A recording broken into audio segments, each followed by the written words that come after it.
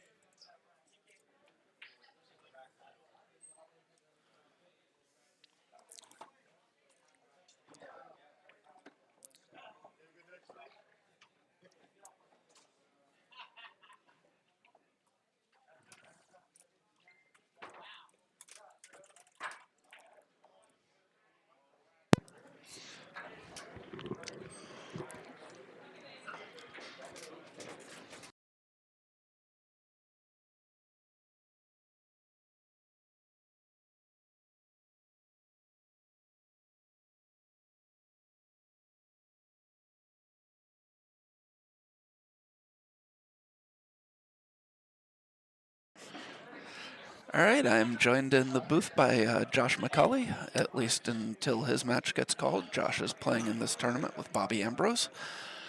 Yeah, and I'm really trying to figure out why we didn't go for more in the Calcutta. I mean, we have won every tournament we've played in, and we have been undefeated in every doubles tournament we played here. I mean, those were. I mean, the tournament we played here was the only tournament we've ever played doubles, and it was only like a 5-team field. But we did beat a team that had Shuffle on it, and Joe Wright and Tony Manning was on the team as well. So, I mean, we feel pretty confident.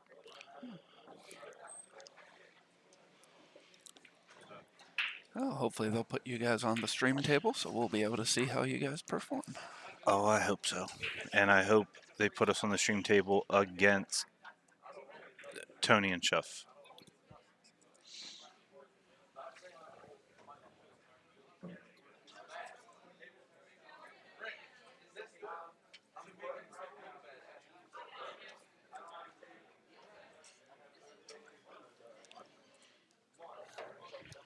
I was just talking to Brian. He's replacing the tip on my 314 shaft because the tip I had last night popped off. And he was coming up, oh, I got this in, I got this in, we got this. I was like, I don't know what any of those are. All right, so go ahead and just, you're my cue guy. You go ahead and put on what you think that I will like. He's like, well, do you want, I was like, I want a tip. I said, as long as I've been playing pool, honestly, I am tip ignorant. I don't really know the difference. This would be Brian Bianca of Brian's Q Repair, one of our sponsors that Josh is referring to. Brian does on-site Q repair here at Brews and Q's. He is generally here on Mondays and Fridays and also during any major tournament. And he is here other times as well, and if you get a hold of him, he is usually willing to come in to help out if he's not planning on being here that night.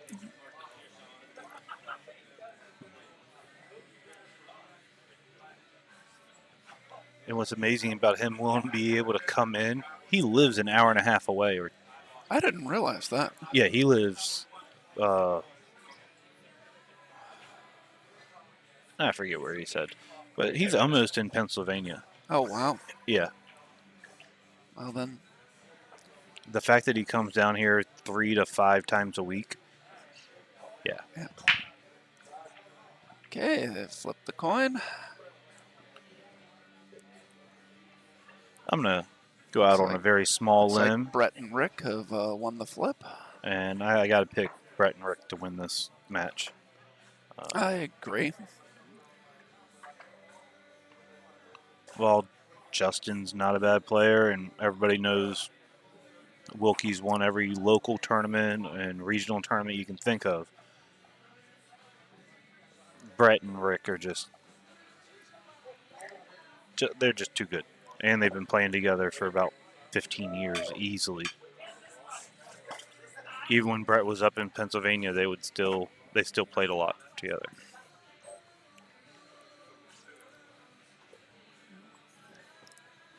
So you may notice as the tournament progresses that everybody is racking the balls in the same pattern for the On the Hill tournaments.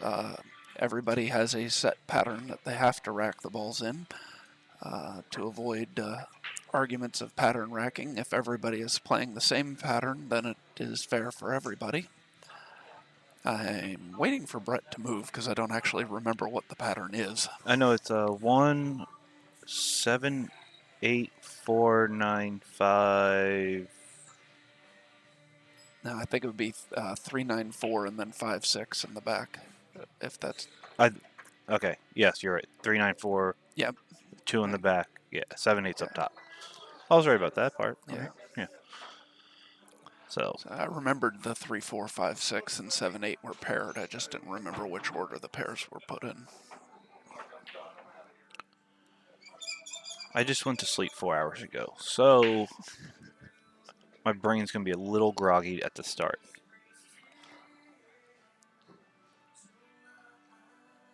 Well, it's a good thing you didn't have to play right away then. Give you a chance to wake up.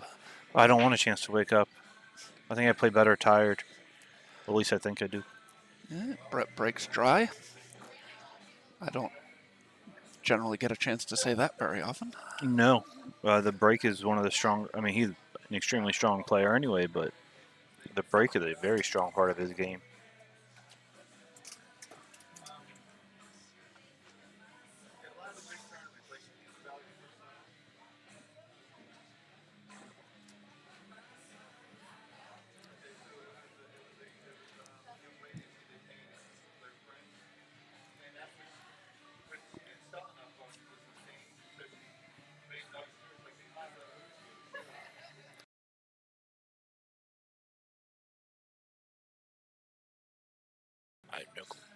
All right, so Rick goes ahead and trying to take advantage of that. Doesn't exactly get the draw on it that we would expect. All these players will get a little bit sharper as this tournament goes on. I mean, it's 11 o'clock in the morning on a Saturday. A lot of pool players aren't even up at this time of day during the week. So, Great shot by Brett.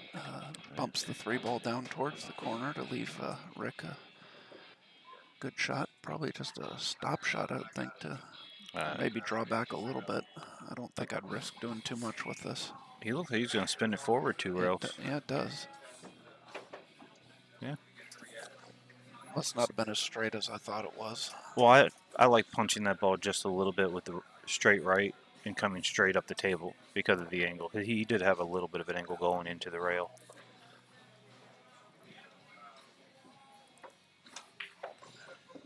And while these are both really good players, their style of play and their pattern play is completely different from each other. But if either one of them gets in a tough spot, they both have the firepower to make pretty much any shot on the table. Yep. Or if they don't like it, they both can play really lock-up safes. What is the rule about talking? Are you allowed one timeout, or is just... They're allowed one timeout per rack, but they can briefly talk between every shot, is like 5-10 seconds. Just Okay. leave me for the side, leave me for the corner, that kind of thing. But if they want to have a real discussion, then they have to take their one timeout.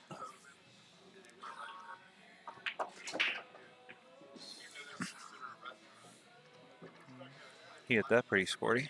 He did.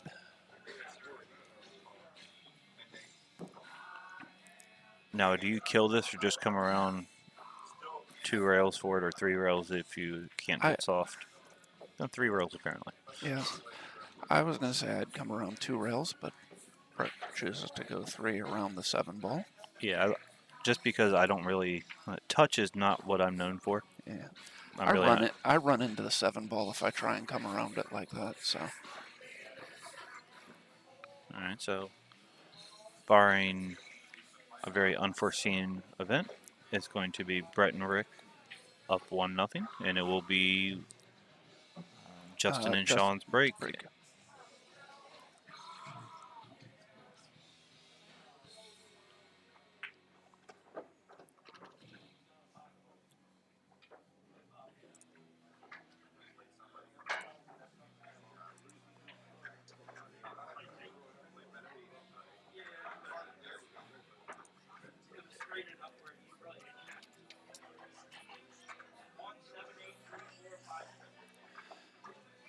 Hey, hi, Tim. Dylan Spore's dad has joined us and commented in the chat.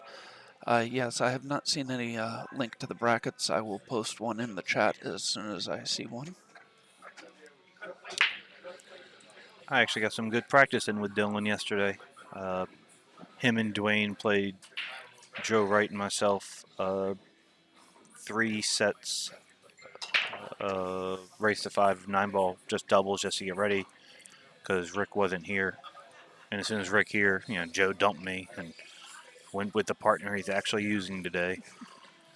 And just as I say, I haven't seen the link to the brackets. I see the link to the brackets, so it's now in the comments.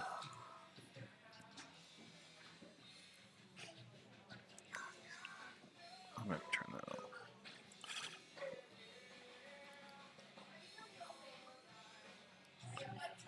All right, so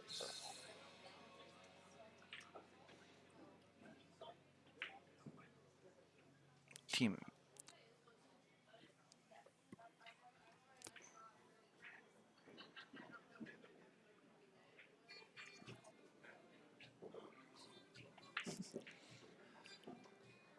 It's a good song.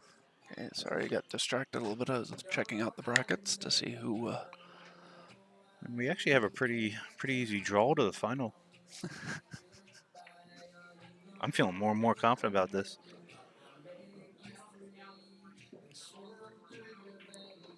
Oh, that's awesome. We actually have a chance. We would have a chance to play them to get to the Final Four of the winner side. Yes, we're in the first round, and I'm already talking about the final four. All right. Yeah.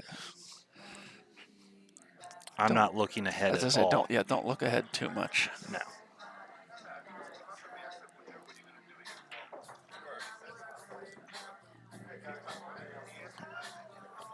And I love commentating on doubles. I love playing doubles. I don't care if it's a Maryland State tournament like this or when I used to play in the handicap tournaments and would have a 2 or 3 as my partner. I have fun in doubles. And Bobby said, we're going to have fun today. So, yeah, Yeah. it's going to I'm be a. I'm starting to like doubles. For the longest time, I never really cared to play it. I just had trouble getting in stroke, only shooting every other shot. But I've been playing more doubles tournaments recently, and I'm starting to enjoy it. Elected not to play in this one, but I wasn't going to play, and then Bobby said, hey, we're going to play in the doubles. So, yeah, I didn't really even have a chance to say okay. It was just, what day is it? I had to make sure I didn't have softball. Luckily, full-time softball doesn't start until Monday, uh, which means I will not be available for the next On the Hill April 10th and 11th. okay. Well, hopefully somebody else will jump in and do some commentary because I will be playing in that tournament. So we'll certainly need someone. I mean, if a monsoon happens, I can be here on the 10th and a little bit of the 11th. But the 11th is also my birthday. So if anybody wants to, send gifts to Brews for my birthday, I'm fine with that. I don't think it's cheesy at all. So we have a little bit of a safety battle going to start this second rack. He's going to try and put it right behind the 9. And he did what he wanted. The 6-9 didn't go anywhere, and there was no easy way to get into it. He was just trying to move the 9 a little bit. So now if anybody does get a shot on the 6, they would be able to play the 6-9. It's not easy, but at least now it can go. They're just going to keep punting this one ball. Putting this, not punting. Got my Bunting or putting, either one works. But not punting, because that would be, hopefully if you're a good punter it'd be going pretty far. But yeah, they're just bunting. I think it would also hurt to punt a pool ball. But It matters your shoes. I'm pretty sure Johnny Bloom could punt it with his 1 foot and not feel a damn thing.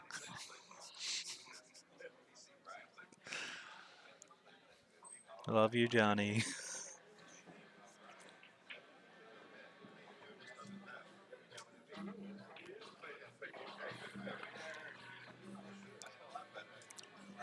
And this is not speaking anything ill of Justin, but of the 4 people in this group, I mean, Justin is the 4th man on the totem pole. This is not, I mean, if Sean could have had it his way, he would not have Justin be shooting this shot. It's tough yes, very. because you can't spin into it because there's nothing to hold it and you have to worry about hitting a rail. Now, is he really trying to have him to go 3 rails? I like I like it actually. going 1 rail.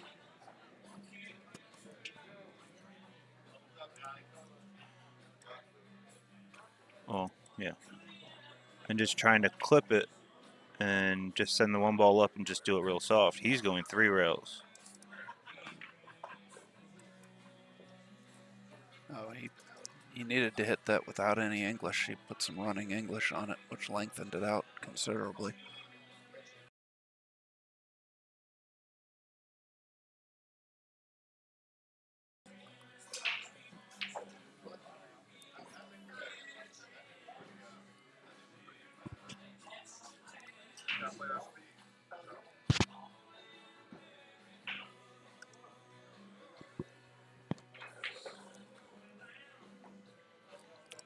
Rick was just looking to see if what angle they would need to actually make that 6-9 go.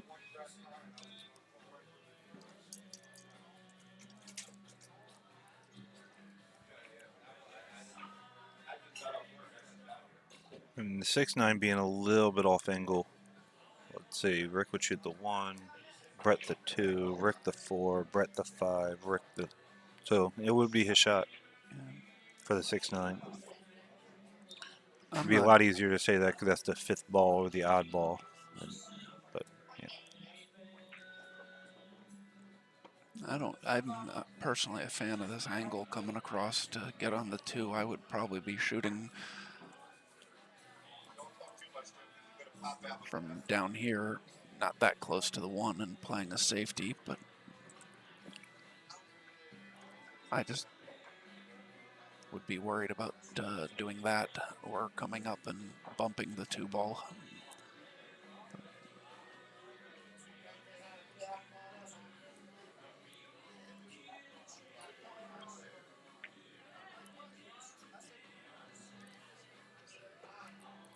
They must feel really confident about that 6-9. Yes, definitely. That was the other reason that I probably would have played safe there, because I'm not as confident about that 6-9.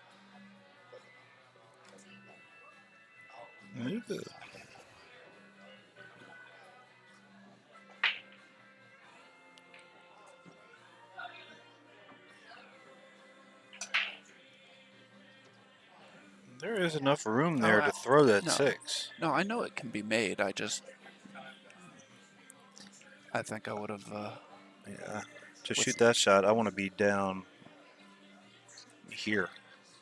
No, I agree. And it looks like. I think I want to be a little closer to it than that, but. True.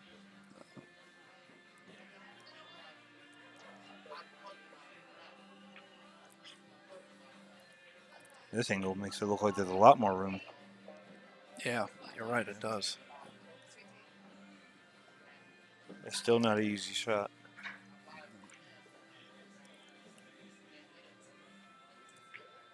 And he hits it good. All right, so it's going to be 2-0. It will be Brett to break.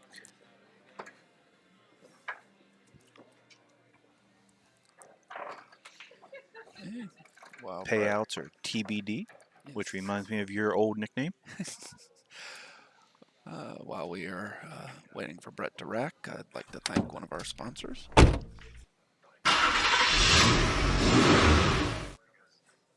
Be More Detailing. We come to you with waterless shine.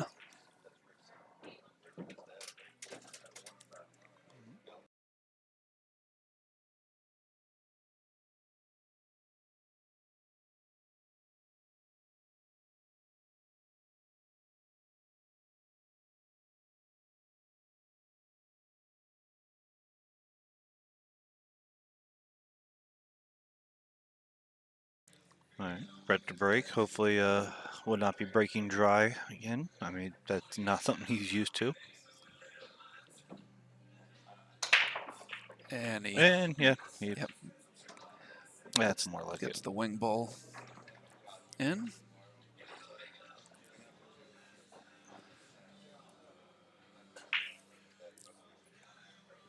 Almost made the 9 ball, but that would not have counted.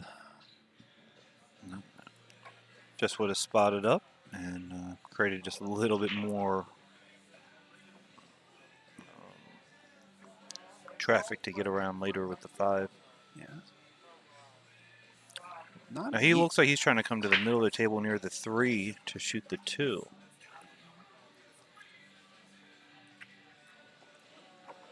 Yeah, I like this. If you trying to come down and get in the window between the 5 and the 6 is just, to me, too small of a window. I do agree.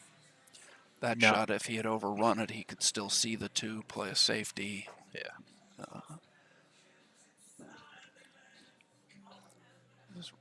Brett will probably be coming 2 rails out. Oh no, he's going to come out. I thought he would play to leave for the 3-8 combo, but he plays to come up above the 3. He's like, if you're going to play a combo, make sure it's a winning combo, 3-9.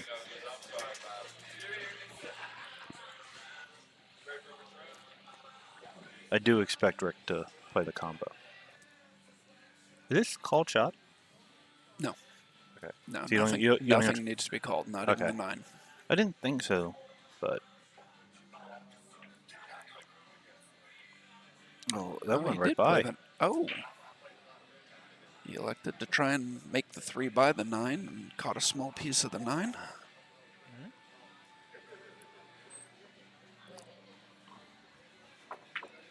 Sean just punches it up. A good chance for Sean and Justin to get on the board here. This is Yeah. a fairly straightforward run out. Just draw it back on the other side of it. He's still going to be fine. He left Sean angle, even though he's close to the rail. He can dig into it if he wants. A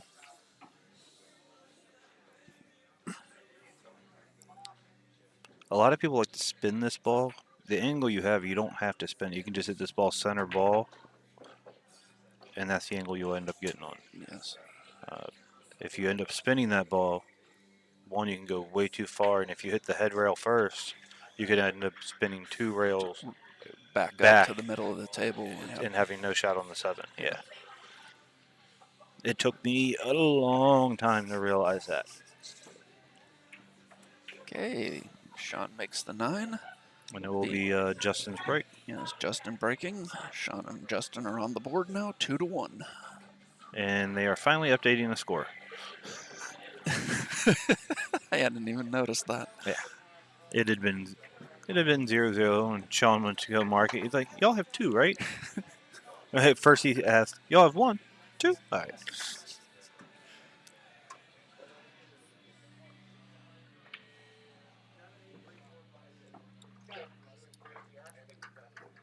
Who's the young kid playing on table 8? Do you know?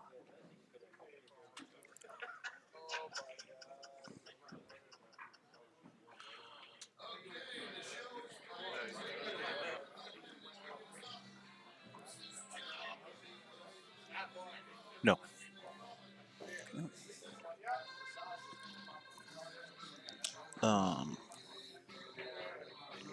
This team Cole. Okay.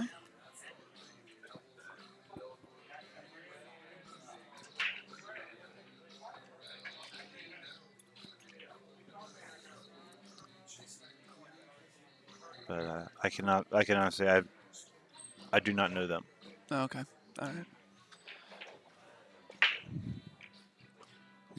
He has good form on his break. I'll give him that. That's the only thing I've seen so far. All right, Justin controls the cue ball, but doesn't make anything. And leaves a bit of a mess by the side pocket. Yeah. And unfortunately, he's a really easy save for Brett. Yes. Sean might not like what he. Oh. Oh. He hit it just a little too thick. Oh.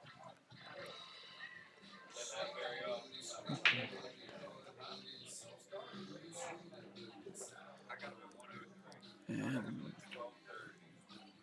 Sean elects to bank the 1 ball 3 rails, play safe. Given how tied up the 5, 6, and 7 are, that's probably a smart move. Yes. Now Rick does Creates a 1-9 combo if Rick were to miss this, but I do not expect Rick to miss this ball. No, never. Whichever way he wants to go, he can either go short rail or long rail to kick it, and he kicks really, really well. Actually, there's not a lot of things in the pool world he doesn't do well.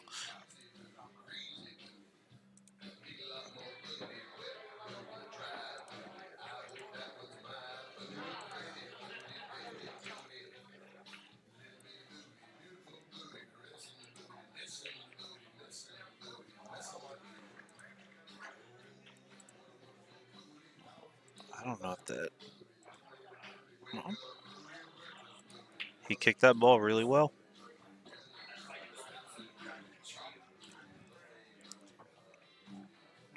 Now, does it leave Justin in a little bit of a predicament? All he really has to do is roll the 1 ball up and try and freeze it to the 2. Or he plays the carom or play the instead. carom. It's a good shot. Controlled the speed well, so Sean has a nice shot on the 1 ball. It's kind of odd for me to not think offensive there. Yes, very. Well, I don't. I really hate the 5-7, so I'm trying to get ball in hand somewhere to Yeah. break that out. No, I 'Cause, agree that those balls are yeah, I don't expect definitely. either one of these teams to be able to 3-foul the other one.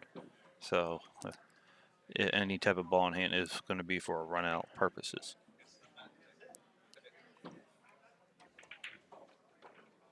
Well, he tried. Yeah. Sean's like, here, let me show you how it's done. I don't know. This is a lot of angle to try and come back into those balls from. I'm just playing safe here, Yep. yeah. I think he left Brett a piece of the 4. Bart can definitely see the 4, but I don't know what he can do with it, but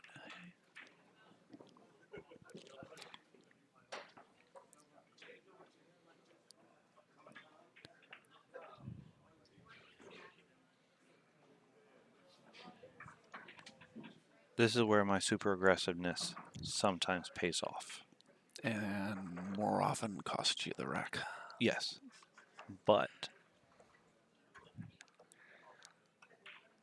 if you want, you can play the 4-9 combo cut.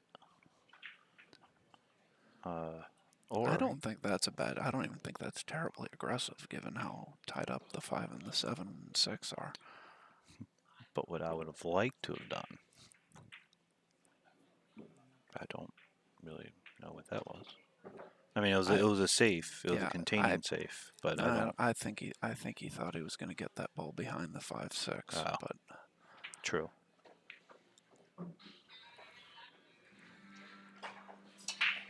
I like playing that to where you actually play the bent combo to combo the 9 in the top left corner. Because how you're hitting it, the 4 is going to end up going 3 rails back down there. Also, the 9, if you don't make it, which odds are you won't, will come back down here, and your cue ball stays down here. So yeah, if you hit the 9 a little too thin though, then the 4 ball can go 2 rails and break up the 5, 6, 7. yeah, then don't do that. Yeah. Yeah, it's real simple. Oh, it's the Maryland State 9-ball bar box too. I just realized that's what the 10th and 11th were. Oh yes. I didn't even look at what the event was because I knew I wasn't going to be able to make it. Yeah, the That's 9 ball bar box is generally, prior to the Scotch doubles being added to the schedule, the 9 ball bar box is generally the first Maryland State of the year.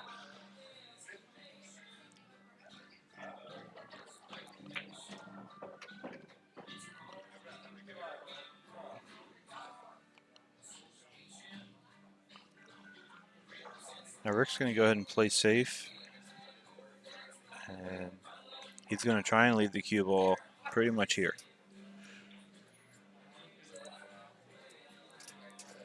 Thin off. He's going to put a little English on that ball. Thin off here. And then he's going to try and put the cue ball right there. If he doesn't get it right there, the 5 ball, because of how it is at the angle on the 7, should end up just probably sitting about right there. I don't know. I expect the 5 ball to go further than that if you're going to make the cue ball travel that far. Because you're just throwing it with the right. All right, I'm going to clear all of that so that if I'm wrong, you can't see.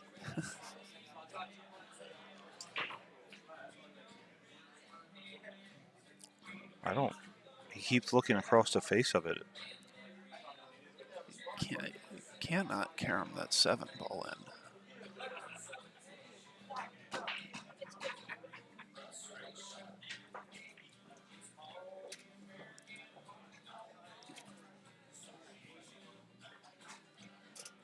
He's gonna. Oh, no rail. I don't like that shot at all. No. Now, if he gets to a rail, okay, because he is safe. But Yeah, I mean, it's safe, but he would have been able to see a piece of the 5 ball and been able to clip it and keep the 5 behind the 7, and possibly get the cue ball down behind the 9. So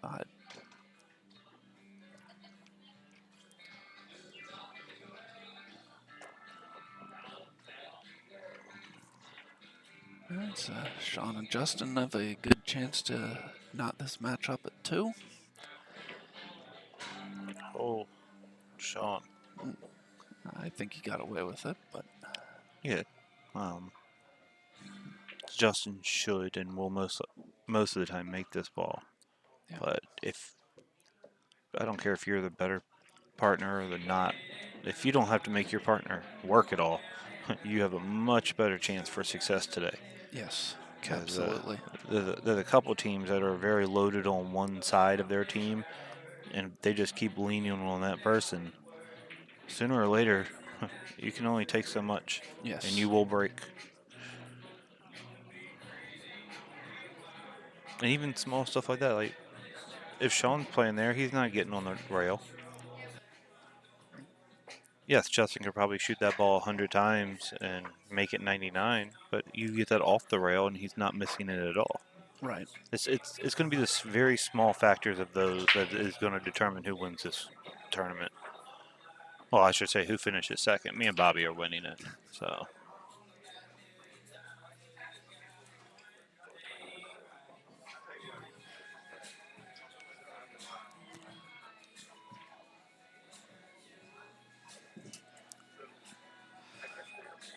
Okay, so once again, it will be Brett to break.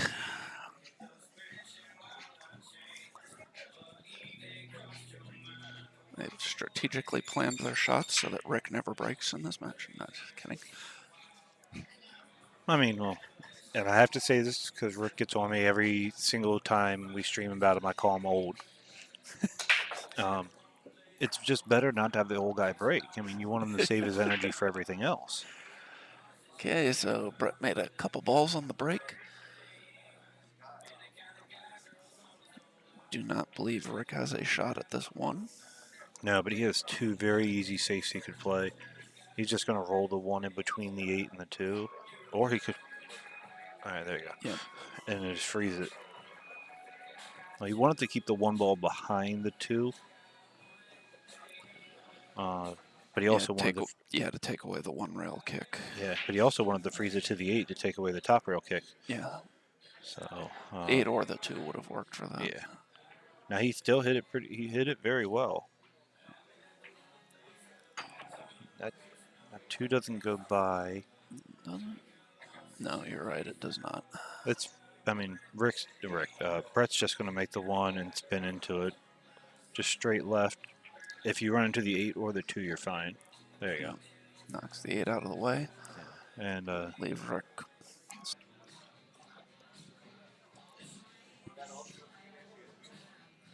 considering how he looked at it, the 5 does go by. And, Comes up nicely for the 6 ball. and you're just going to spin this out with a little bit of right. Give himself a good angle. Rick's just... He likes to float this ball with just left and bounce off the rail a little bit. I'm not really a floater. I usually lose control of the cue ball, and the object ball when I try and float. Okay. But he's a 100-ball runner in straight pool, so if it's going to be about just pocketing the ball, I'm going to trust him. Okay, 3-2 Brett. There's Sean Rex. I'd like to thank another one of our sponsors. GMR Construction. We cover all your masonry needs.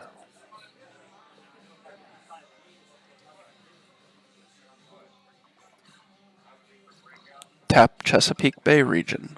World domination, one player at a time.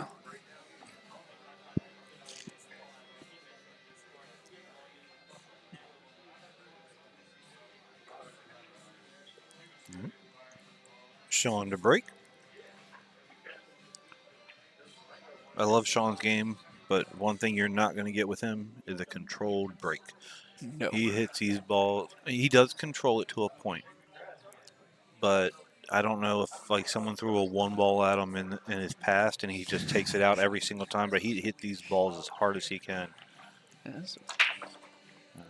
Yeah, actually looks like he took a little bit off of that one. Yeah. And worked out well for them.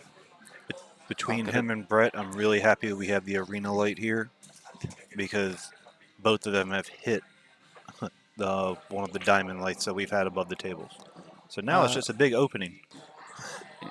yeah, Brett also managed to hit the arena light during one of the tournaments last year. Yeah, when we had it on table 8. Yeah, and Yeah. it was the 9-foot arena light, so it was even further outside of the bounds of the table too. Yeah, I thought that went straight up through it and then came back down. I didn't think it hit it. That's what the commentators said. They also said that it left a hole in the ceiling. The cue ball is not going to leave a perfectly circular hole in the ceiling that was cut by a saw. No, that ball hit the light. Ah, okay. The hole in the ceiling that the commentators thought was left by the cue ball was actually the hole that was cut for the chain for the old diamond lights that were on the table. Oh, nice. Yeah, I do not believe I was here for that. For when it happened. I think I was here for that tournament, not playing in. Oh, Justin. Ooh. That's going to leave a mark. And right there, that's just him trying to do too much. If he's playing singles by himself, he's going to hit that ball completely different.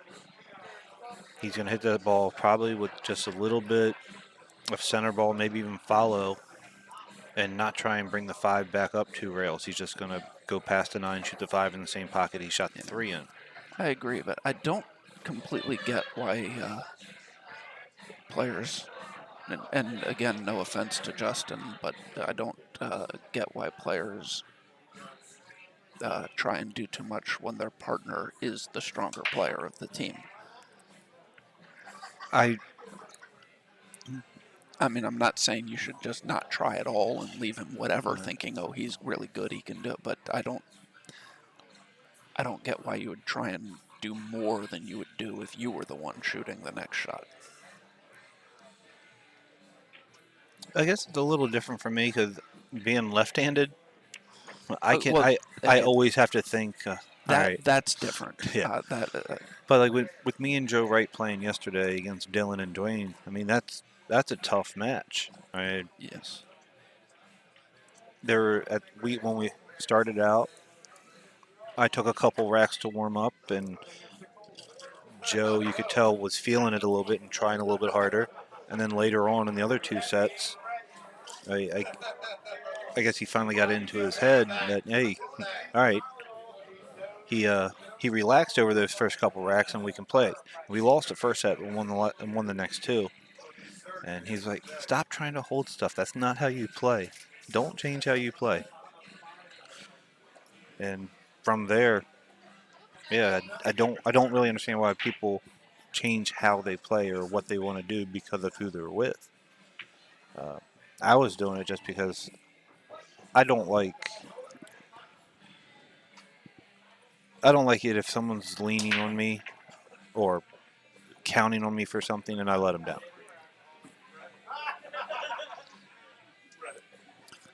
Okay, so it's 4-2 Brett And Rick with a good break. Finally gets to break. Yes, 7th rack, first break for Rick.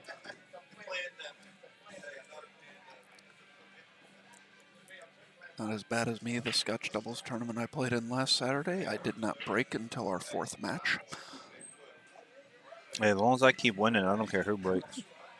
Why, that's a little bit of a lie. I play pool to break. I love breaking.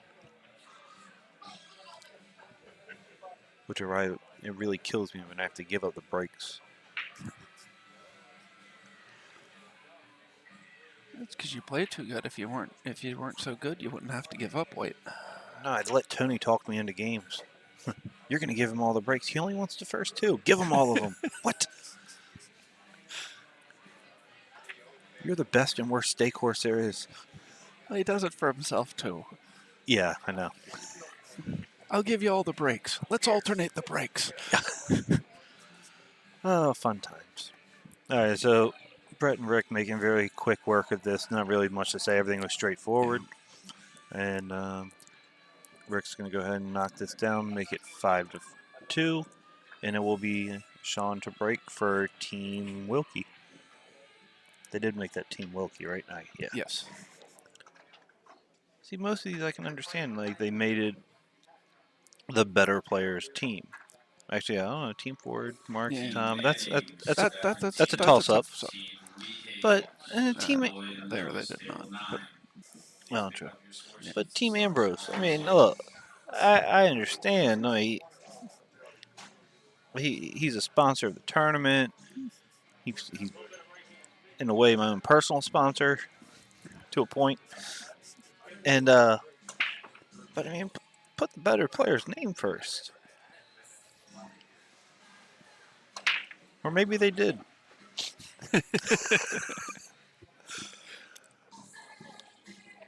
Uh, today's gonna be a fun day. I win, lose, whatever. I love doubles. If I was smart, I would have gone to Costco and bought a bunch of Advil and Tylenol because there's gonna be a lot of headaches for a lot of players today.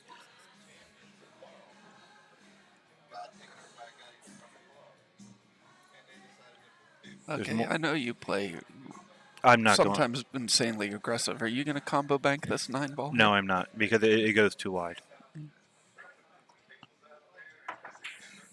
But never mind. It looked like there must have been more room between them than I thought. I agree with you. I did not think it would go. But I thought it went too wide. excellent shot by Justin. Let's take Very another nice. look at it.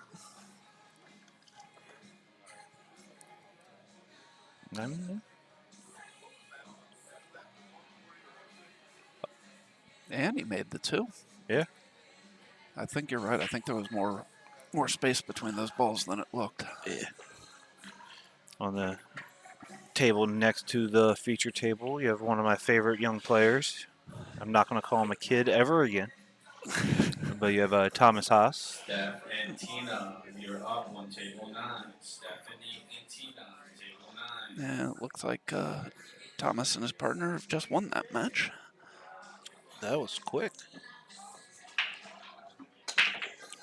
Altonelli. Yeah. Yeah. Good win. Yeah, Brett makes a ball on the break here, but Rick does not look like he can see the 1. Or, yeah, no, he cannot see the 1. Yeah.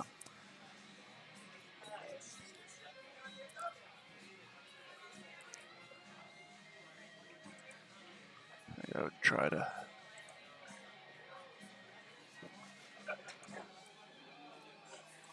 kick 2 rails in behind the 1. He's going to push. And he's going to push. That's actually probably the better option. For some reason, I was completely forgetting about the fact that that was off the break and that he could push.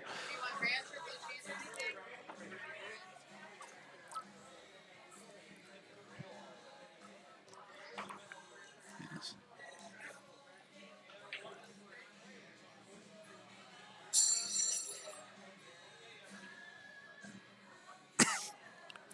So we had 36 teams in this event. Who do you like?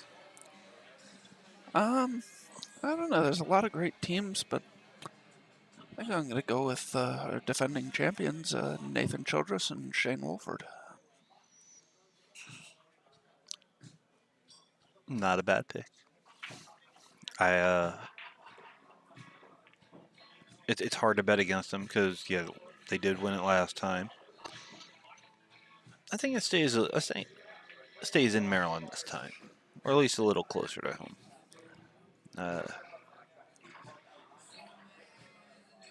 Honestly, Brett and Rick. I mean, yeah, that's Uh, definitely not a bad pick either. as much as I would love it for me and Bobby. I mean, if we're being completely serious right now, I mean Tony. If Tony stays in his head, Tony and Brandon went pretty far last time.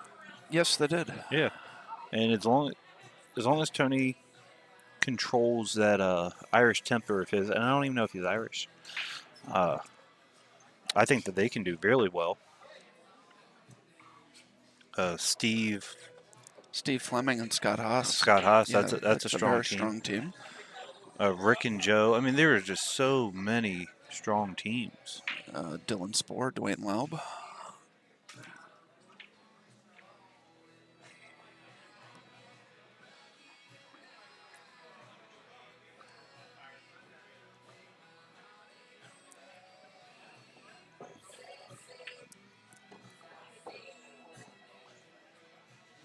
trying to figure out who the team was that's on 10. I can't see that far. That's not important anymore. So I think that's Josh Brothers. That's not Brothers. Not the one shooting, the one against the wall. Oh, yes.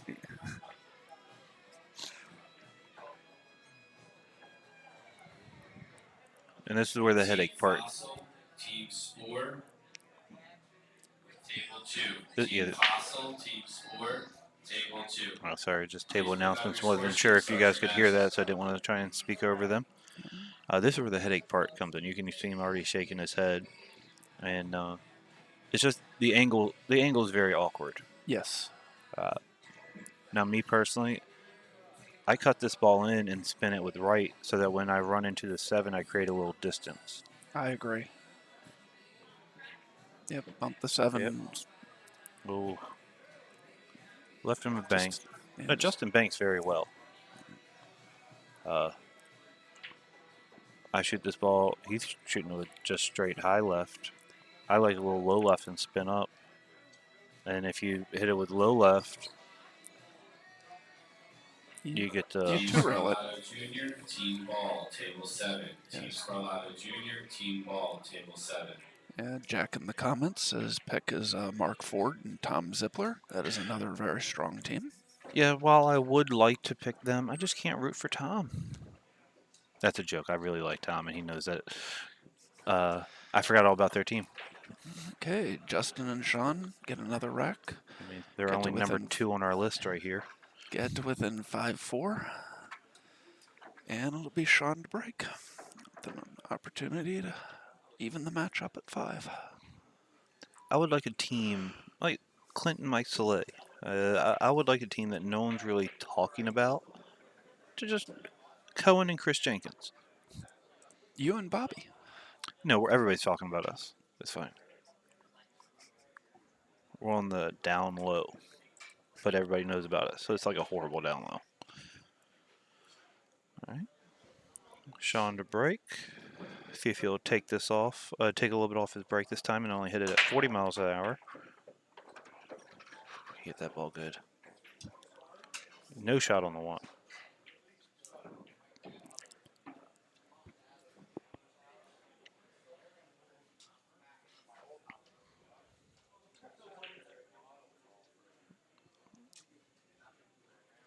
All right, so you guys in the chat, who's your favorite team, and then who do you guys actually expect to win? Because a lot of times those are going to be 2 different things. Let me know.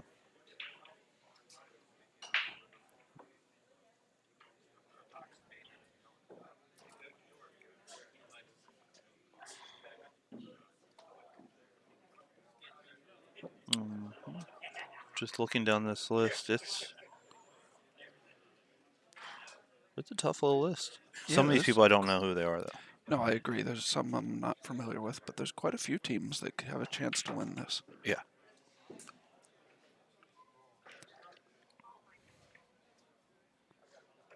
Team Rolf, Team Ambrose, Table 5.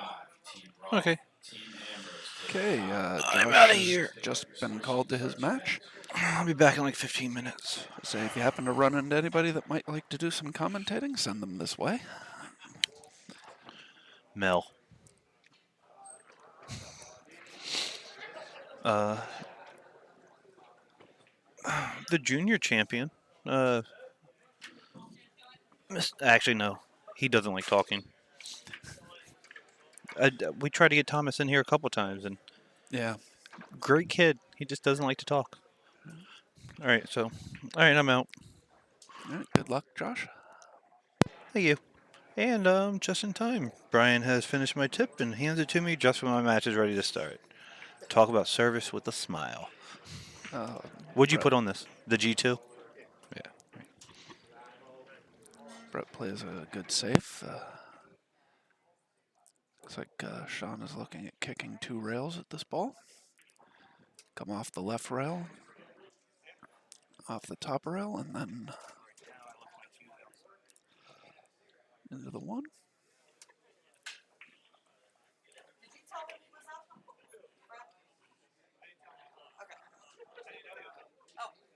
playing them?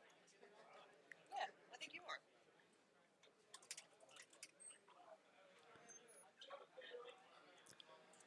It's a really tough ball to hit. I cannot tell if the...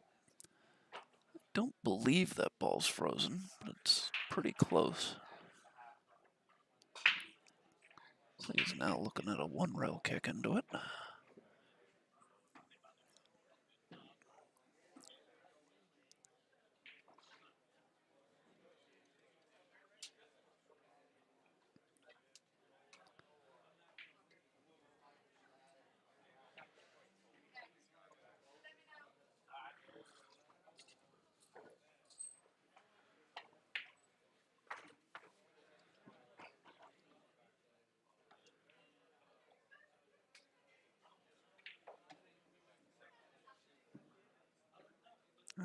Very good hit by Sean.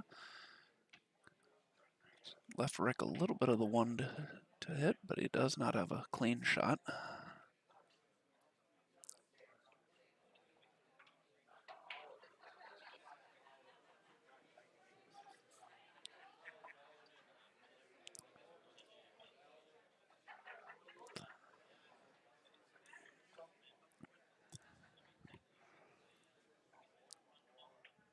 Oh, Rick very nicely plays it one rail to cut the ball into the corner.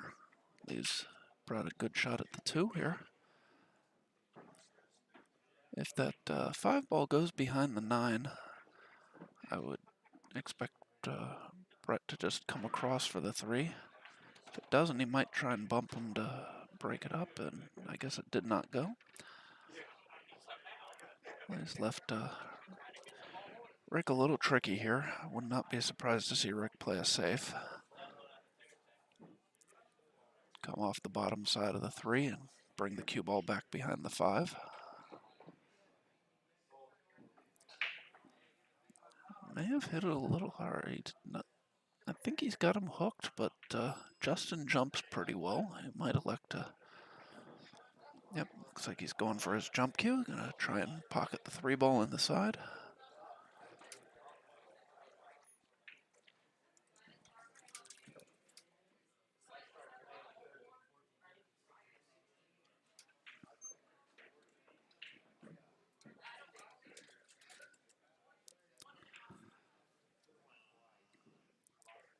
Okay. Oh. A little amped up there, jumped way too far. Cleared both balls. Those of you out there watching, if you are enjoying what you see, please hit the like button. Please subscribe to the stream. There's links in the ticker if you or information in the ticker if you would like to donate to help keep the stream free. As well, the dates for the future On the Hill Maryland State Championships are also in the ticker. We run Team Clayton, Team Fleming, table 10. Team Clayton, Team Fleming, table 10. run 4 Maryland State tournaments a year here at Brews and Cues, the Scotch doubles, then 8, 9, and 10 ball, as well as 3 tournaments a year at Champion Billiards in Frederick, the 9-foot table versions of 8, 9, and 10 ball. Okay, Brett has pocketed the 9, gives Rick and Brett a 6-4 lead. They're on the hill.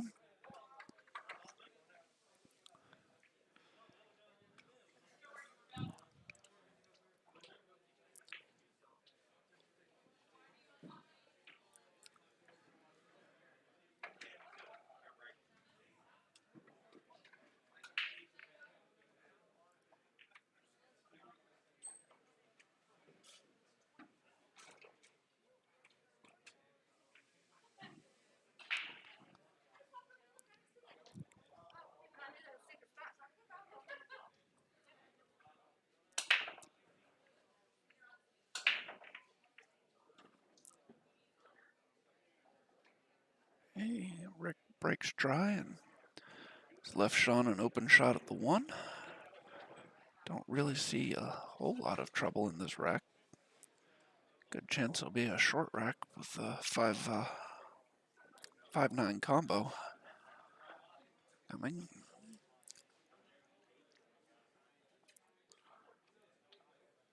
From the 2 to the 3 and then back down to the 4 will be the tricky portions of this rack, I think.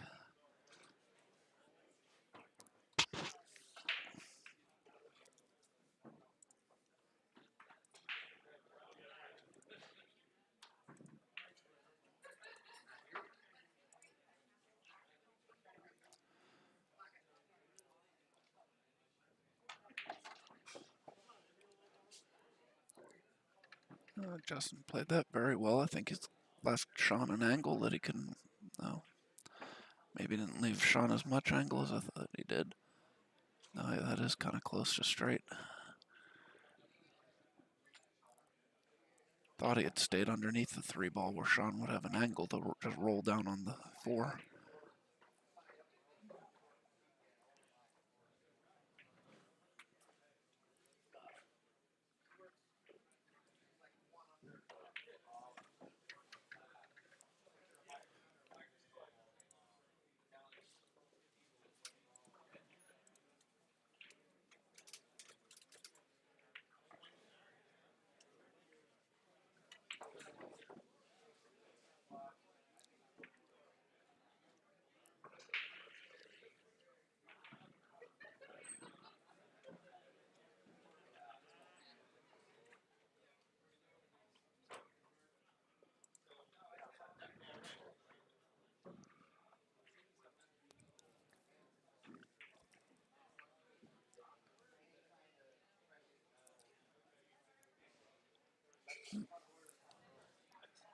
Not sure what Brett was trying to do there. From Sean's reaction, though, I think he may have gotten away with it.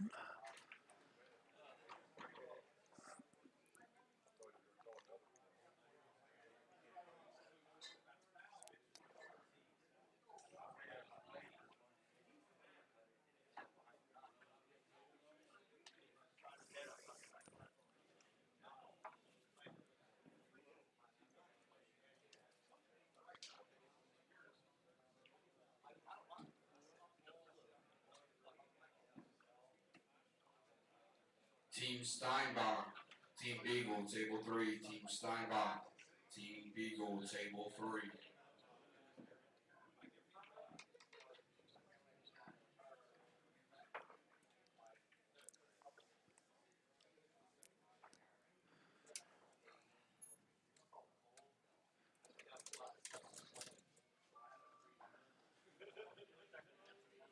It does not look like you can play the 4-9 combo here, but the 4 also does not pass by the 9 ball.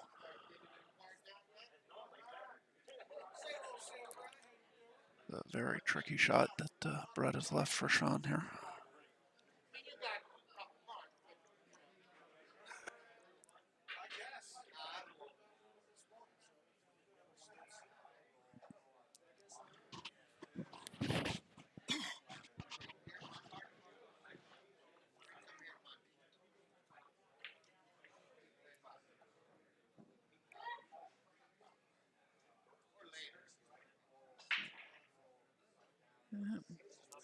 Justin's coming in to look, see if he can see anything.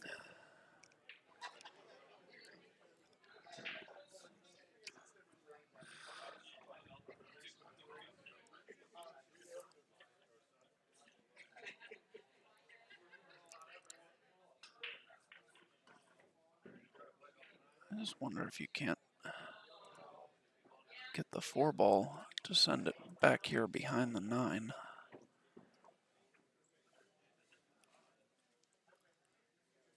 I don't know.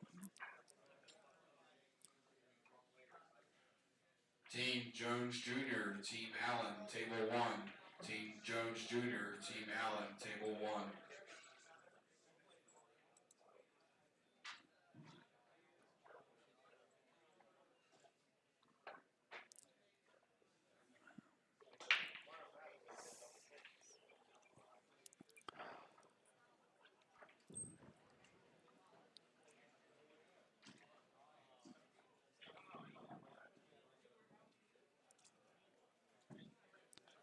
Yeah, it looks like Justin's now. They're now looking at possibly what I had said, getting the 4 ball in behind the 9. Not certainly not saying it's the right shot. That's just the first thing I see here.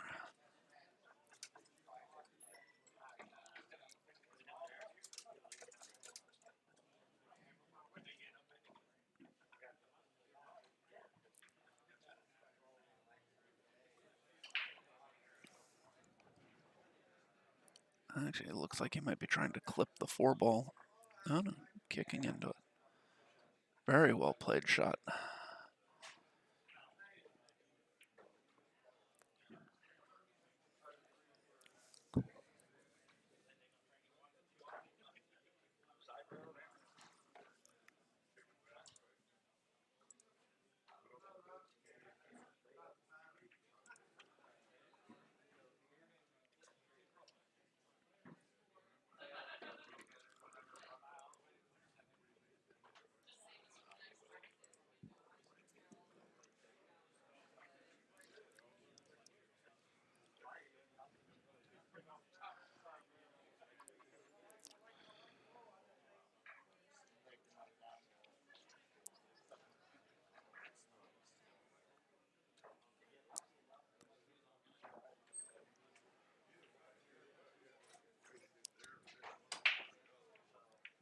Yeah.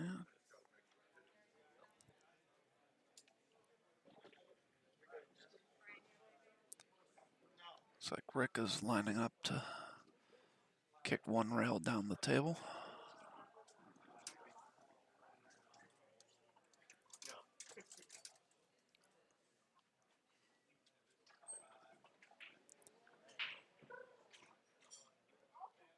Gonna catch a piece of the 4. The question is, what's he gonna leave?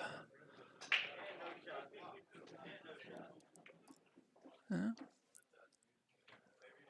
Not bad. The 4 ball does not go by the 7, and the combo is not playable.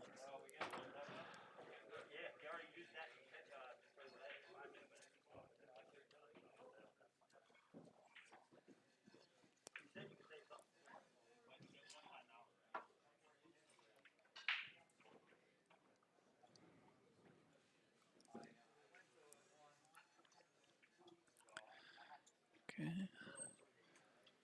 Justin's gonna try and thin the 4 and roll up by the 7. Missed the 4.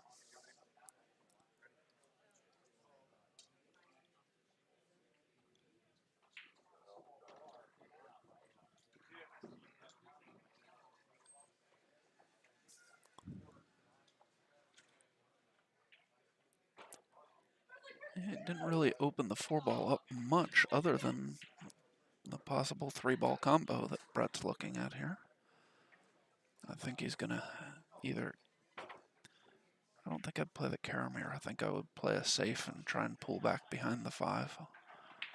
Although he's not looking like he's playing the carom.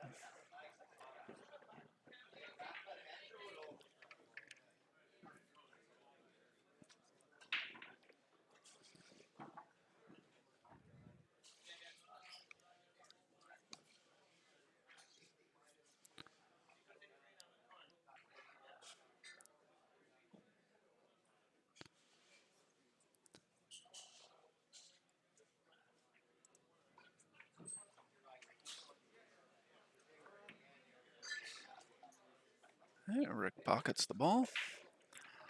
Leaves Brett a good shot at the 5-9 combo here. This combo will win the match for Brett and Rick.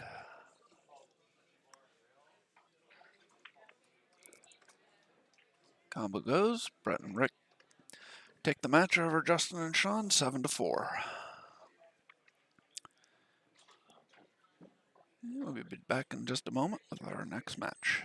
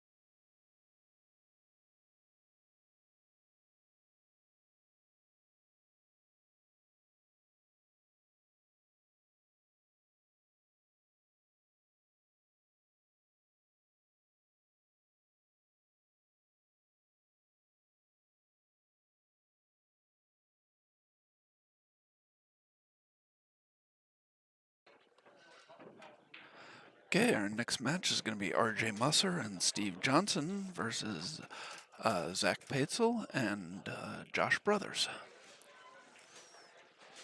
Team Mullins, Team Haas, table 4. Team Mullins, Team Haas, table 4.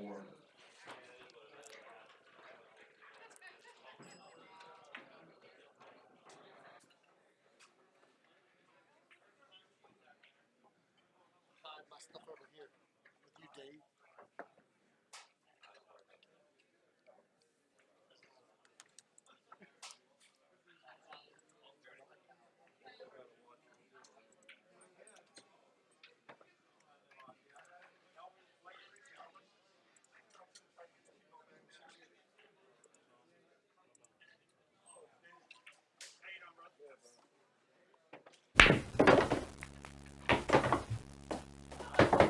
Aramith, the signature of true Belgian-made quality.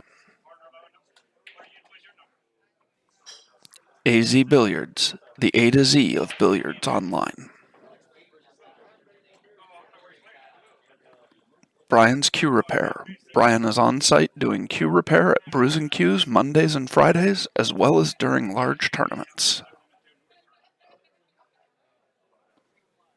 GMR Construction. We cover all your masonry needs.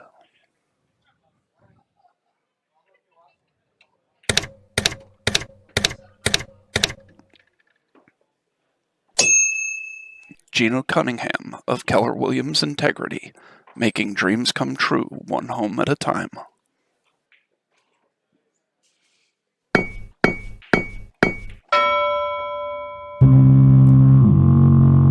Safe Harbor Retirement Planners, results-driven fiduciaries dedicated to your goals.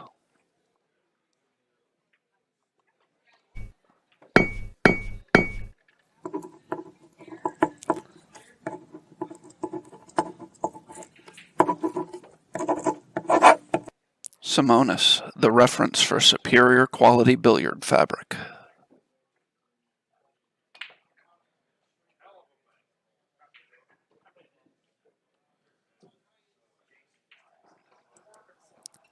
Murray's Plumbing and Heating, good work at a fair price.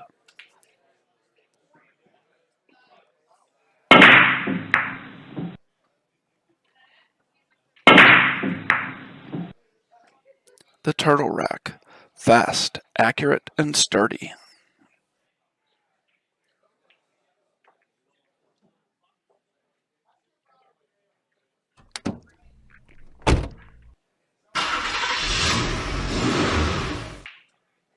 Be More Detailing, we come to you with waterless shine.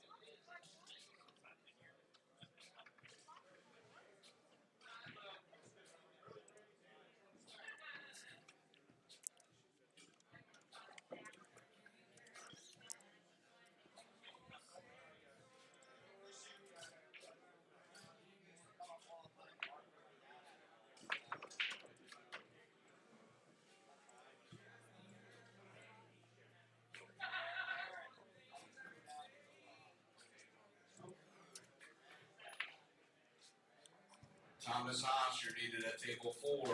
Thomas Haas, table 4. Team Batzel, your opponent is waiting at table 6. Team Batzel, table 6.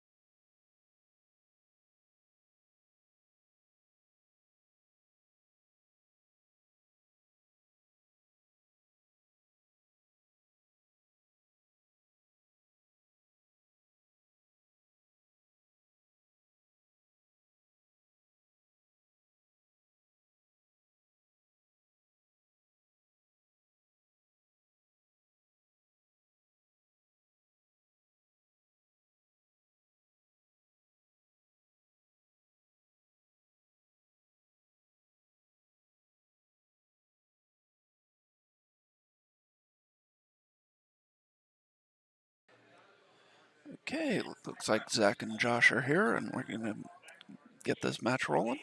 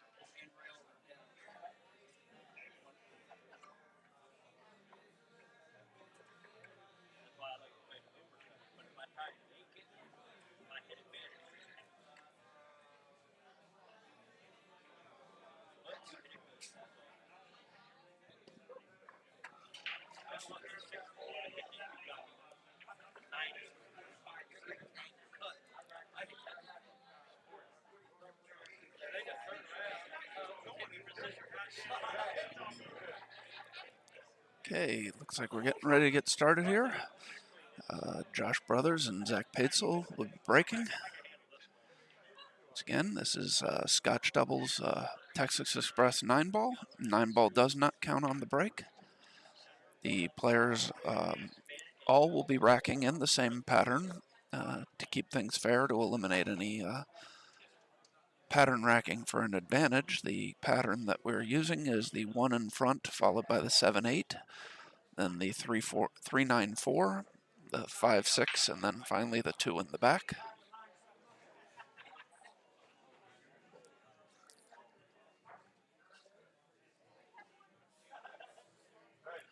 Looks like Zach will be breaking.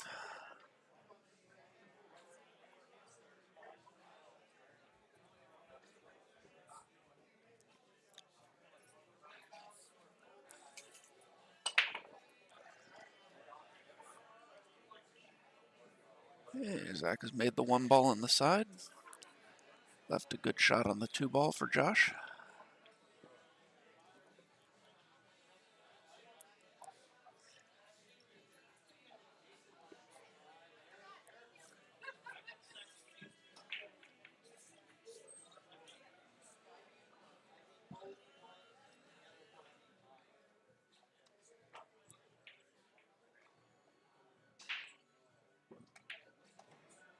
Josh makes the 2, stuns over. Even Zach a shot at the 3 in the corner.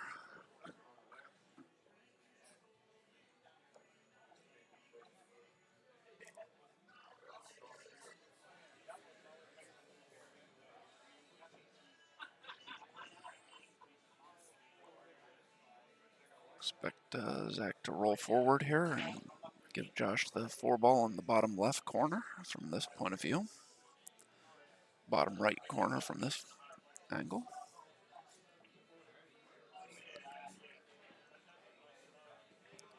That way Josh will be able to roll down to get Zach on the 5. Roll quite as far forward as I thought it would.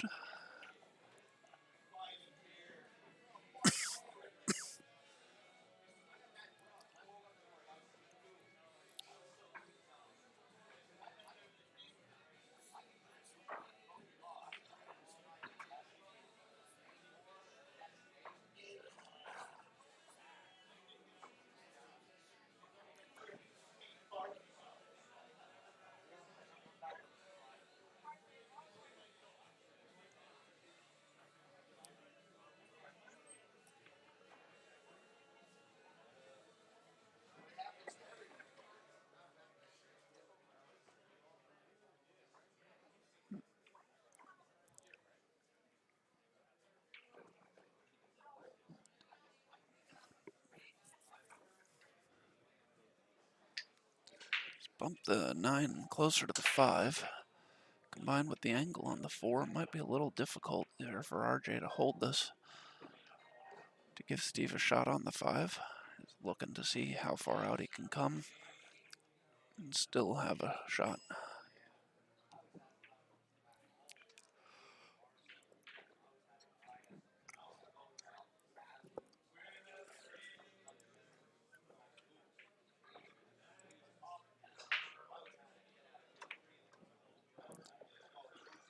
Decided he couldn't hold it and came around the table. It played it very nicely.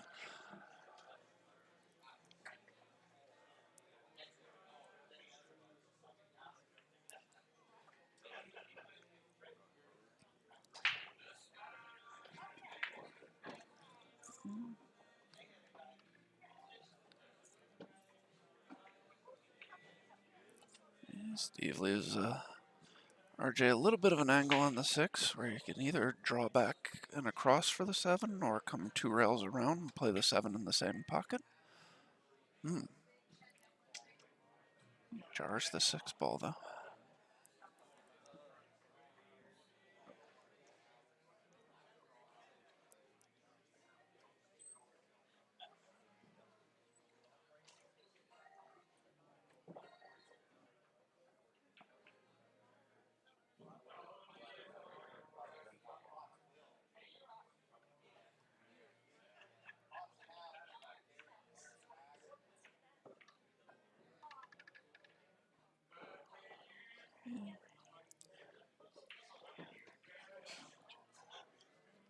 Should be a fairly straightforward out for Zach and Josh here. Get them on the board with the opening rack.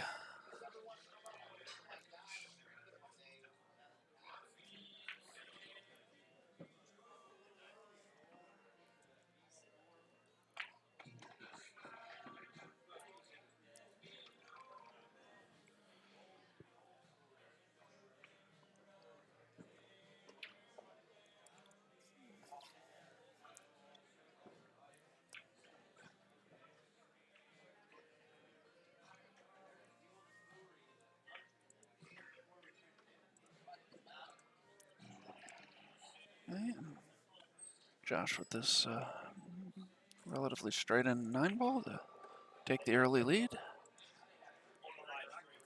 Now it'll be RJ and Steve to break.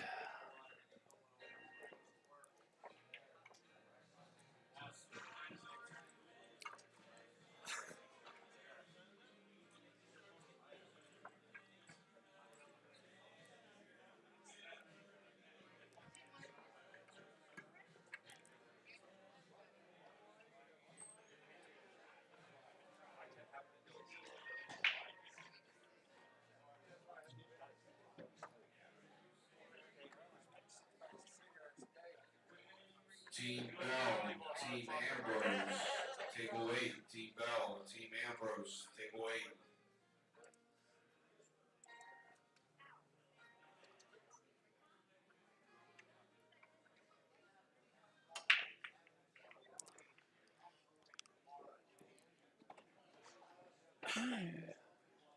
Good break there by Steve. Dropped a couple balls. I'm not sure. Don't think that 2 ball passes into the side pocket. I believe he's going to have to play a combo here. Or a safety. But 2-8's fairly straight. I would expect him to play it.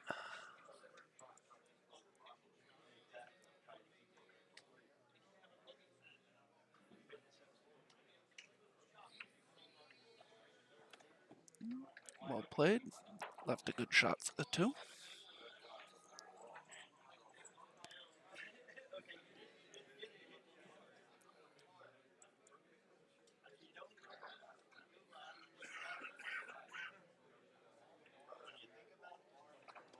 Team Sweet, Team Roth, table 5.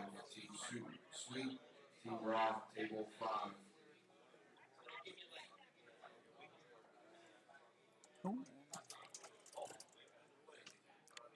Very deep shelves on the tables here. You can hang balls deeper on these tables than you can on most.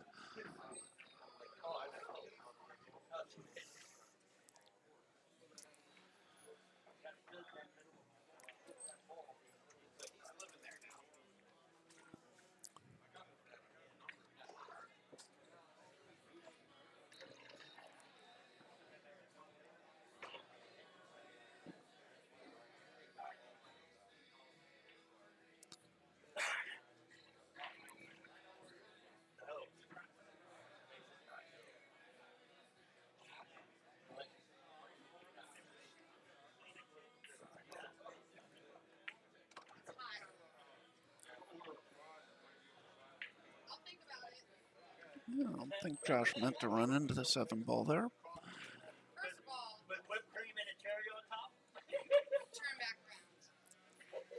A little bit of a tester here for Zach.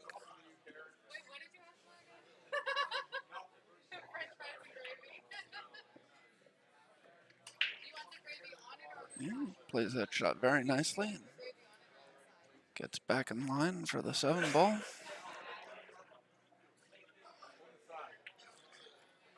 Josh comes one rail out. Leaves Zach a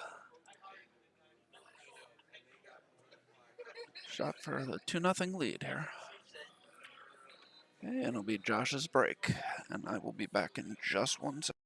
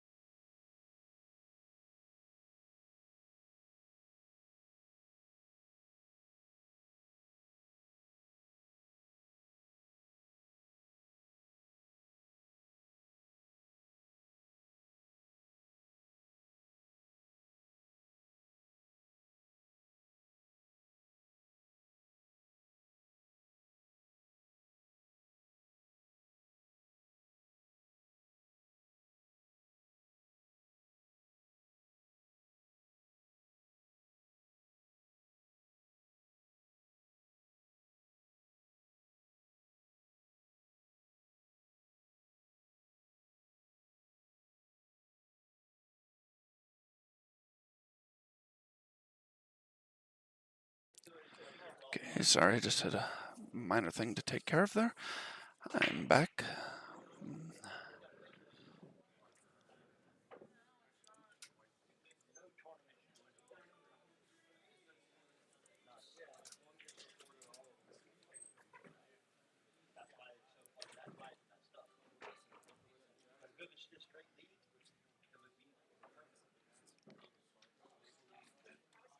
Okay.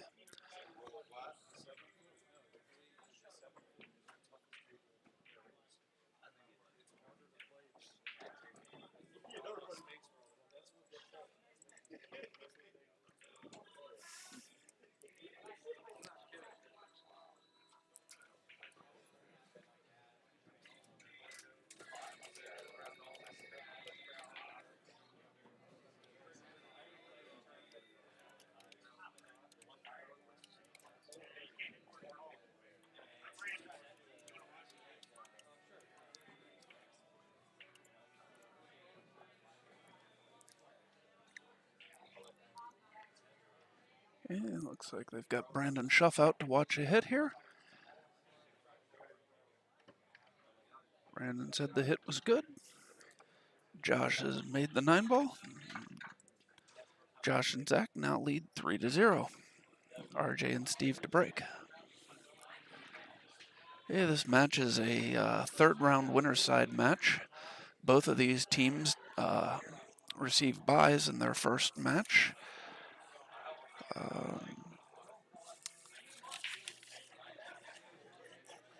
As there were only 36 teams, almost every team had a bye. RJ and Steve defeated Miguel Tufano and James Wiley 7-0 in their first match. Zach and Josh defeated Robbie Allen and Corey Haggerty 7-2 in their first match.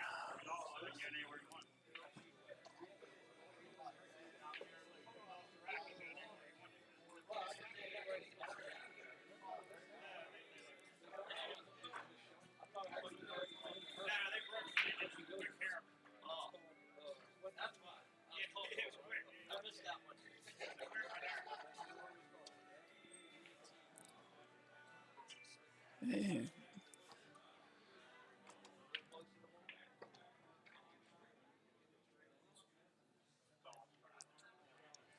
RJ tried to play safe.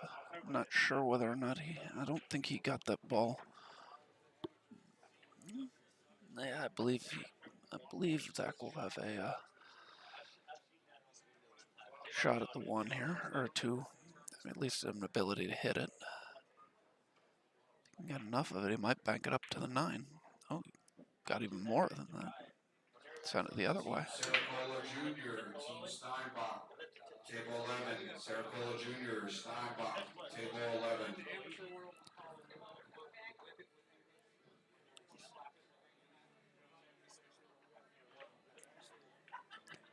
And it looks like the players have agreed that the 2 ball is, in fact, frozen to the rail.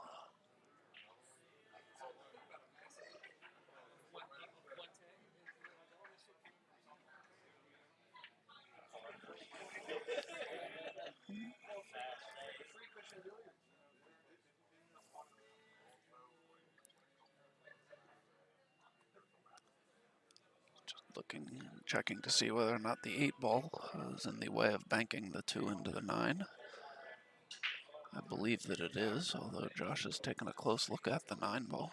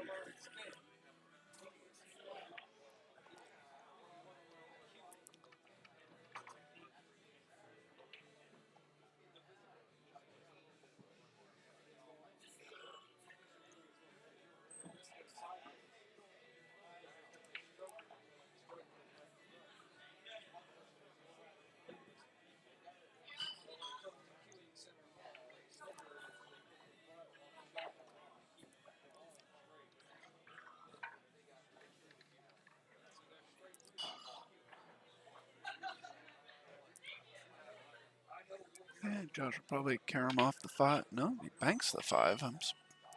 Thought he was going to play a carom to make the 9. Missed the bank. He's left RJ a straight shot on the 5 ball. RJ has missed.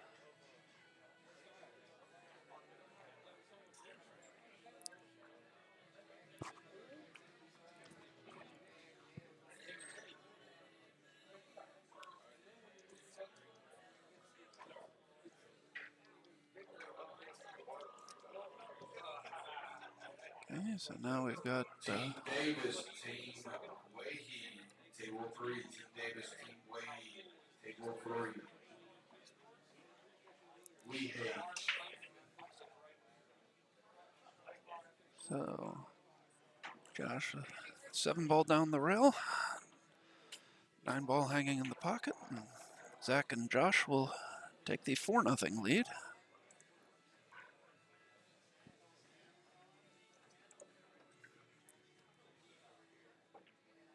And it will be Josh's break.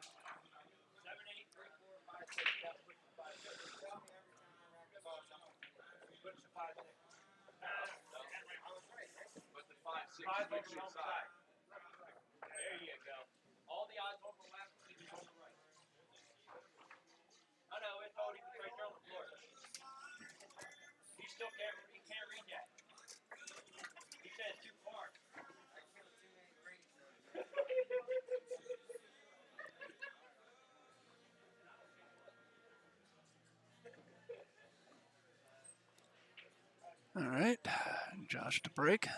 Team Manning, Team Corey, table 12. Team Manning, Team Corey, table 12.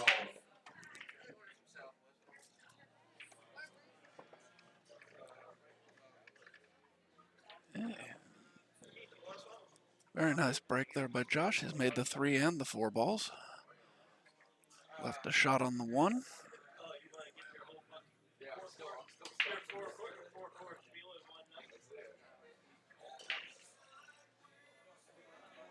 Don't know that the 2 will pass by the 9. Maybe plan to come back here for a 2-9 combination.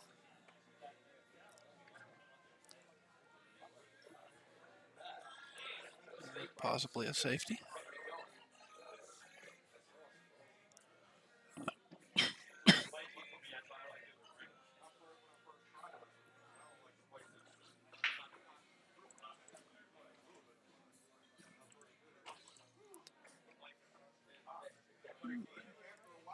Tried to play a carom on the 9, probably also trying to get safe, but the cue balls rolled out and left Steve a shot at the 2,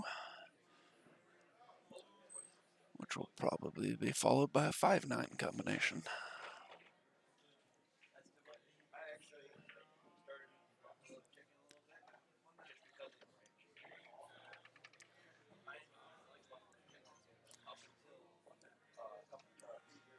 Team Beagle, Team Wolford, table 9. Team Beagle, Team Wolford, table 9.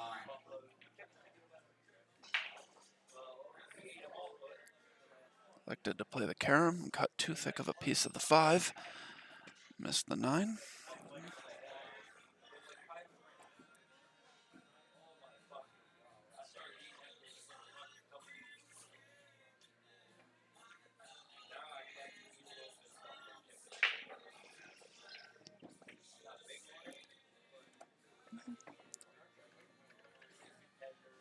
Should be a 5-0 lead for Zach and Josh here. Nothing really in the way of, nothing really problematic in this rack.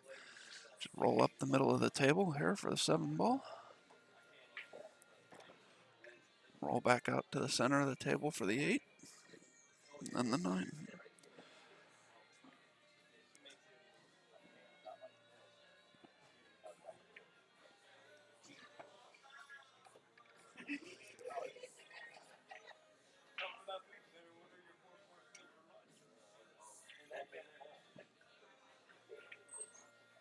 Josh elects to roll one down one rail back out for the 9. And once again, this should be 5-0 lead. RJ and Steve to break.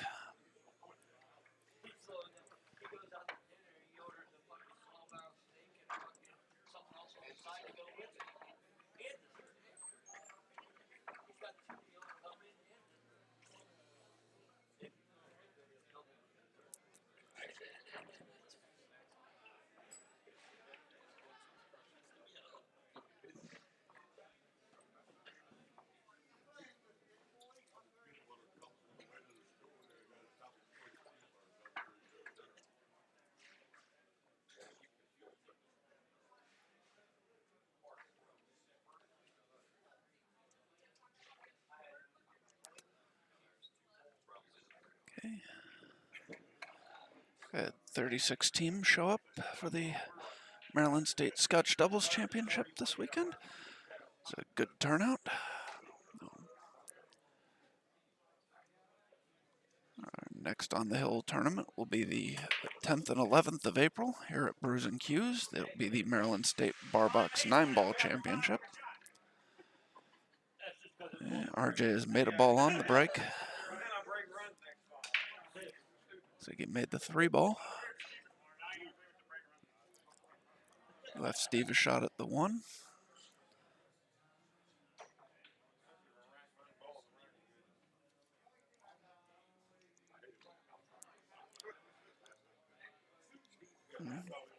Once again, I think we're probably going to see an attempt at a combination on the 9 after this 1 ball.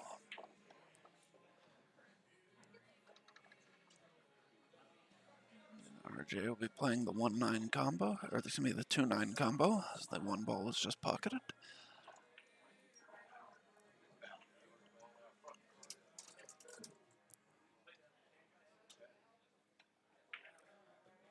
And he makes the 9. Let's see if the cue ball hangs. The cue ball does not scratch.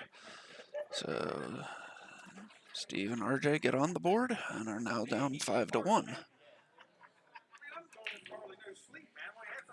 While Josh wrecks these balls, let's have a word from a couple of our sponsors.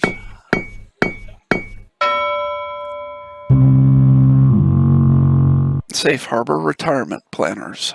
Results-driven fiduciaries dedicated to your goals.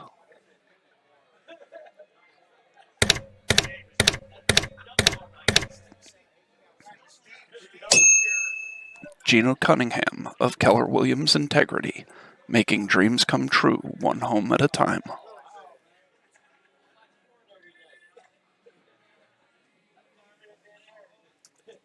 AZ Billiards, the A to Z of billiards online.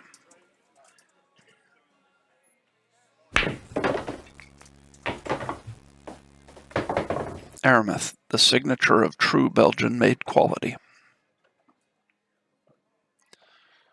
All right, Josh is ready to go with the break here. Up 5-1.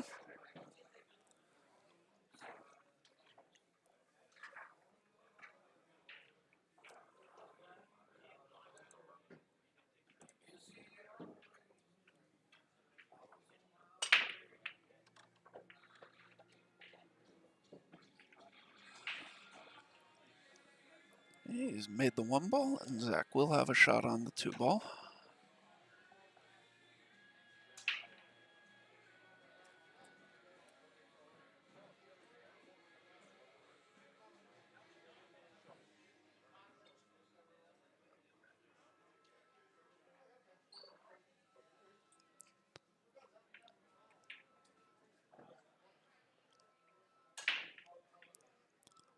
Like to play safe, but did a little hard. Steve will be able to see the 2 ball. Does not have a great shot at it, so probably see another safety here. Bring the cue ball up behind the 8. Played that very well.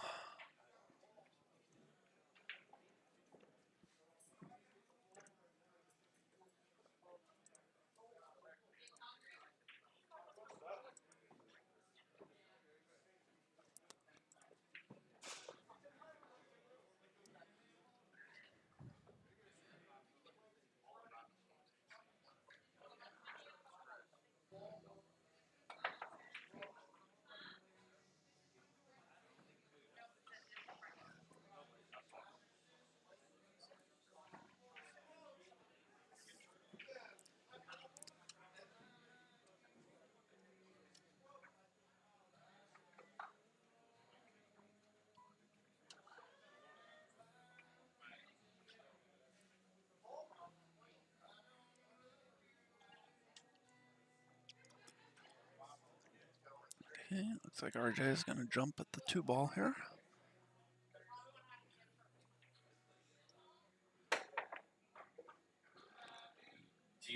Makes a good hit, but overcut the ball.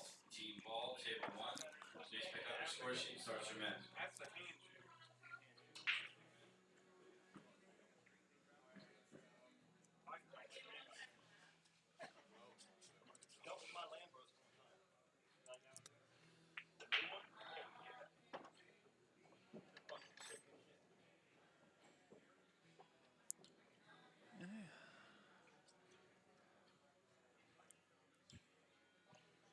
Team Jones Jr., Team Tufano, table 2.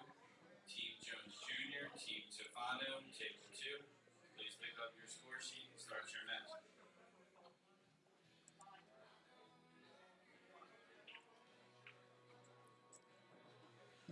Slight overcut by Josh.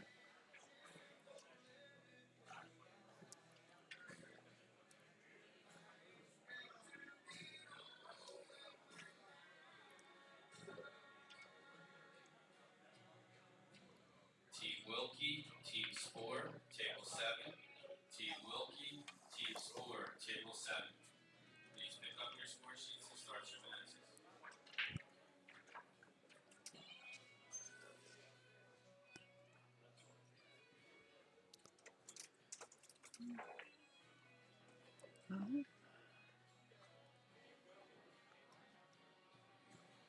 Team Fossil, Team Stottlemyre, Table 13.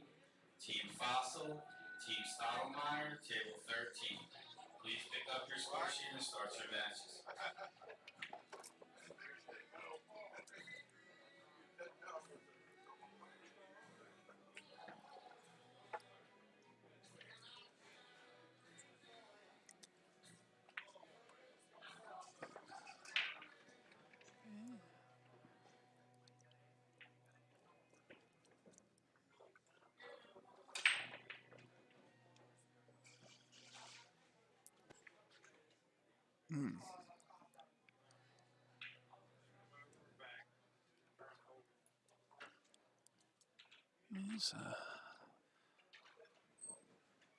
Zach and Josh will have a 3-ball out here to take a 6-1 lead.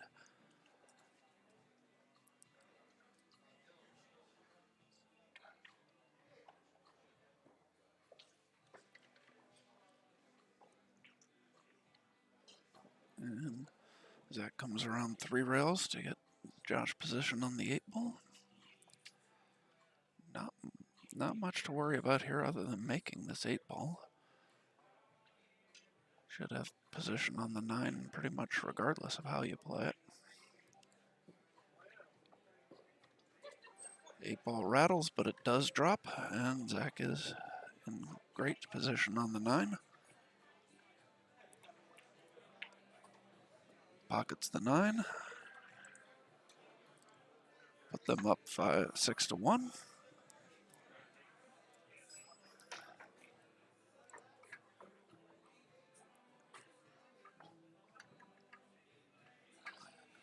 Jack, I am hoping we also get Ford versus Scarlato next. I have no control over what matches get streamed, but I'm hoping they're saving that one for the TV table.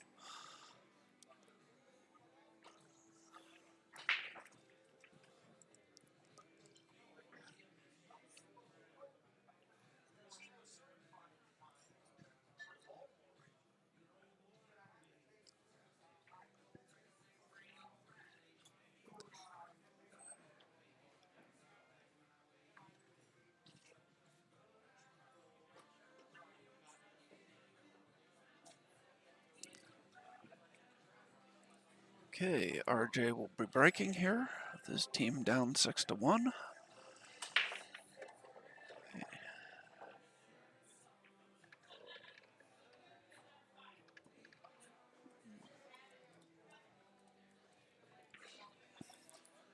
Makes a couple balls on the break, but the 5 and the 8 have both rolled into the path. Steve will be pushing.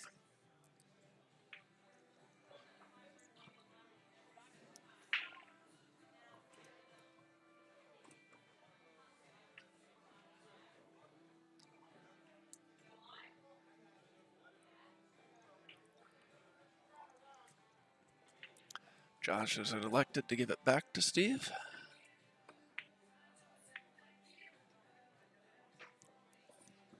I believe Steve was trying to send the cue ball into the 6-9 to pocket the 9 ball.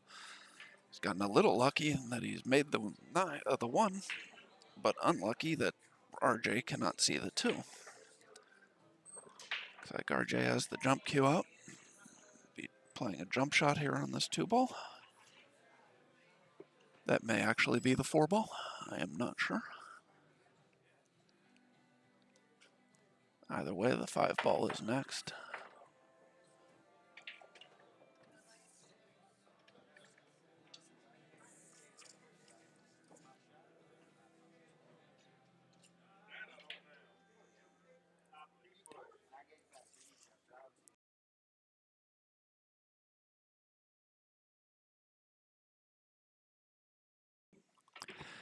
Okay, and I've just been given confirmation that Rick Scarlato and Joe Wright versus Mark Ford and Tom Zippler will be our next match up on the stream. Could be in just a matter of seconds here as Zach and Josh are on the hill with this 4-ball run out to win the match.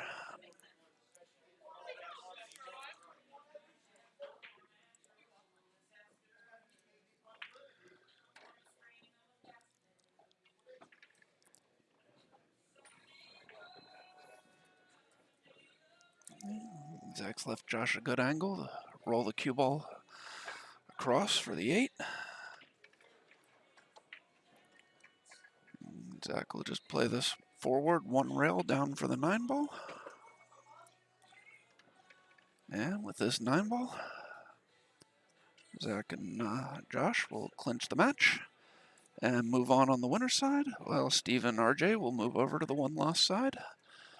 I'm sure we'll be seeing one of these teams later on. As I said, we now have Rick Scarlato and Joe Wright coming up versus Mark Ford and Tom Zippler. We'll be back just in 1 second with that match.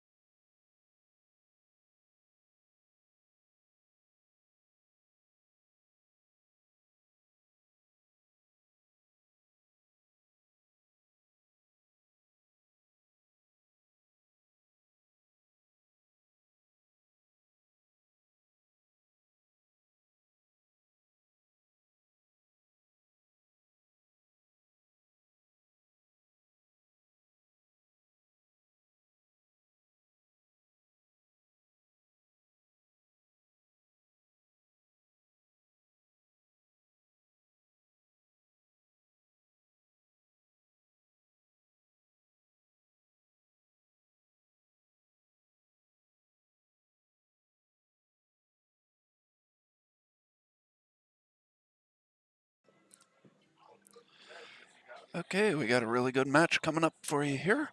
Rick Scarlato and Joe Wright versus Mark Ford and Tom Zippler.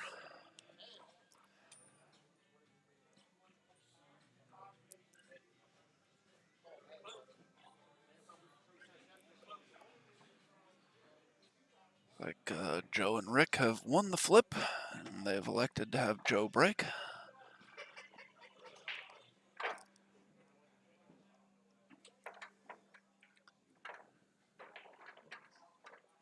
So once again is a race to 7, Scotch doubles, Texas Express 9-ball, and 9-ball does not count on the break. The players will all be racking the same designated pattern to avoid any issues of players trying to get an unfair advantage by racking patterns they're familiar with. The pattern that they're using is the 1, with the 7-8 behind it, followed by the 3-9-4, excuse me, then the 5-6, and then the 2.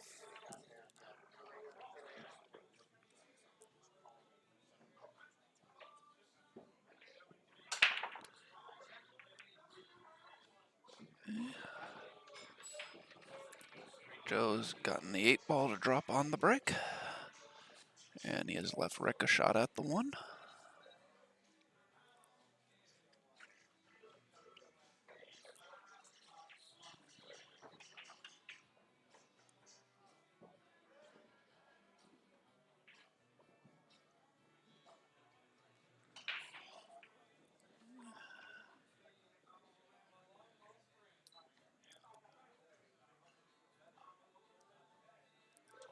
Expect Rick to draw 1 rail back across to play the 2 in the same corner pocket.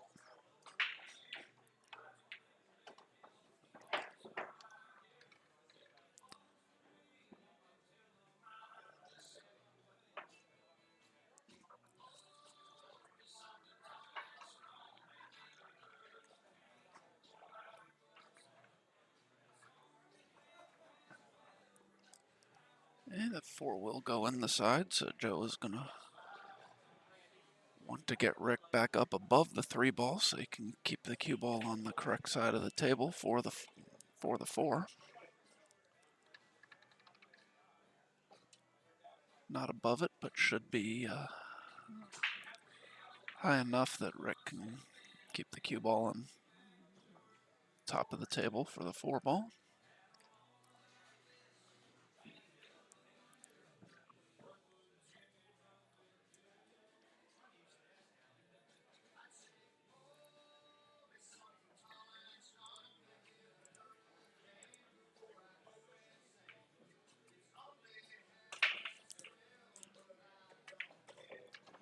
Yeah.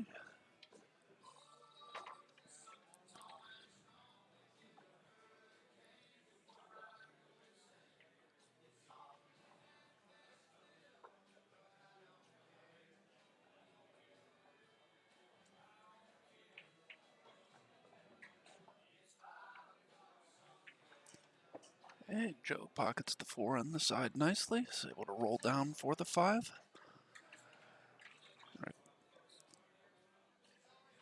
will pocket the 5 in the left-hand bottom corner and come out 1 rail so that Joe can play the 6 in the right-hand bottom corner.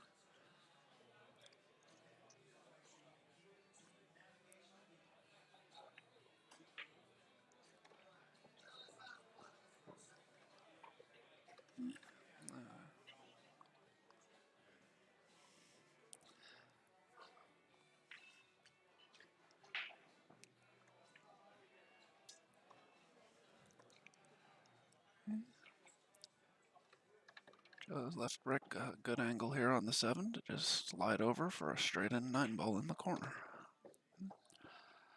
Not quite straight, but definitely straightforward. Expect Joe to make this, and Joe and Rick will take the 1-0 lead with a nice break and run.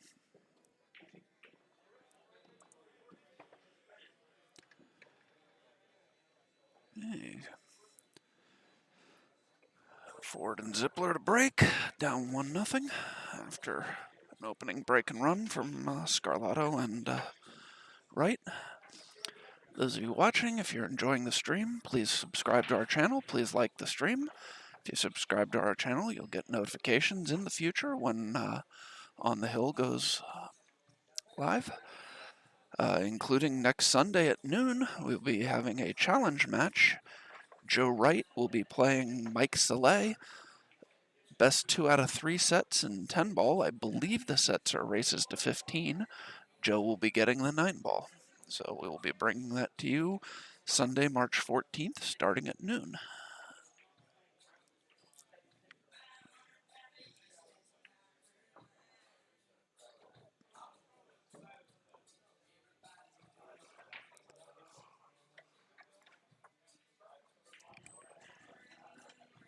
Okay, it looks like Tom is going to break to get the second rack started here.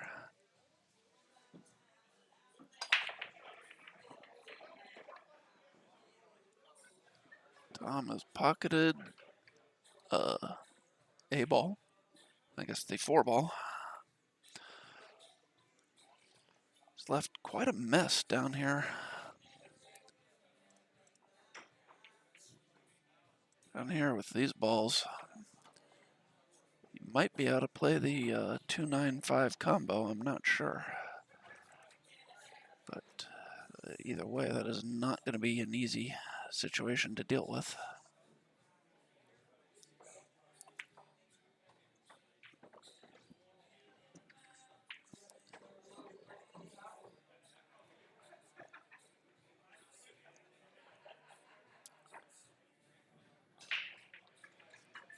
There's a little bit of separation, and the 5 is further off the rail, so I don't think the combo goes. I believe Tom will be playing safe here.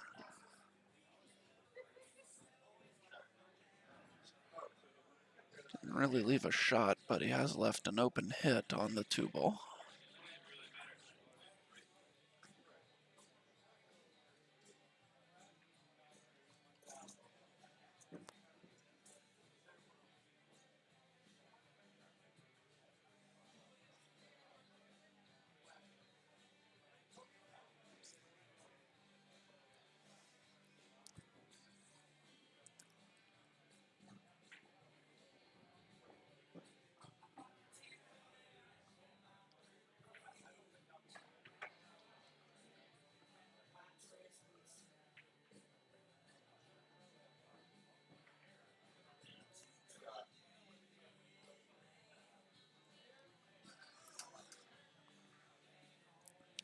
Well played safety by Rick there. Gets behind the 7 ball.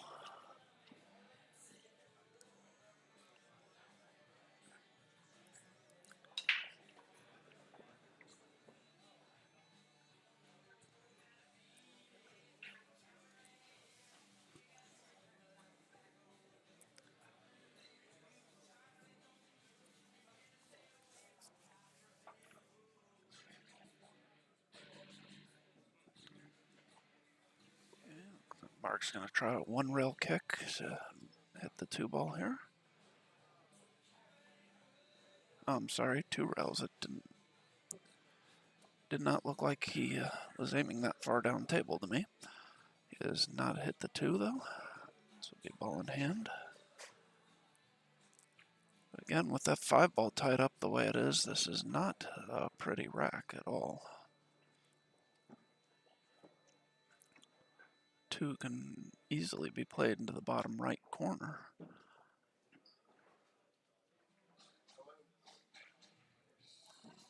And then the 3, but what do you do with the 5? It looks like Joe might be giving himself a little angle here to try and slide down and break up the 9-5. Now Joe and Rick have decided to talk about it. Team Bell, Team Howard, table 4. Team Bell, Team Howard, table 4.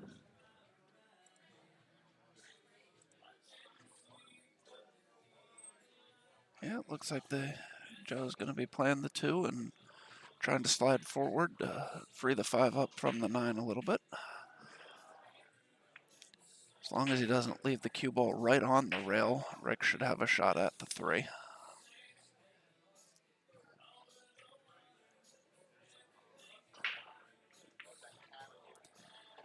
He played that very well.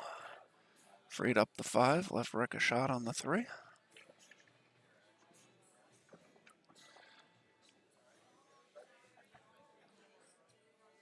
Still a little work to do in this rack. That 8 ball does not go into the side pocket.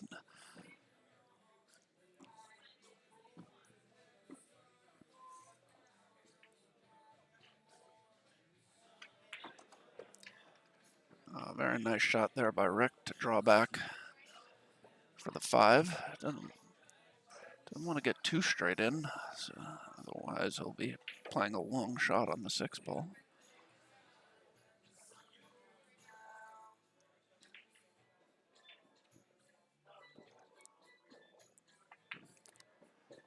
The only question here is what they decide to do with the 8. Will they play to bank it cross side, or try and get the cue ball in between the 8 and the 9 to take the 8 up table? Can't imagine that they'll play for an 8-9 combo.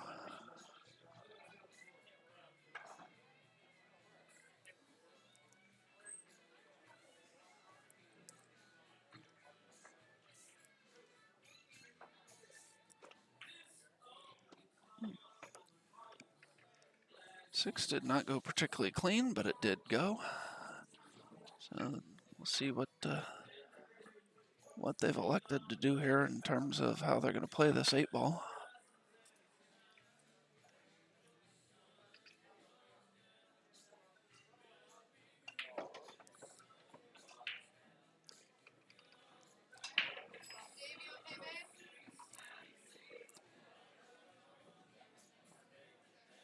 As hard as he hit that, I'm wondering if he wasn't trying to get underneath the 8 to shoot it up table, but he's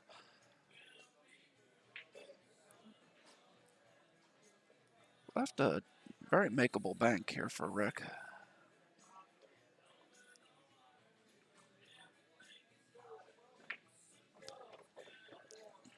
Which Rick knocks in nicely, brings the cue ball back around to give Joe a shot on the 8, probably a little closer to the rail than he would have liked the cue ball to be.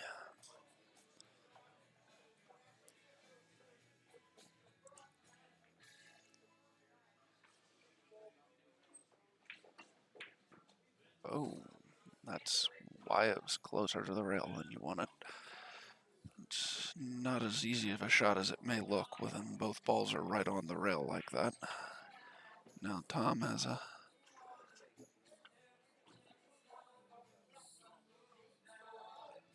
pretty straight shot on the 9 ball into the corner. Not quite as straight as I thought it was, but it shouldn't cause Tom any problems here.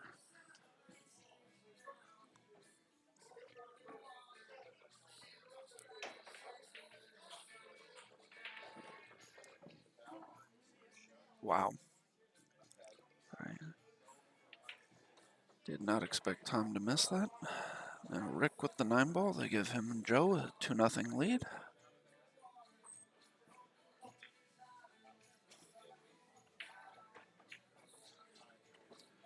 Rick makes the 9. Rick and Joe have taken the 2-0 lead, and it will be Joe breaking.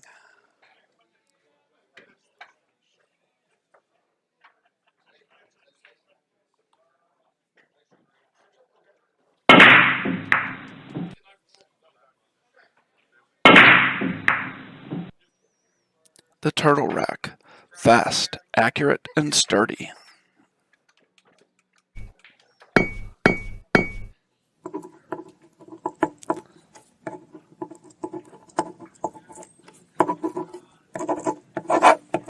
Simonis, the reference for superior quality billiard fabric. Good work at a fair price.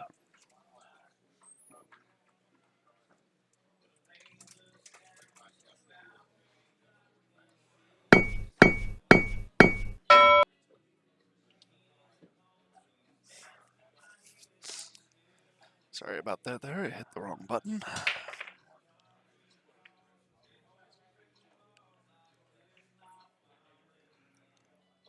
And Joe has come up dry on the break. Mark has an open hit on the 1. However, the 1 has no path to the corner. Might be playing the 1-8 combo, the 1-5 combo, or he could be playing safe. Could possibly be even playing a 1-9 carom, although I don't think that is the play here. Well, I'm wrong. Very nice shot by Mark there. And Mark and Tom get on the board with a nice 1-9 carom. Let's take another look at that.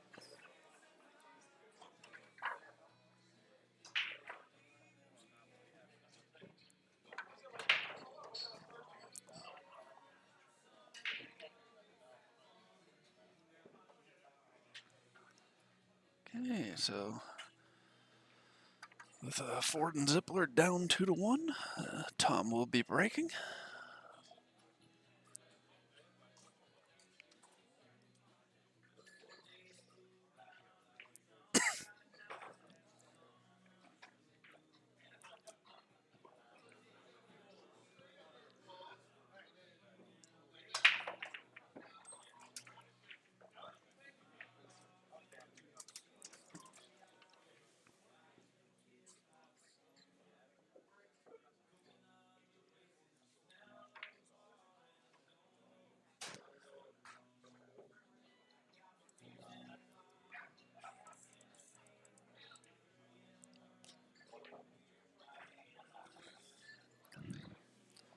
Okay, Tom has made ball on the break.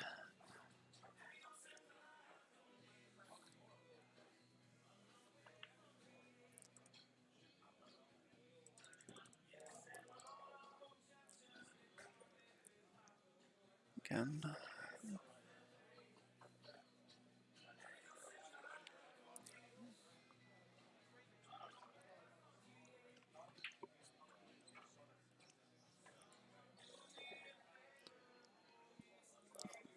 expect Mark to be cutting this one ball down to the bottom right corner.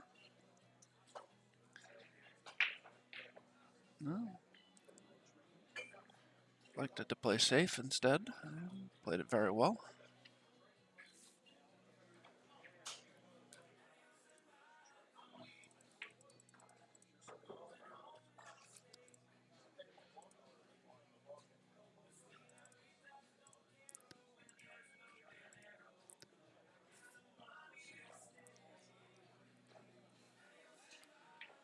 Yes, Rick.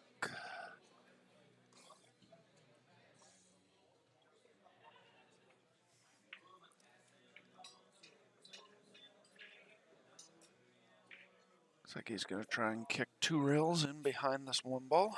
Send the one ball up towards the 7.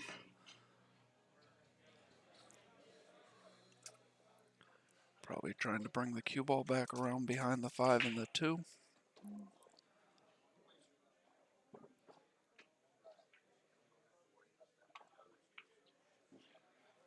Catches the 1 a little full, so the cue ball drifts down table.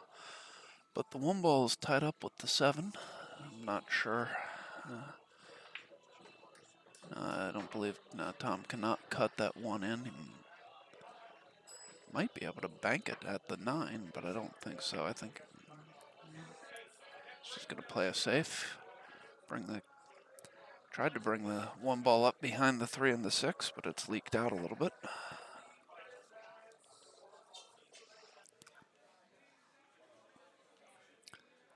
Again, Joe does not have any real shot at the 1, so I expect we'll be seeing another safety here.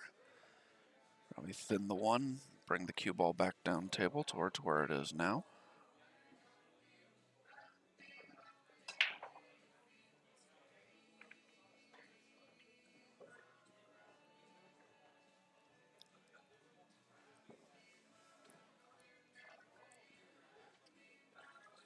Well played safe.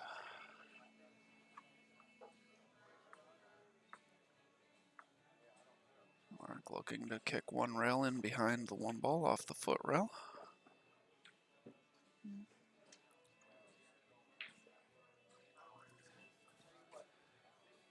See where he might be able to send the 1 ball to try and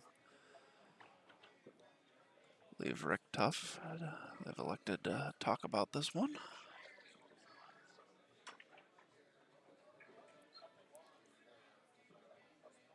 Looks like they're talking about possibly coming in. Not sure if that's a one rail kick or 2 rails behind the 6. Oh, one rail kick, kicks it straight in, but gets very unlucky and leaves the cue ball tied up on the 3. So Tom will be kicking at the 2.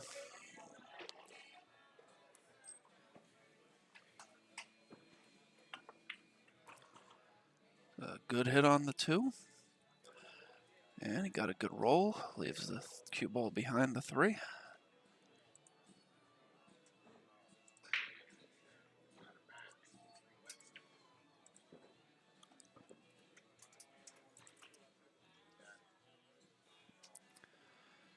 Okay, and back in the booth with me here in a second is Josh McCulley, after having played a couple matches with Bobby Ambrose.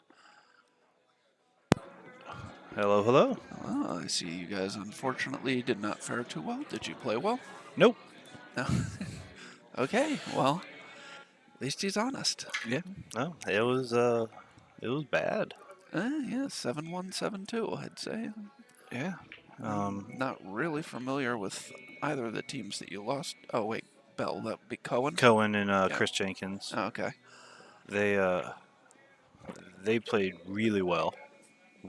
We didn't play bad in that set, and we lost 7-2. Okay. We played horrendous against the first team we played. Both me and Bobby were just sick at the end. It was bad.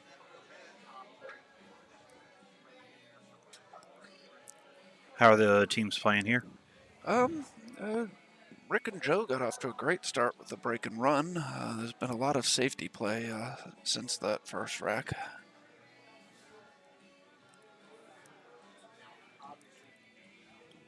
Tom had a very uncharacteristic miss on the 9 ball in the second rack that allowed Rick and Joe to take a 2-0 lead before Tom and Mark were able to get on the board at 2-1. I'm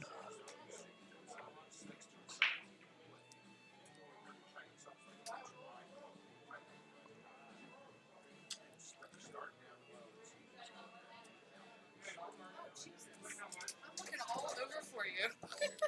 Literally just walked right past you and look outside. Thank you. Can I get a Coke? Coke. Thank you. All right, well, I'm going to bow out for another second because I finally got my food. I mean, it took a long time to make the bacon, so I understand. Oh, After man, this rack, I guess I will. Takes a long time to toast the bread. Well, I told her I wanted a pretzel bun. Yeah, we don't have those anymore. Just like earlier, I told her I wanted a caramel iced coffee. I don't think we ever had that. Never. But if I can't mess with her, and then she doesn't think I like her, so I have to do that. All right. Now, do you draw this back or just try and punch it off the side rail? I can't tell how much angle it is. I'd probably draw it back. Because it didn't look like there was a lot of angle. With a little bit more angle, I like to punch it, but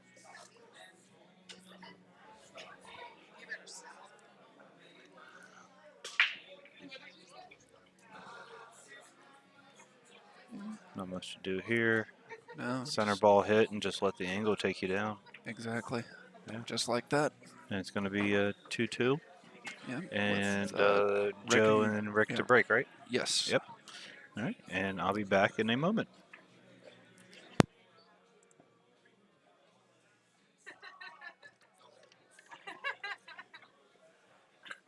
Tap Chesapeake Bay region.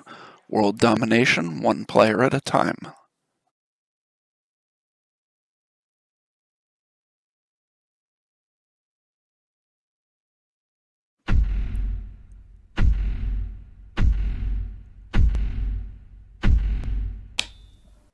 The Predator Arena Light, engineered by Lucid Ball Sports.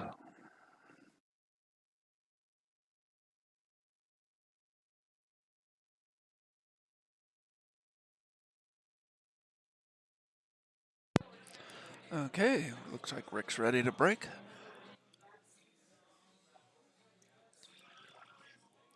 Rick sporting his Alley Cat Q Sport apparel shirt, who happened to be one of our sponsors, and Rick also happens to be the owner of Alley Cat Q Sport apparel,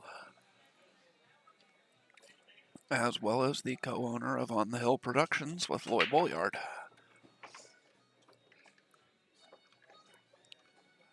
Great break there by Rick, makes the 1, 2, and the 3. Well, I don't believe that, no, that 4 ball definitely does not go by the 6. Can cut it to the top left, or excuse me, the top right. No, I was right the first time, top left corner. But that's an awfully thin cut. I would not be surprised to see Joe play a safety here. Just roll the 4 ball down near the 6. And no, looks like he is going for the cut.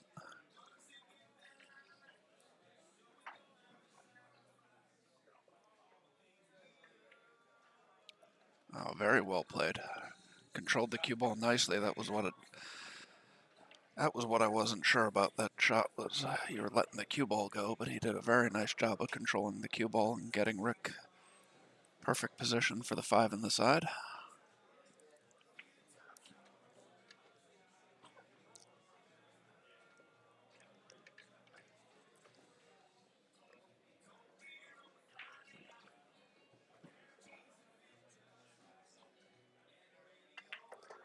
And Joe pulls that back nicely, gets Rick on the 7.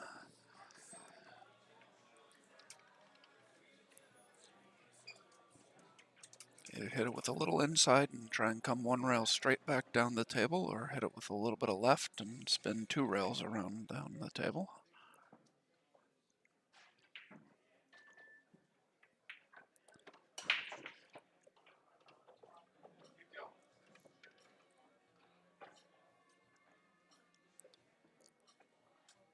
Played that nicely. I think Joe's got a little bit of an angle, so probably just follow forward, come 1 rail and back out to the middle, and play the 9 ball in the bottom corner.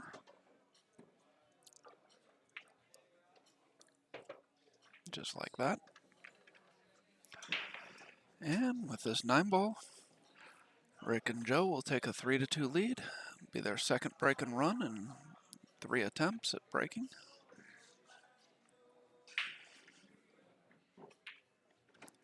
And there it is, 3-2.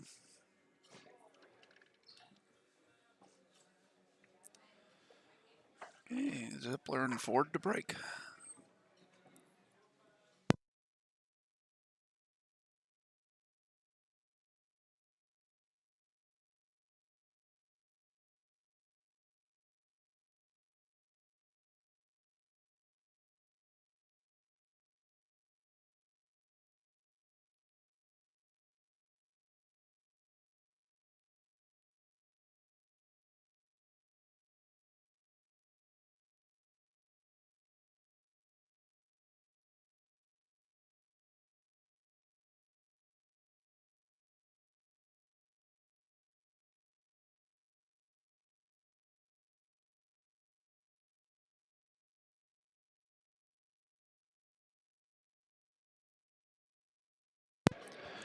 Okay, Mark to break here.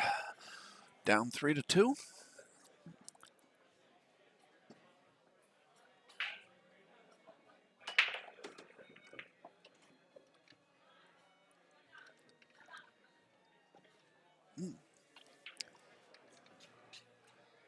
Good break, but he lost control of the cue ball there, and it is hard to see whether or not Tom can see that too. I think he can. Yes, obviously he could. Oh, almost saw enough of it to overcut it. But he's made the 2. Left Mark a good shot on the 3 ball here.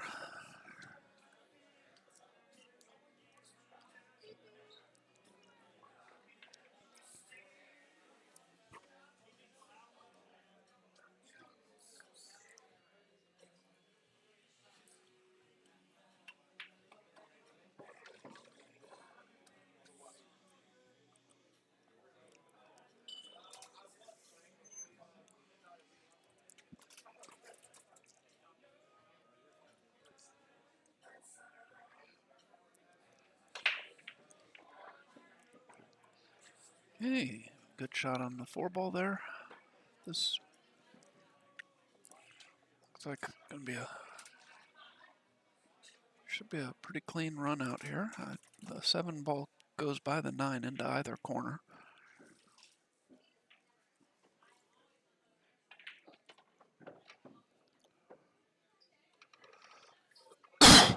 Excuse me. Thought Mark was going to draw that back, but he elected to follow forward instead. But he's gotten Tom in good position. Play the 7 in, where the 8 is. There's not really much that would be bad position here. So wouldn't expect to see Tom do a whole lot with this cue ball.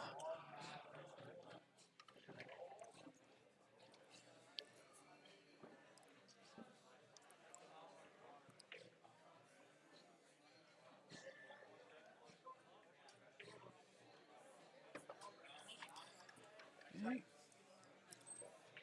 Good shot by Mark. A little on the rail, but should be no problem for Tom here.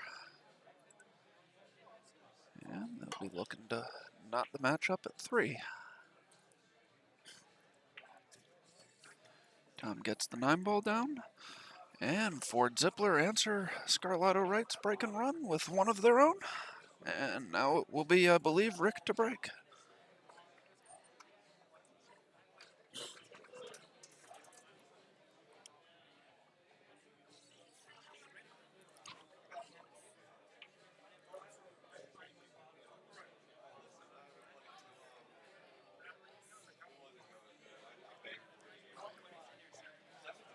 Hey, those of you out there watching, if you're enjoying the stream, please hit the like button, subscribe to our channel. You'll get notifications when On the Hill goes live in the future. And there's information in the ticker about donating to support the stream to help keep it to be a free stream. Speaking of On the Hill going live in the future, next Sunday, March 14th at noon, we will be presenting a challenge match between Joe Wright and Mike Saleh. Be best 2 out of 3 races to 15 of 10 ball, with Joe Wright getting the 9 ball.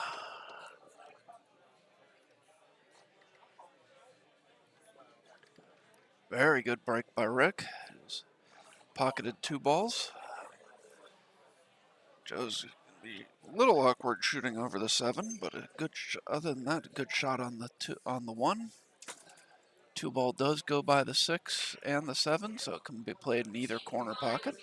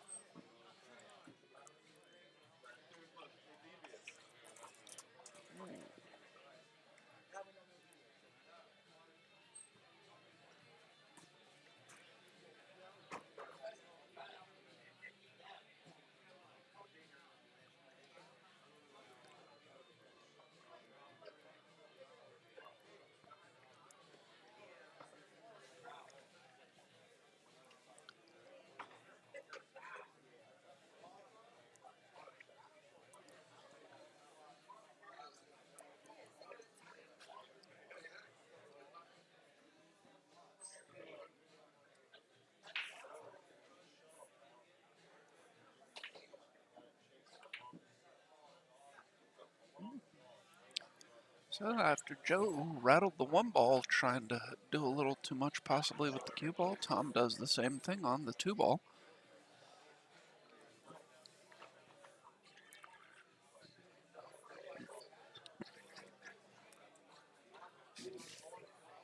Two came out of the pocket a little bit, so it'll be a little bit of a cut for Rick, but I would expect him to make this here.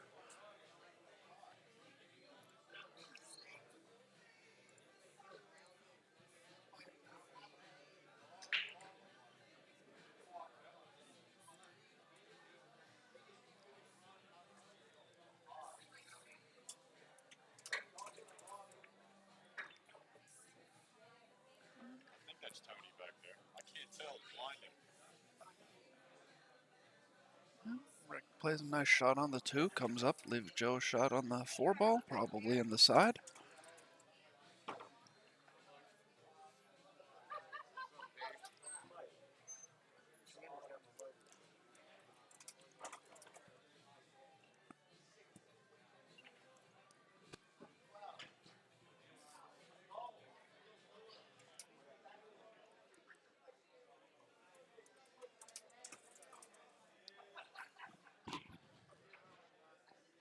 Joe rolls the 4 on the side, drifts down.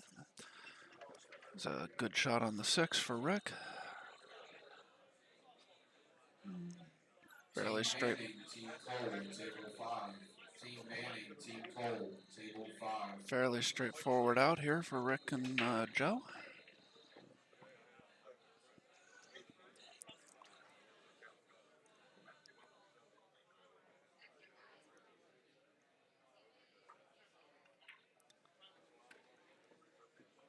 As long as he gets by the 9, which he does,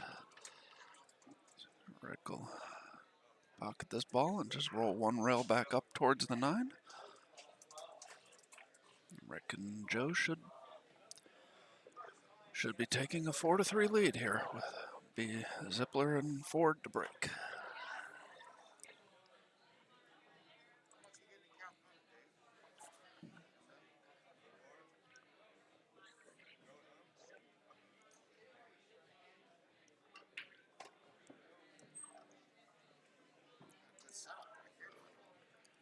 All right, that's 4-3, Rick and Joe. Tom and Mark will be breaking.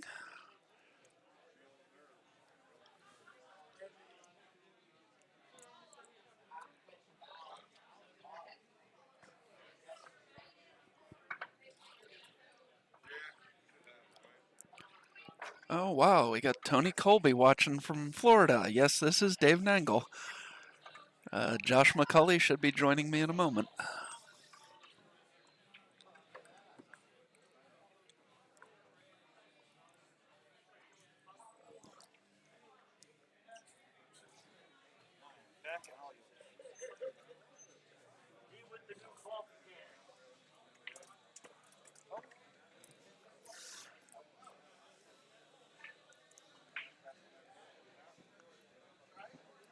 I got 5-7. I'm all in. All right, I am back, and I'm here for the duration. Well, until I take my next break. All right, Mark breaking. Tom and Mark down 4-3.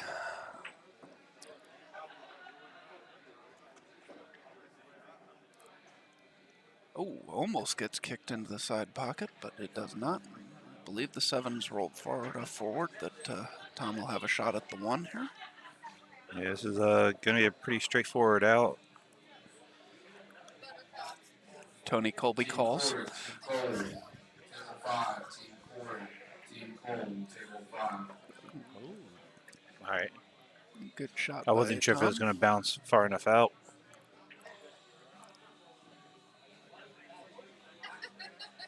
Killing me, small. Killing me.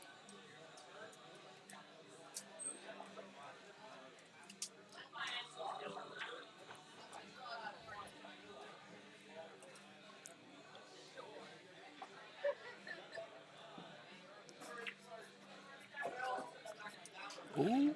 Oh, he likes flirting with those sides. Yeah, he does. That was awfully close, but ends up in good shape. Tom play the 5 in and roll 1 rail down for the 6 ball in the upper left corner.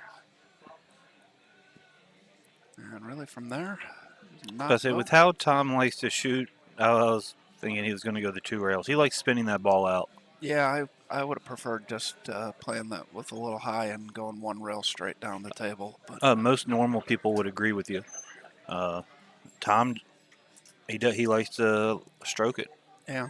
Which I get, although Team Fleming, Team Stokes, table 7. more so for me on a bar Team or on a Fleming, 9-footer Team than on a Stokes, bar table. 7.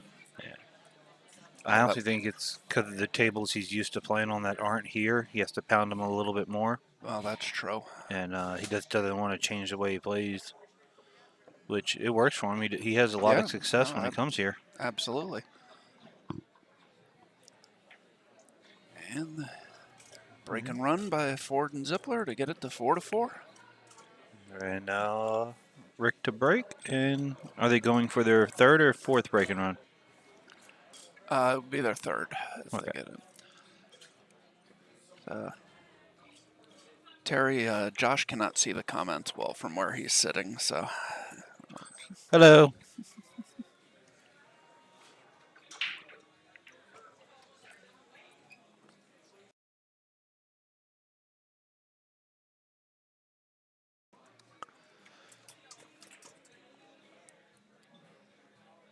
Yes, Sujan, this is Josh that is the Chiefs fan. Yes, I'm the Chiefs guy. Yeah. I'm glad I am known as a Chiefs guy and not some of the other things. Tony Colby says his buddy Elias is up here playing with his Yeah, cousin. Elias is Oh, Nassif. nice. Okay. Yeah.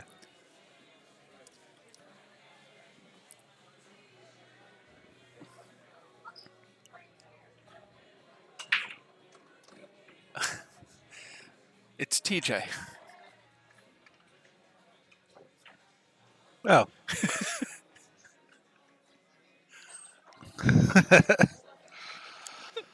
I'm surprised you're not still sleeping, sir.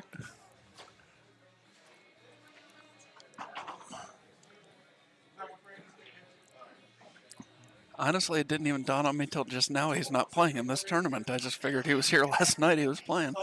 No, he is being the good significant other and father and hanging out with the family. Or hanging out with his son so his wife could go do something since he plays pool all the time. Oh, that's very nice of you, TJ. You were up at 8 o'clock? I can honestly... Were you still up at 8 o'clock? Or did you wake up at 8 o'clock? Because that's a big difference. Because I went to sleep, did not have a 2-hour drive, and I did not wake up at 8. No, Josh does not like the Dolphins, Jack. If you're thinking of somebody from here at Brews and Q's, that would probably be James Taylor, JT. And I think he's making a joke over that. Oh, Yeah. yes. I gotcha. Yeah.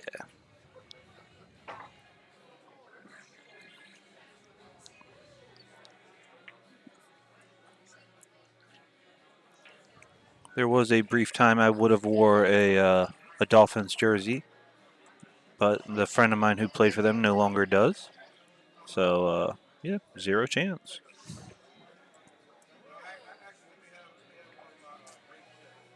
That's a good say. Oh, it's going to roll too far. Sprite, grape shits, Coke, orange shits. You're probably for a loop here. He can see that. It's just getting back on the 5. I know, I have 4s right there. Overhead view. Is it like blackberry? I mean, they both bet on it already, so I guess that's fair. Yeah. All right.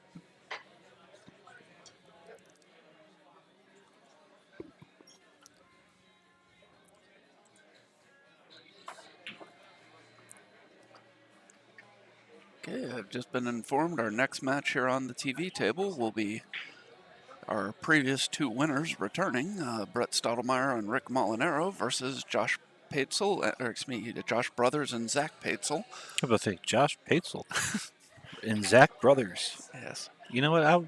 I'd play that team. Watch you got some people out in Colorado with those names that are 800 Fargos. I lied. Yeah. And Joe tries to just thin cut the 4 on the side and hits it just a little too thick.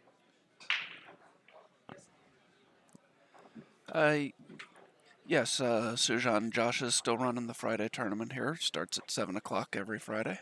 Yes, 7 o'clock every Friday. Races are going to be determined on field size, although we did just have 36 or 35 yesterday, and we were able to get done at races in 4 and 3. So we might be able to go to 5 and 3 up until more in the tournament, but we will see what happens. Okay, so good 5 ball there by Mark. Leaves Tom on the 6. Let's see. Getting from the 6 to the 7 is probably the most difficult part of this out, seeing that the 7 doesn't go by the 9. Do you try and get over to play it in the other corner, or do you just stay below it? And he chooses to stay below it. I don't like that. If you're gonna stay below it there, you've got to get straighter in than that. Yeah. Or if you're going to stay below it, just try and draw back to where you can play the 7 on the side, or play the 7 in the corner to where the 8 is. Yeah. You're sending the cue ball to the bigger side of the table. Yeah, honestly, when I said stay below it, I meant 7 in the side. I didn't actually think he was going to stay that far below it. I mean, luckily this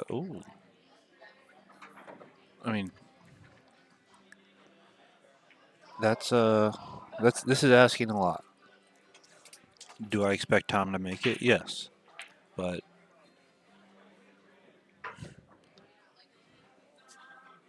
it's just you're just asking for a lot right here. Yeah. Because And you don't really want to spin this that much. It's off the rail, it's a thin cut, and if you just hit this ball with straight high, the angle is bringing you right back up table, and you could hit off the 9 and leave yourself bad or even scratch. I don't think they really were talking about anything there. I think they were just trying to get some screen time for their sponsors on the back of their shirts. But I really wish Tom's last name was Chevy.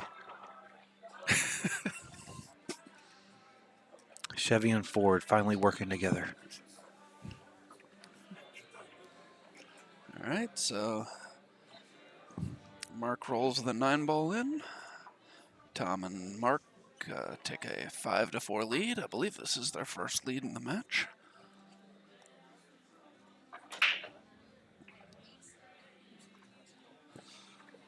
Yeah, And it will because be their Rick and them broken ran the first one. yeah, they were And up 2-0, then 2-1, 1, 2, 2-2. 2. Yeah, Yeah, this is the so first lead they have. Yep. And it'll be their break with a chance to extend it to a 6-4 lead. They just got to avoid that side pocket.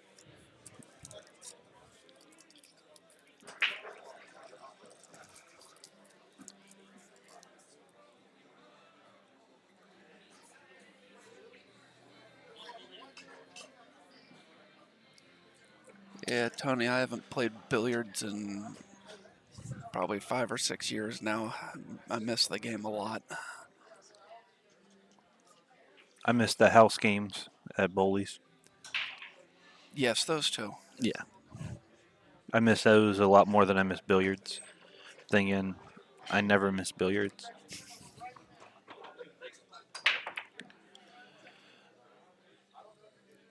Yeah, looks like TJ, Tom has come up dry on the break. well, he did avoid the side pocket, but unfortunately he avoided it with all the balls he could make too. I would have to say right now, the two favorites would be, in my mind, Nathan and Shane, and Rick and Brett.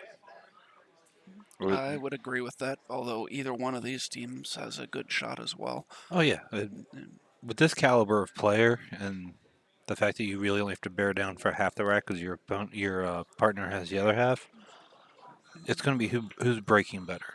Yeah. Tony, I can't remember the last time I played 115 either. You might have been involved in the game the last time I played it. It's been that long. I know I have played it more recently. I was trying to teach somebody how to play it, and it might have even been Brian Bianca, and forget the other two people that were in it. And that's when we switched to Pilpul. They said 115 was too complicated.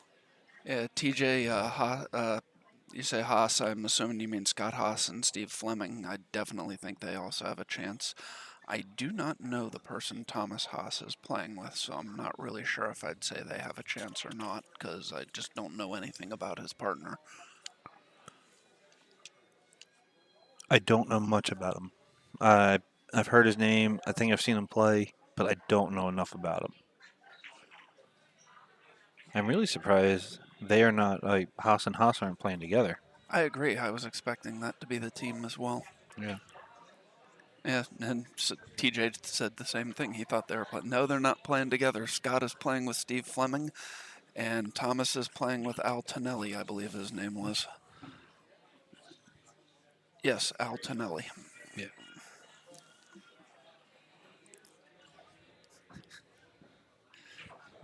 They just want to be able to finish first and second. That's all it was. With the strong move.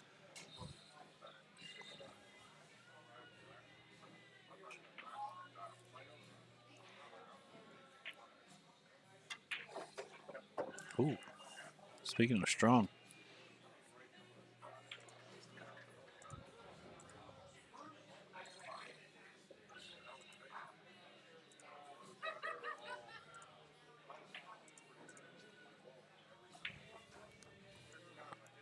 Now this is tough for Rick. He only has really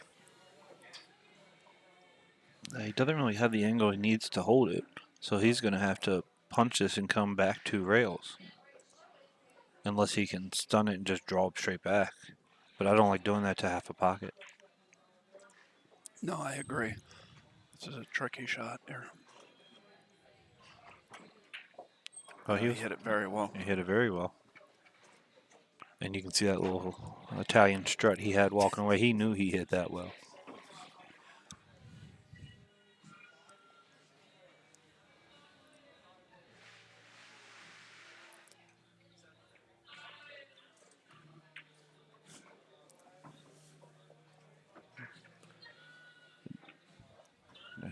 If he didn't get on the rail there, I really like that shot. I mean, Rick is still going to be able to make this and come back. He's going to end up using the second rail, but it's really a 1 rail shot to get Joe angle on the 8. So I see it should be 5-5 after this. There's that second rail. Very nice. It will be Joe to break at a 5-5. Yep.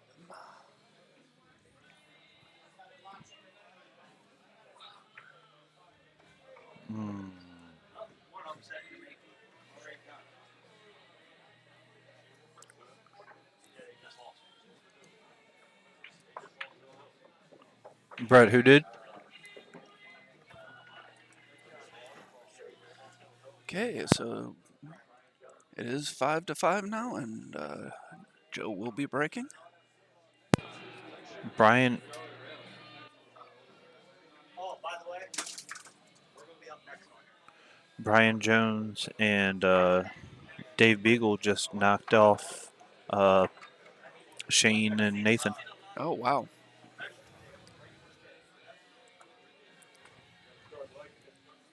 That's what Brett's saying right now. And Yeah, let me.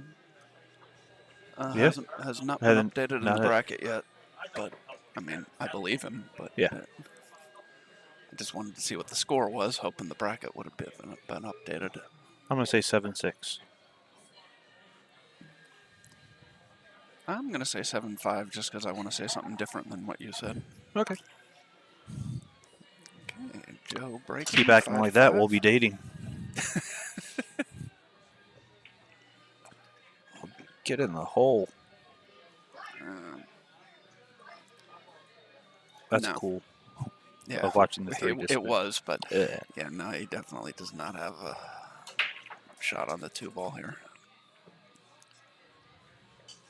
Very easy ball to hit if he elects not to push, but he does not have a shot. I would not be surprised if he just pushed behind the 7 ball to leave a long jump.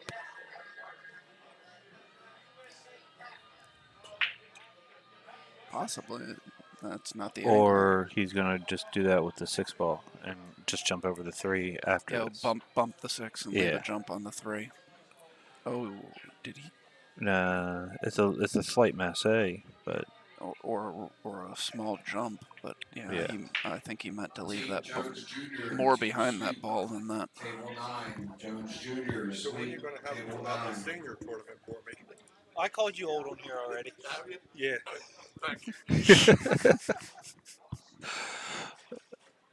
that was Rick Molinaro for people who do not recognize his voice. I told you that. We joke every time I have to call him old or make a joke about his age. And he just shot. came over asking when there's going to be a seniors tournament. Good jump shot there by Mark. Left Tom a 3-7 combo, and it was 7-6 between Brian Jones's team and Shane Wolford's team. Brian and his partner knocking off the defending Maryland State champions. Tom elects to play safe instead of the combo, and he gets behind the 4. Yeah, Brian's partner is Dave Beagle. Dave Beagle, okay. Have you ever played against him? No, I have not. He's a very unassuming, but really, really good player. He'd be eligible for the seniors event as well.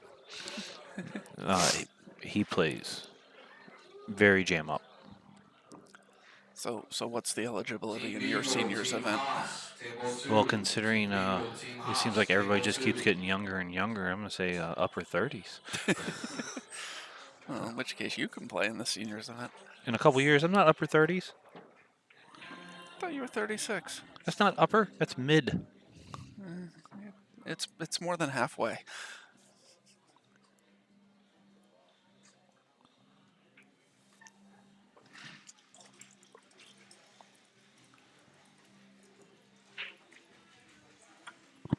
Yeah, Beagle is very strong.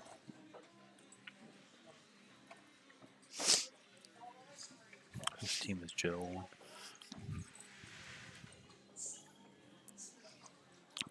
Joe's on the streams team. Like he's just trying to make this as interesting as possible so they can break and run hill. I have to get to Hill. Oh, they will. No doubt in my mind. If they don't get hill, that means they win 7-5. Well, Mark and Tom have already broken run twice. So, But neither one of those were they on the hill. Because if they were, the match would be over. very true. Yeah.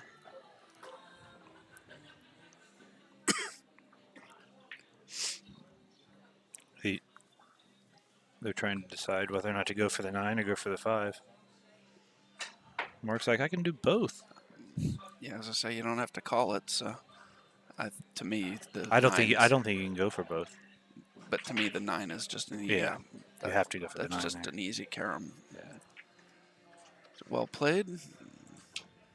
Mark and Tom now breaking on the hill, up 6-5.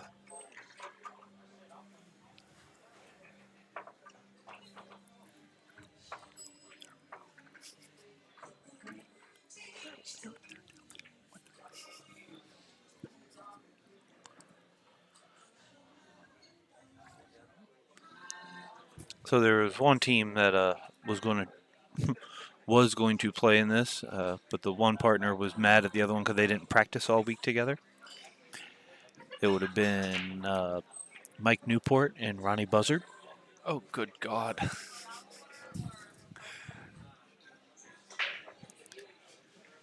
And Mike was like, I'm not going to pay an entry fee for the tournament if you're not going to come up and practice so we can get it in sync, which I agree.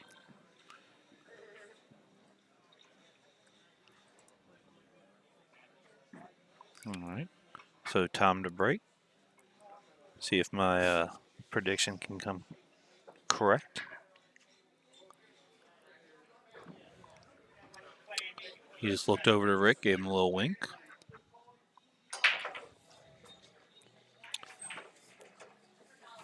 And okay.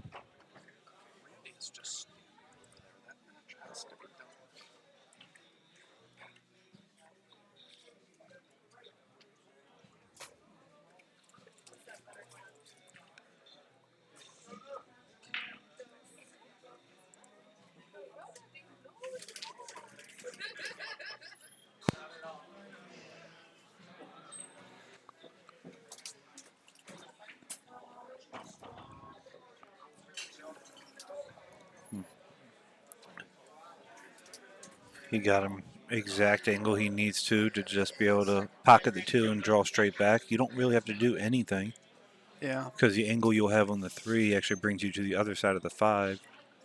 You might be correct. I believe this is going to be a break and run.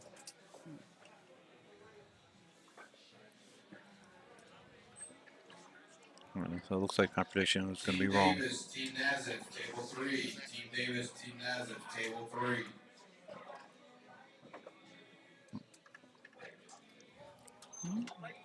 That is a little out of line. If anything, you want to be above that ball. You don't want to be below it going away from the 6.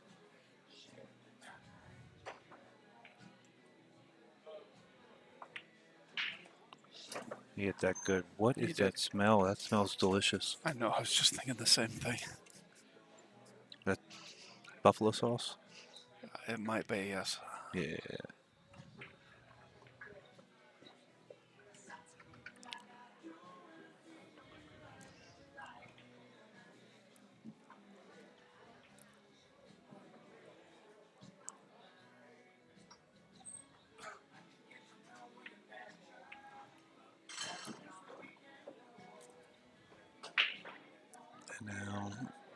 All Mark has to do is hit this ball just a little bit of right top and just float down. He looks like he's going to use left. Now he's right. All right. Yep. Tom has the shot to win the match, 7-5.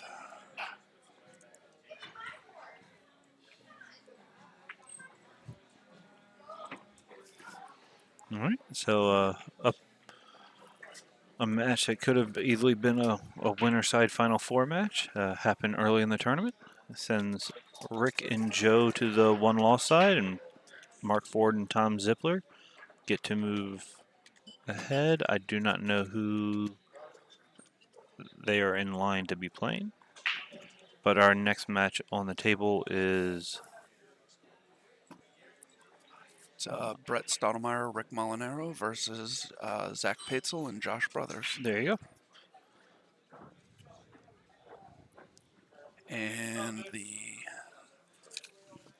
Tom and Mark will be playing the winner of Steve Fleming and Thomas Haas against You mean Steve Fleming and Scott Haas? Scott Haas. Yes, I'm sorry. Yeah. Steve Fleming, Scott Haas against Kevin Stokes and David Jones. Whoever wins that match will play Mark and Tom next. I gotta think Team Steve and Scott Patzel, there. Table 6. Team Stottlemyre, Team Patzel, Table 6.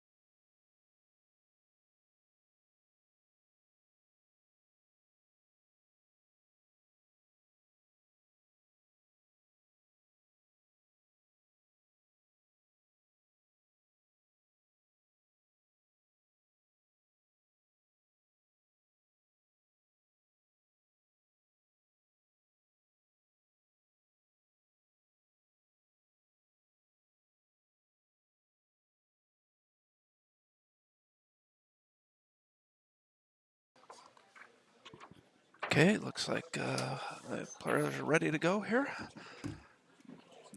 Brett and Rick will be breaking.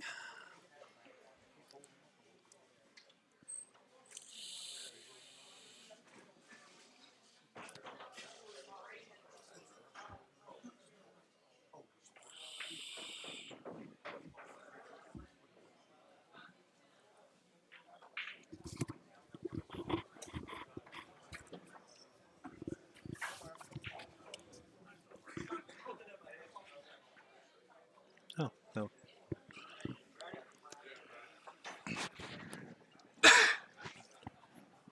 Excuse me.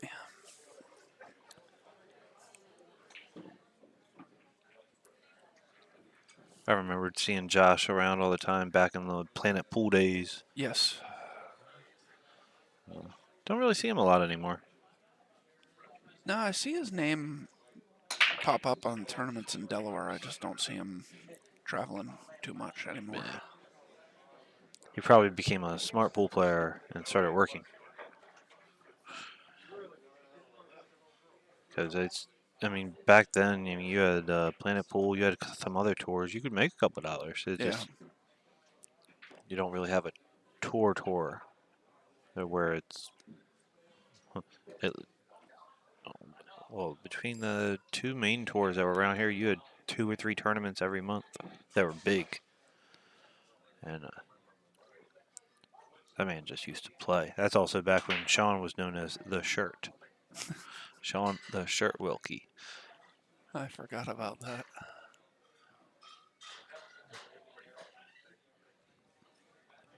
I remember I went to Blue Jays one time and I went with Matt Shalinsky, and they asked me what my name was. I said Josh, and they rated me an A triple plus because they thought I was Josh Brothers.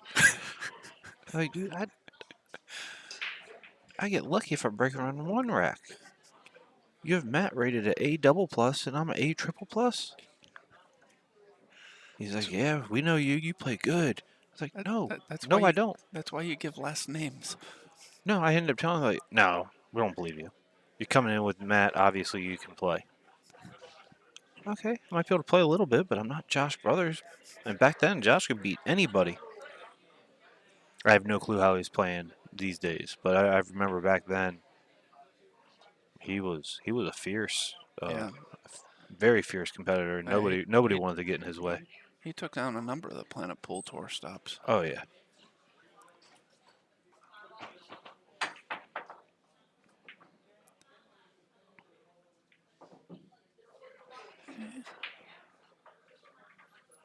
Zach elects to jump at the 1 rather than pushing out. He makes a good hit, and although Rick can see the 1, I'm not really sure he has a shot here. Looks like he might be going for that. Well, he has a 1-2 combo, which Yes. I would actually expect him to shoot. If he had a little bit less angle on the 1, I would say he's going to bank the 1 and delete the cue all behind the 5. But I don't think he can do that.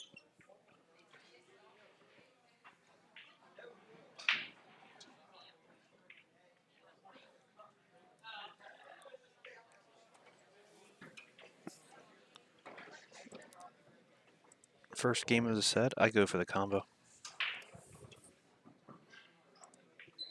But there's probably a reason my team's no longer in this. If playing safe, I don't hate it, but he leaves to Karam. Leaves the 1 in the corner also. And the 2-ball blocks any scratch. Anytime I think that, I always follow it through. Is that Greg Reeder playing on that team? On 7? Yeah. No, that's David Jones and I forgot who David Jones's partner is. Kevin Stokes against Steve Fleming and I just saw tall and skinny. yeah, that was David Jones. Okay. Yeah.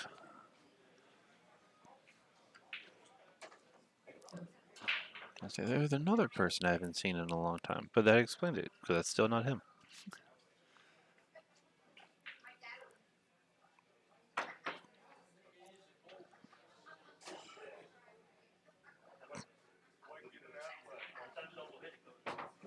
Team DeVault, Team Everhart, Table 11. Team DeVault, Team Everhart, Table 11.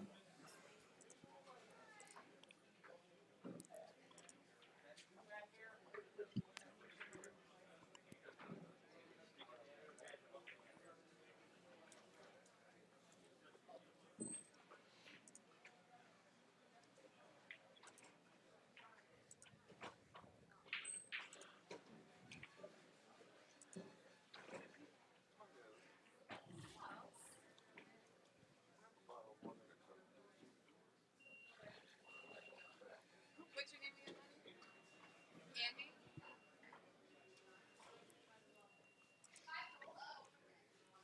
You said a bottle of water and a Coke? I was going to mess with her about Andy. So I call him Andy McCoy. His last name's Hatfield. Oh. Oh, that Andy. Yeah. You say Andy, now I think Patterson, but True story. I still think Andy Lincoln.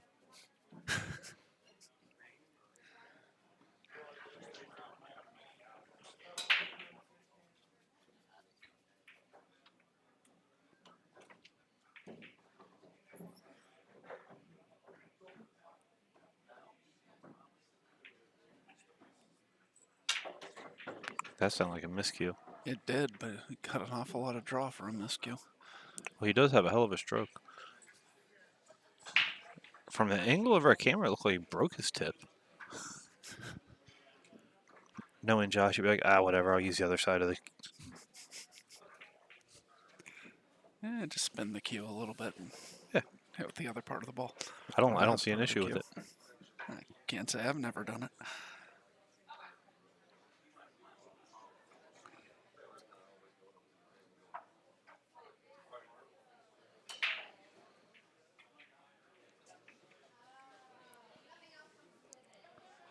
Shoot this ball in the corner.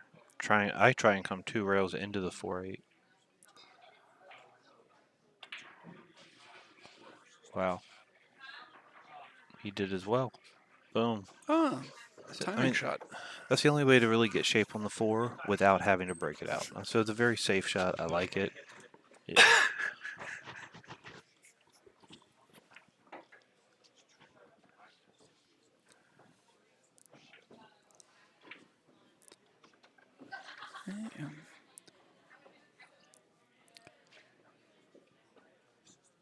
See if Zach and Josh can take advantage of that fortunate roll. As long as he doesn't go forward on this, he'll be fine. Just hold it. Oh, no. Oh, wow. He just knows the correct English to put on the balls to make sure they fall no matter what.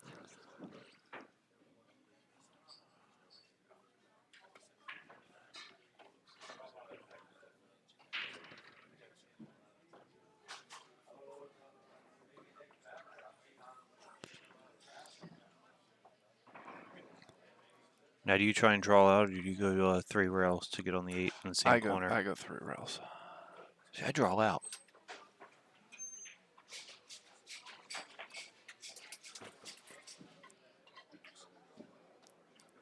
Oh, back years ago when I was only playing on 9-foot tables, I would have drawn that ball out. Since I've been playing on the 7-footers more, I look to go forward more often. I try to move as little as possible. All right, so that's going to make it 1-0. It is going to be Josh's break.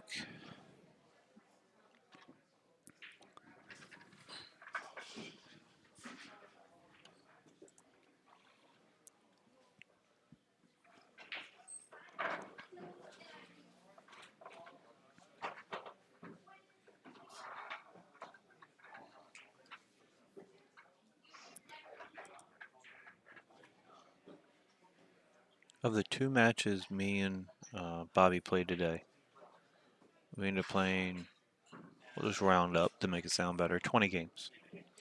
I broke twice.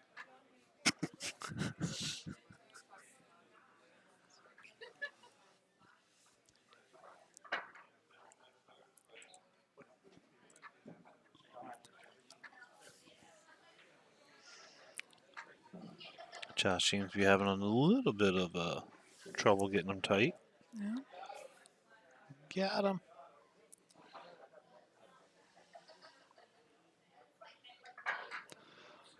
So let's get in a quick word from our sponsors while we're waiting for Josh to get these balls racked. Hi Rock, we share your passion for billiards. Use code OTH17 at checkout to get free shipping on orders of at least $35.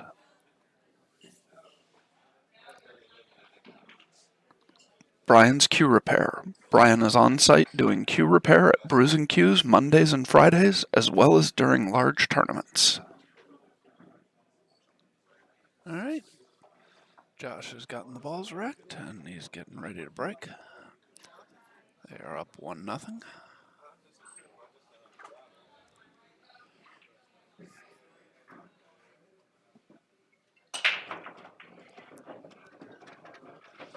That's, you know what, you can take as long as you want to break if you end up dropping down 4 balls and having an open shot.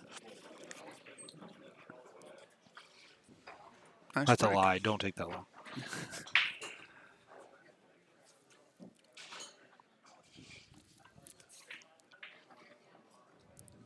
So the 5 ball does pass the 9, but it's a little tight. You just kind of come one rail back across to shoot the 5 by the 9 here, or do you try and come down to shoot the 5 in the other corner? I just come shoot it by the 9. Well, first I make the 2. Well, actually, I probably hang it like that. With how I shot today, I might have the 2 ball stuck behind the 6 right now. I felt so bad that Bobby had to be my partner.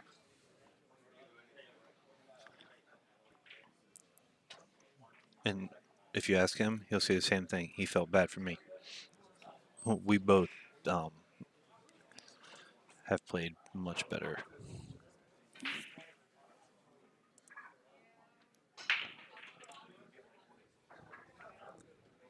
Team Bell, Team Musser, table 1. Team Bell, Team Musser, table 1.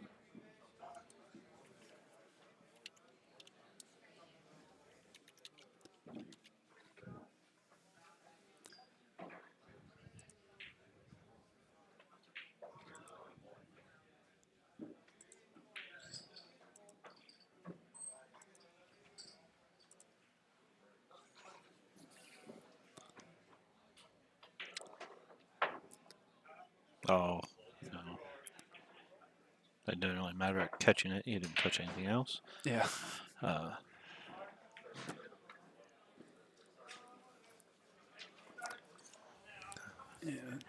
Need to get Shelves lucky. on these tables are very deep. As you can see, that ball might be entirely inside the points, which makes it difficult to clip coming rail first.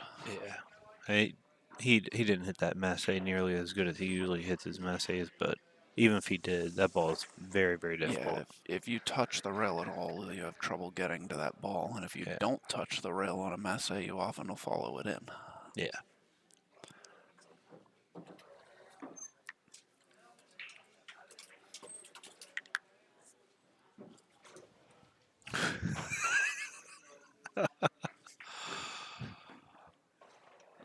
Didn't expect it to be that loud. God, now I think I know why I wasn't playing that good today. Apparently my fingers couldn't bend.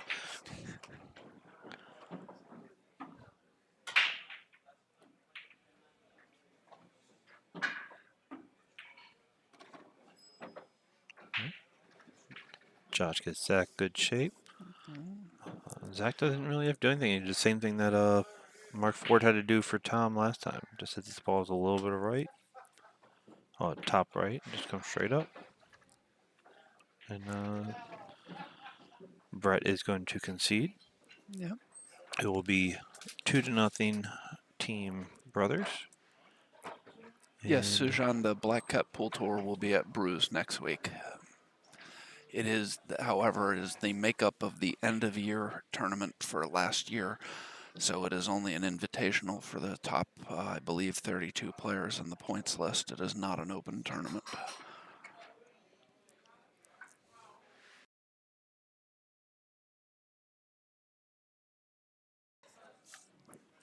all right, so Brett's looking for a good break to get him and Rick on track.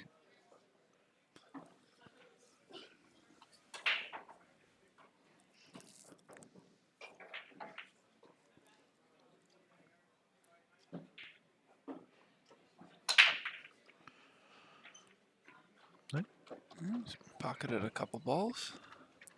All right, should be okay. You think so?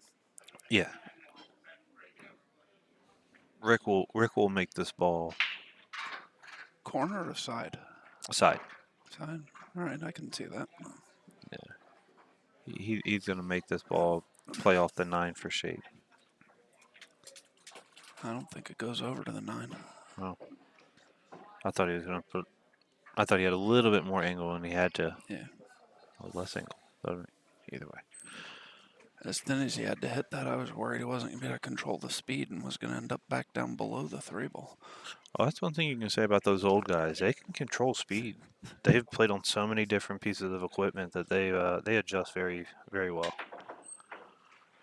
What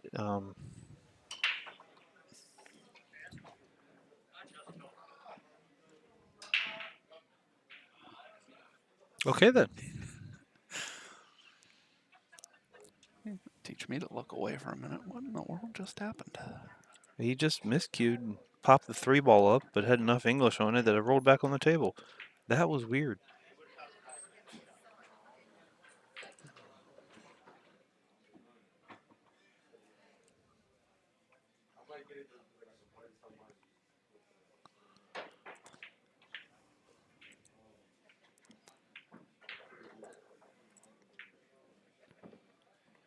Oh, he hit that ball. Oh, Good. Oh, he hit it good.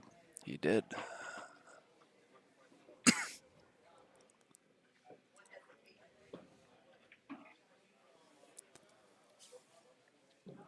Apparently, I don't watch any TV anymore. I just got a news alert that reality star Lance Waldrop dead at 30. Who? Yeah, I don't know who that is either. Apparently, he's from the show Moonshiners. I did not know that was a show. Also correct. I'm willing to bet it was on A&E, though. Oh, good try, Josh. Yes, All right. but he just left Rick a shot here. Is that 2 miscues by Brett so far? I believe so, yes. Yeah. He might want to switch his shot. Oh, he's scuffing and doing everything he can with his tip right now.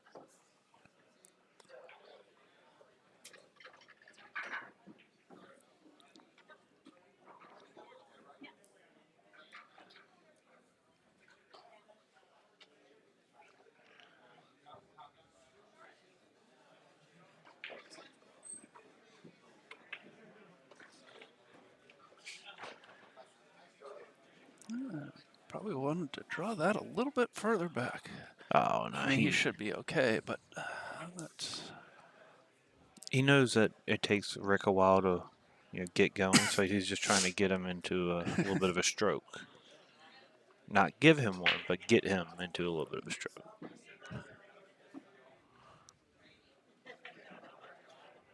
If Rick's playing by himself, he kills this ball. And he kills this ball better than most people in this field. But playing with Brett, he's going to try and come around the 8. Yeah. Oh, he missed the 7. Now that 7's sticking out a little bit further than the 4-ball was, so you can actually go rail for it's still tough, Yeah. but you can go rail first on this one. The whatever ball was stuck in the corner before, that was really deep. Yeah, the 2 ball. The 2-ball. I know it was even.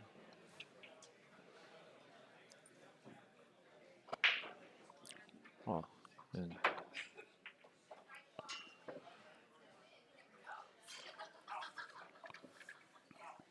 good shot.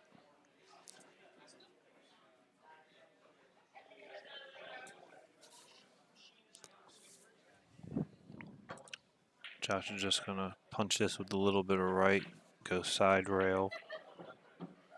And, oh. Wow. Yeah, Brett and Rick might be able to get on the board here.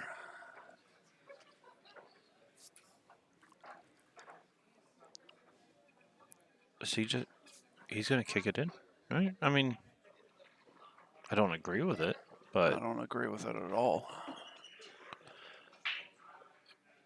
and in his mind, he has to put a lot of left on this to cut it, and he is a huge. Oh, he hit it good, and he peed him. I mean, he corner hooked him.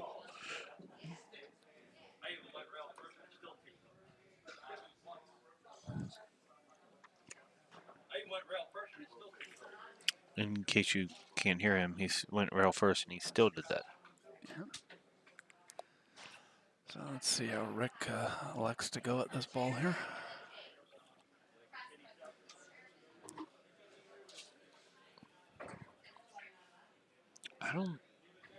He can't see any of that. No, he's going to masse around the point, or at least try.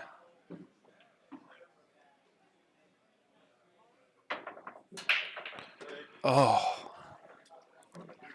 You know what? That was a good attempt. Anyway, It was. yeah.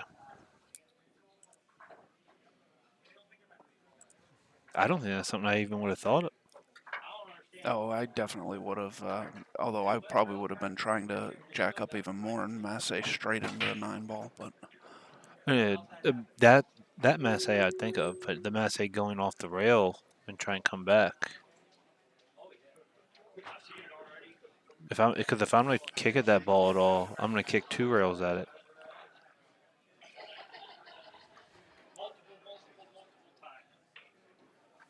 so Zach and Josh now up 3-0 with Josh to break.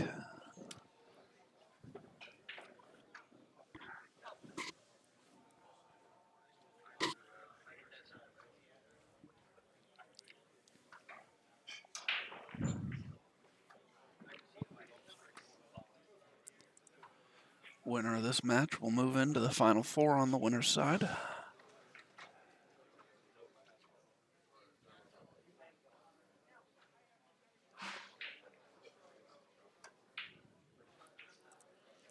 All right, last time I took him a couple minutes. Well, I'm not gonna say a couple minutes, but it took him a little bit to rack. He ended up making 4 balls and having good shape on the 2. Let's see what happens this time. Maybe next time he needs to take a little bit longer. Team Corey, Team Scarlato Jr., table 4. Corey, Scarlato Jr., table 4.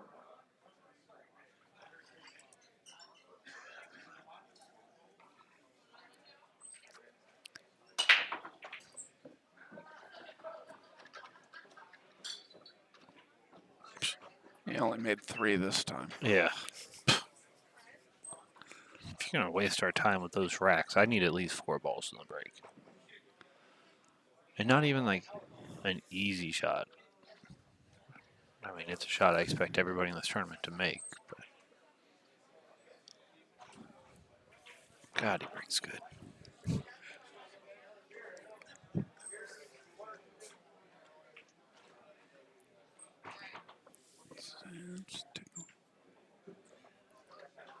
I'd like to have been down a little bit for this cut so you don't have to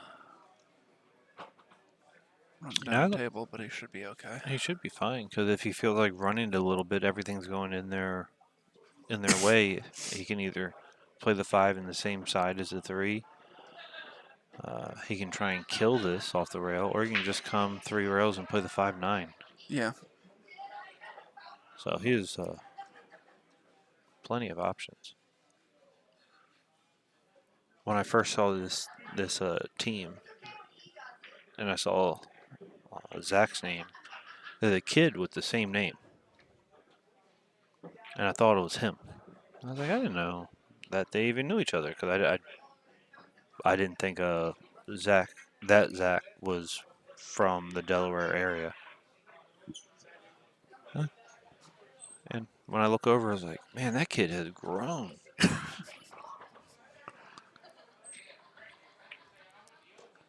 Oh, he makes the 5 and the 9. Takes a 4-0 lead.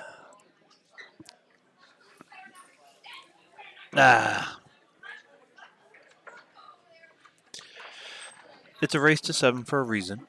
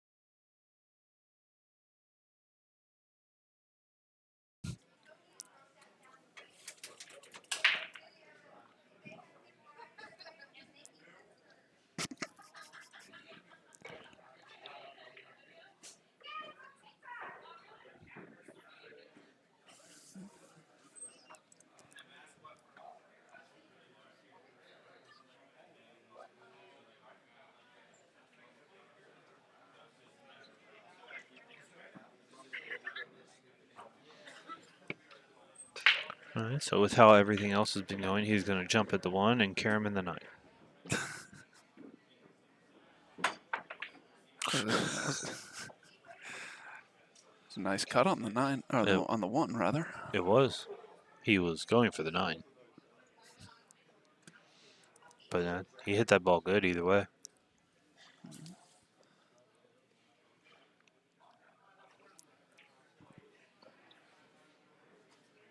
Didn't leave his partner much. No. But luckily the 4-5 is also tied up. So even if he can't really do much here, I hit Oh, that he pretty hit good. that really well. Excuse me. Yeah. Not much to do about that. Is he really going to try and 3-row this ball? From there, it looks like he's going to come long. Either that or through the 8. Yeah.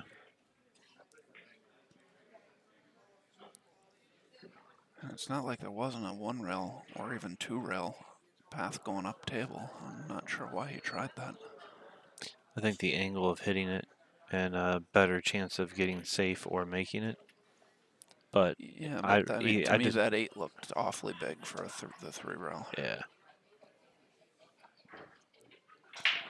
Well, hitting the 8 looked like he was coming short, so maybe if he would have hit it with a little left on that and threw it a little bit more, he would have been fine. But I am not one to try and tell Brett how to play. True. He's won more tournaments than I've played in. All right, now Rick is probably going to be shooting out of a safe. Unless Josh just feels like making the 4 on the side and getting out. No. I missed that 4 bad.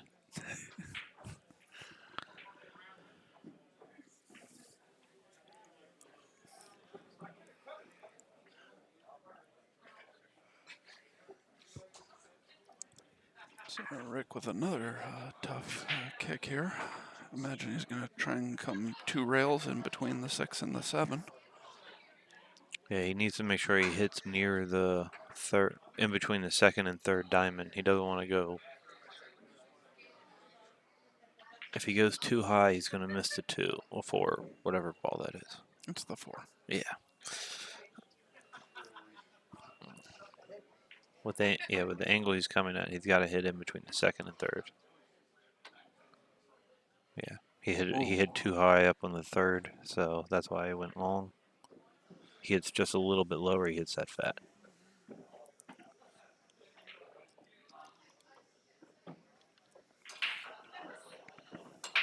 It's always easier to see from here. Yes.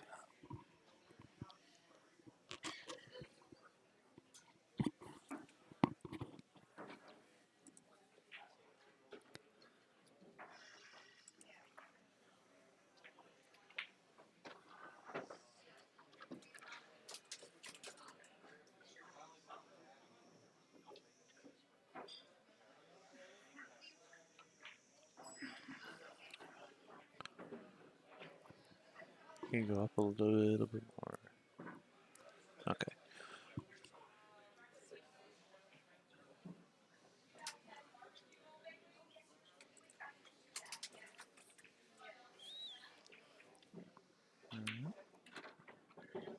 No, Team Wolford, Team Clayton, table 5. Team Wolford, Team Clayton, table 5.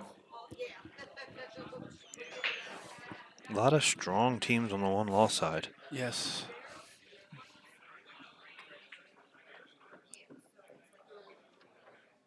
I don't know anybody who kills the ball like that for that. No. No, that was. I mean, it worked. It looked a little weird, but it Yes, worked. it worked, but now Oh, Josh is going to have to get him up above the 8 ball to play it down in the corner. yeah, but it's going to be easy enough with this angle. Yeah, but I don't know. I never like playing that ball by the side pocket if I don't have to. If it's on the rail, I won't. If it's off the rail, the side pocket doesn't bother me. But if it's on the rail, I will do whatever I can to not shoot it past that side, because I will always mess it up. In case anybody out there ever wants to play me in anything, leave me that shot, I'll lose. Yeah, played that nicely. good shape for the 5 or 9. As big of a guy as he has a soft stroke. Yes. And this will be the 5-0 lead for Josh and Zach.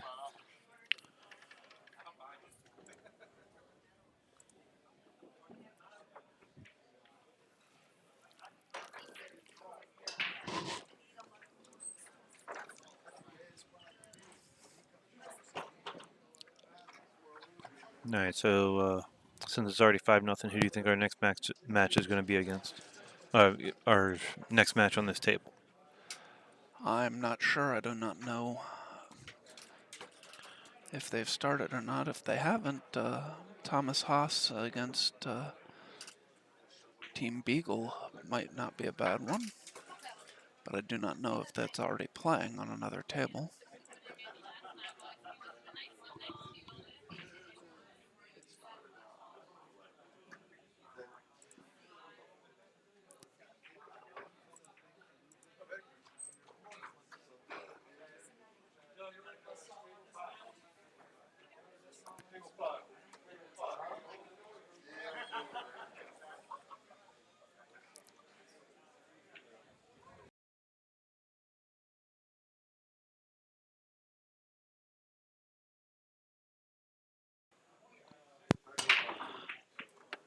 Oh, good break. And doesn't leave the 2. Oh, it leaves the 2-9 carom now.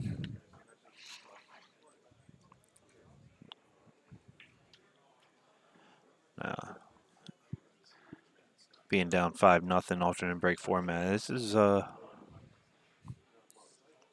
not looking good for Brett and Rick. Josh and Zach still have to put a couple racks together to finish this out. But this has not been the type of match that we expected to see.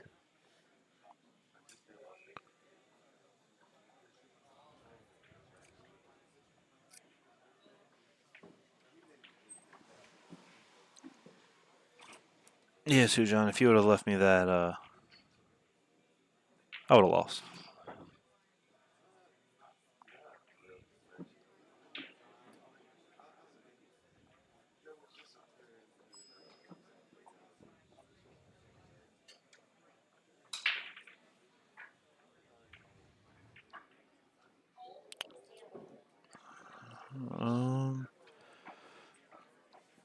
It got close. I mean, the 2 does go on the side, but he's got to be careful with the 3. Oh. This has not been the match that they need, that they were looking for, nor was it the match that we were expecting.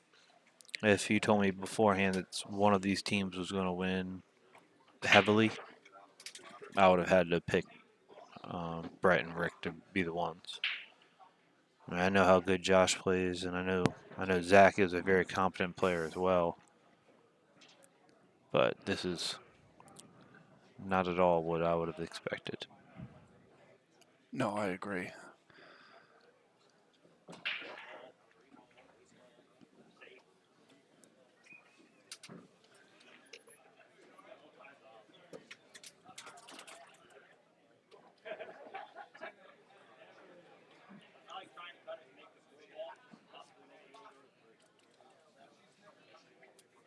Oh, he's telling him to cut the 2, even though the 4 is off the rail.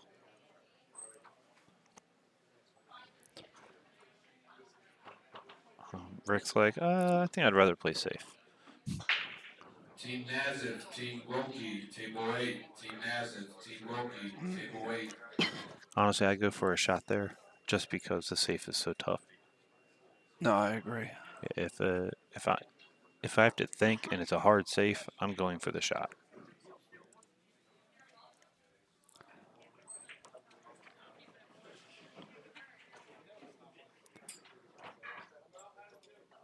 Randy Davis and Bobby Pacheco move into Wow, the he did final the 8 on the same winner's thing row. that Brett just did.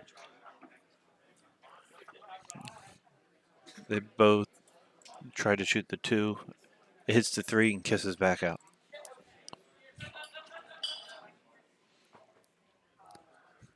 Yeah. Great shot there by Brett. Very nice.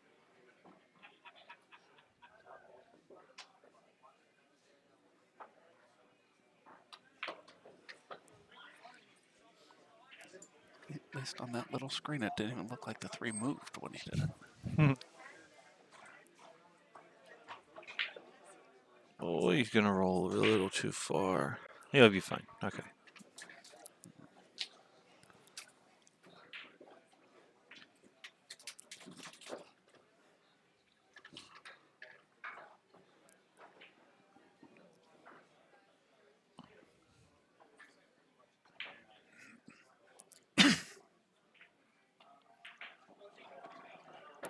All right, so it looks like it's not going to be a whitewash. No. Barring something really weird, it'll be 5-1 here. Yeah, I mean, when was the And last time we've seen Brett miss cue? I mean, come on now. 5-1, and it'll be Rick and Brett to break. Yeah.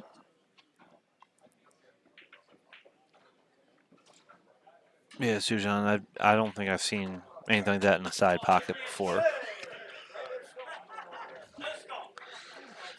They're having a little fun with it. They know they have not played their best set, but they just cheered for their first game like they just won the tournament.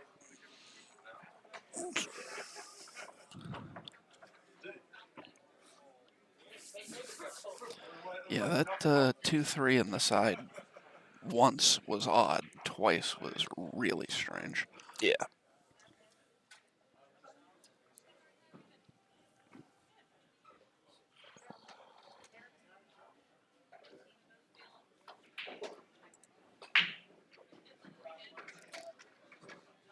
All right, now Brett to break.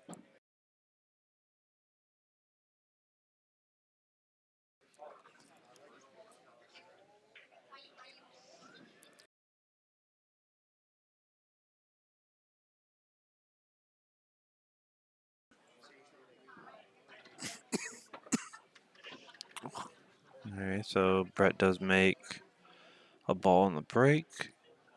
Doesn't really leave, I mean, he can't really help it, but doesn't leave Rick anything except for the corner of the 1. Which, in case you were wondering, circles don't really have corners. So it's the edge.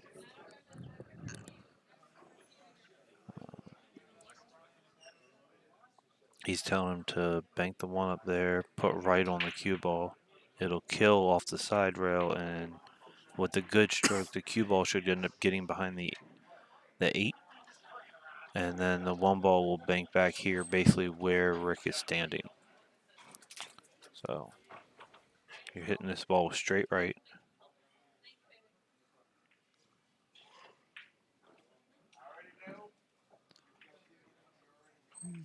He hit that ball. He hit it with too much center. I mean, yeah, too much center. He wanted to hit it more with right to hold. If you hit that ball with just center, it drifts away.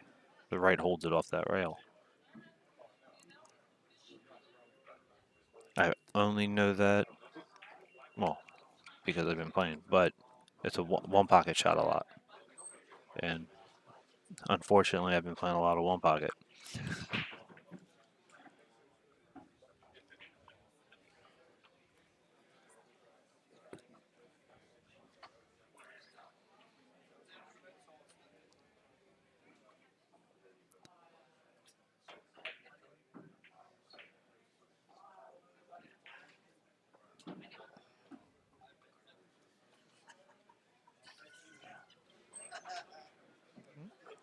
Brett comes up. Pretty open table. Yes. Good shot on the 1. Has 3 shape on the 3 and 2. the 4 are a little tight. You know, Well, with the angle that he can create, all he has to do is go to the rail, come out a little bit, and then all Brett will have to do when he shoots the 3 is just follow it up and go 2 rails for the 4. Or if he gets the right angle, which I don't think he can, just play a stop shot. Yeah, from here, you're just going to follow this with high inside or high left.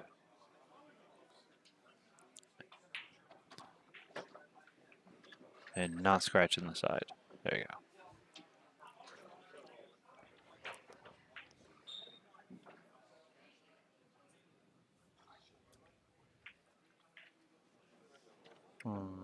That much he could have done there.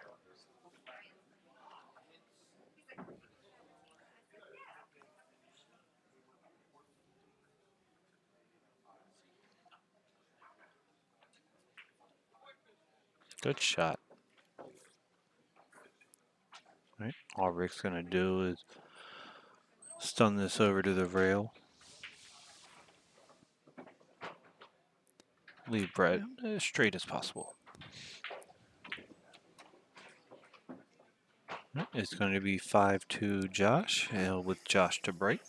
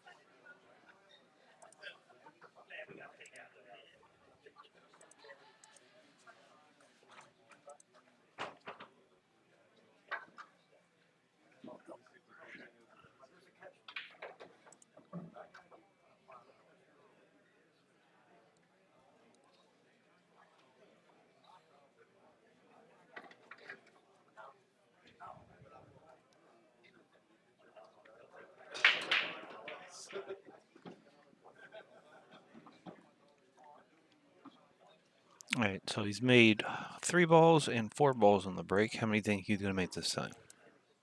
I'm going to go with 1. I'm going to go with 0. I think he's all broken out. All right, I lied. That 2 balls dead. Or 4 ball. God dang it. There it is.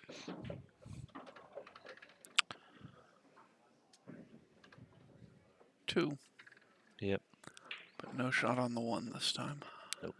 And you really can't push. And the only push you have is to try and put the cue ball on top of the 9.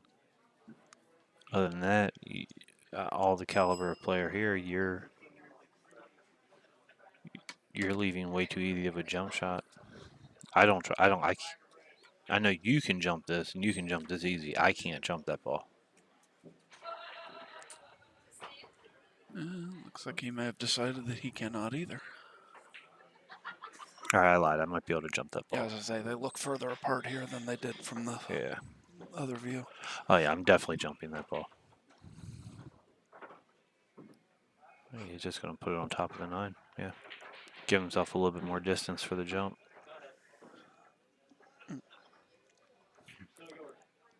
Yep. Brett's giving it back.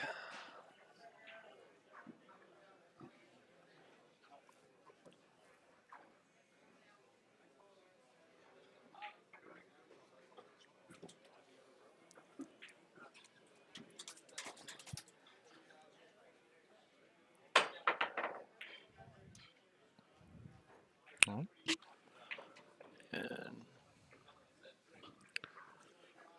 Brett comes to the table, open shot on the 1, and if they make this 1, we have a whole different ball game now looking. Yes.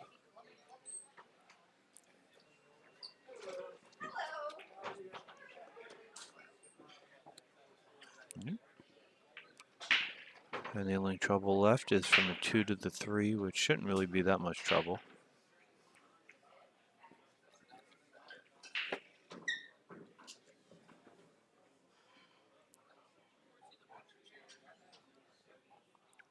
Is he trying to come off the side, a head rail? And all right. I knew he was spinning it, but from the angle that he had, I thought he was coming off the head rail. I was like, I kind of want to call a timeout. Overrolled that a little bit. He did. Definitely would expect Brett to make this ball, but you got to let the cue ball go. If you That cut is hard. Oh, you banked it. Seriously.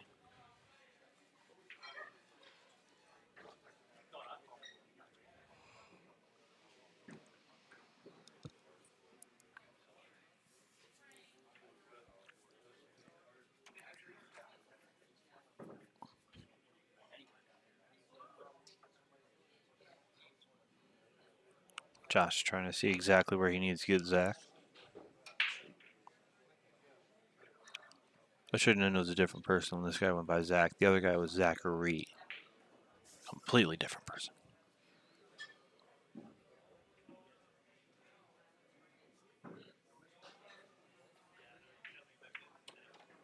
Oh, he got. Apparently they didn't. Team Davis, Team Roth, table 10. Team Davis, Team Roth, table 10. Apparently he didn't like the combo. Yeah. I'm gonna go off on the fact that he might have overhit that ball. Maybe so, but it definitely left a makeable 5-ball. Just got to roll up for the 6. Yes, it's still an out. I expect all these teams to be able to finish.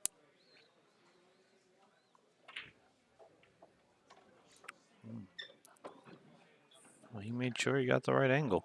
Yeah. That's what I was saying. Big guy has a soft stroke. Yeah.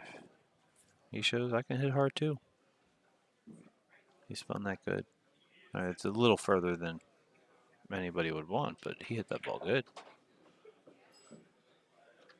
Now I just got to roll this in. Steve has given him the right of way.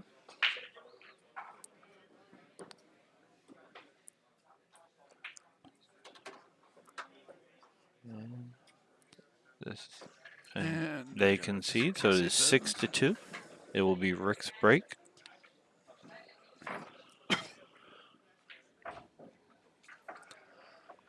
And I can see why Steve gave the right away. Steve still hasn't shot yet because he has no idea what he wants to do here. Yeah.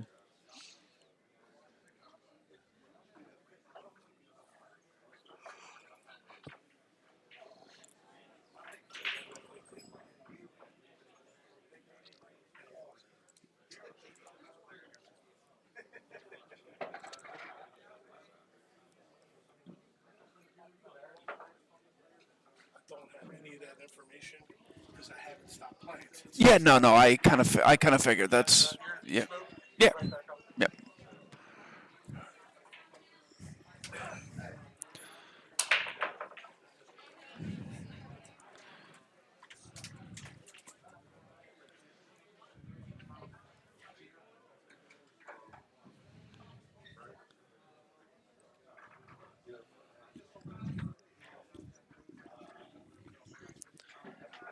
So Rick breaks dry.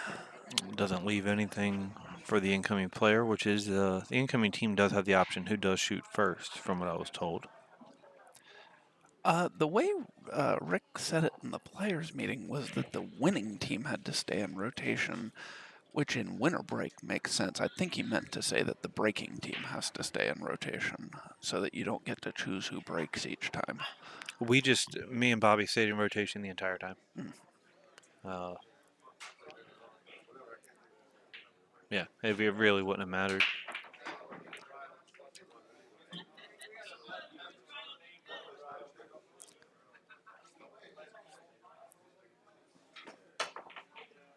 That's a bad hit. Yes. Bold strategy.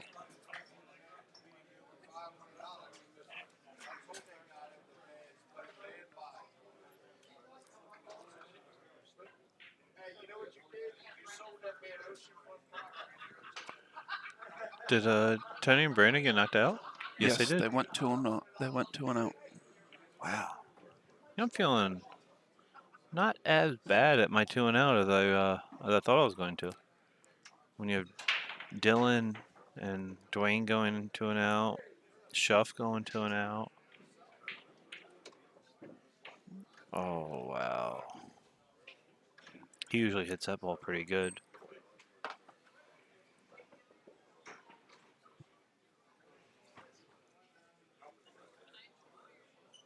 Team Clayton did not go 2-0. No, they did lose their first, however. They are playing a very tough match right now. Yes.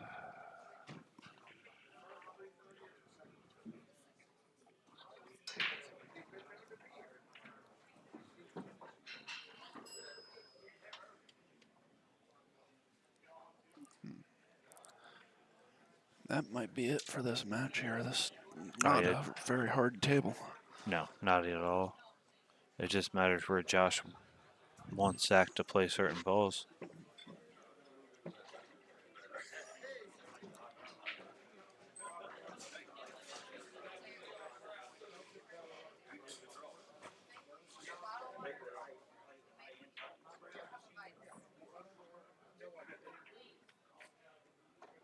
They say you can't teach an old dog new tricks. Brett's trying to tell Rick how he should have shot that last shot. That's my last old joke for the match. I can't really say that. You don't really know if this is going to be the last game of the match. And I don't want to limit myself if there's still 4 games left to go. But most likely that's the last old joke against Rick. This set. Yeah, I don't see them having any trouble getting out here. No.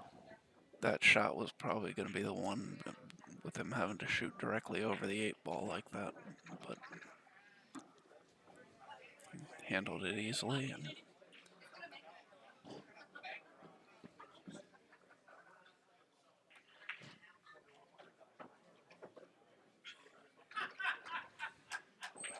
a little close to the 8, but I don't think it should be any problem. Oh, no, it shouldn't be a problem.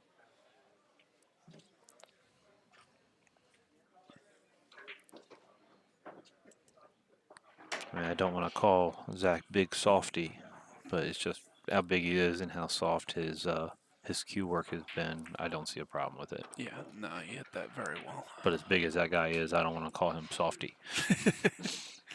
And if this gets back to him, I did not mean that in any negative way. You could beat me up easily, sir. So Zach and Josh win 7-2, and they will move on to the final 4 of the winner's side.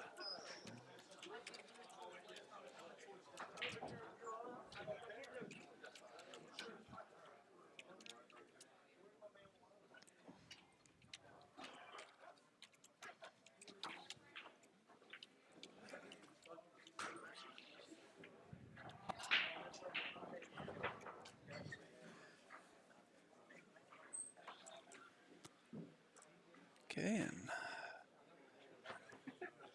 not sure. I have not been informed what the next match is going to be, so we'll be back in just a few minutes.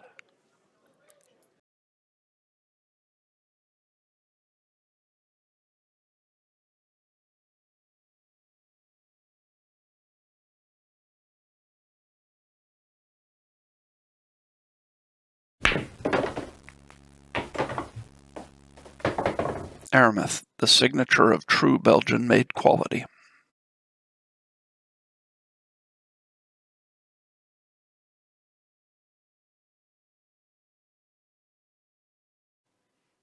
AZ Billiards, the A to Z of billiards online.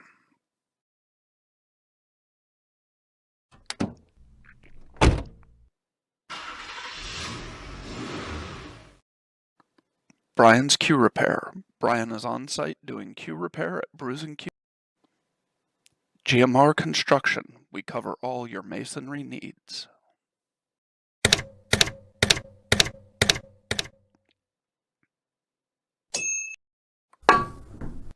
High Rock. We share your passion for billiards.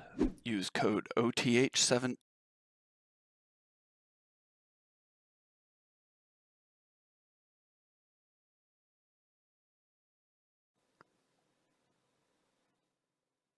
Mez Cues. High quality. Murray's Plumbing and Heating. Good work at a fair price.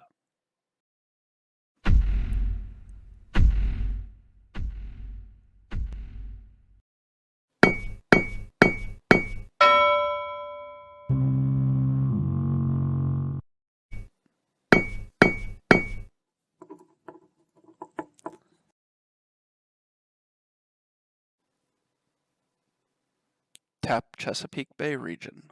World domination, one play.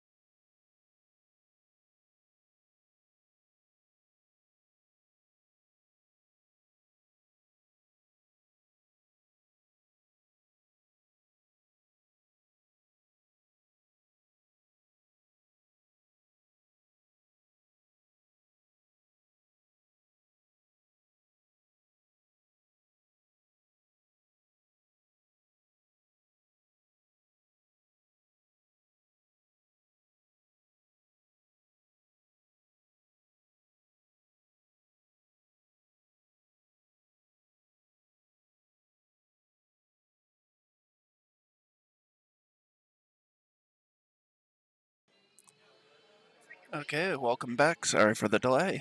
We've got another great match coming up for you here. We have Steve Fleming and Scott Haas against Mark Ford and Tom Zippler.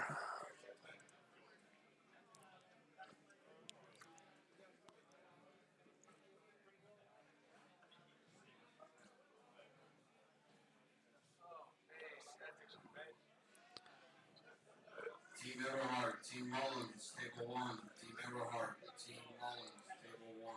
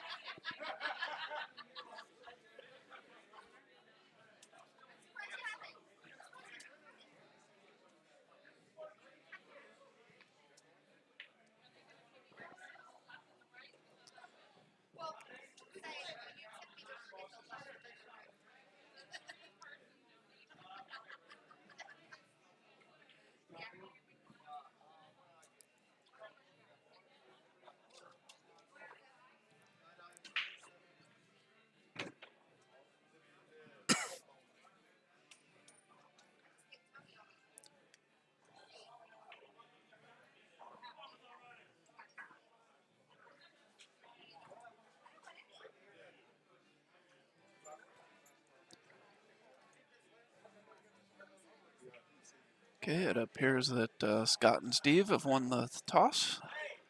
Scott's going to rack. I don't know if he's racking for himself or for Steve, but they will be breaking.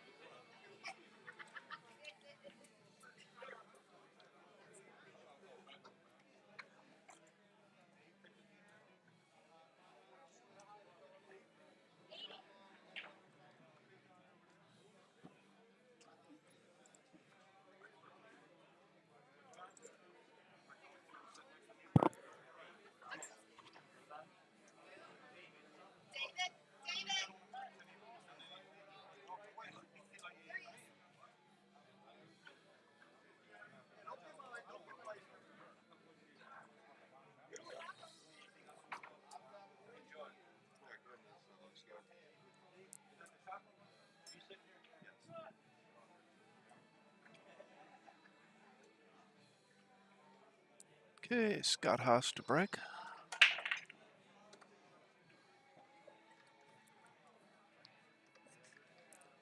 He makes a couple balls. Has a nice shot on the one for Steve. Little straight, so he's probably going to end up having to take a shot with some angle on the 2 ball.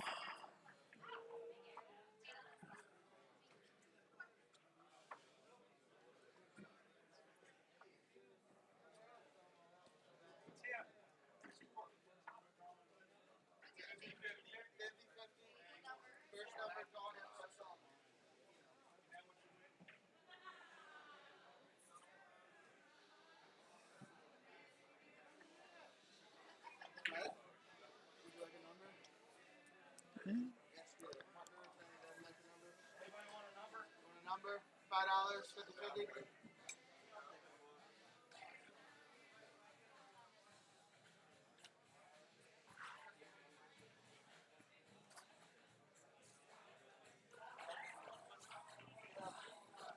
Yeah, good shot by Scott. Comes across nicely for the 4 ball.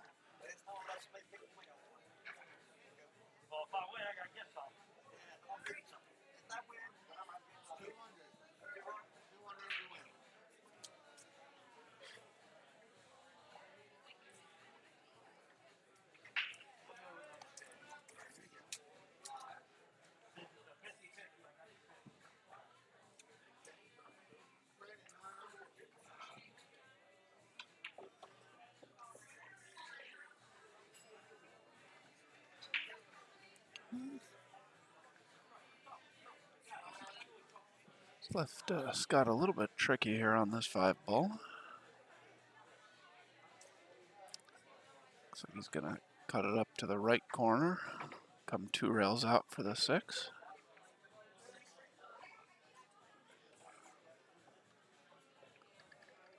Barely gets the ball to go, and also not sure what kind of a lead he's got on the 6-ball.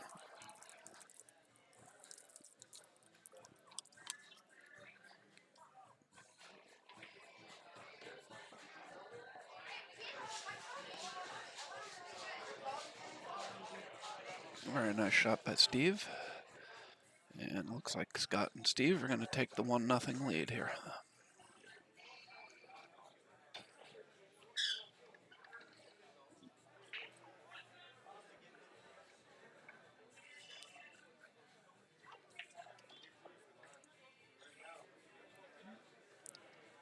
So 1-0. Let's have a quick word from our sponsors.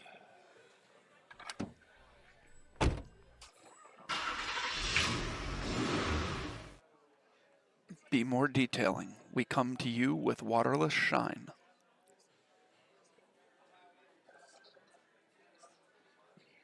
GMR Construction. We cover all your masonry needs.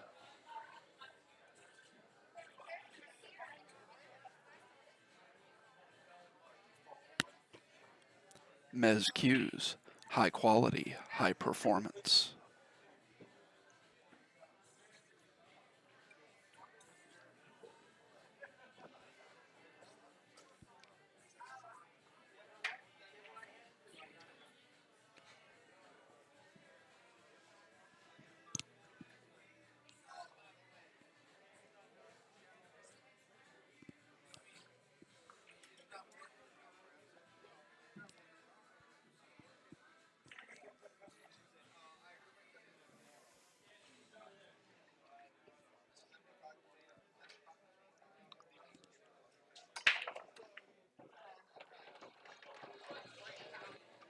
Oh, excellent break by Tom. Makes 4 balls, although not the best shot on the 1 ball.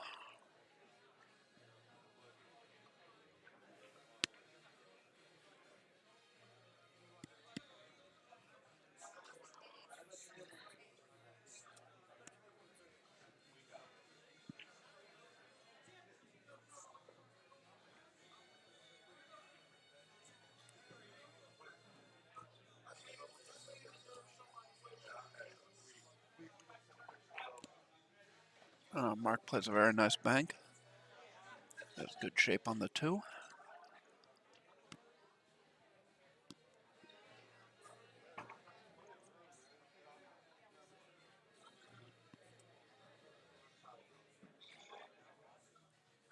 When you get up, is there any chance you can give me a door?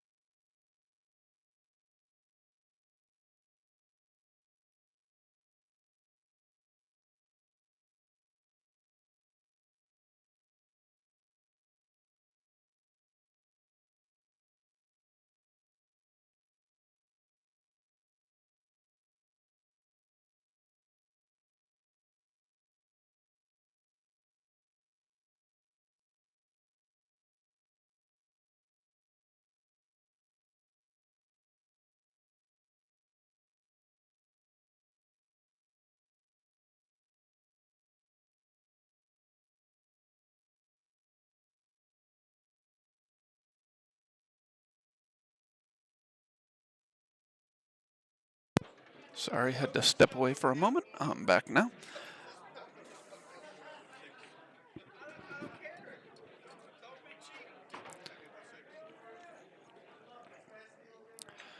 Okay, it looks like while I was gone, Scott and Steve have extended their lead to 2-0. Now Mark has a difficult start. You can see the 2-ball, obviously, but not really much to do with it.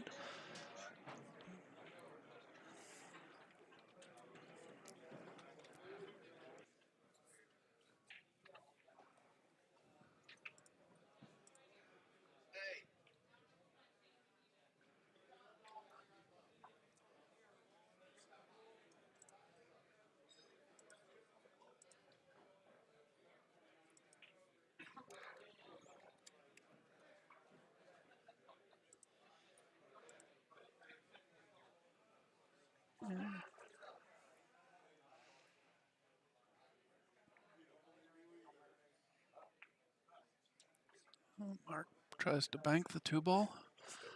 Comes up a little short. And I believe that tube does go into the side, so it's a good opportunity here for Steve and Scott to get up 3-0.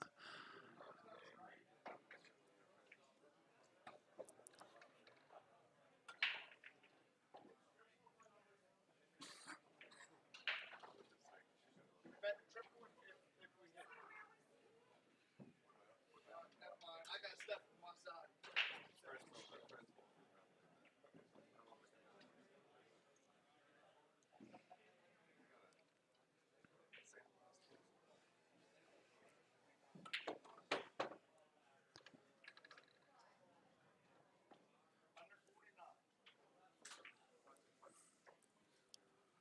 Okay. All right, here's the game.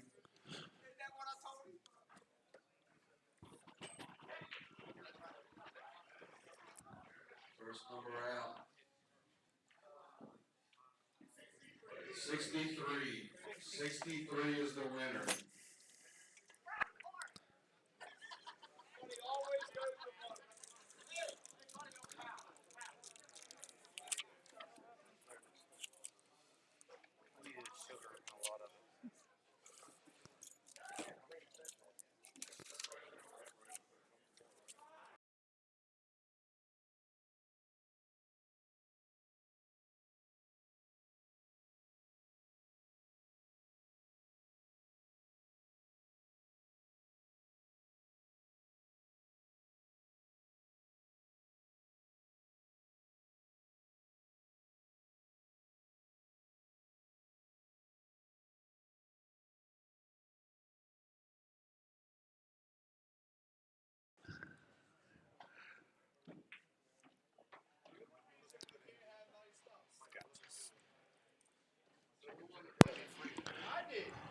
Scott just flips that 8-ball in, leaves Steve a straight in 9-ball.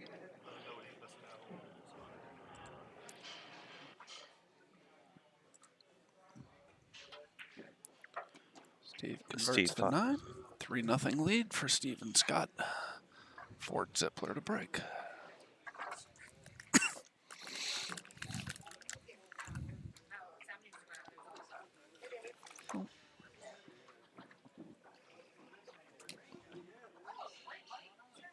It's called the sun.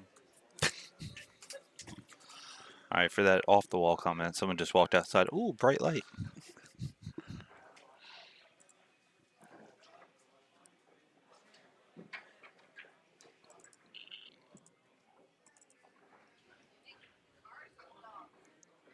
As good as Zippler and Ford play, I mean, even with the score not being 3-0, both Steve and Scott playing together at their top game,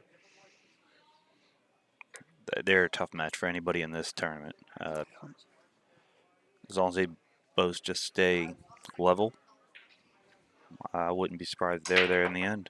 No, I agree. They're a very strong team.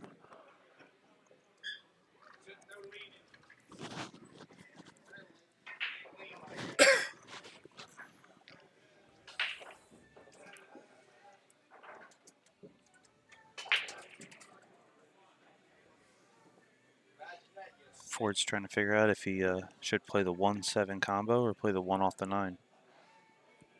I would play the 1 off the 9 personally. I don't like where the 1 might go if you play the combo. I love where the 1 might go if you play the combo. See, I wasn't thinking the cue ball was going to get across like that.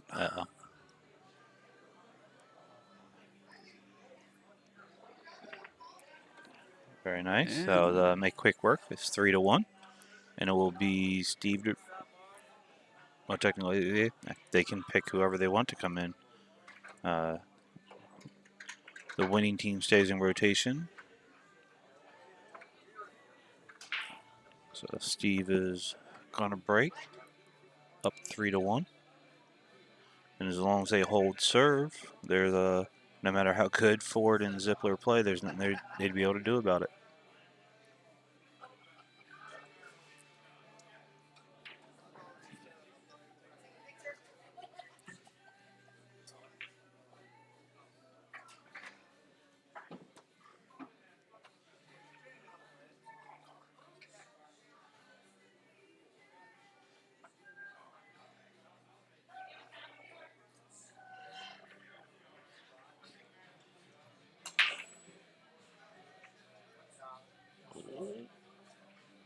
Steve breaks dry. Doesn't really leave much. Now Mark does have a bank on the 1 that actually leads into a safe if he wants it. He doesn't like it though.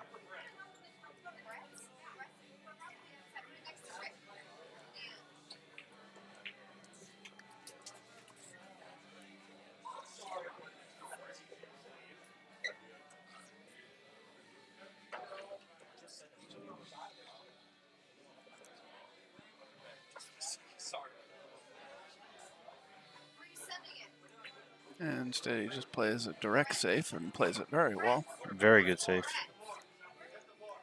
It's a tough ball to hit with as spread out as everything is like that. There's not. He can go. He can go one rail Yeah, you're directly right, at he it, can. or 2 rails and come behind it. It looks like he's going the 2 rail route. Yeah. Now I don't know if he's doing that just to try and clip the 1, or to try and get behind it and kick it up table. It's awfully close to the rail to get behind it to kick it up table, but. Yeah. Ooh. Ooh. Tried to thin it and send the cue ball back up table. Thing is, with the speed that he hit that, I don't know if he does thin it, if it even goes up table. No, I agree.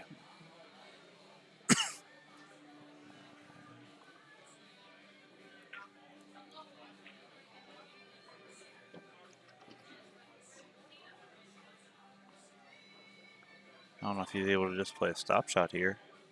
Looks like there's too many balls there. Yeah.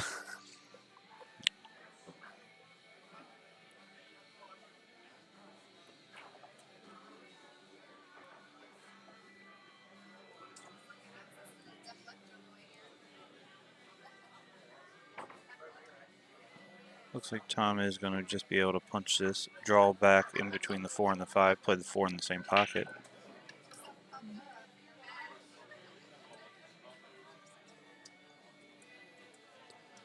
He left Mark a little bit more angle. Yeah. But he probably was just happy to be able to see what he could to make that ball. Yeah. Well, I'm sure Mark will roll down here and leave the 5 for the other side.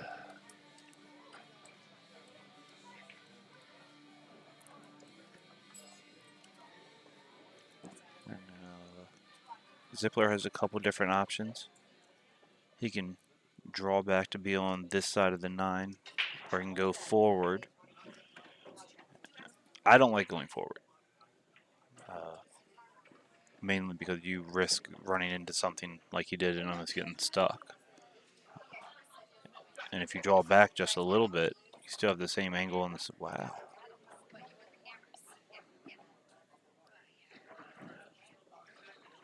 He put a little extra left on that ball. Yeah.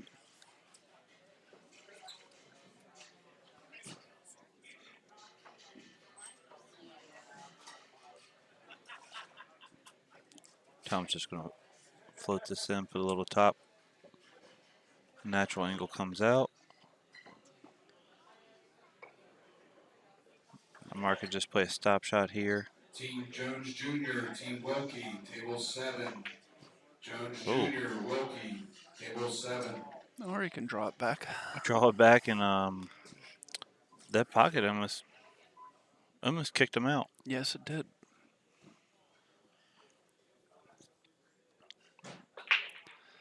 But Tom and Mark get back to 3-2, and it is their break to try and even the match up at 3. Yep, and it's going to be Tom's break. No, Should- Mark. That's right, Tom Just that. shot the 9. Mark's break. Time for those 3,000 cc's of caffeine.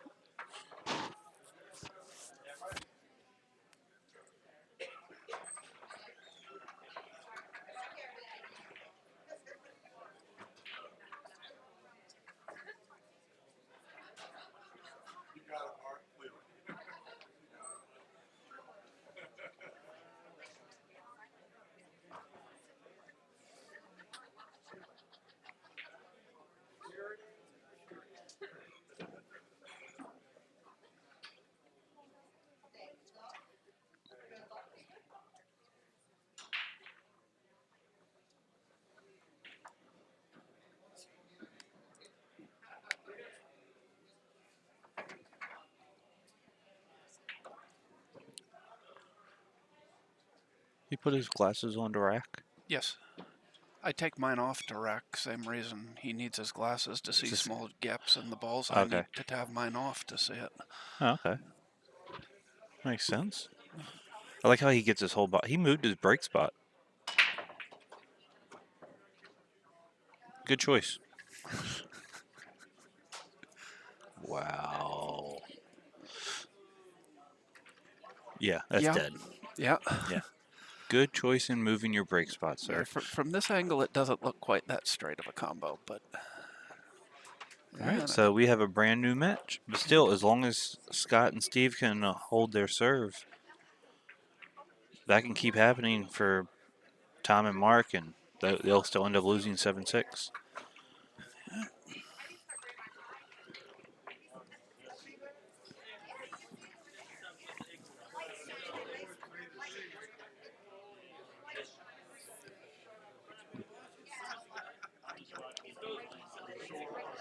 I think Steve and Scott might boycott me commentating after this.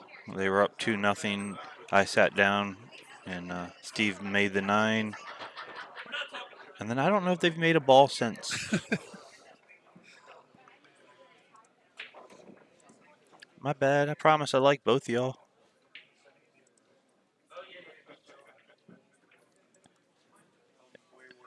In a way, me and Steve are like brothers.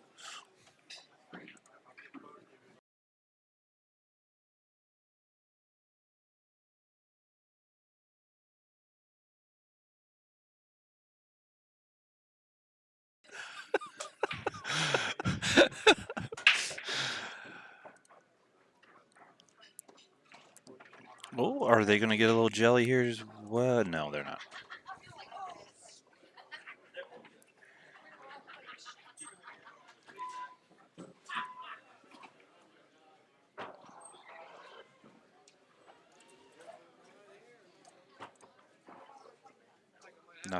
Now, if he is not comfortable with the shot, which it's a tight angle, he actually has a pretty good.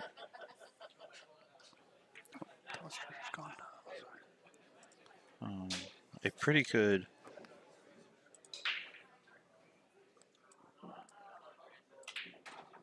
two rail, and put the one ball over here, and I leave think the he's cue ball drawn. there. Oh, no.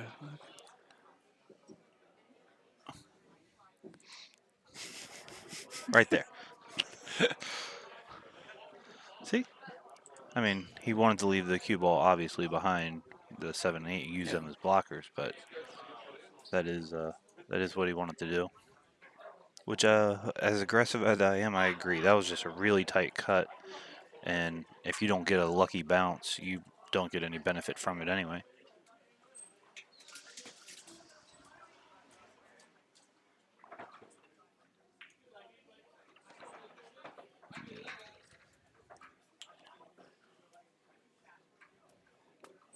Unfortunately for Steve and Scott, they're playing against a team of very, very well accomplished ball makers. Yes. I mean, they have good cue control as well, but these guys can just make balls from anywhere. And not saying Steve and Scott can't, because they both are well past the ball making stage. It's just, this is a very, very even matchup. I still give the edge to Scott and Steve.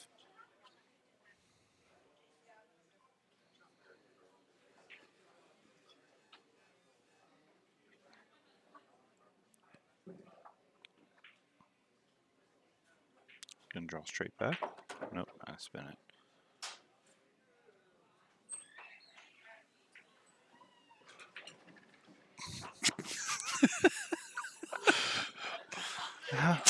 Alrighty then. How'd you not have that get it saved on replay?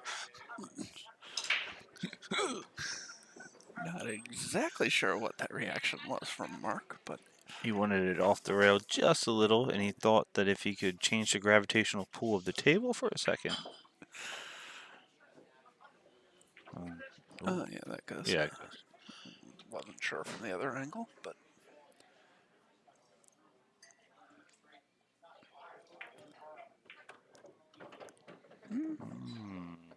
Tom just shook his head.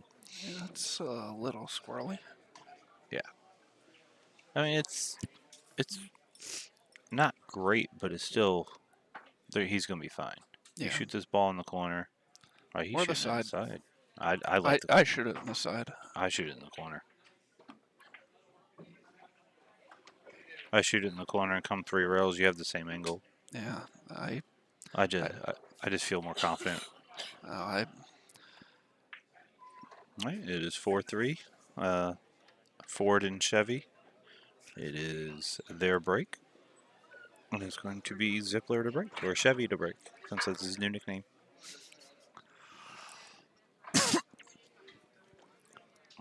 I guess I could have given him an American one like Dodge. Yeah, they're outsourced.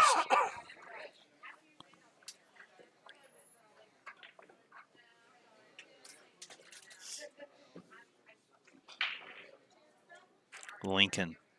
That's his name. Ford Lincoln.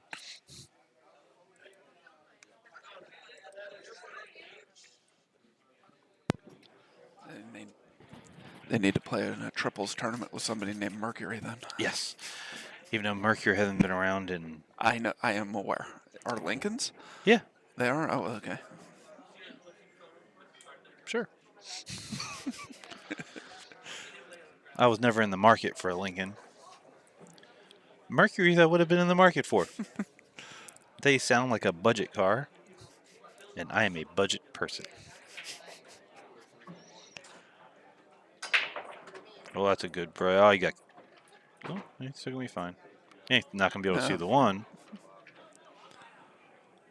Curious if that 9 spot's up in front of the 5 or behind it. It should be in front. Yeah, it's That's front. plenty There's of room. enough room, yeah. Yeah.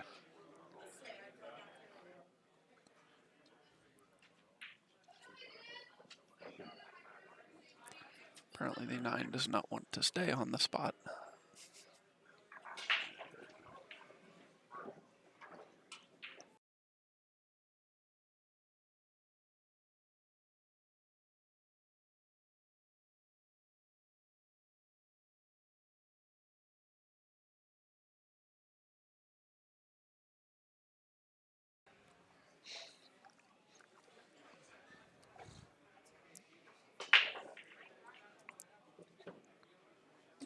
So I'm not entirely sure if he was actually going for the 2 or if he wanted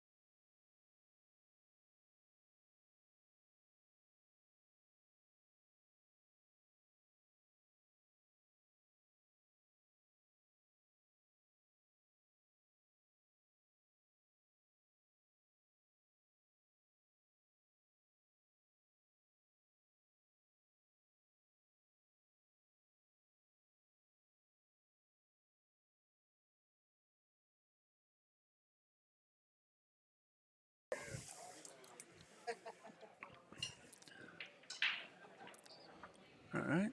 He's got to be careful with how he gets on this 4. Yes. He got two underneath of it. Yeah, I wouldn't be Now surprised you may not see it, but I believe the 4-5-9-6 goes.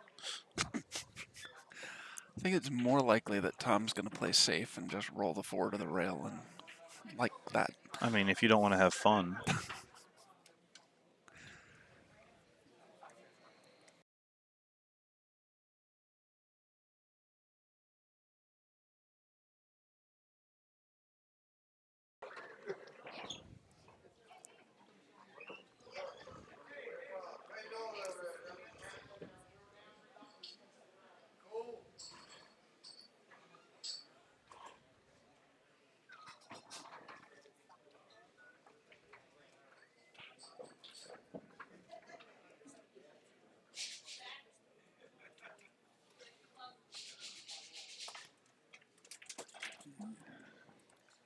Oh, very well played Very shot well by played. Steve. And even broke out the 5. I don't think it needed to be broken out, but he made a good enough shot. Might as well give him another credit for something else.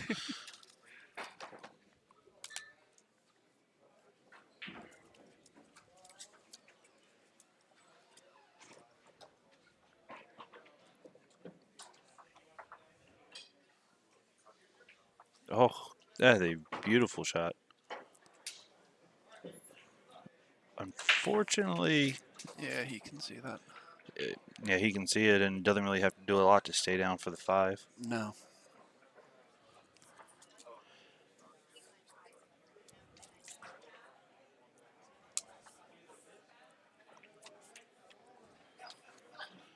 All right, he got perfect.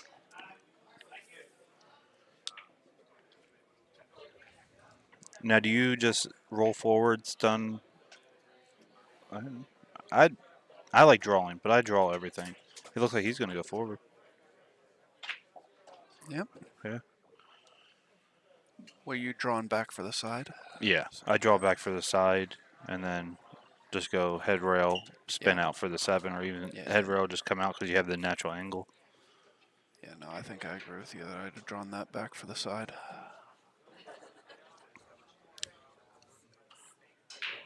Either way, if I was playing with either one of these guys as my partner, though, I'm just making that ball. They'll figure it out.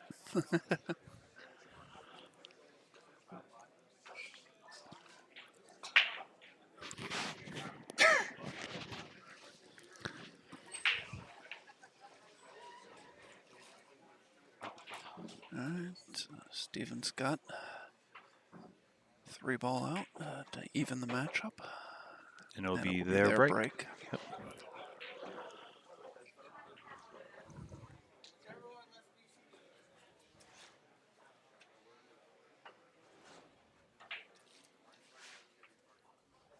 For as long as I've known Scott, he has a different hairstyle every time. I mean, I'm jealous, and I'm pretty sure Steve is too, because we can't grow it.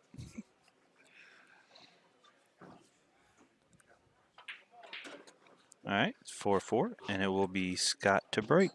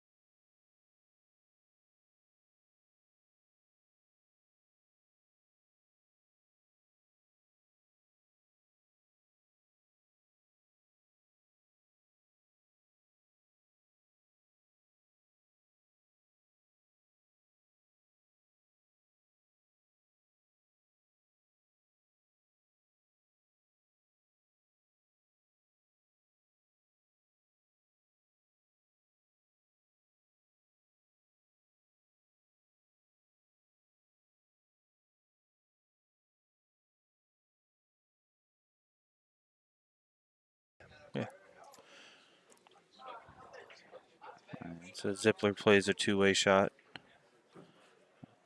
Steve hits these balls really well. He just holds it with a little bit of right while running, which is pretty awesome. He tried to explain it to me about, I don't know, 5 years ago, and I had better chance of learning Mandarin in a half an hour than understanding exactly what he was talking about. And Scott does not want to shoot this shot with his break cue. I understand that.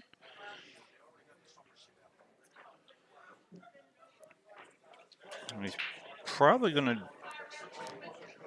draw back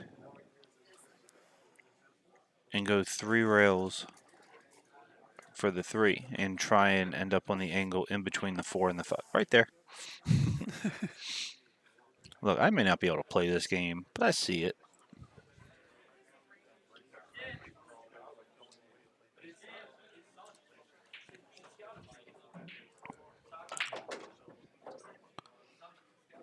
He hit it good. I'm glad he listened to me. Very good. I didn't know that they had headsets so they could listen to the commentary. Man, that would be distracting as hell. It would be.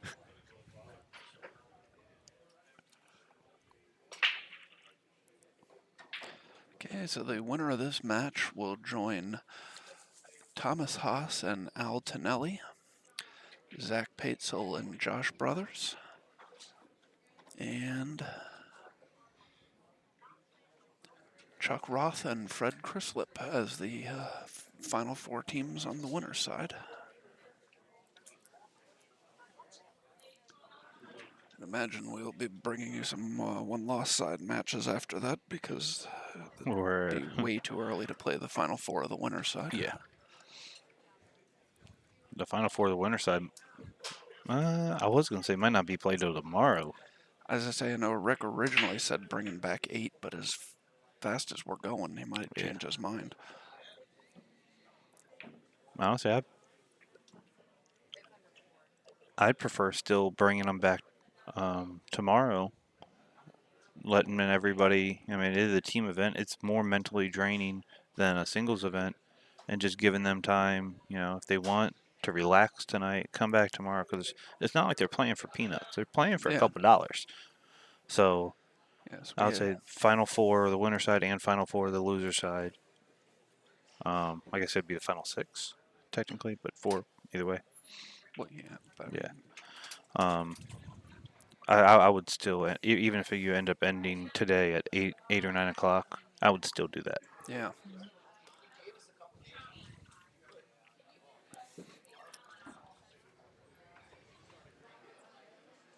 So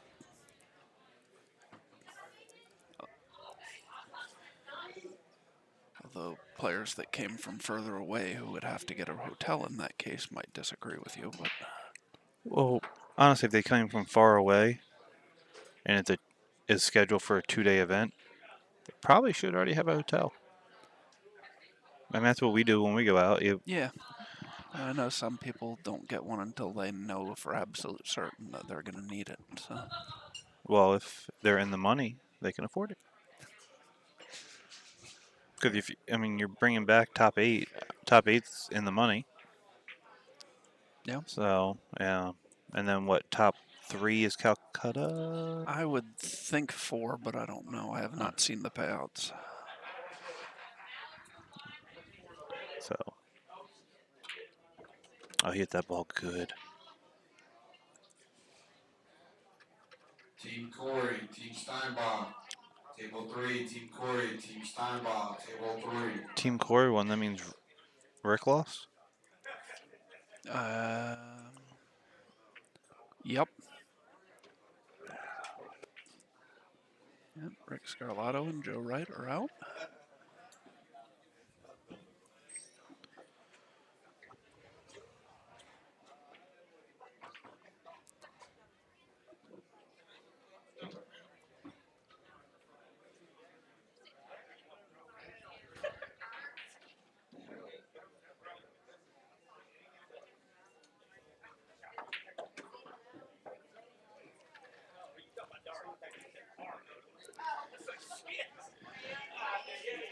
Okay.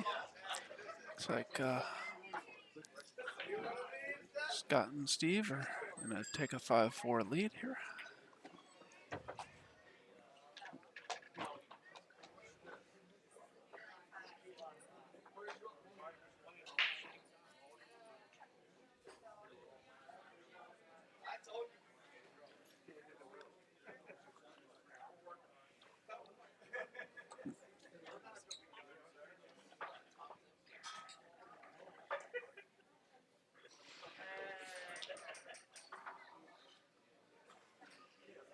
All right, the board is sold out. Next game is going to be 79-47.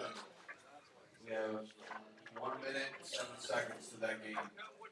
All right. So it is 5-4, Team Fleming Huss. Forward to break. I wonder if he's going to go stay on our right side of the table or if he's going to go back to the left side because he started from breaking with the left side. And then But that last break, yeah, after that last break, I wouldn't change a thing. no. Like forever in life after that break. I mean, you make 4 balls in the break and leave a pretty much dead 2-9 combo.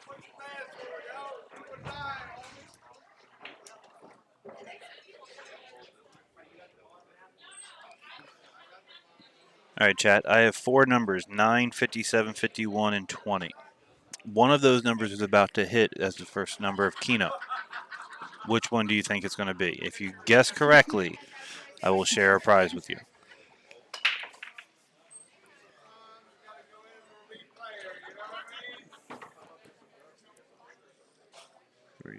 He broke dry and left the Okay, we have one person saying 9. 9. All right, here we go. First number out.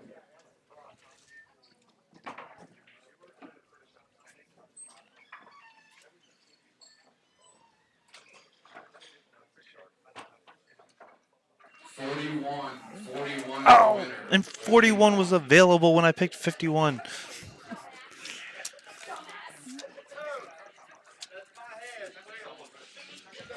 All right, if I was Scott here, I'm playing the carom. I hit the 1 ball a little thick. I carom the 7. The 1 ball squirts over to the pocket, and you have an open table.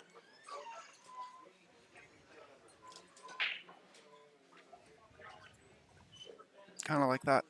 Yeah. He hit it a little bit better than I would have. He almost made the 1.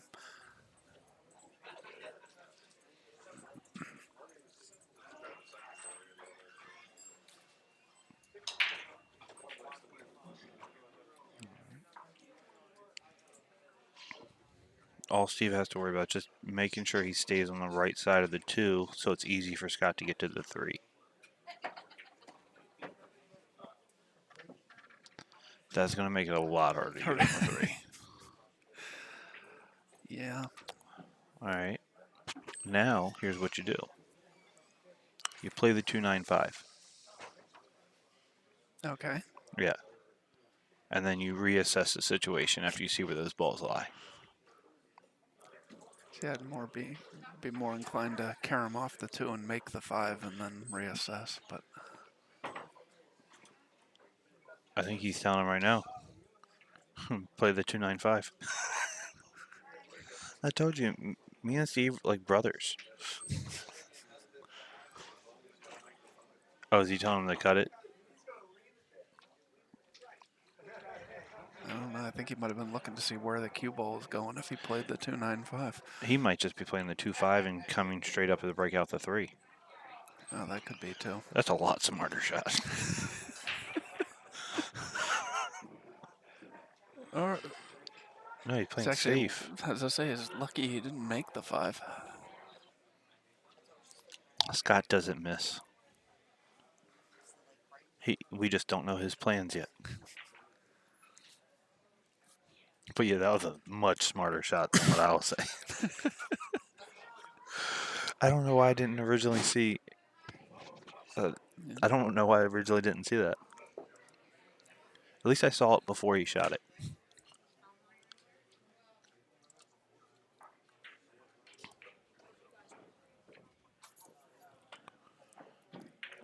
Great hit by Tom. Very nice. Unfortunately, that 3 goes by the 9. Yeah.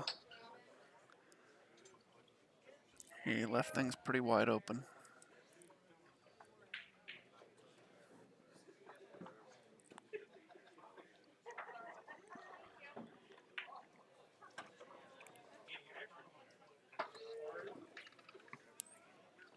All Scott has to do here is, I mean, he can stun it a little bit to the rail if he wants, but if he can play a stop shot, just play a stop shot.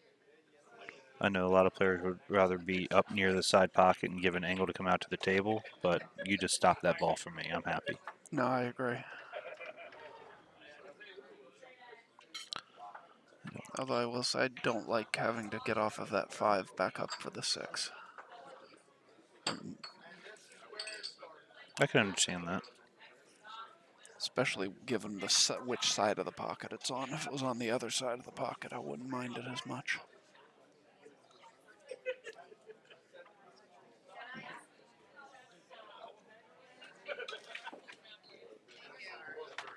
Oh, he's going for the 9. He didn't like getting back on the 6 either. Gave it a shot, just hit it a little short. Now, do you try and come 2 rails, or do you just try and stun and spin this ball up? Like the 2 rails, you'd go above the 9 on the side rail, then go to the other side rail. He's going to shoot it. I like doing that. But the other way I was talking about would be, okay, Yeah, I got you.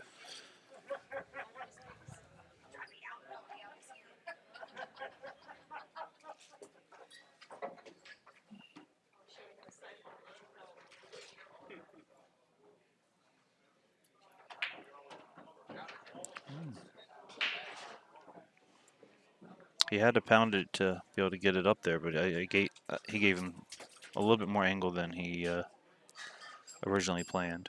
Yeah. Well But played. nothing's too much for Scott.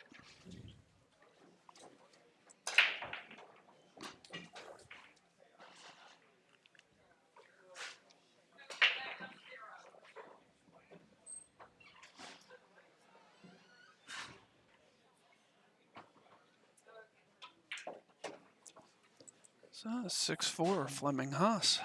With And their it'll be break their to break. try and close it out. Yes. And they'll have 2 breaks to close it out. 6-4, and if it does go hill.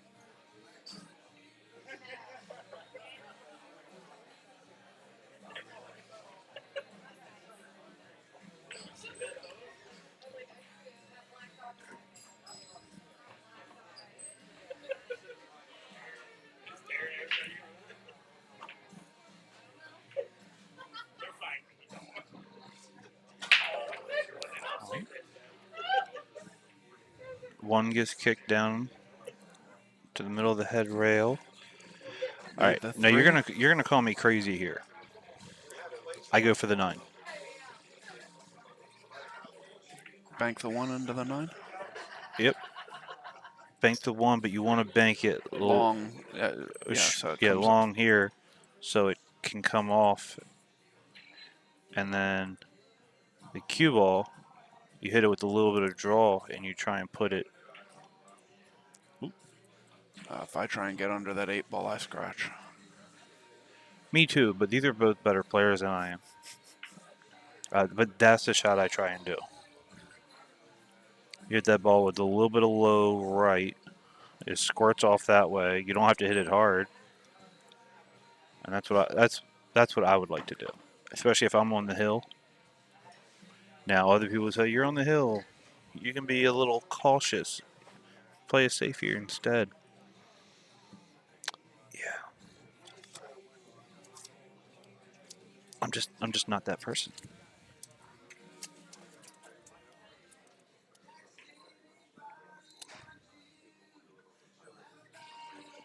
I'm convinced Steve's not doing what you said, though. 'Cause he's definitely banking it.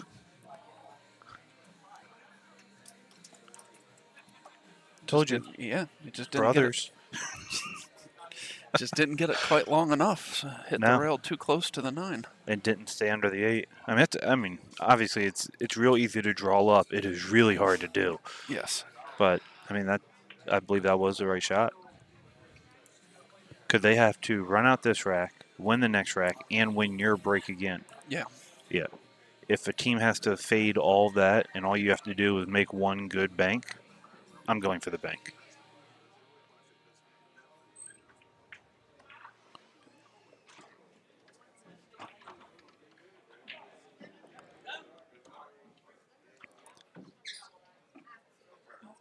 Playing the combo here, or are you going to play safe? I'm a little hurt you would ask. I'm going for the combo. Sorry, do you think Tom is going to play the combo or play safe? Down by 2 games, he's going for the combo. Yeah. It was not a hard combo, so. No.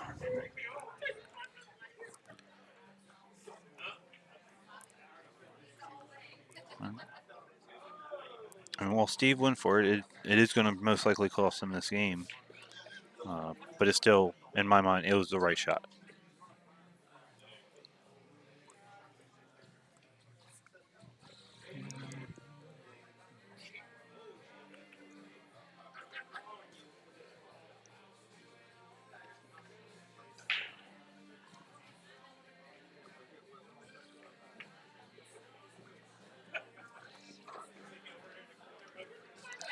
I mean, they're not in trouble, but I don't like leaving that angle, ever. To me, there's no reason, unless I'm trying to break out a stack in straights pool, to have that angle on a shot. Yeah. Just too many things can go wrong, and it's harder to judge speed and cue control when you're shooting at that type of an angle.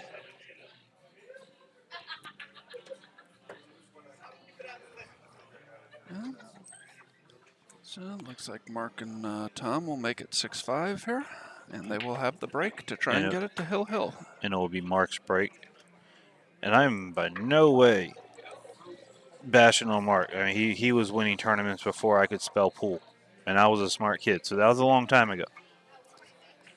But it's just I don't like that angle. Now you get some of the older players, like Mark or Rick or Tony Long, they like to spin the ball around. I like to put English on the ball, but I don't like to spin it as much as they do. They like to use as many rails as possible per shot. Q, this is an A-side match. The winner of this match will move into the Final Four on the winner's side.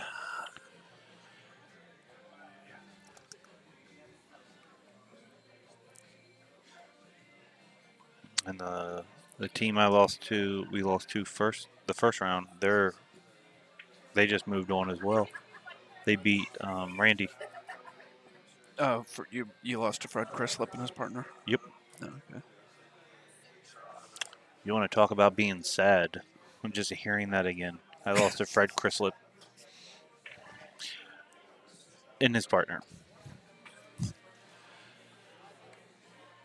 I'm surprised Bobby doesn't have 12 drinks in front of him right now. Ambrose. Oh, he was. I thought you meant Pacheco, but Oh, I can't see that low. I actually have no clue where he is. he's actually right next to Ambrose. Oh. Really couldn't see him.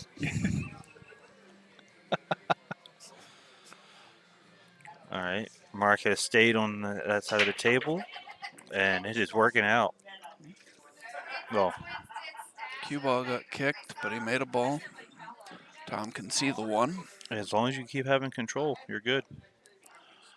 Now, Tom shoots this shot pretty good. He's going to bank the 1 ball 2 rails and just leave the cue hold the ball cue right ball there. Yeah. I do not hit that ball well. Neither do I. Yeah. Not I was right. He only went 2 rails. Not with an object ball that close to the rail. If I could shoot that shot well, I'd be better at one pocket.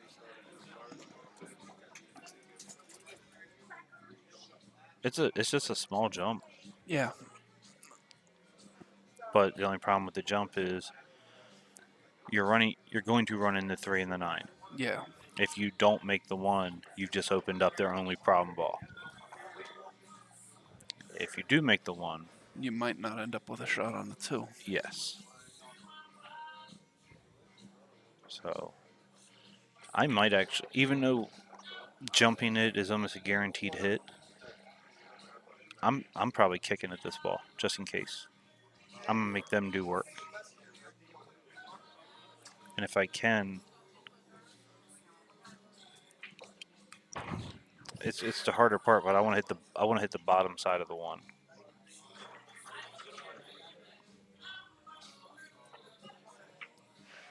Not that bottom. Well, that was more like center. He hit the Yeah, center. that was pretty much, yeah. Yeah.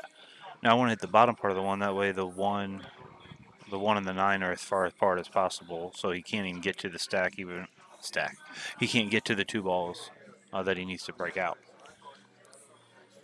But now he can. You shoot the 1 in the bottom right corner with some angle to come down into the 9 and break them up? Or Nope. no? I shoot the 1 ball right off the 3 to try and put it here.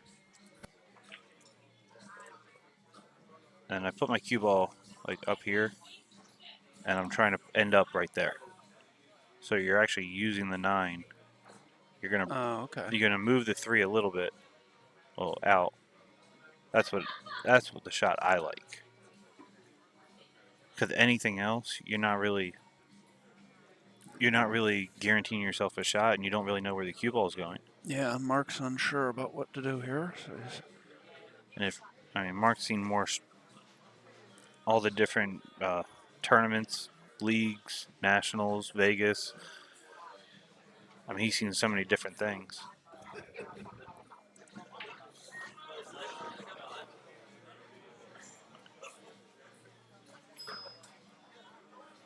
Mark's telling him, I can make that 1 ball in the corner, and I just pound into the 3, and I'll put left on it so you'll be on the 2. Tom's like, that's not how that works. But all right.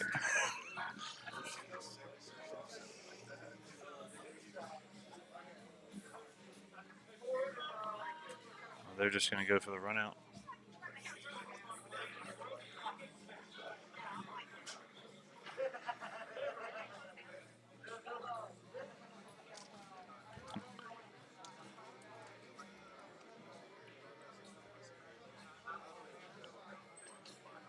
Oh, I think he's telling him to do my shot.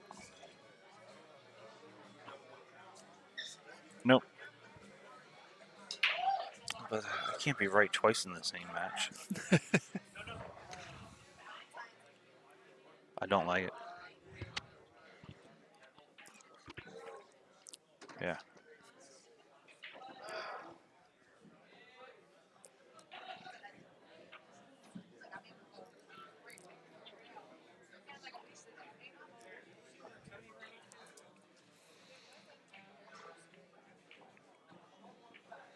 yeah. I wouldn't be surprised if Tom didn't even try on this shot to make it. He's going to cross bank the 2 and try and come straight up and down the table with the cue ball and try and bump the 9 and the 3 for later. But he looks like he's going straight into definitely this. shooting that ball straight in. He must see something.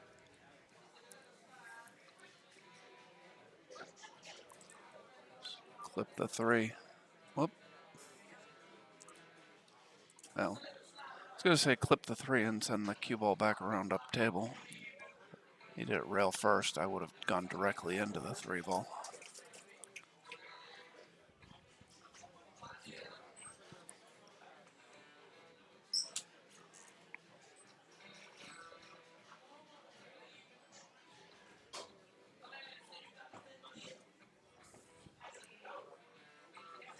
All right. Steve is going to 4 rail the 3 ball. Most likely not. He's probably going to clip off the right side of it and try and end up exactly where that. But he could 4 rail the 3 ball, try and put it behind the 7? Yeah, 7. 7. And That would take put some the pretty good cue ball. control on a 4-railer.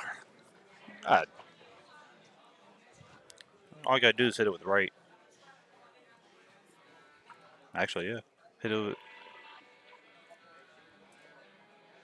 You hit the cue ball with right. You're gonna end up coming, and hopefully running into the 8. That's a lot of English. And then the 3 just goes here, here, here, and here. And even if it breaks out a little bit, you're trying to run into the 8 with the cue ball. Boom, that's the shot. I don't think so, personally, but we'll see.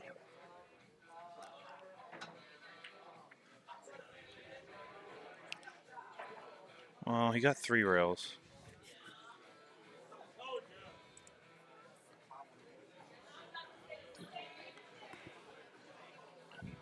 I honestly don't know if he was trying to make the 5 and leave the 3 up or not. I really don't know. Yeah, I'm not sure either.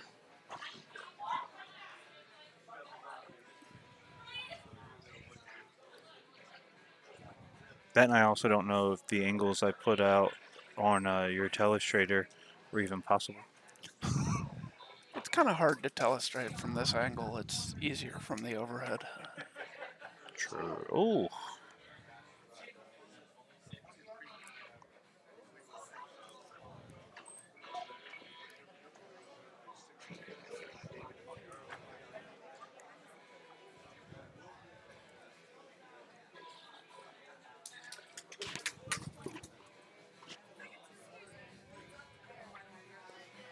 Can't stand there and watch.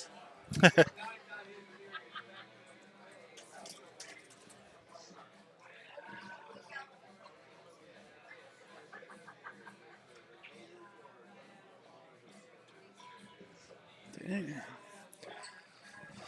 Steve and Scott have elected to discuss this. I can see the.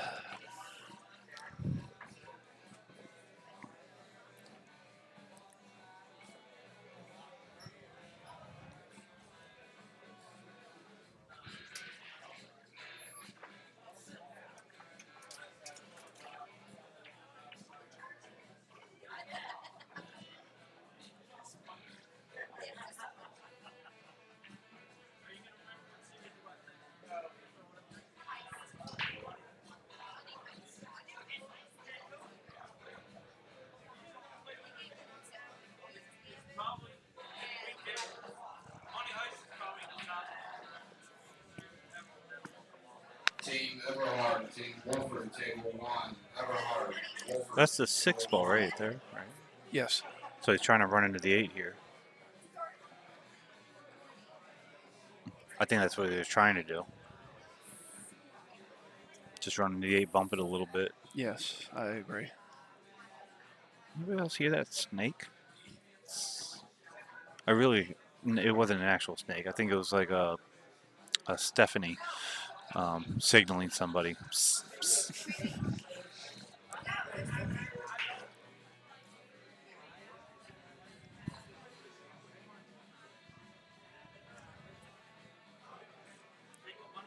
Okay, well, we've now cut the field down from 36 to 16. In about 4.5 hours. 5 hours. 5 hours, 5.5 hours, probably.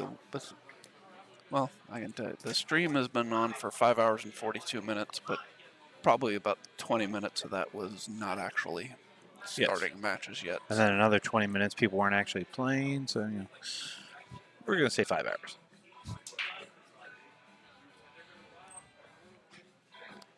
Now, he's taking a long time with this because he has to decide if he wants to draw off the 8 ball and come up table, which he does have the control to do that. There you go. Yeah, very well played. Very well played. I swear, they got an earpiece. They hear what I'm saying.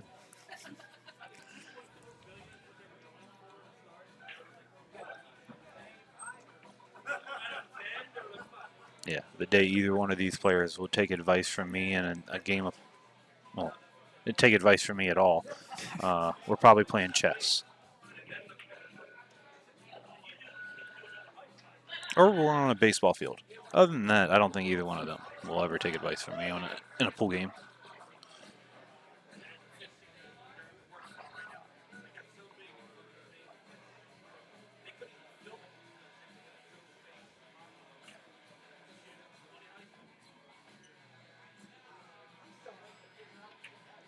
And that's going to be all she wrote. Let me rephrase that. That should be all she wrote.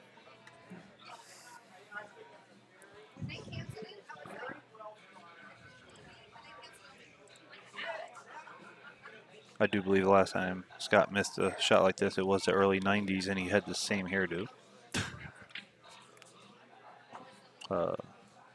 Mid 90s. He was listening to grunge music. Very nice. And Steve to cap it off, and then go get himself an ice cream sundae.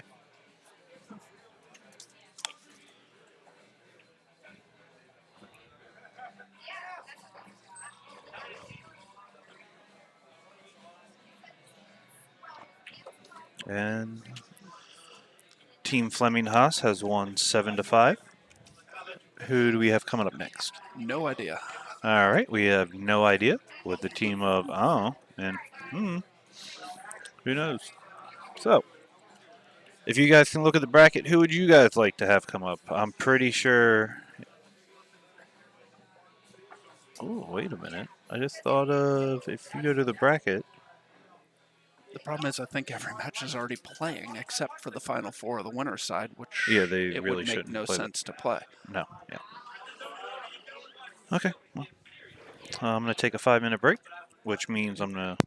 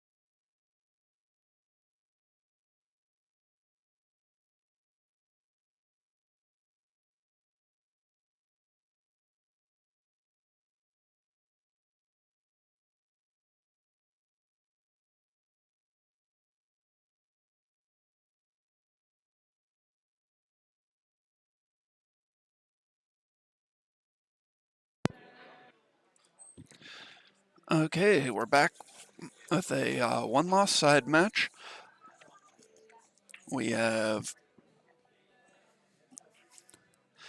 Cohen Bell and Chris Jenkins against Loy Bolyard and Lewis Wehage.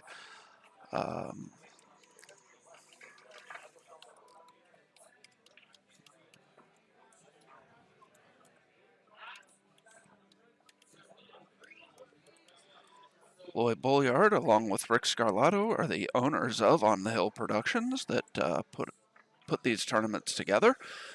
It's always good to see one of them get on the stream. They do a lot of work behind the scenes to make these tournaments happen. So Loy and Lewis will be breaking.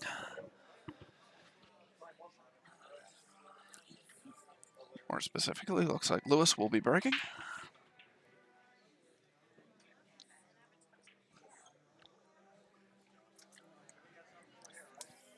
Yeah, just like you said.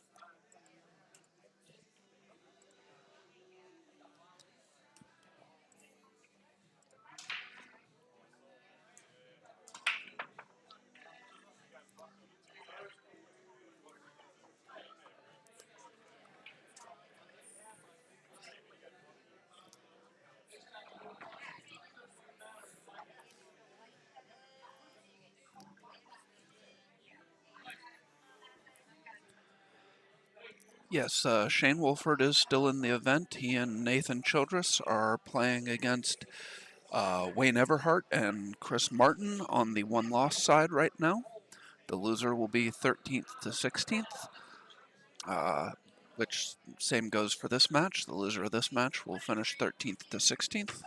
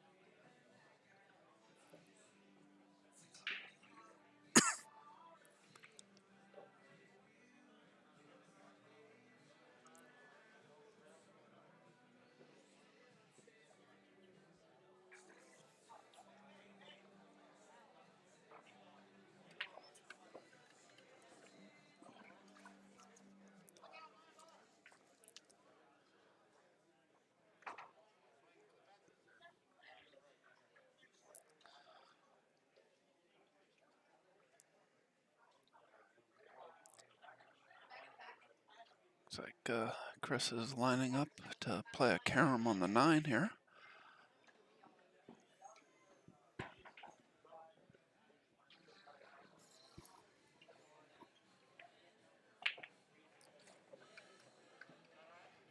Well, he doesn't get the carom on the 9, but he makes the 4 ball and hangs the 9 in front of the 6, allowing Cohen to play an easy 6-9 combo. And they get on the board first. Be Chris Jenkins to break.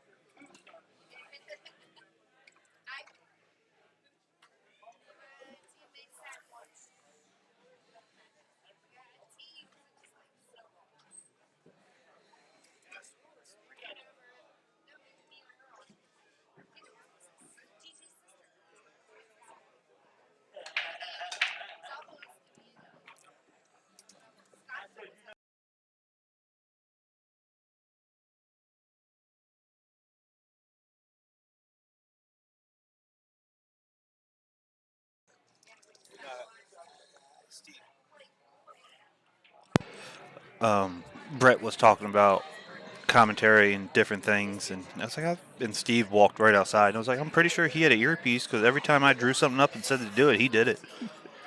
And Steve just laughed. Good shot by Cohen. Not sure.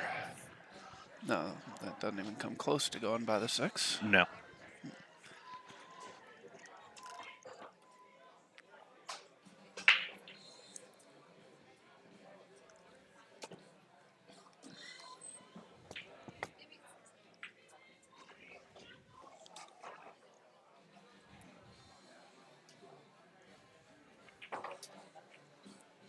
Well, the second love gets it there.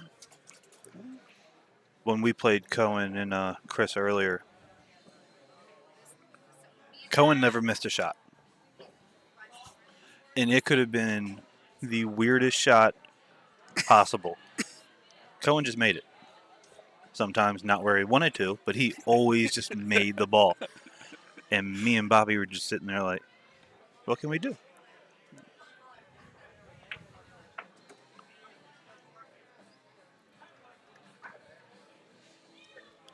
So you might want to move that chalk, yeah. Look like he's going forward. I stunned this. All right.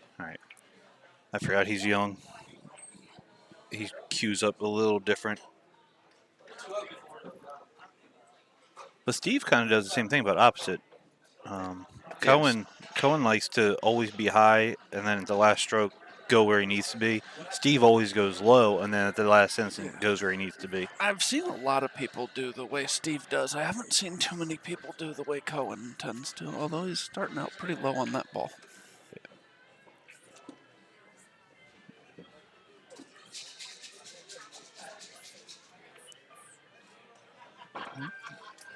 Have you answered that one? Okay. Yep. So Cohen and Chris are off to a quick 2-0 lead here. The Lewis and Loy's break.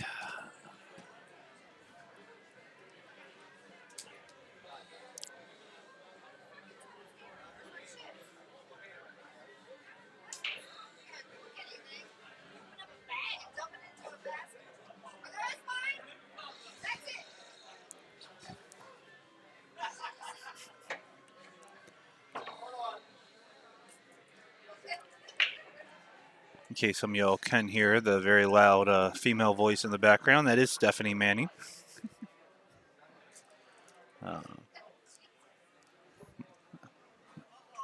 Her food was being brought out. She was like, "That's it. That's mine."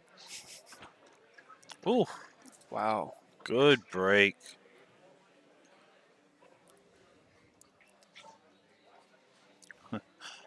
Louis he couldn't find his cue.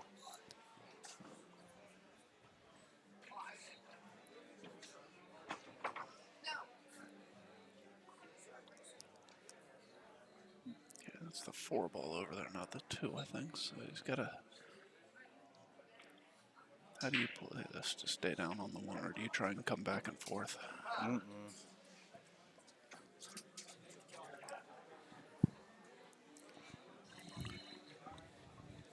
And Lloyd's like, all right, I'm a 2-rail kick this ball in and leave you perfect on the 4, and we'll just get out.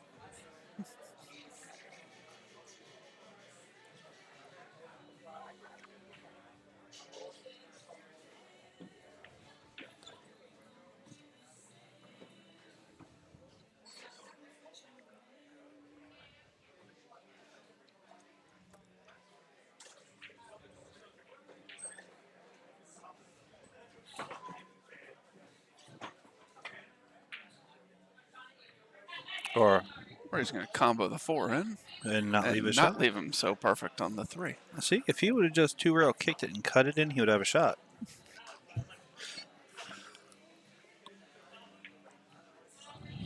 He's been out of practice. He doesn't really play a lot anymore. Now, this is tough because there's really no safe, no good safe, unless you have great cue ball control where you can just thin the side of the 3 and come up. But if if you hit that 3 too thick, both the 3 and the cue bar are going to go up table, and he's going to have a 3-9 combo.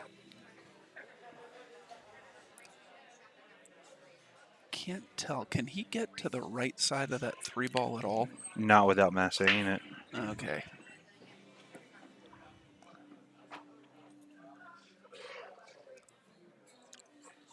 That makes it look a little bit closer, but I still Yeah. think not without massing it.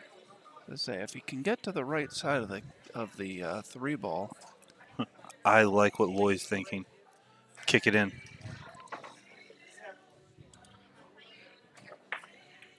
Nice. Great shot by Lewis. I guess I can get rid of my line. Okay. Lloyd and Lewis pull back to 2-1. Yep. Cohen to break.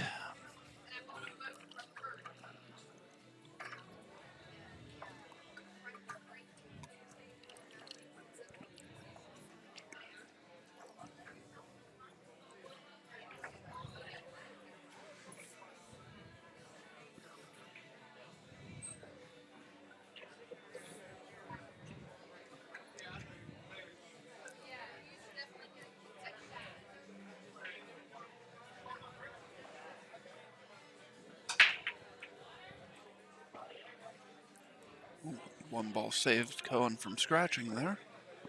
However, he has broken dry. Might see a carom on the 9 here. Not might. There is zero chance that you will not see a carom on the 9 right now.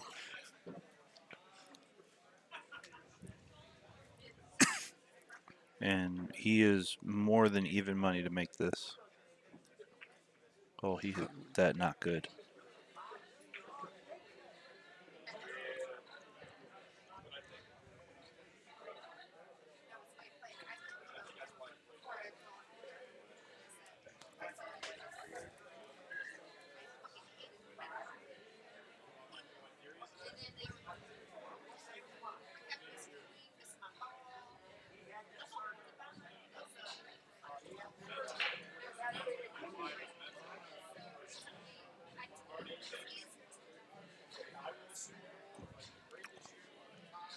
The 9 ball sitting a little bit far out of the pocket.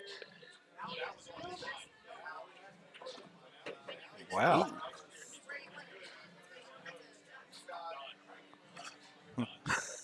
Lloyd's over there looking at Lloyd's like, whether you can see it or not, doesn't matter.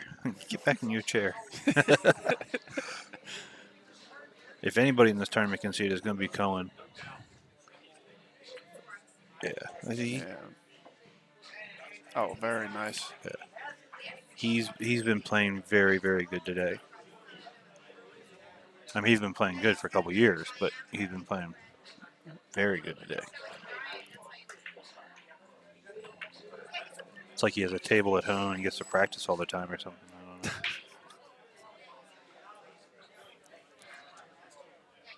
Soon he's going to have a whole pool hall to play at. Yep. Oh, no.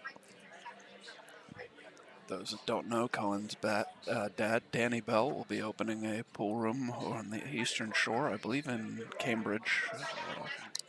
I'm not positive where.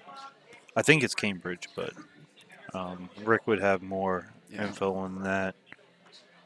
And it's going to be like the marina and a pool hall. No, it's a bowling alley and pool hall. Bowling alley. I know there's two things that I like. Same thing. It could be a marina and a pool hall. I think that'd be awesome. There's a big difference between a marina and a bowling alley. Not really. It's two things that I really don't know how to do that well.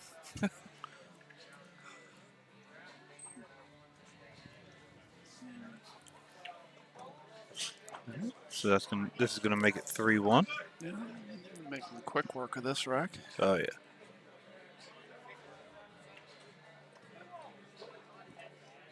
I likes to flirt with that side pocket just a little.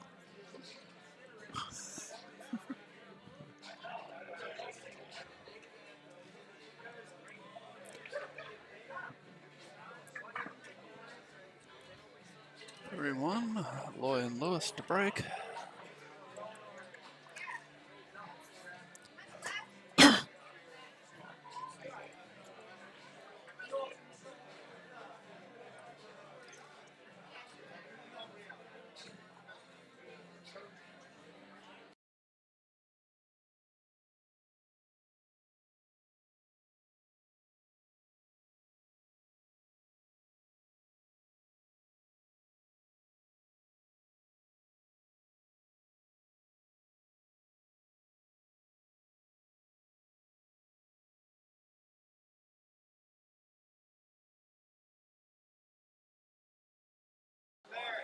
All right, Lewis here. He needs a good break.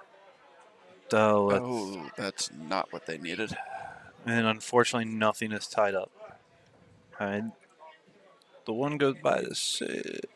One goes by the 6. You have 2, 3. Yeah, there's not really a lot of work that needs to be done here. No.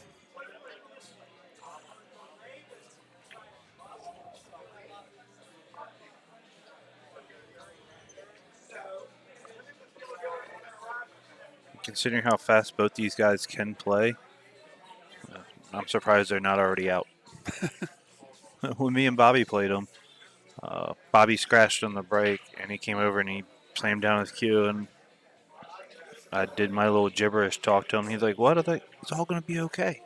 And I turn around, they're making the 9 ball. I was like, "Oh, what? That was like 20 seconds." I know Cohen plays fast. I've never really seen Chris play. Chris plays good. No, I know he plays well, but I've never Yeah. really watched him to know that whether he plays fast or Oh. slow or. Not as fast as me. And the only reason he's even taken as far as he is to ask Cohen if this is where you want to be. Other than that, me and him could probably play a race to 11 in like 20 minutes.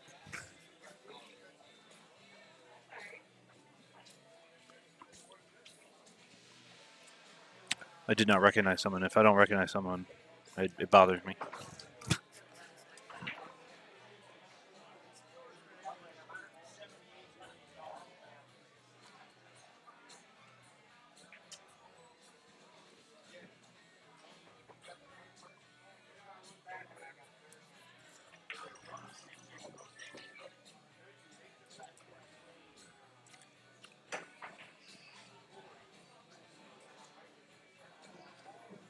For the side pocket. Now, Chris does have 2 options here. He can just go forward, and he's not going to risk anything. He's going to bump the 9, but the 9 and the cue ball are going to separate, and he's going to be fine.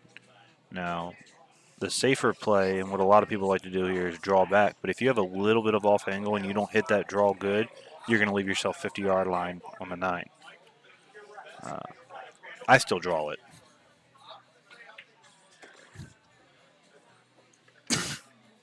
I don't want to say I told you so,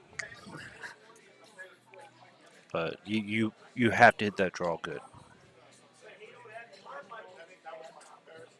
Cohen hit that cut pretty good. Yeah. It's 4-1. That'll be Chris's break. I don't know if Cohen's really... Has Cohen missed a shot in this match? I don't think so. No, and he didn't miss one in the set earlier. While we were playing our first match, I watched him play. I don't think he's missed a shot today. That's pretty strong. Very. Not only is that strong, but you're on the 1-loss side, and you haven't missed a ball.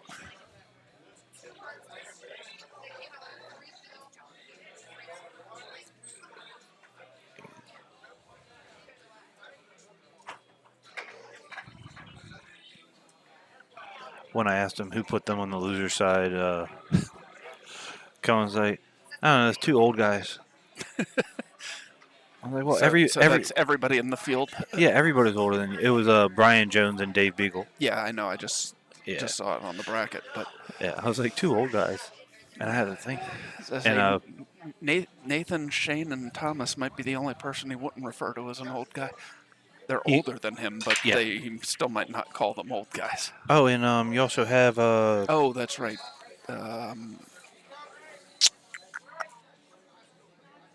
Cole. Cole. Yeah. I have no idea how old he is. Yeah.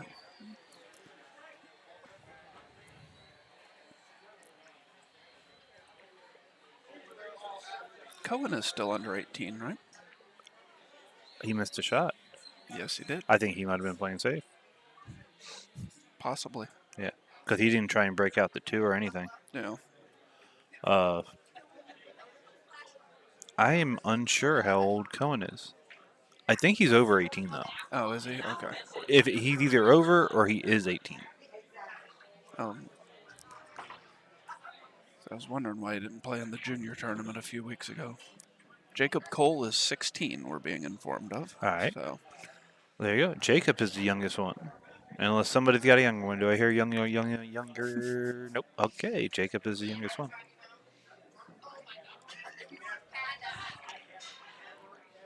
I'd have to go probably Jacob, Cohen, Thomas, Shane. Nathan. Nathan's only 17 or 18. Shane's older than Nathan. Shane's 21. Oh, okay. All right, well, we got Jacob as the youngest. I'm going to stop right there. Yeah.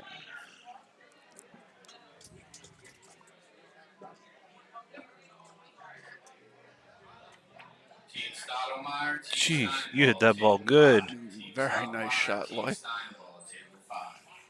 Please pick up your sports Good shot, Loy. Now all Lewis has to do is cut this ball in and run into the 9. I mean, it should be easy to judge. It's only 5-6 feet away.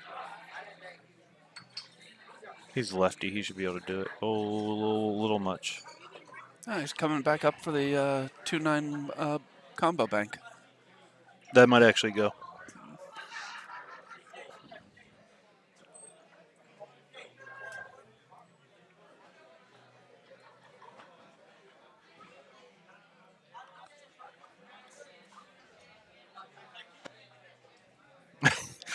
Well, he just said, I don't know if it goes, but it's going to go. It goes. And he got safe if it didn't. Yeah. And Lewis looked at the score and was like, yeah, why not? Very nice shot by Loy there. All right. It is 4-2, and Loy and so Loy played that, so Lewis's break.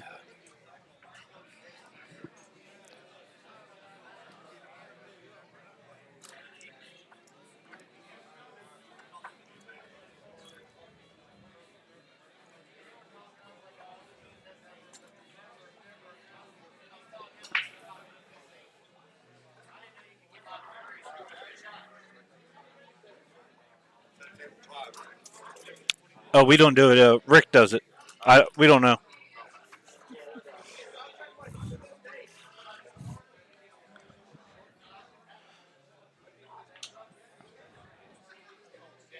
Coming up here, table 5, right? I don't know what table you're supposed to be on. The only people I know, they're on table 6.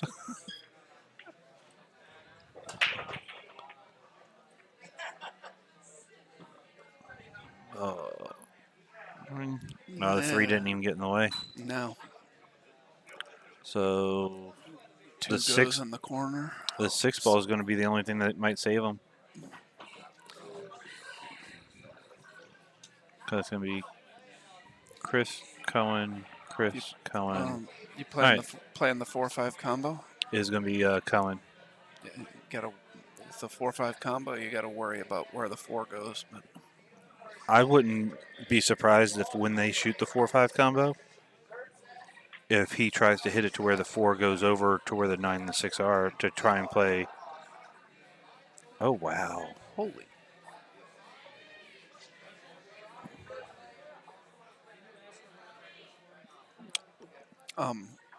Wow. Yeah. Chris left Cohen bad once when we played, and Cohen came back, fired it, and went 2 rails with unnecessary English.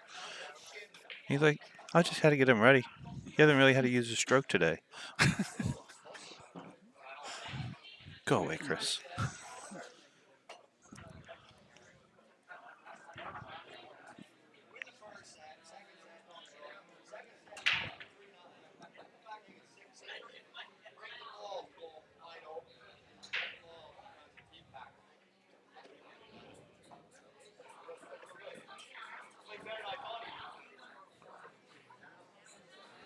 So now it's going to be Lloyd who's going to have to deal with the 4-5. Why is he telling him to get over there?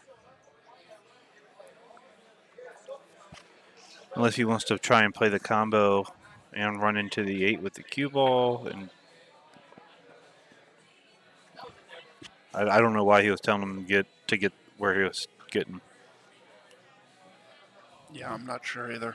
But, I mean, Lloyd sees a lot of things that I do not. So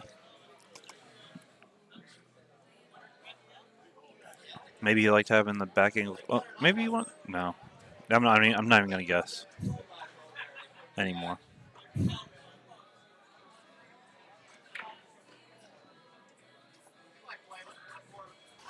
Well, if he Well, gets now on the the 4, 9. yeah. Now the 9 blocks the 8. I broke that 6 out nicely. Yes, he did. 8 9's dead straight in. I think it's the 1 cc off. No. Yes, I'm using a volume of liquid, which is really only, but to measure distance, trajectory. Yeah. If you all have muted us already, I understand. I lost myself there for a second. Apparently, he didn't like the combo. Lloyd wants to make the combo a little harder, or most likely they're going to come around and not shoot the combo. Yeah. With him doing that, one, it could have been an accident, but I don't think so. It might have actually not been as dead straight as we thought. Possible. Honestly, I think that was more just the natural way that the cue ball was going when he shot that shot.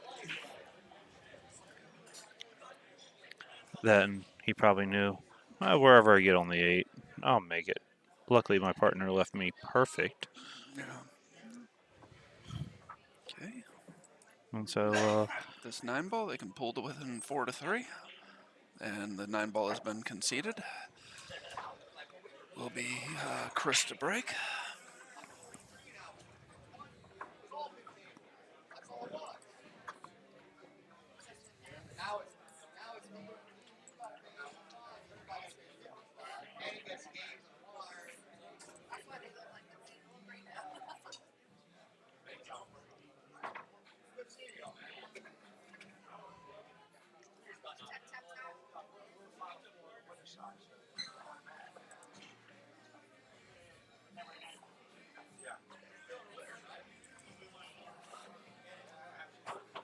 what is our May 1st event? We do not have a May 1st event. Oh. We don't have one.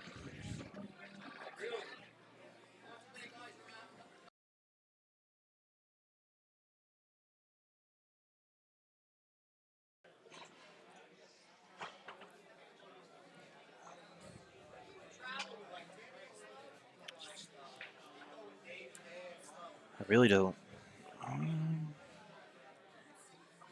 Scratch on the break, or did they scratch after the break? I kind of I phased can't. out. It's hard to. I can't hear you.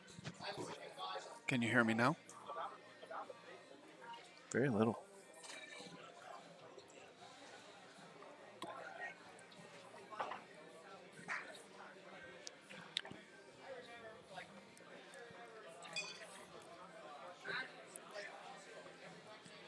So he's just gonna go ahead. Sorry, hold on. We're doing an audio test. You're good now? Yeah. Okay. I don't know what happened there, but we are back.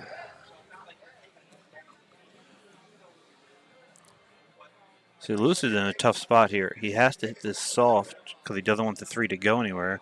But if he just hits this center and soft, he could end up behind the 9. So instead, Hits it hard, runs into the 8, and ends up behind the 9. yeah. And Lloyd's like, it's whatever. It's a dead kick. I can hit this soft, go rail first, just come out, and I'll be on the 6 and leave you perfect angle to be able to get on the 7.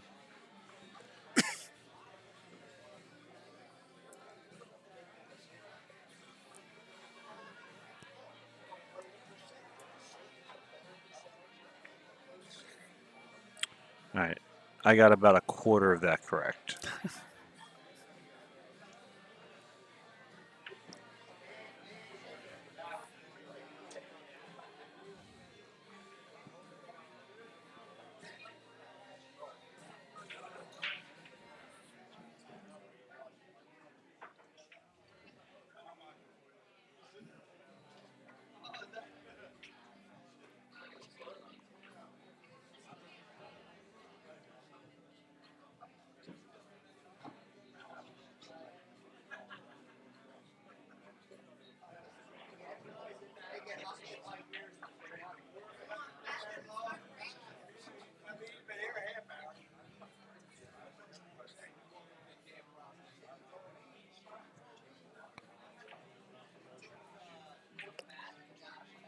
Oh, Ooh. I might have jinxed Cohen.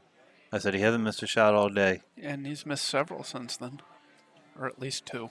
2.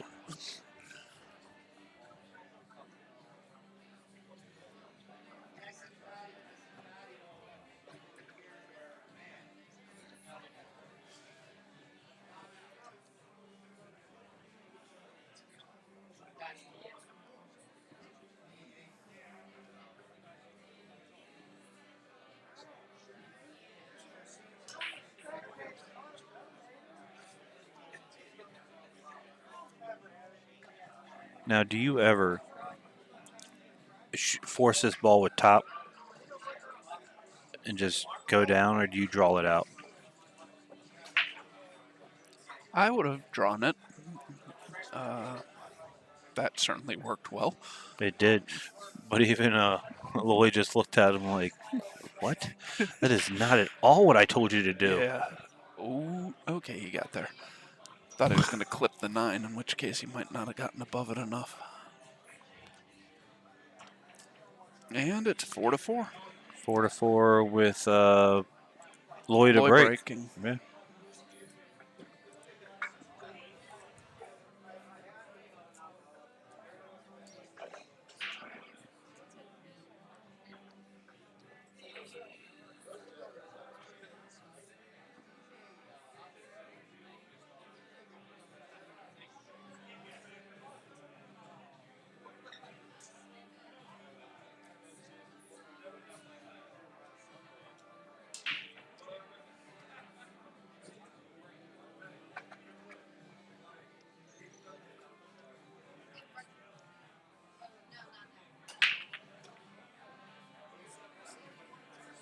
That's a good break.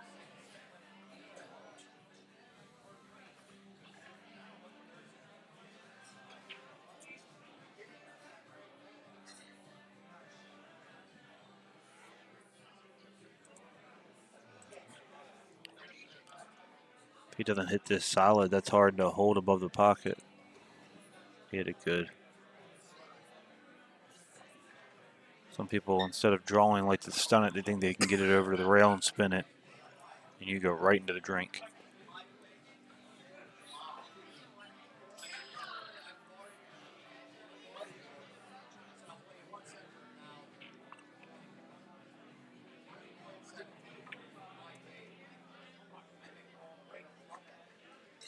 For a second, I think Lewis forgot it was a doubles tournament. He was waiting for Lloyd to shoot again.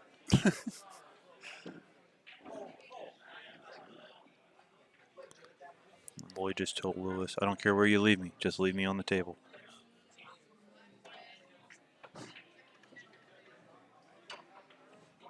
People underestimate Lloyd's game. He's an extremely strong player. He is. He is very. Yeah.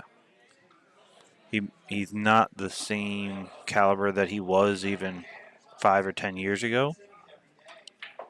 But he's a family man now. He doesn't play anywhere near as much. I think he might get out like once a week, if that.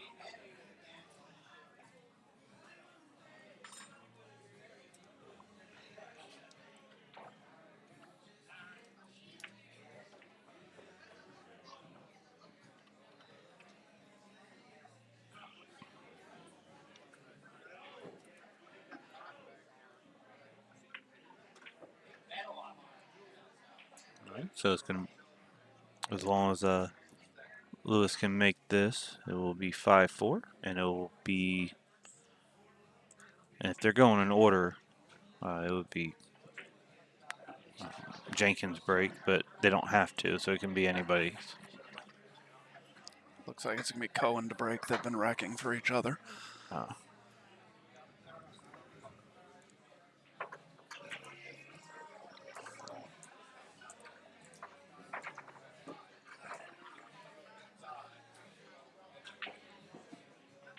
Loading.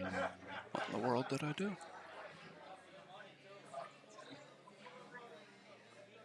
There it goes.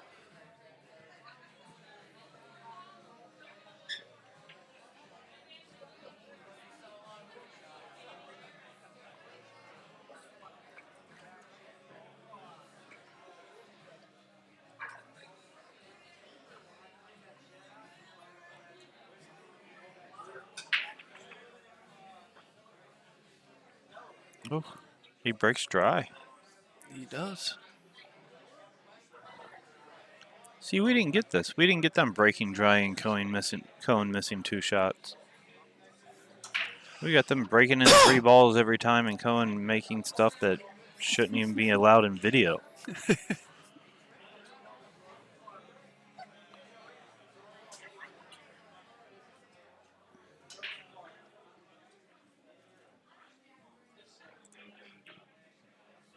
Oh, a little off. Got a good roll. Yes, Got a he very did. good roll. Does that? It's close. That's what I was looking at before. Yeah, it's. In case you can't tell, we were looking at the. Well, he was probably just looking at the 7-9. I was looking at the 3-7-9 Oh, or no, the so was I. 2-3-7-9. And it's close, but it throws off.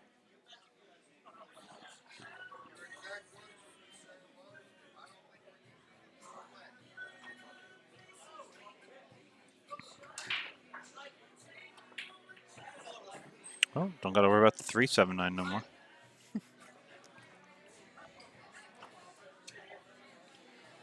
But, hear me out.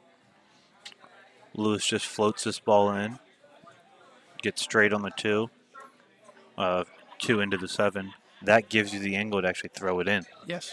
Yeah. Yeah. Boom. 6-4, your break. Oh, he's not doing it. He's drawing out. I don't care if it's a smarter He play. hit that very well. He hit that very well. 3 goes by the 4, so.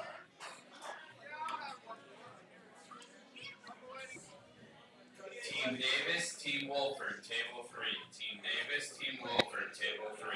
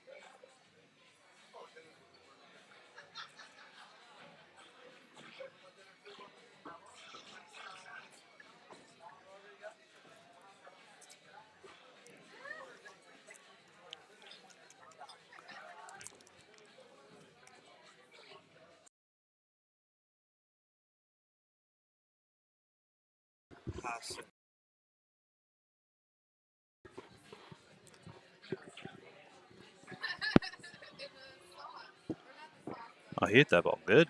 He did. Lloyd had to give him a pat on the back. Good job, little brother. I don't think there's any relation to them at all. But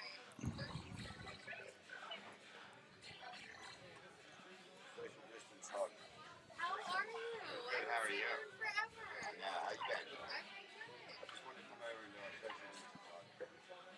been? I'm surprised they're even looking at the combo. He has the angle to draw on the other side of the 7. If it's not dead nuts. Yeah, I agree. Yeah. If it is not absolutely dead, then you Yeah, just do then that. I do that. Yeah. Yeah.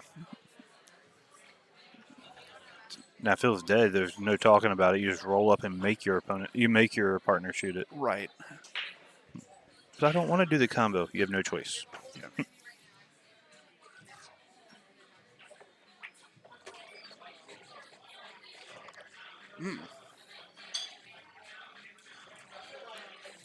Well, at least he left him an angle.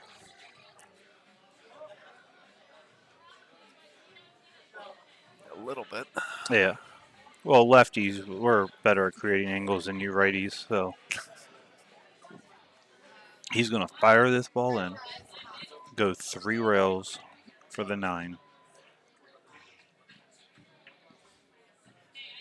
He's going to go over there and give Lewis, he's going to give him a little pound, knuckles, whatever you all want to call it these day and age, and they'll be on the hill and breaking.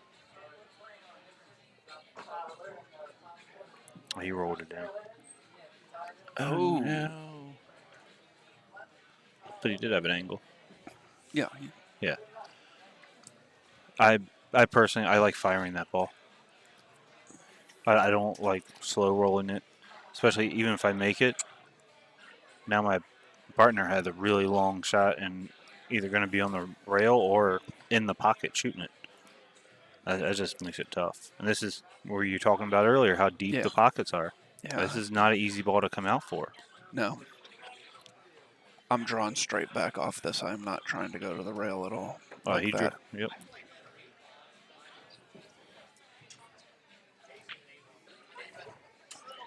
A little close to his work, but Yeah. he should be fine. That's even more of an angle than I thought. That's a lot of these come. No. I hit Hit that that very good. well. All right, 5-5. 5-5.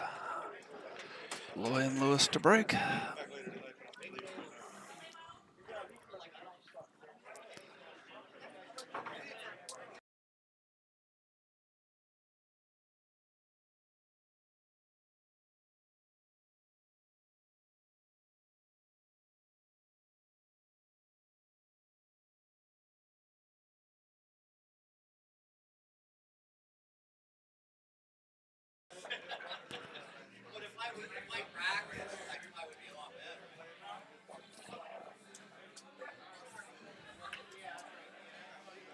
Brian's Cue Repair.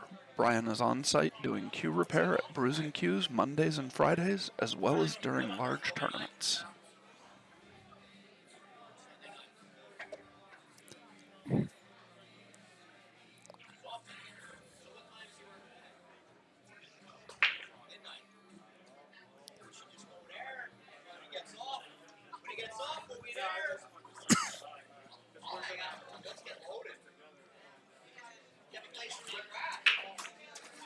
Oh, good break. Get out of the way 4. He, It I got out of think the it's way? okay. Yeah, Yeah. it's fine.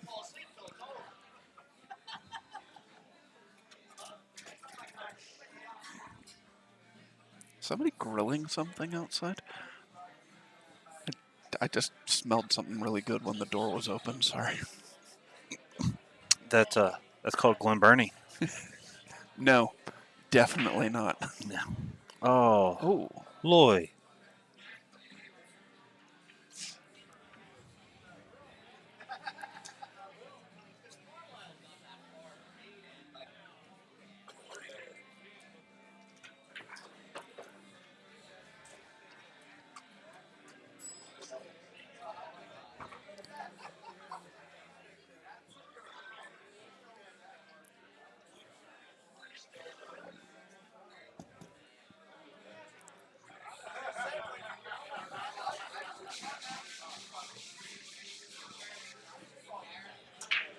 That's 6 is no problem, right? It's far. It's way. I can see shadow in between them. So yeah,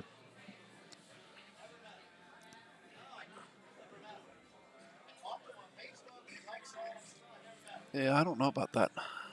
I think it goes. I'm not saying it doesn't go. I'm just saying it's tight enough that I'd want to take a look at it. Oh, ooh, he might have overhit it. Getting close to the money. Nerves. Sure.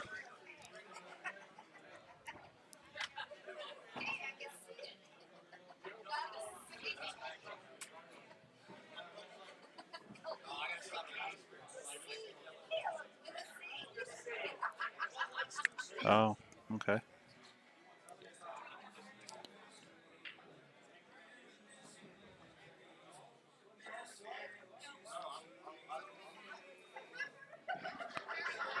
No, he could either be telling him to 2 rail the 5 ball down, I think that's what Cohen said, but Chris said he wants to come 3 rails off the side of the 5 and put the cue ball behind the 6. I like using the. Oh wow.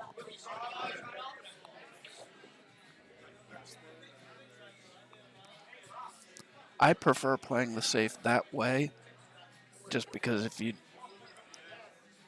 Apparently, they're saying he hit it. apparently they're saying, and they're wow, I did not realize he hit that ball. I was gonna say that though that I prefer playing the safe that way instead of banking the 5 because you're going to leave that 5 ball in the middle of the rail. Yes. Whereas if you bank the 5 and hit it a little short, you might end up leaving a shot.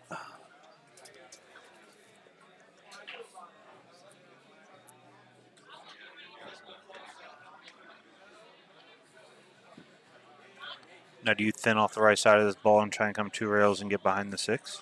Or do you bank the 5 straight up table and put the cue in the top left pocket?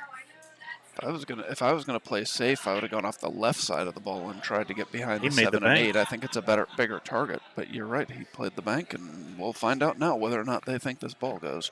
You know, that proved to me right there that both of these guys can be my doubles partner anytime. I mean, I see what you're saying. There is a gap between those balls, but it is awfully tight. If he doesn't, I mean, he plays really good safe, so if he doesn't like it, there was more than enough. Yeah, he he banked that overcut ball. it, so there was definitely enough room.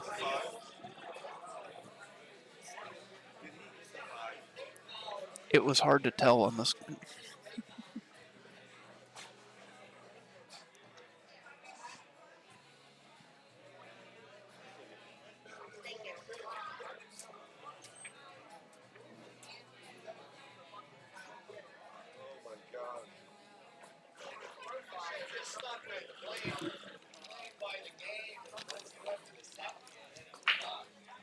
These kids.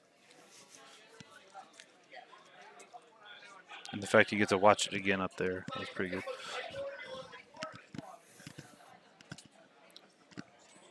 Now, this is almost a free bank.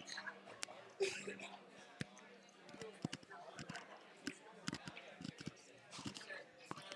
said almost. He might have left it.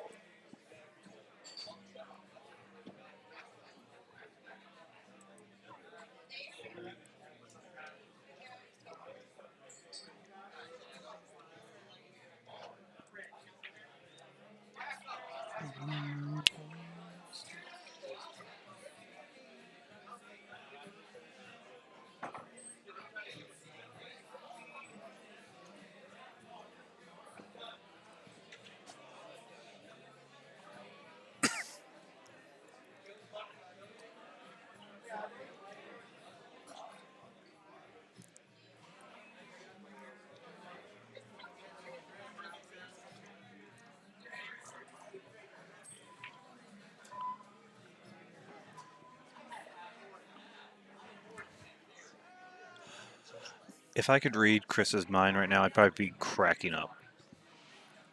Because if you look back to where Cohen was just saying, do this and point it all around the table, you could just see the back of Chris's head turn, look at him, and shake his head and drop. And he's like, who does this man think I am? Josh Filler?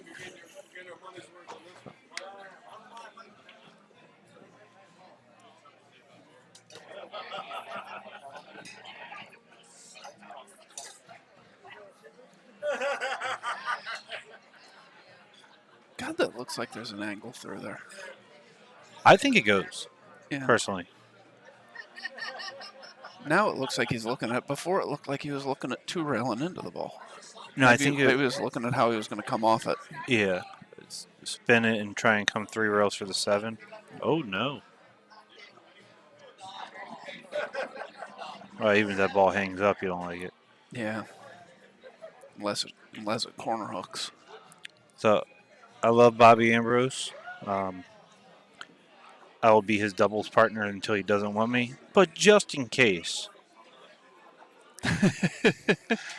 I mean, that might be the best offer I'll ever get. And, yes, sir. If available, Me and you can be partners anytime.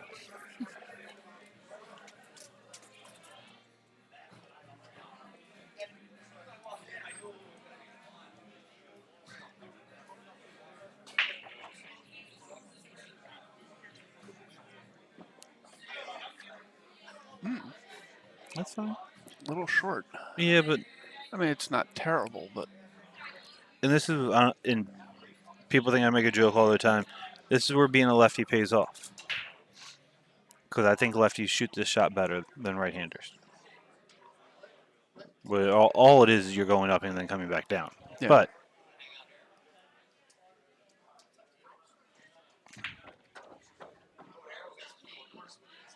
he hit that so So good. say I think Loy hit that pretty damn well. He's a lefty. Yeah. Yeah. Told you, lefties just hit it better.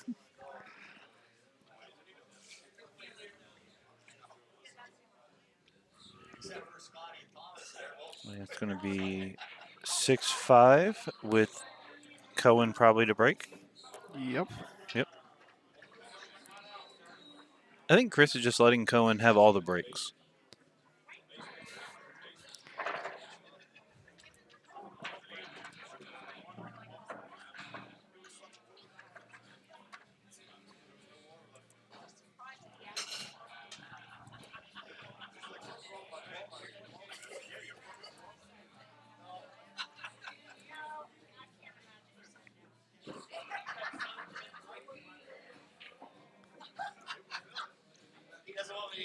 Hey, the winner of this match will be facing Tom Zippler and Mark Ford in their next match. The winner of this match will also complete the final 12. We're down to 13 teams left in this tournament.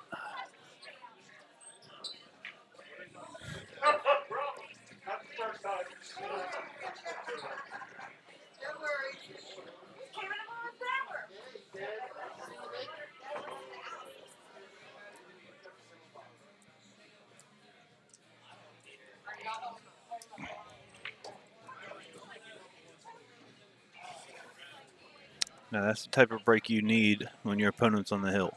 Yes. Yeah. He can go about this either way. I do like drawing it out and just spinning up a little bit for the 2. But you got to get there.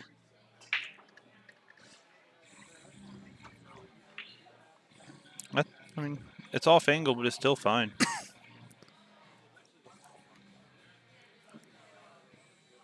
Just punch this over and it comes between the 7 and the 9. Oh, he drew it.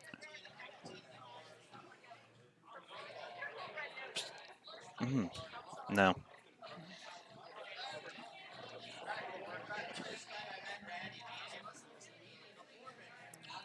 From here, I say yes. I don't think it goes.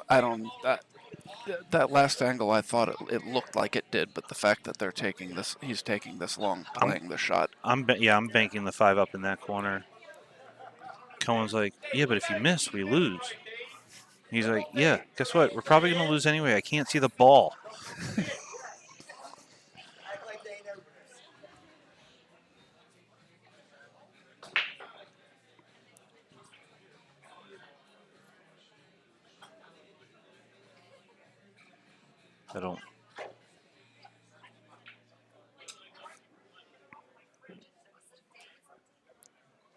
I don't know what he's looking at there. You can't push to a jump.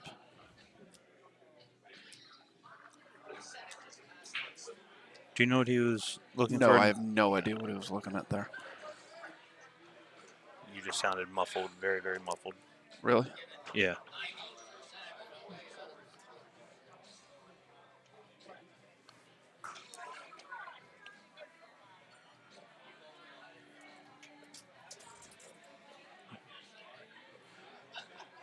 If I'm going out in the tournament, I'm going out swinging. I'm banking the 5 ball.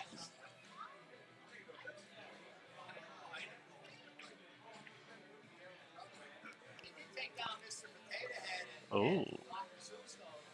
Is it Lloyd or Lewis? No, it's Loy. You sound like a robot.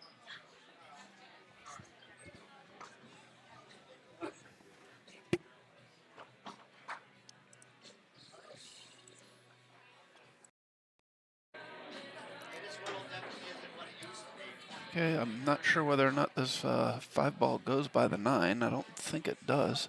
No, he's going to be playing the combo. Combo for the victory. But as experienced as Lloyd is, you can guarantee that, well, no matter how he's feeling right now, but that cue ball is most likely going to be safe. Yeah. I expect him to make the 9-ball. But if he doesn't, that cue ball's going to be safe.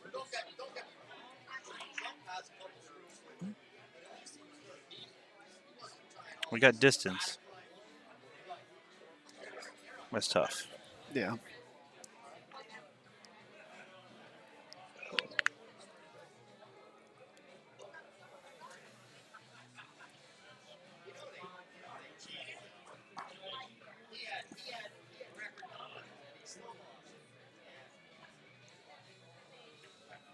Oh, no. Yeah, I definitely commentator jinxed him. I'm sorry, Cohen and Danny, if you're listening. I'm sorry. He was playing so good. Then I had to go say something.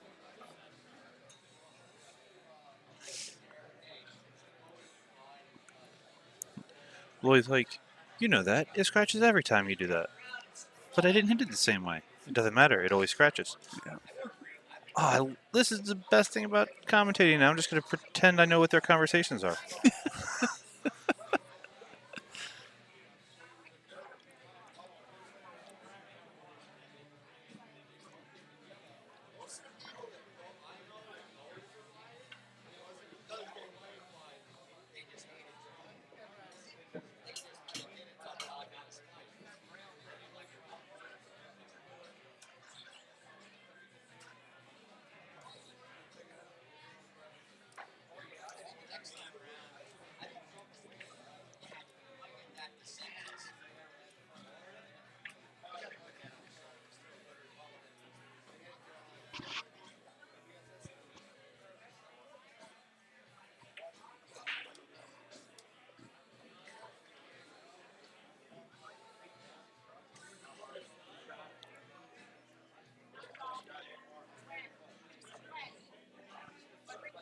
Doesn't have to do much. Just come straight up table. Yep.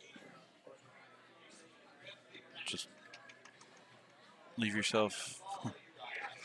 You can still. Oh no! Yeah, this is It tricky. might be a little too far away just to roll. I think it is. Yeah.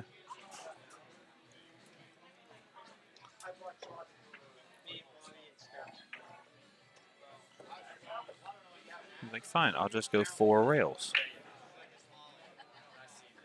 Boom. Okay, and Chris will have this 9-ball for Hill. Will, however, be Lewis and Loy's break. It's not an easy 9-ball. No. Whew. He 3-rail banked that ball in too. And he realizes it.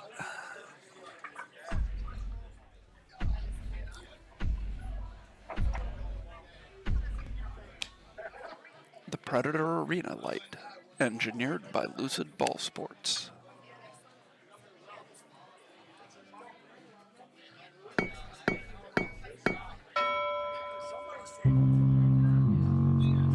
Safe Harbor Retirement Planners, results-driven fiduciaries dedicated to your goals.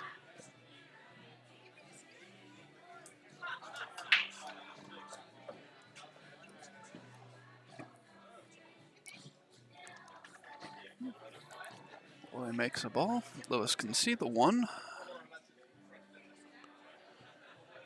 Will not go, however. No. And I go for the combo. It's not easy.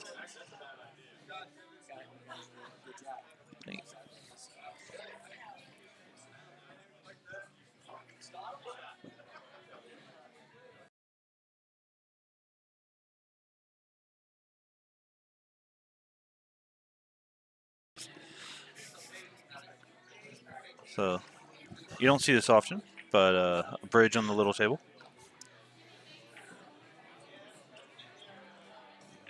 That's another thing. Us lefties, we don't stretch that well. All the that kind of landed in the worst possible spot, a little further, and you could just go to the 8, a little shorter, and a straight in. What do you say? I don't know.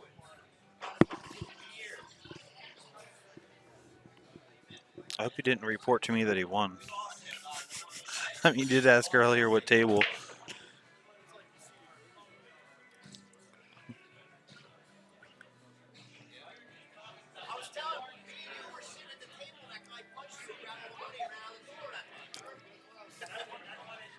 Who knows? Now, do you play? I play this up in the corner. I don't even play the. There you go. I like that. I don't like that. Oh, wow. Yeah. There is not much room to scratch there without touching the 8 at all.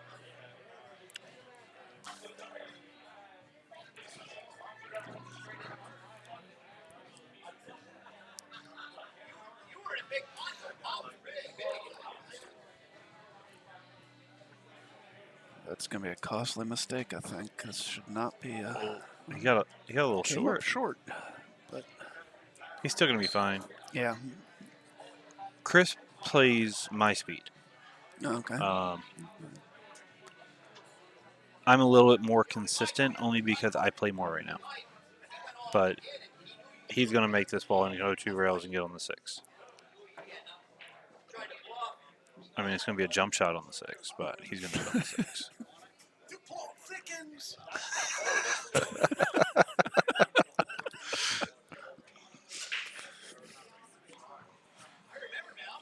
Yeah, see, I would probably have done the same thing. Me and him play the same speed.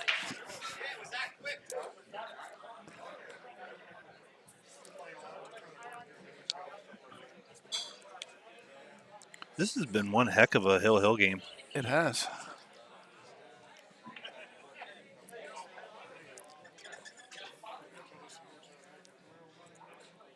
It's making up for the fact that we haven't had a Hill game on the stream before this one. Nope. Oh. All right, 7-9 combo.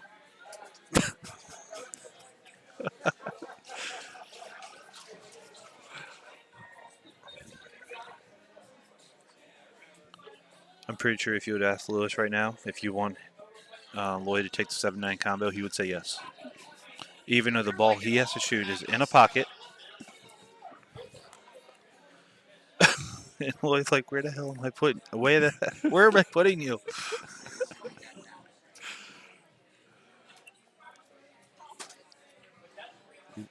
He's like, just don't follow it. Draw it out. And This has been the most interesting 3-ball out. Ah.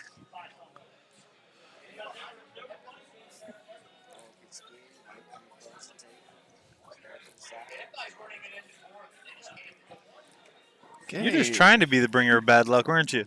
Are you? I just know how it is, man. Like Hill with them last 2. Oh yeah, they're always tough. Like they're like Oh, so Loy and L&L win 7-6 over Cohen and Chris Jenkins in one of the most interesting matches I've seen today. The most interesting. Yeah, absolutely. A very well played match. Yeah. And look, now they're arguing about you won. Move on. Haas, Team Patzel. Table 6, Team Haas, Team I think Patzel. Cohen made all of his shots earlier and just forgot to refuel, or whatever game terminology there is, and it got an extra life.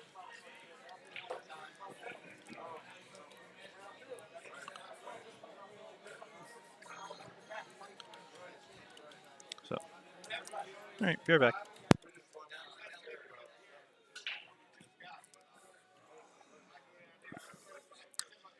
Okay, we're going to have a Final Four winner side match coming up for you. Thomas Haas and Al Tonelli versus Zach Paetzel and Josh Brothers. The other Final Four winner side match will be Steve Fleming and Scott Haas against Chuck Roth and Fred Crislip. I believe we'll be bringing that one to you as soon as this one is over. Meanwhile, we've got 8 teams left on the one-loss side.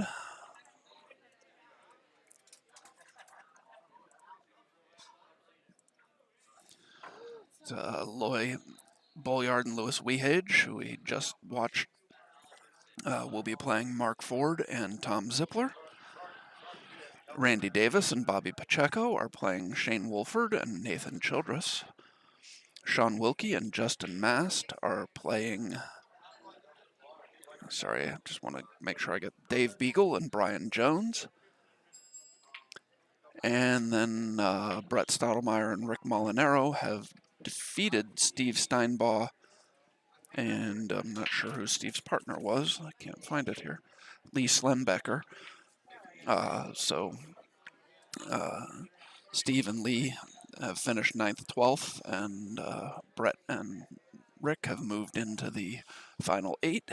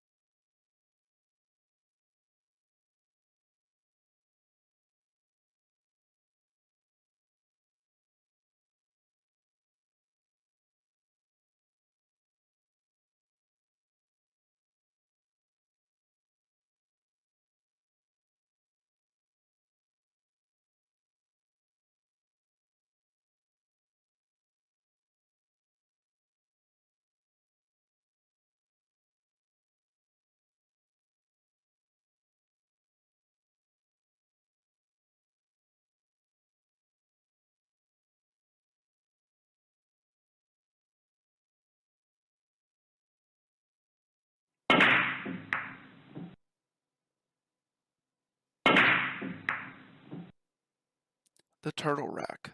Fast, accurate, and sturdy. Tap Chesapeake Bay region. World domination, one player at a time.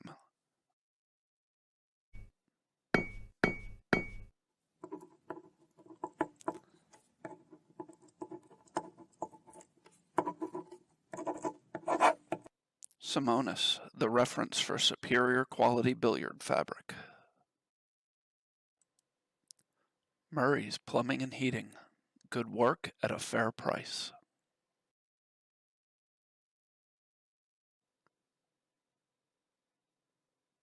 Mez Cues. High quality, high performance.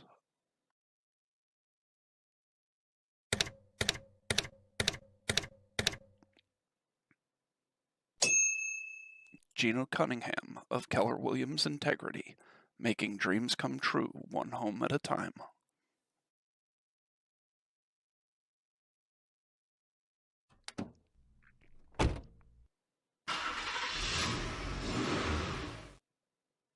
Be More Detailing. We come to you with waterless shine.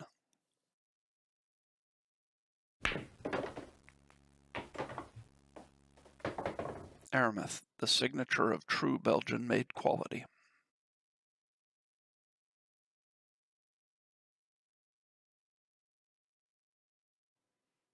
AZ Billiards, the A to Z of billiards online.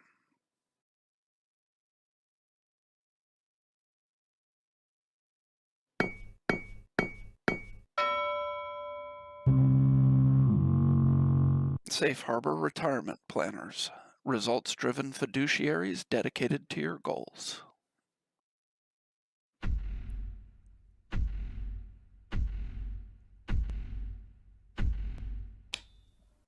The Predator Arena Light, engineered by Lucid Ball Sports. High Rock, we share your passion for billiards. Use code OTH17 at checkout to get free shipping on orders of at least $35. GMR Construction, we cover all your masonry needs.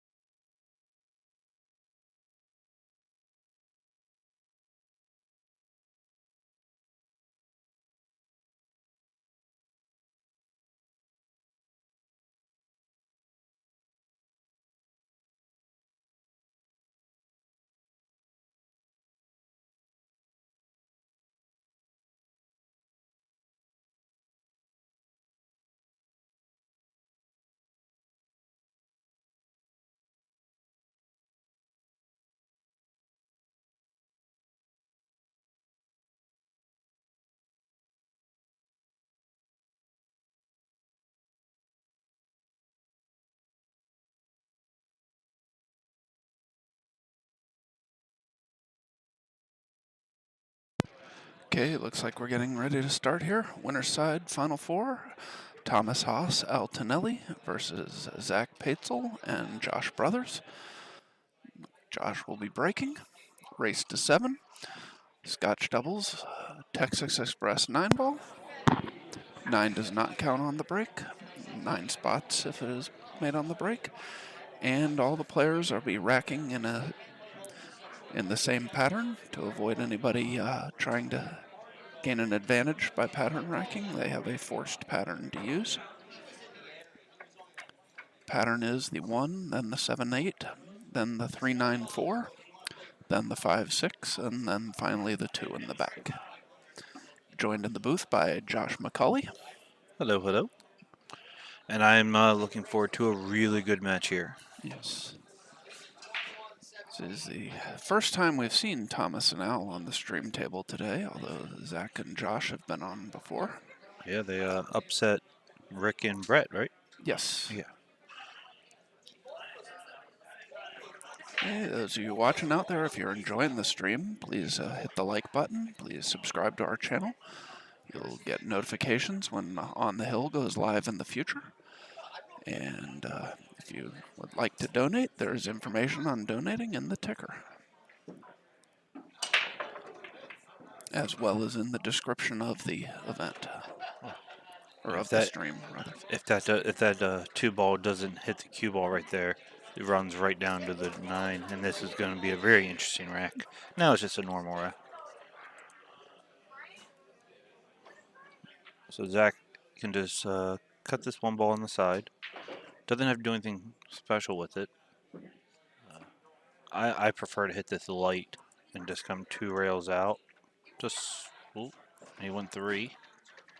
I don't like 3 because it just gives you a backwards angle on the 2, but I guess it's more important to make the 1 than perfect shape. Then Josh can. Well, he's not going to spin it in. He's just going to put left on it. I like spinning this ball and trying to actually come 3 rails around and shooting the 3 in the top right corner. Looks like he's going to go completely different. Well, he tried to, but guess what? Where are you shooting that ball? Top right corner. Well, once these players will learn to stop trying to go against me, they might win the tournament.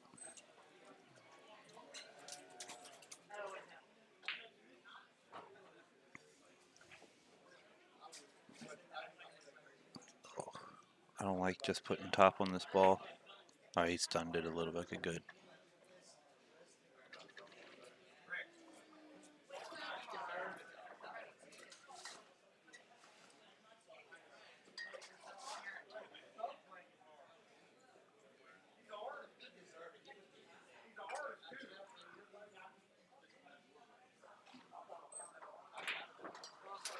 Ooh. Kicked it right out. Got on the 6. But just gave it a little too much force in that pocket. Rejected it.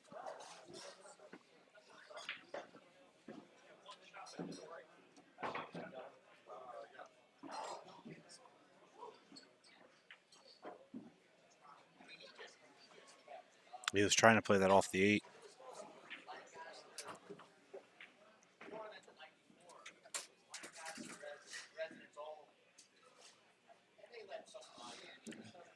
For a second, I thought Josh was sleeping in his chair. I was like, your partner is shooting. You might want to wake up.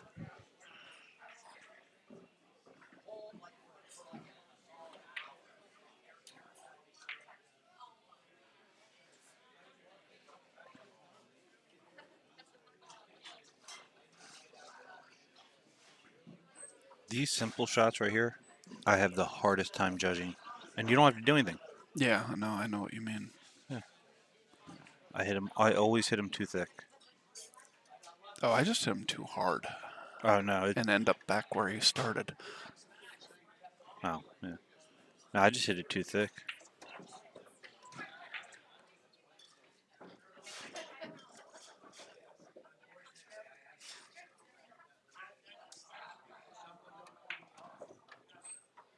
Oh, no.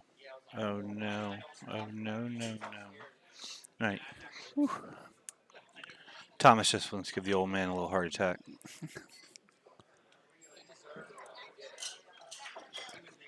Okay, It is so 1-0. Haas and Tonelli take the 1-0 lead, and it will be their break.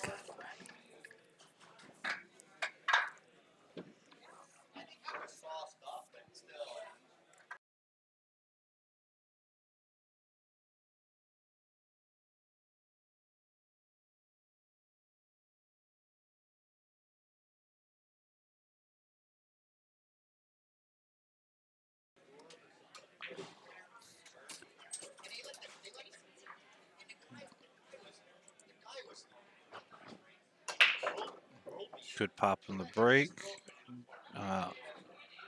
He wasn't going to have a good shot on the one anyway, but that kick. That kick really hurt him. Is he trying to go for the 9? I hope he's just trying to go for a safe.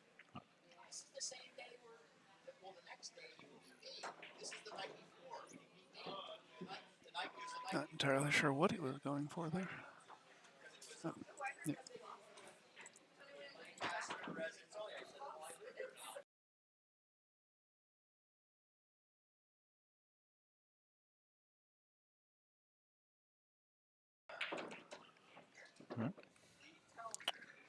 So Josh is going to try and take advantage. Well, I should say Team Brothers is and try and take advantage of that safe.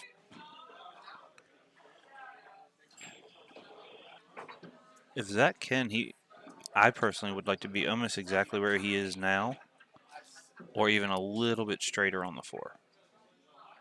I'd want to be dead straight in on it. Maybe just a slightest touch of angle, but To shoot the 5 in the corner. yeah, the upper right corner. Yeah. See, I like rolling it forward and shooting the 5 into the side because the 6 on this side, and you can get as straight as you can be on that.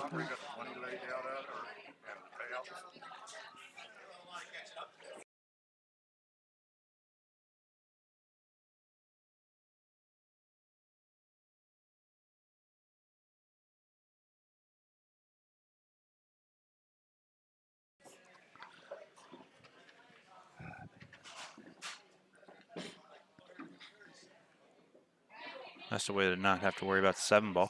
Yes. Yeah. But this is where almost where I'd want to be on the 5 anyway. Not me.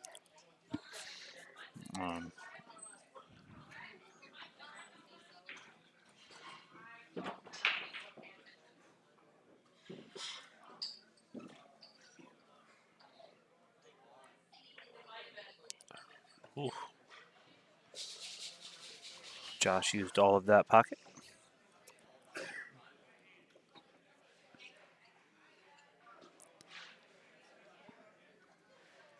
Don't do anything special. Just float it in. You're a player of Josh's caliber. You just let him have the shot.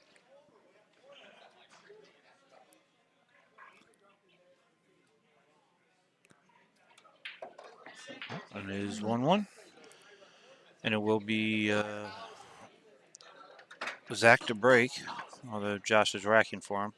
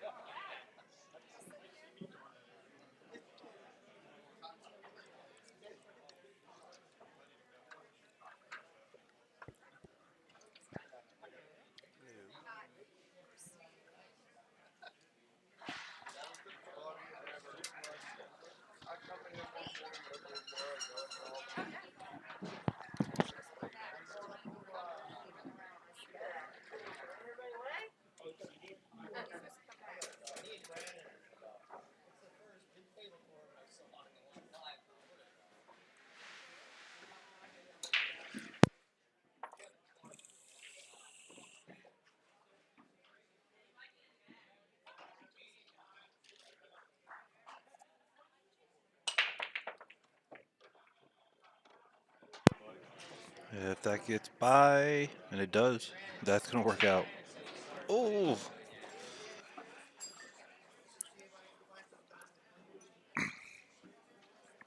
Josh being right-handed and having a slight height deficiency might affect this shot.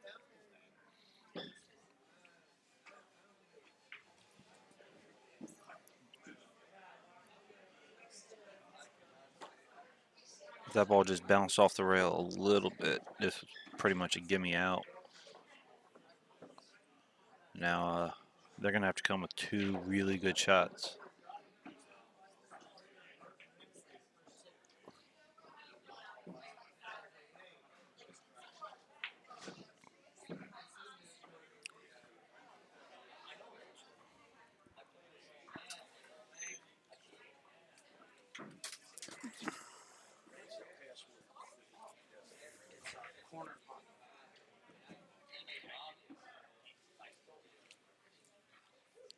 And he played it safe. I mean, it was not intentional, but he played it safe. Me personally, I like shooting for that ball as well. I know the right shot is actually to try and bank it up behind the 6, 7, and the 9. You have 3 blocker balls there, and you leave the cue ball back here on the rail.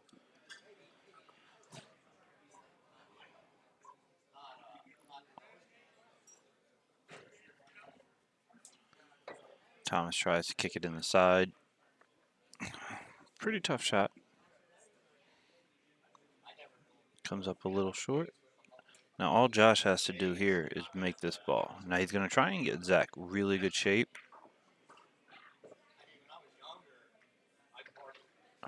Now all Zach needs to do is just stun it and spin it up the rail. If you get anywhere from the third diamond to the first third diamond to the first diamond past the pocket, you're good. So right there, he's fine.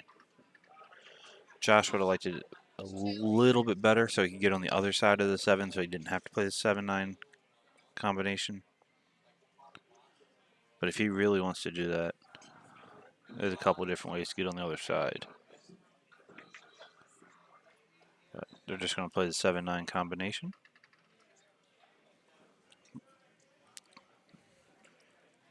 It's a little off angle. Me personally, if I was shooting, I'd like to be higher on the table so I can be shooting at what I call a positive angle into the 7.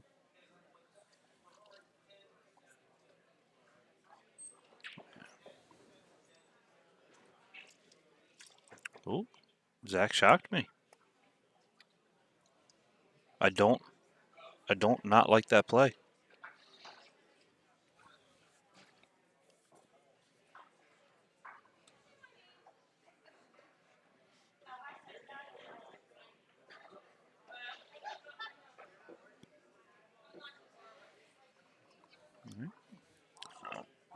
Out.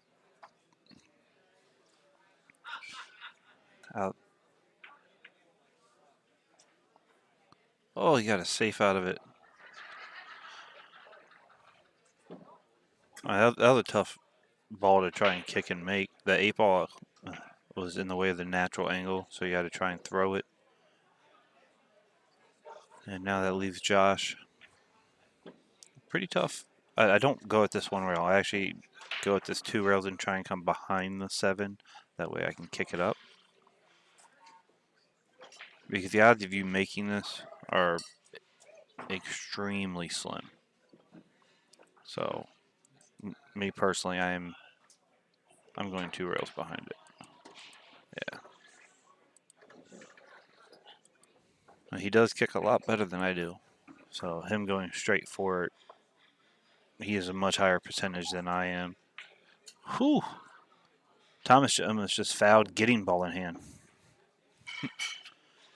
Right.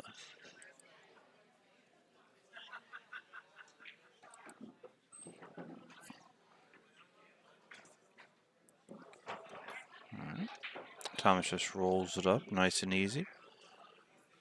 Now Al can either just put a little right on this ball or put a little left and come straight up table. I've played with people that play both ways, and I'm fine with both ways. Me, it matters exactly what angle I have. Most of the time, I'm going to spin out 3 rails just so I know I'm going away from the ball that I need to shoot, and it's right in the side pocket.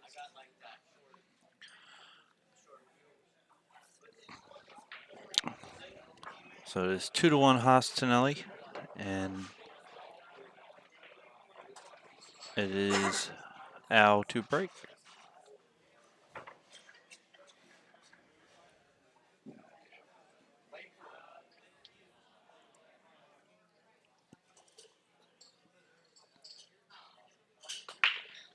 Al, you might want to wait for Thomas to move before you break. It is not a good idea to hurt your partner in this tournament. All right, ball is made on the break. They have a shot on the 1. 2's out in the open. 3, 4, everything open. So the only problem, not any problem.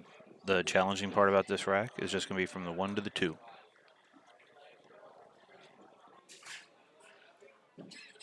Oh, yes, I do. I love to make things complicated. It's the left side of my brain, or they're actually the right side of my brain since I'm left-handed. We just think better than you all. But yes, I wouldn't say I make it complicated. I give you options.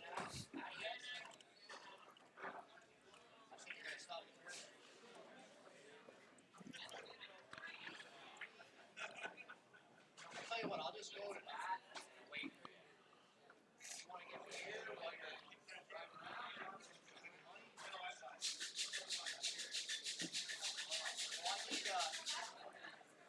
Just gonna float this one down. Oh, that's not good. That's not pointing to the pocket.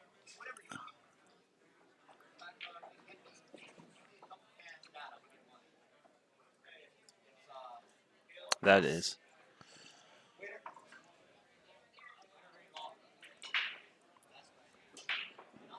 All right.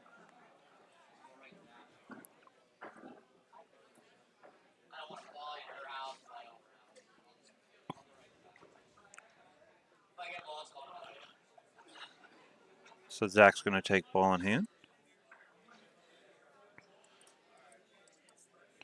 He doesn't want to go too far down table. I mean, he might think he does. But honestly, a stop shot right there would have been perfect there. All right, that's good enough.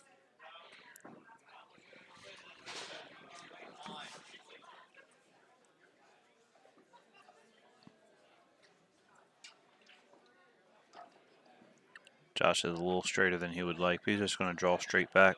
Let Zach shoot the 6 ball down the rail.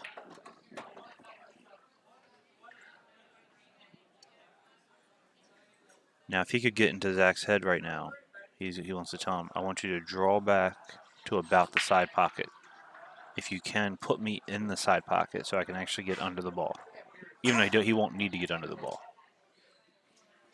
But that's where you want to be, is at the side pocket.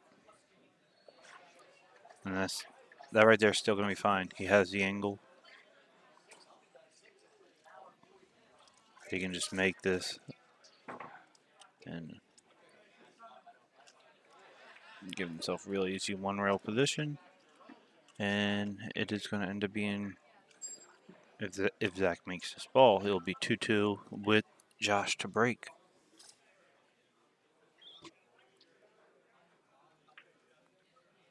All right.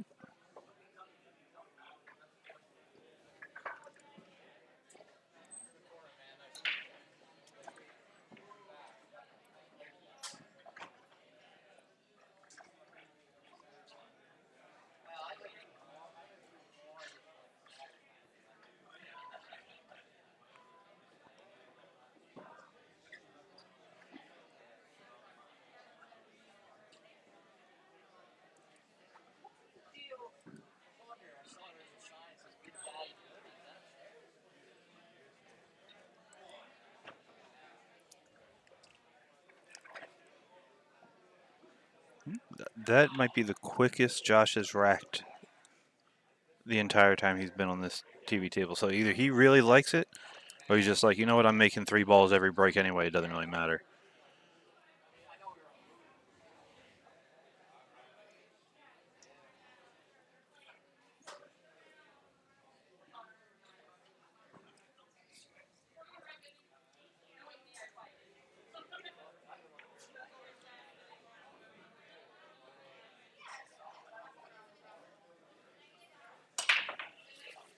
Makes a 1 on the side, 7 on the side. If the 8 has enough gas, it's going to go in the corner. It's just going to hang on the deep shelf. It's going to leave Zach the 2 ball in the pocket. All he has to do is hit this ball with a little bit of inside, come straight up table. Some people would say hit it with center. But just a little bit of inside, come straight up table. Don't run into the 5. Even if you do, you're fine. Okay.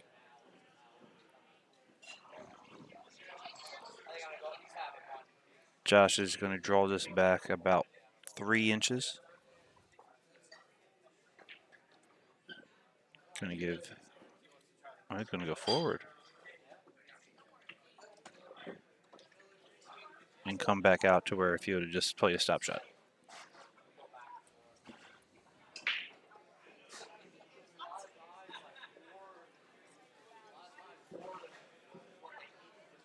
Now Zach doesn't have to do a lot here. If he doesn't get to where Josh likes it in the side, Josh has the 5-8 combo in the corner. But Josh is going to make this ball in the side. Just come straight up table. He doesn't have to do anything special.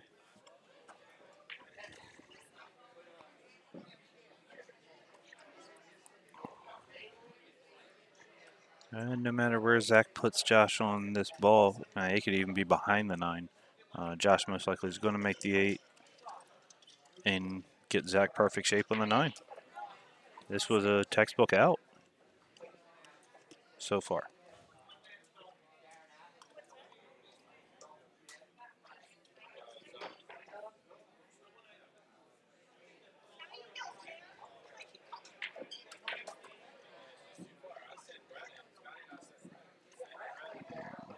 Josh realizes how deep these shelves are in this pocket and on this table. So he didn't even try and go to the rail. He just draws straight back, leaves Zach a cut. And from what we've seen from Zach on this table, he should. And he does. He completes the out.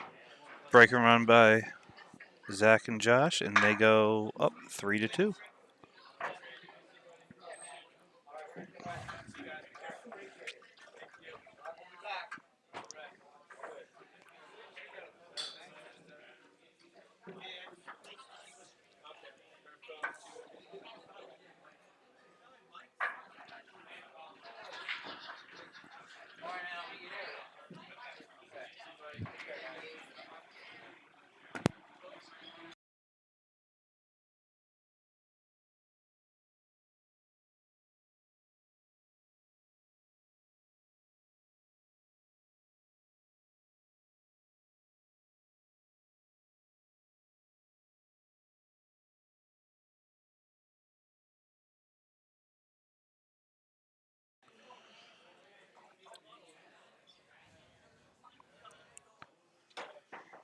Not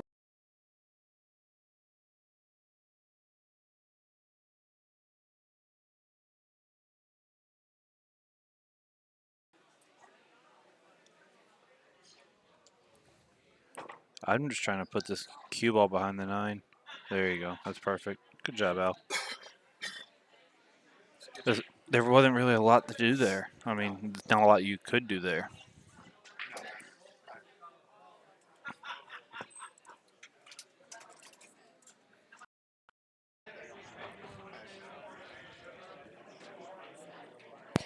I agree. There wasn't really much you could do there. I agreed several times before I realized I had muted my microphone. Well, look at Josh playing this and making it's making the 7. Now he just makes it too difficult. You mean the 4? Look, color blindness is a real disease, and when it's on TV, it's even harder. I realized that. Yeah.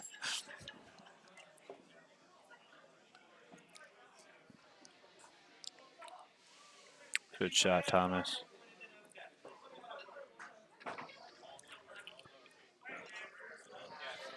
Yeah.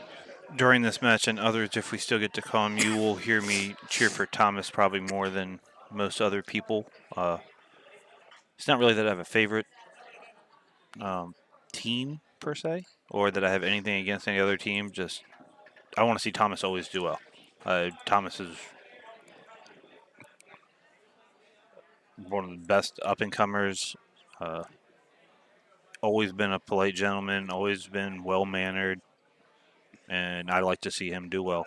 I agree, absolutely.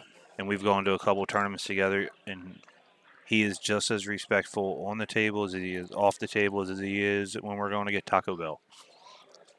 So I pull for him a lot. It's not saying other people are not well mannered. It's just I don't have the same big brother-ish relationship with them that I do with Thomas. Yes. And unlike what you said earlier, I will call him a kid because I don't care whether he thinks he is or not. He's under 30, so he's a kid to me. Yeah. Oh, that's a good shot, kid.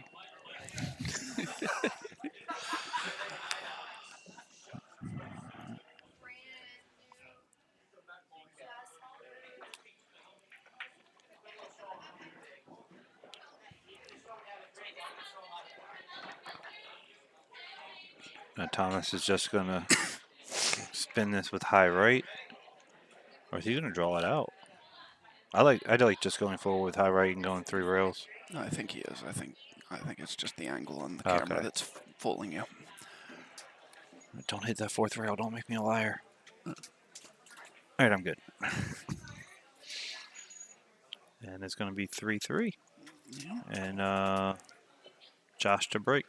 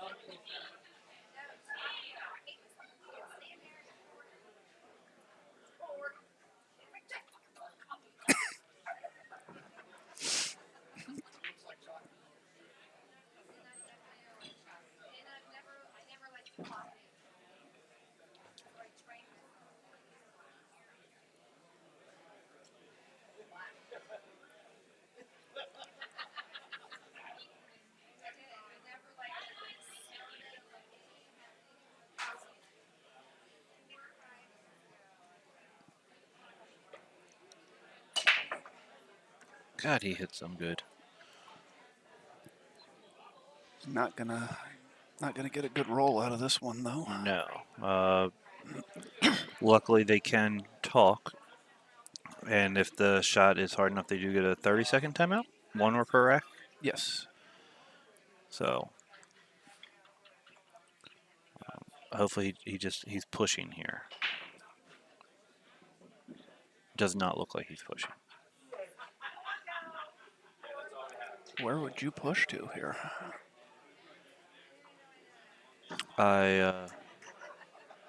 If I can, I'm pushing the 8 near the 7 and try and put the cue ball down there. See, I don't like that push. It doesn't, to me, it doesn't accomplish anything.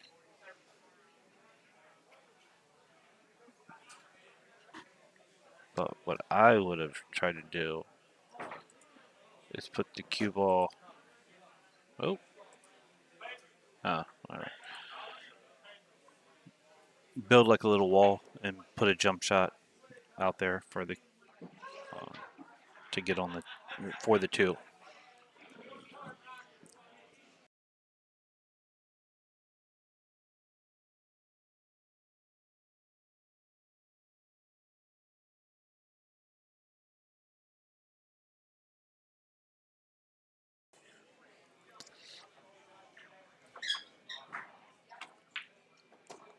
Oh, great shot by Al. That was Zach. Or Zach, sorry. They look nothing alike. I have no idea why I said that. Hey, when Zach's 70, he could look just like Al. I know Al's up there. I'm not making fun of his age. I'm just the fact that he can still get around. I hear he's old.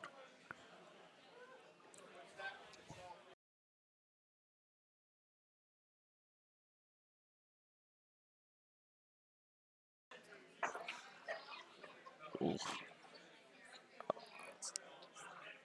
Ooh.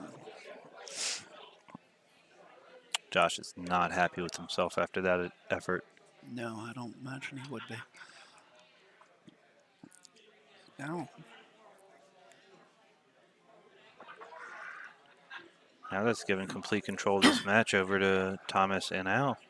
Yes.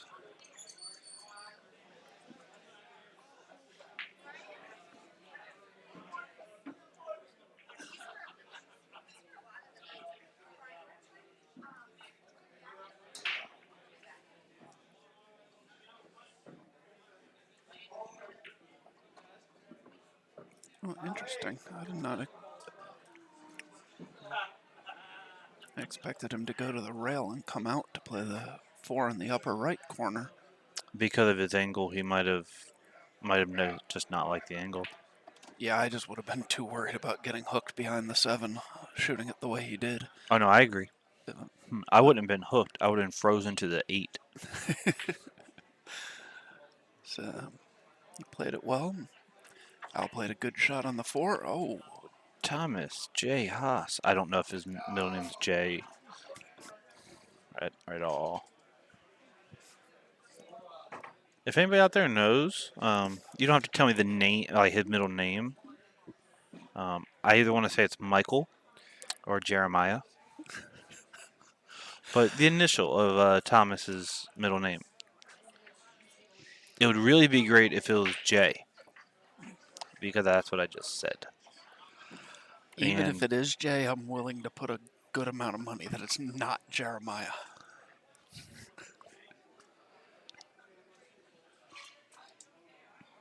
all right. So just like that, real quick turn of events. Instead of Thomas and Al having complete control of this set, the control goes right back to Josh and Zach.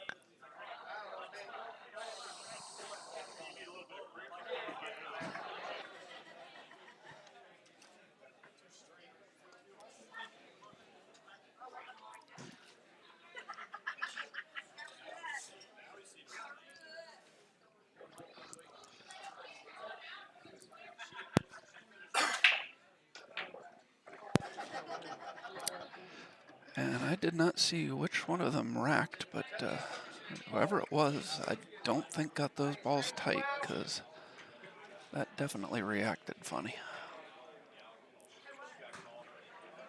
I can't remember, honestly. I wasn't looking, I was looking around for somebody. Just trying to see if Scott was near enough to us to ask him what Thomas's Yeah. middle name is. I looked up earlier because Steve's sitting right there. So I was like, yeah, maybe Scott's somewhere around.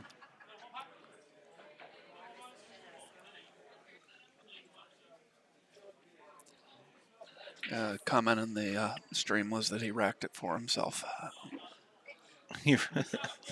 That's a nice way of saying what they just said. Yeah.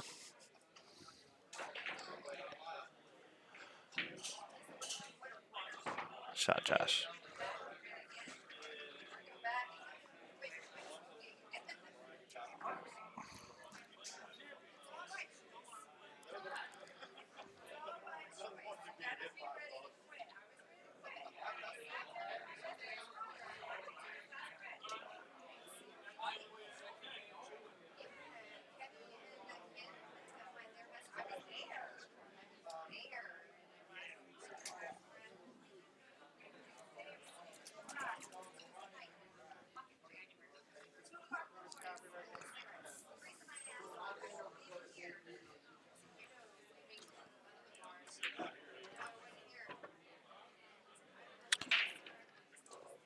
I'm just going to go out on a limb and say that is not exactly where he wanted, or how he wanted to be there.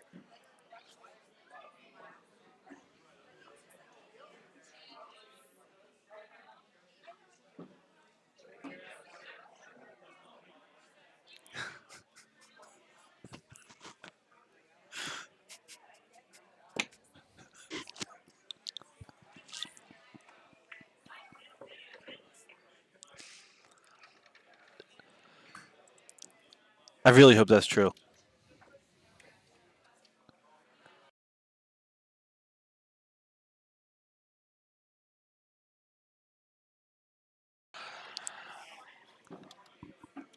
Oh, thank you so much for that information. Can I call him Jeremiah anyway? Oh, he missed it. I mean, it was a little bit tough shot, but I expected him to make it.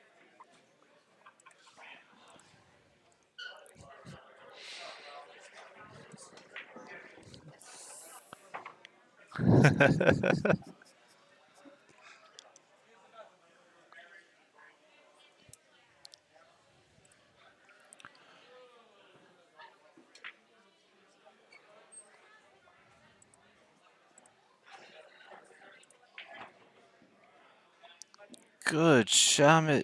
Shot.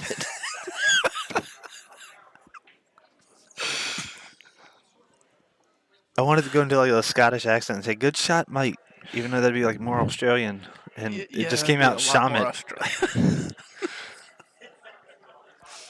Okay. All right, so Anyway, back to the match.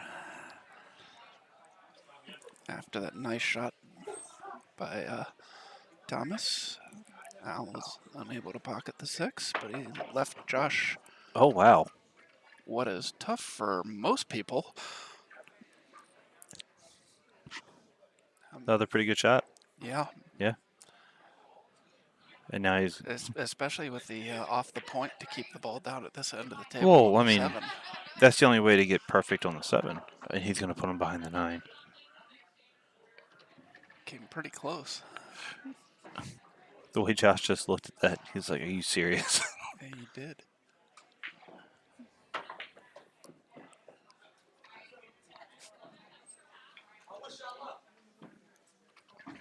You're supposed to have trouble with those shots, like not be 100% on them.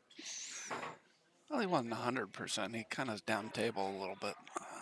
Oh, that's because he knows Zach likes to roll balls, so he wants to give him all the space that he can. See, he knows his partner. Wow, that was some out there. Yeah. Let's take another look at that 6-ball shot by Josh.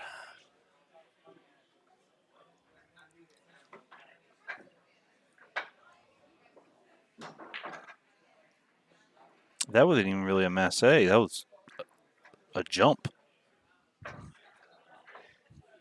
Yeah. A jump masse.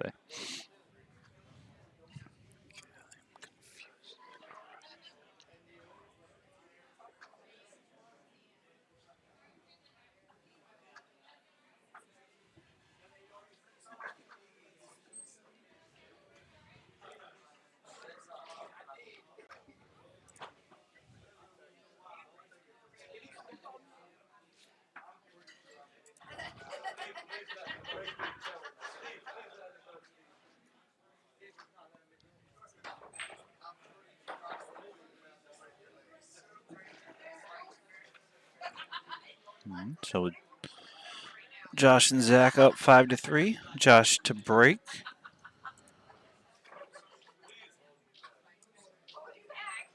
Storm right through. I'm sorry, buddy. No way to back you up.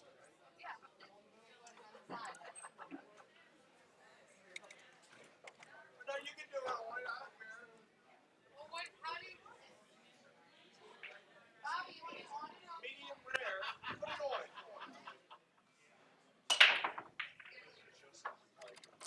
Makes 2 balls on the break and does not have a good shot on the 1.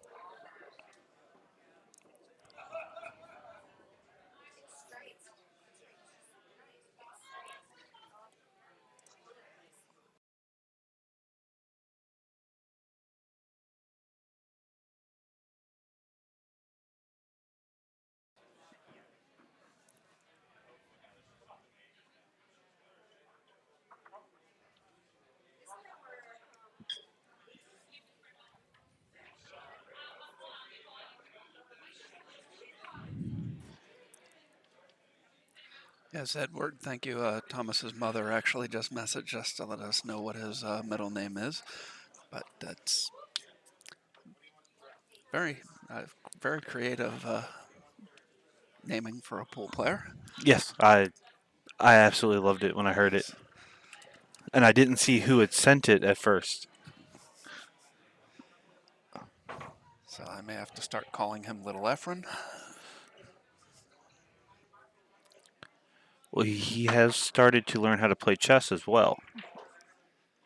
Well, better. Apparently, he knew how to play. He plays online. And I told him I'm going to bring a chessboard in here. And when he comes down, me and him can play.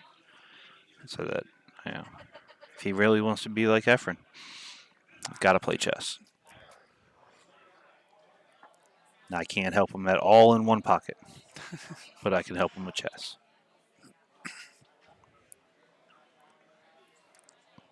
Yeah, I always knew I liked Josh.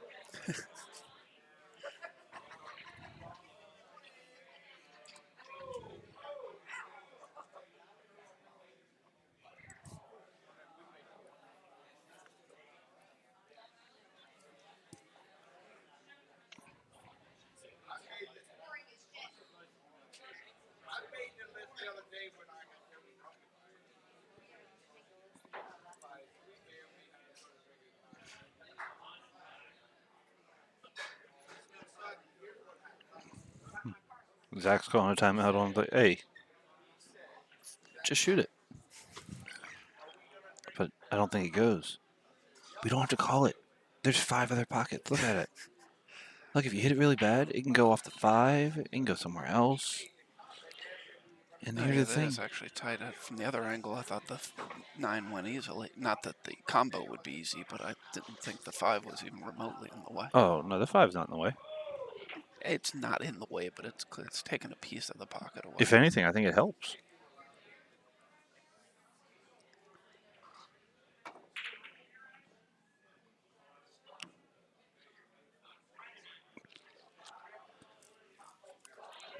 He should have put left on it. Yes, that is my answer to a lot of things. Oh, no.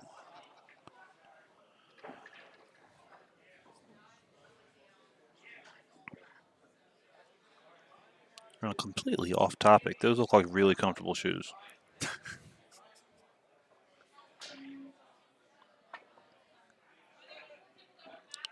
That's how you play safe back. Well, your partner saved you, so Yeah. I guess that's just how you play safe. I don't know. He may have lined up the 2-8 combo up the table. If I'm up 6-3, I fire it in. At 5-3, I do not. I don't shoot that. Yeah, it's not as lined up as I thought it was, Yeah. but it doesn't look like you can bank the 2 ball out of there without You- hitting the 8. Oh, he went for the combo. He played it nicely. But you didn't really leave yourself anything. That's the whole problem with the shot. True. I would have kicked the 2 ball out of there because you had room behind the 2 to kick. Kick and hold the cue ball there. Yeah. Just put a little low right on it, a little stun stroke. You kick the 2 ball 2 rails and you leave them stuck behind the 8. But when you have Josh on your. Ooh, wait. I think Al can see the corner of it. The edge of it. I'm going to stop saying the corner on a round object. He can say a fair amount of that. Yeah. Yeah, certainly enough to cut it in. Yeah. No. What?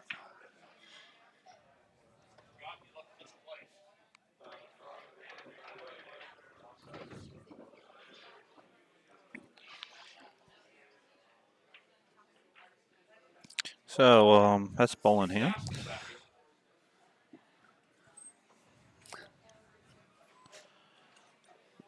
Zach's going to have ball in hand. He's just going to play the 2 just to get the cue ball off the rail. Leave Josh a little bit of angle on the 4. I think at this point they'd almost have to try hard to screw this up. This is. Yes, this is a very straightforward out.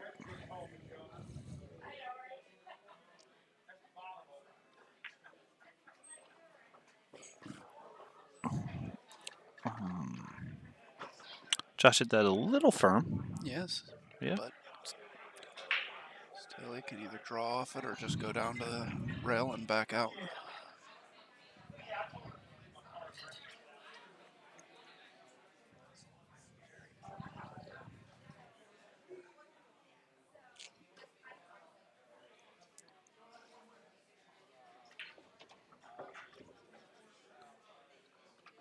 How close is he going to get him to his work? Just close enough. So it's 6-3. It's Josh's break, right? No, it's Haas and Al, Thomas and Al, Josh and Zach broke first. Okay.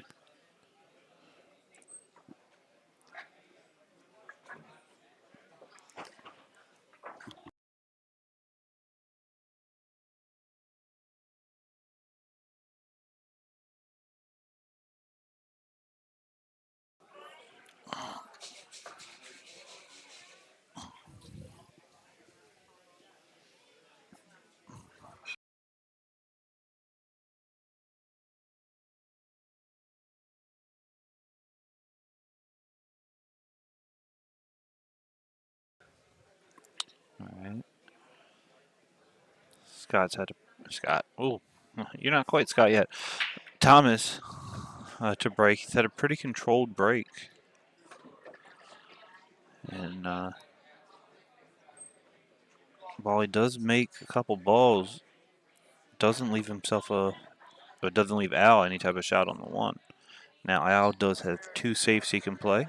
The easiest one is going off the right side of the one and just putting the cue ball behind the 4.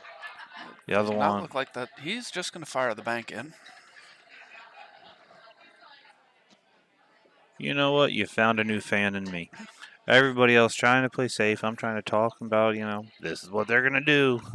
If you're just going to fire things away, I want you to play on this table all day.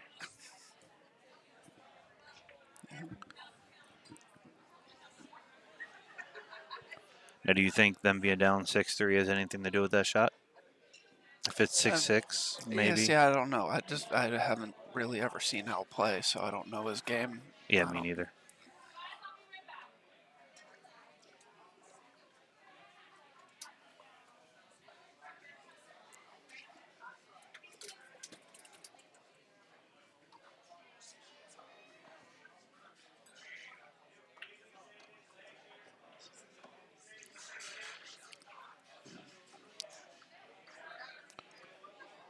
Not sure why he felt the need to run into those. It certainly looks like the 5 ball goes.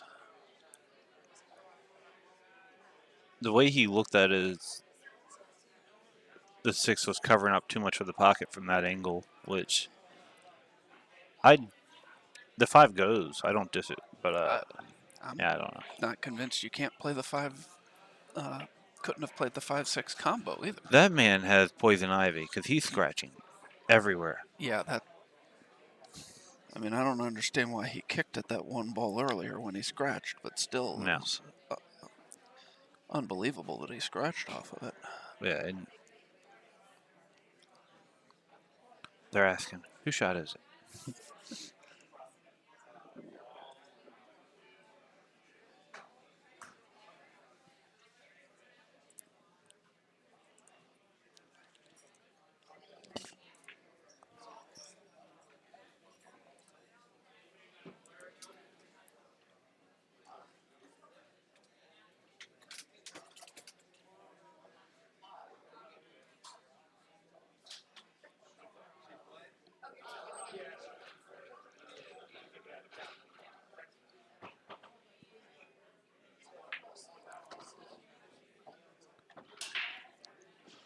He looks so warm.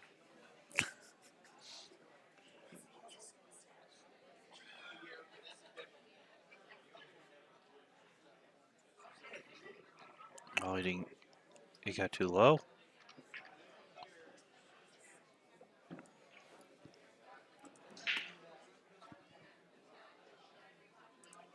Well, the good thing about this is he can just go right into the 9. So he should be fine. Yeah. Yep.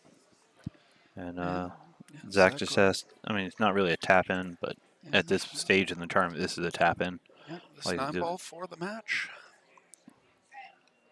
And they will move into the hot seat match with this ball.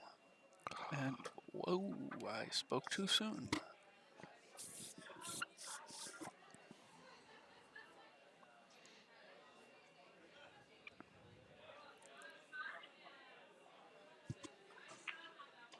All right, so this is not over yet.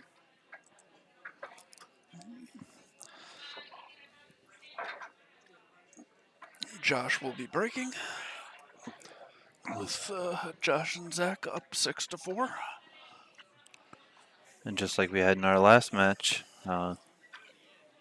they have 2 breaks to win it. Yep. So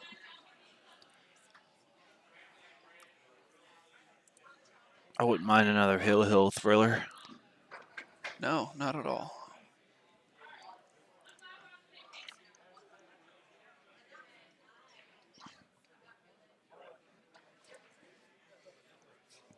I just hope Zach can get that out of his head. I mean, everybody misses the ball. Yeah. But that's a tough one when you miss. Yeah. To win the set. A relatively easy 9 ball to win the set. And then you don't really get a shot. Yeah. Makes a ball in the break and there's no shot.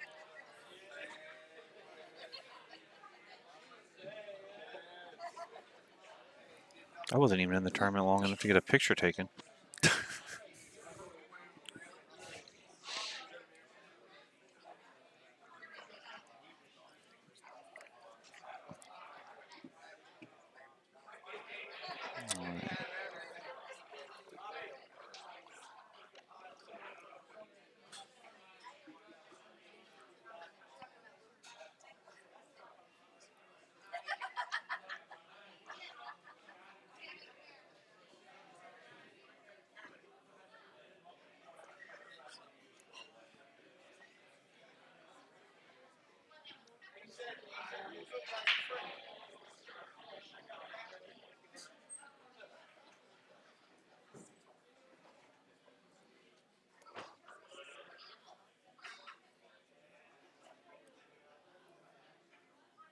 All right, found where he wants to push. Rolls a little too far and leaves Thomas in the side pocket.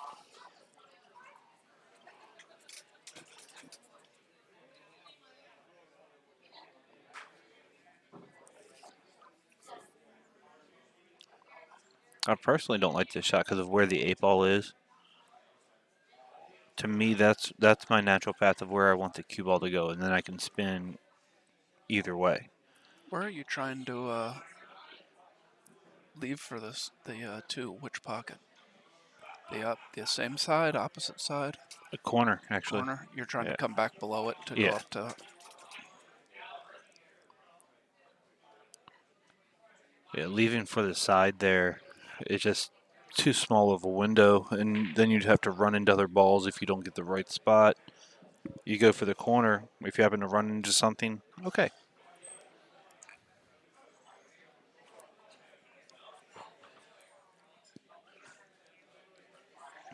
But I didn't like where that 8-ball was. I think in the end I probably would have shot that ball in the corner also, the 1 ball, or tried to.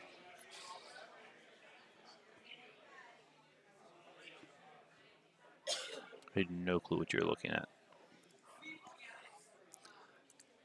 Sorry, most people usually don't.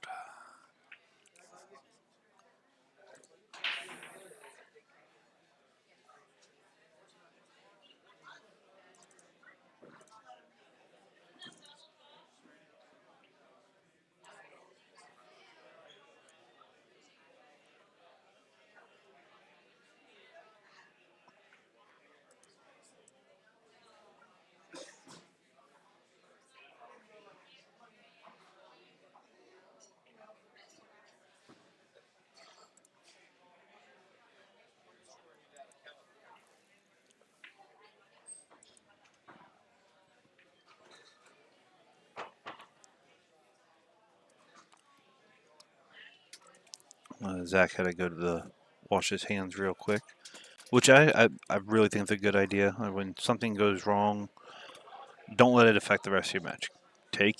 Most places give you a break, a 5-minute break or a bathroom break, whatever it is. Take it and just go wash your hands, throw some water on your face, and come back. You guys are still up 6-4, and I mean you're going to have chances to win this from here, no matter what Thomas does. You guys still control whether or not you move on to the hot seat. So that's what he did. He walked away, threw some water in his face. Everything's good.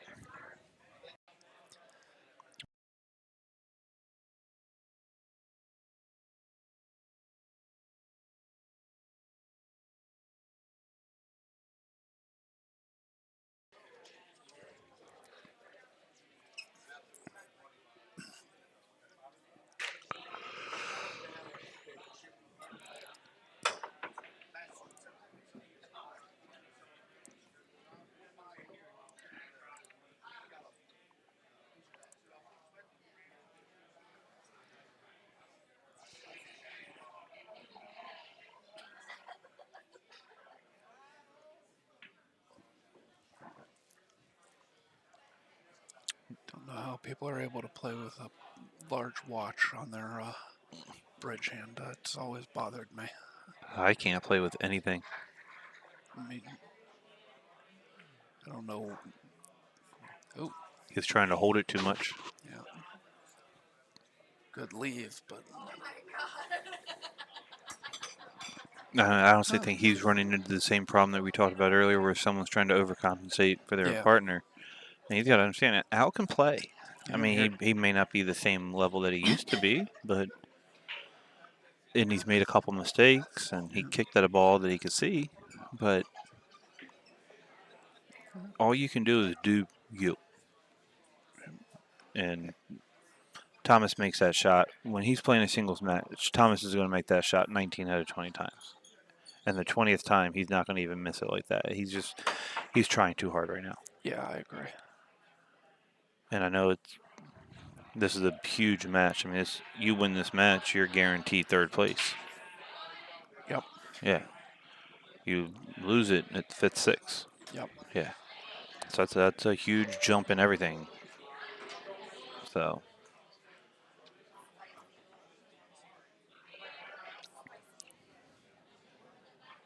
Be nice to see Al come with a shot here.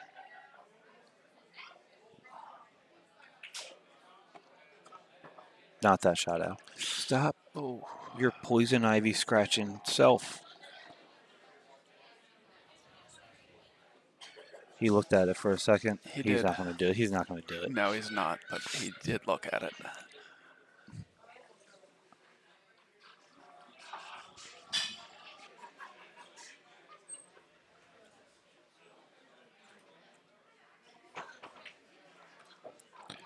The way he shoots, it seems like he's always jacked up. Yeah. Yeah. No, I mean. So yeah, I'll leave that one. Who's taller, him or Bobby Pacheco? Oh, Josh, definitely.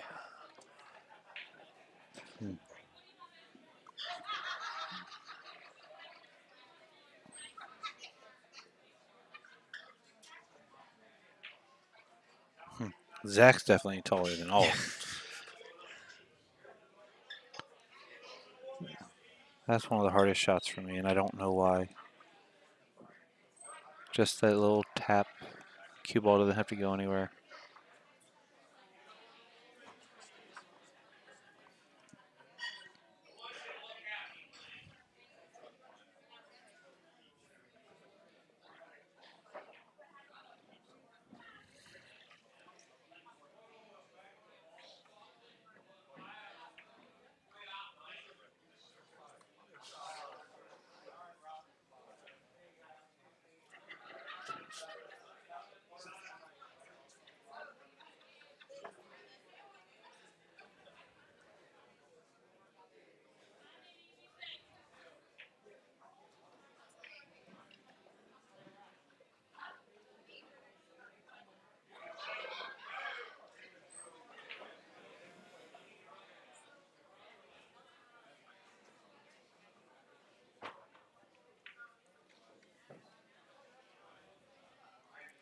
I'm not sure I don't send this 5-ball down table and draw the cue ball in behind the 6.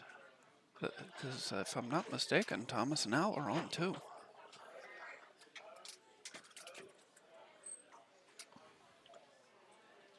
Are they on 2? Thomas scratched or Al scratched in the side, Yeah. and then Josh just played that safety up against the 9, and Thomas did not make Oh, a you're good hit right. on the ball. I don't believe they played a shot in between. What is he?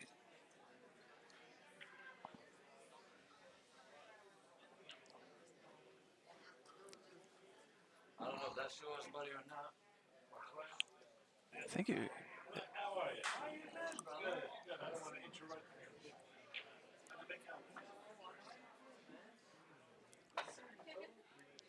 Well, if we were right, yep, he was on 2, so that was it. That is the match. An awkward pound handshake. All right. And so that does it. The Pastel brothers win 7-4. They are moving on to the hot seat. Well, they will place the winner. They will face the winner of our other Final Four side match. And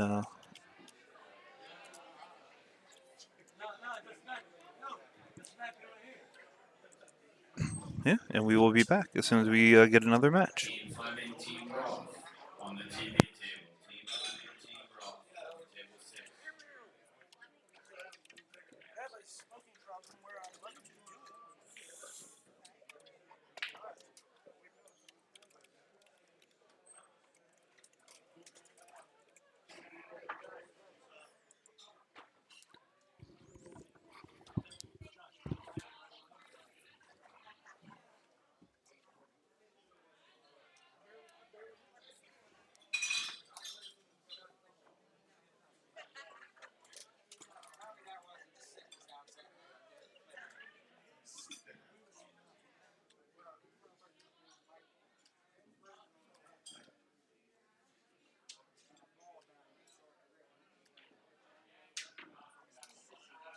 Team 4, Team Wolford, table 10. Team 4, Team Wolford, table 10. Pick up your score sheet, start your match.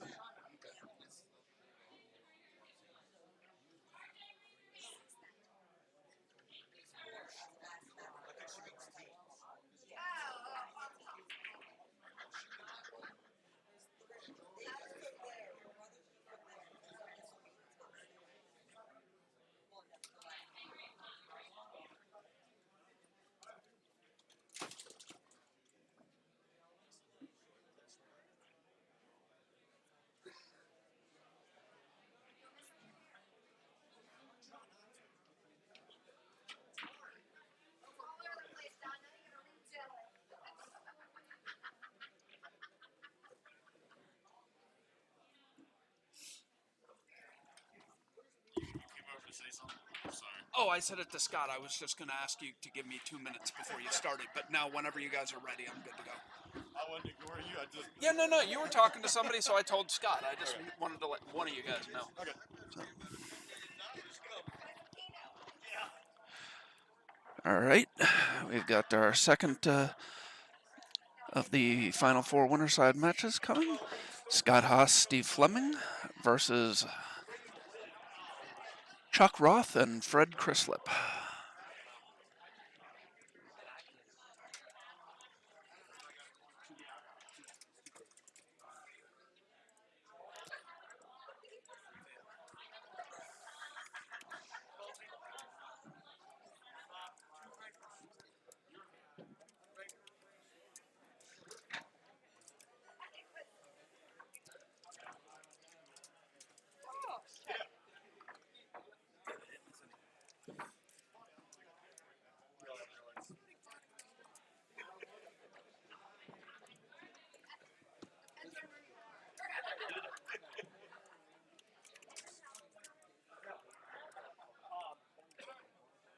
Same way both ways.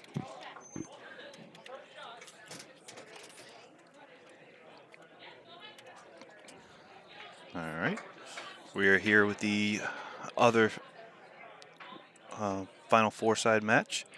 It is Thomas's father, Scott, with Steve Fleming against Chuck Ross and Fred Chrislip. And that is not a good way to start. And I believe that's exactly what he just told Scott. Yeah. He's got to get that earpiece out of his ear. He's got to stop doing whatever I do or saying whatever I say. I'll just get him in trouble.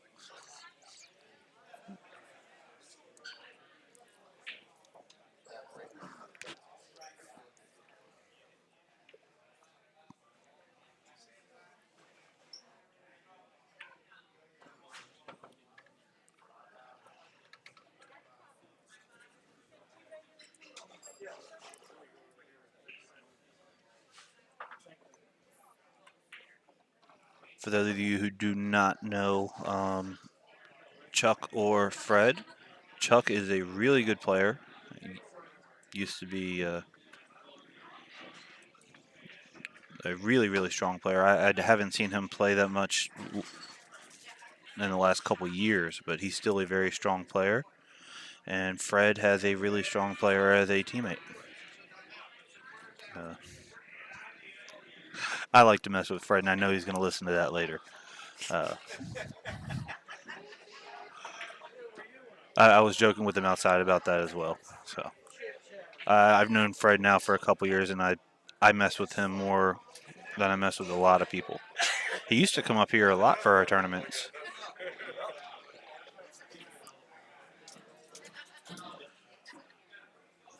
Loy. Back to the tournament. Could you make sure the auto update's still on the bracket? Thanks.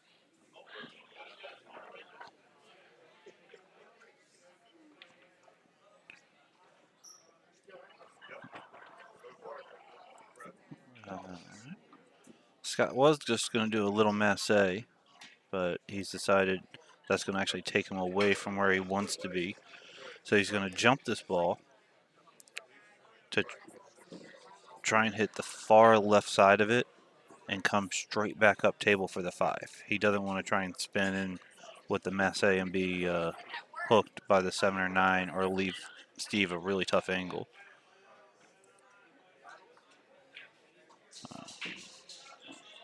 Yeah, and he's darting this one.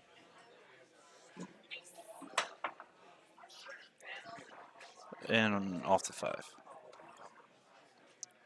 They're on 2. Are they? Yeah.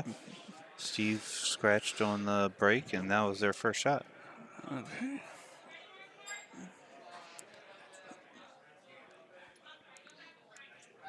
I do not see them 3-fouling them here. No. Even if they try to play it safe, I don't see him 3-fouling them here. Yeah. Although I don't believe that 7 ball goes by the 9, so. It does. No, it does. Yeah. That other angle is deceiving. Conceiving. What is it conceiving? It's conceiving to deceive.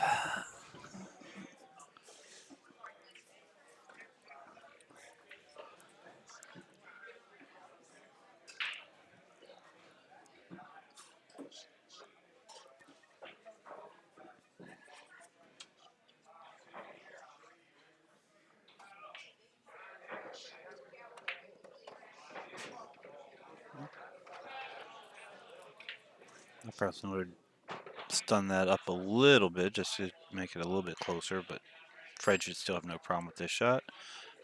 Little right on it, comes straight back up table. And I don't see Chuck having any problem with this.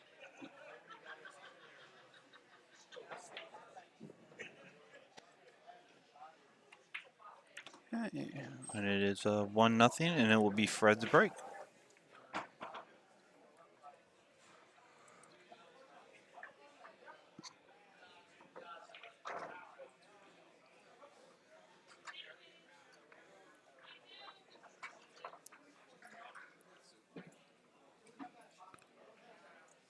So we're down to 8 teams left in the tournament, right? Yeah, I believe that this match, the Wilkie Mast Stoudemire Oh, Molinaro match has ended, but Brett's team won. Brett's team won. Yeah. Okay, so apparently they just have not entered that in the bracket yet. So we actually have 7 teams left. Yep.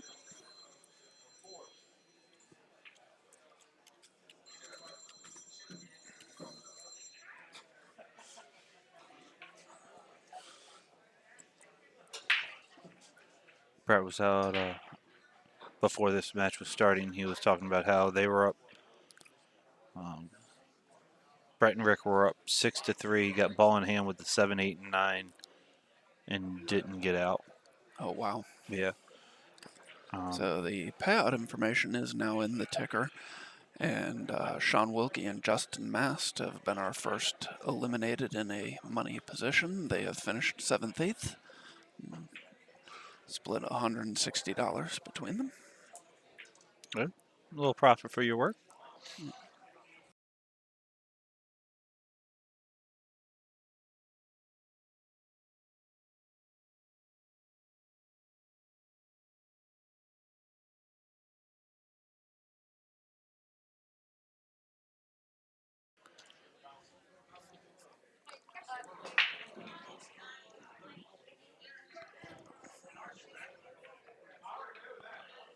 She's gone 100% play it safe and Not get there, I don't believe. well, Maybe. it wasn't a safe for a ball in hand. I think he blocked a good portion. We cannot talk. A good portion of the 1, and it doesn't go by the 5. Yeah. So, if anything, it is a containing safe. Now, Chuck's probably just going to cross bank this and bring the cue ball back up table, which he did, and leave a shot. Those type of safes are so much easier on the big table. I agree. I absolutely agree. Yeah.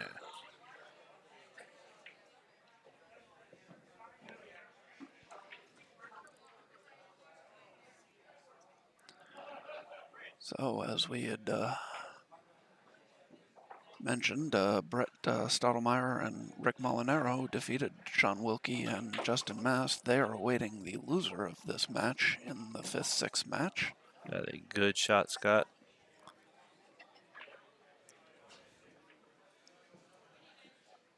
That has now been updated. Yes. And the loser of our last match, Thomas Haas and Al Tonelli, are awaiting the winner of the Mark Ford Tom Zippler versus Nathan Childress Shane Wolford match.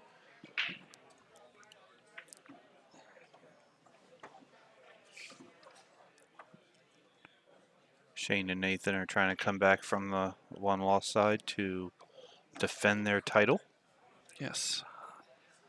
They won the inaugural Maryland State Scotch Doubles Championship last October, I believe. It was either September or October. That is correct. It was one of those. Actually, it was October because Nathan won the On the Hill full 9-ball shootout in September. Okay. Yes. I remember he double dipped and didn't lose a set in here. Yeah. Yeah. And actually, he also won the Bruising Q's end of summer 10-ball. That Did he win all 3? yes. But he lost a match in that one. He lost a match. No, he won all 3 without losing a match. Oh, that's pretty strong. Yeah. I mean, just winning all 3 is strong anyway. Yeah. Oh, Scott.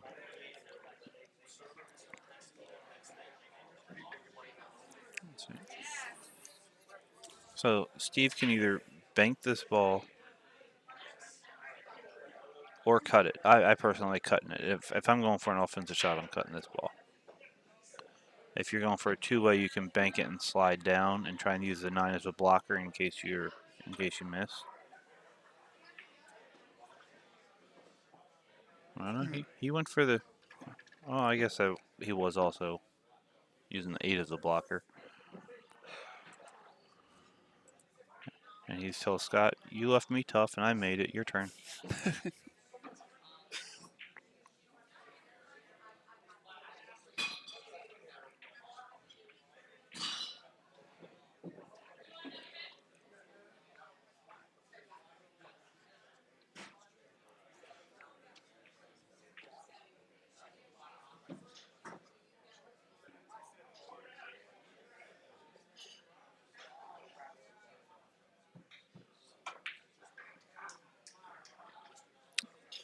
Oh, almost got there for the save. Ooh, or did he? Nah, he didn't get there. No. I don't think so, no. No. Fred can see this. And he doesn't really have to do anything. I like to throw it just with a touch of left. But you don't really have to do anything. There you go. Hit the ball good.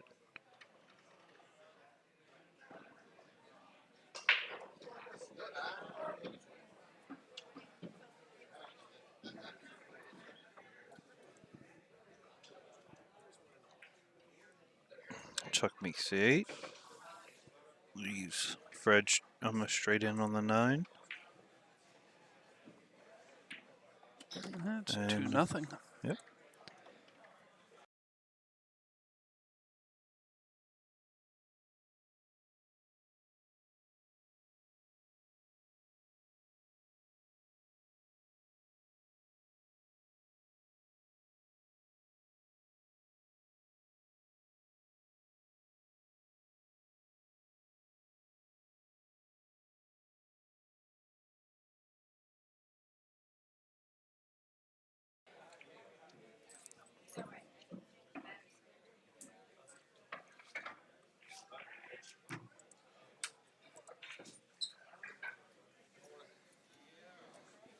All right, so down 2-0. It is Steve to break. He's been breaking well. The first break he scratched, but it was a good spread. See if he can get a. He makes the 9, so that's going to spot. Scott has a easy shot on the 1 to get on the 2, and pretty easy shape from the 2 to the 3, 3 to the 4. I don't really see an issue. No. This is the type of rack I do expect these players to get out on.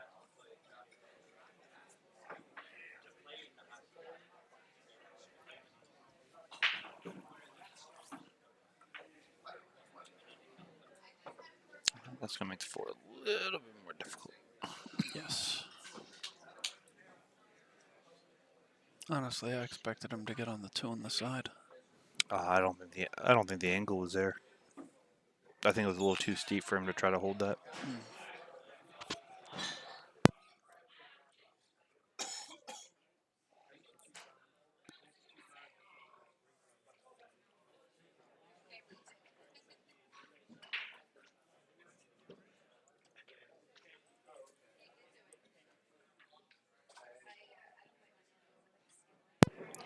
The 4 still goes by the 9.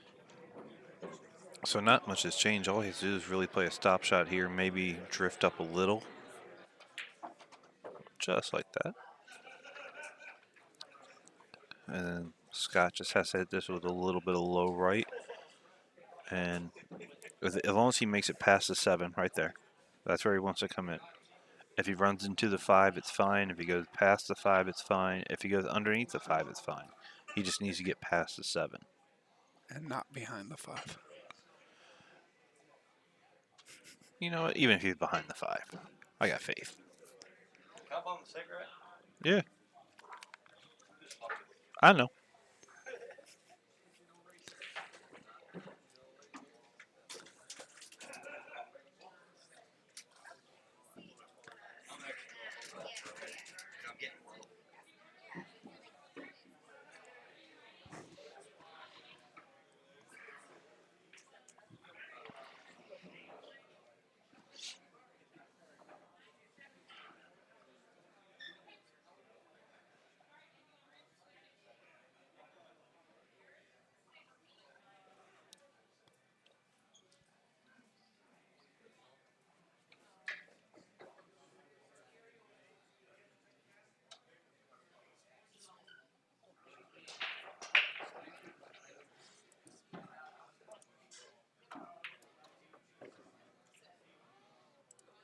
Like I said, he needed to get past that 7.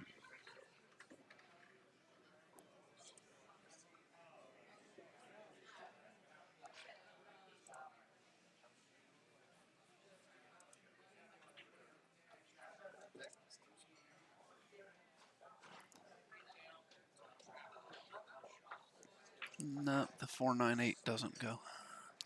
No.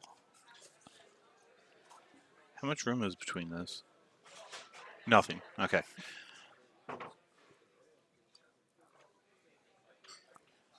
He might be able to throw that 9 in the side pocket. Or the smarter move would be to skim off the 4 and try and put the cue ball behind the 6. That's a tough shot Throw also. the 9 in the side pocket. If he can throw enough, if he can load it up with enough English, he might be able to 2-rail it. Oh, that side. I thought you meant the side where the 8 was. He was going for the corner anyway. Yeah, He left it pretty good. he did. But yeah, I thought you meant the side where the 8 was, and I was trying to figure out how you thought it was getting by the 8. Or, for that matter, how you thought it was getting anywhere near that side pocket.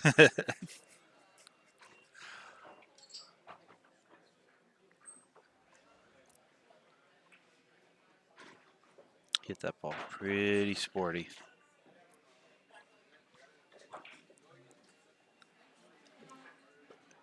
All Fred needs to do right here is stop it or just draw back one inch.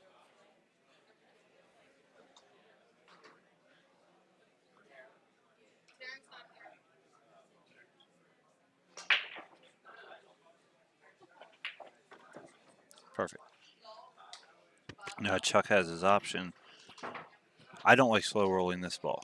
No, not at all. No, I go 3 rows around and get on top of the 7. Yeah, play a 7 in the same pocket as the Yeah. 6. Yeah, absolutely.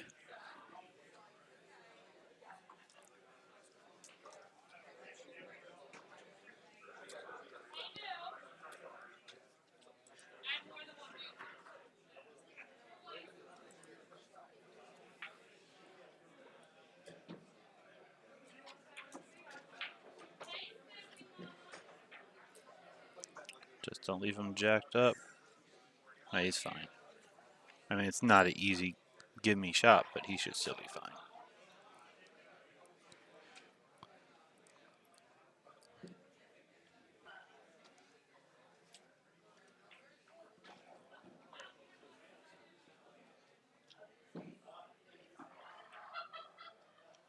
Oh, I joke about Fred a lot. I did expect him to make that ball. He is a very capable player. So that actually does come to a shock.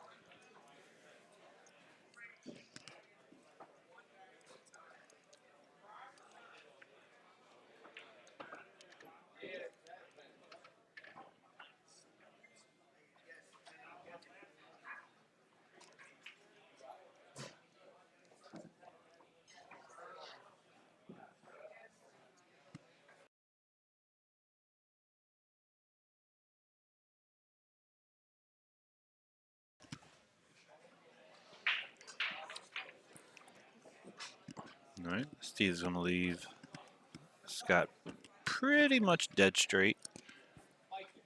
Scott's still going to take his time on it. Pop it in. And it is...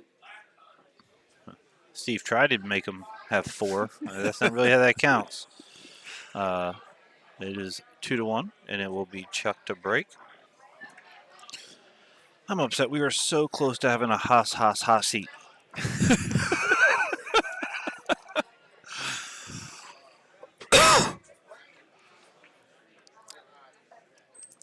Now, a moment from our sponsors. Murray's Plumbing and Heating. Good work at a fair price. Alley Cat Q Sports apparel now available.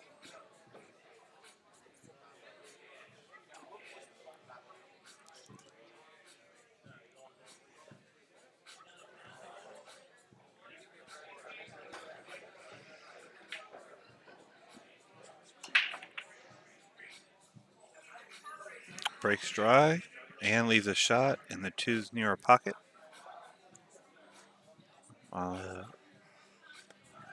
The only problem I see is that they don't get good on the 4-9 combo. Yeah. Yeah, because all they have to do here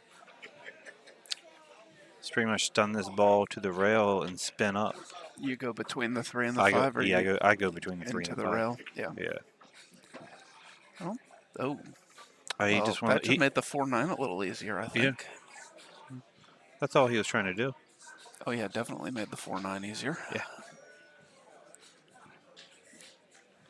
I think he hit that a little bit firmer than he wanted, and he Yeah. caught the I would 3. say, I also don't think he meant to catch the 3. Luckily, he's still fine though. As long as he doesn't run into the 8 coming Even if out quick. even if he runs in the 8, he'll be fine because of the big old gap in between. But no, you don't even want to bring that into play.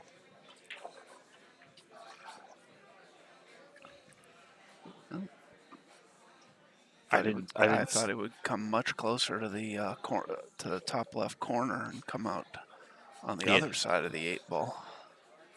Is he thinking about kicking this? Oh, I was like, look, Mr. Tinelli, relax.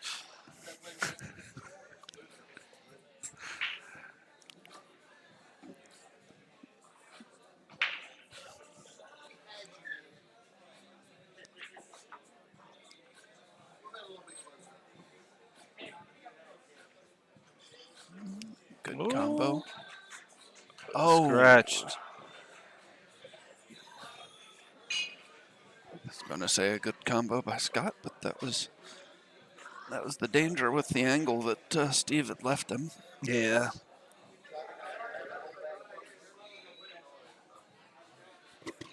Just enough of a piece of the, I guess that's a 6 ball, to cause the cue ball to go into the pocket. And Steve did put that 6 ball there. Yes, he did. Yeah. That's upstairs. That's not Hey, here. the other one looks the same way now. Give me a 10 minutes to stop. 10 minutes to stop. It's a lot smaller.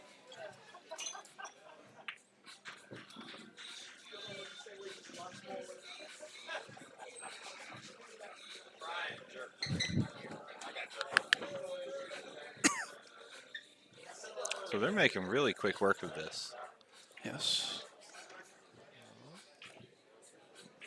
From 2-2 with a little bump off the 6 for a scratch, and they have a chance of it being 3-1 with Steve's break.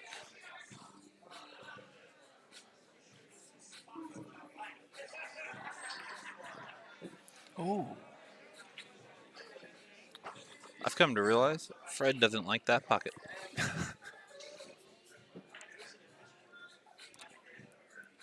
He left it good though.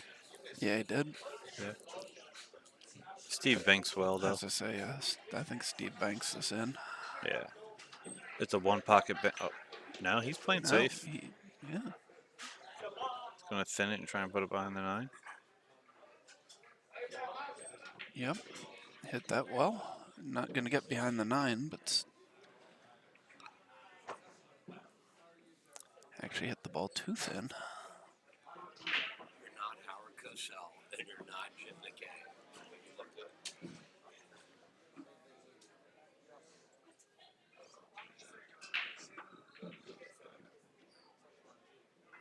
Bank this ball straight in. Oh, he missed.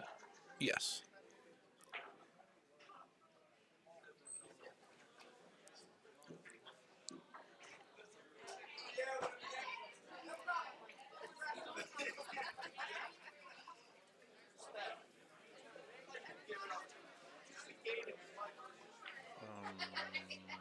Okay.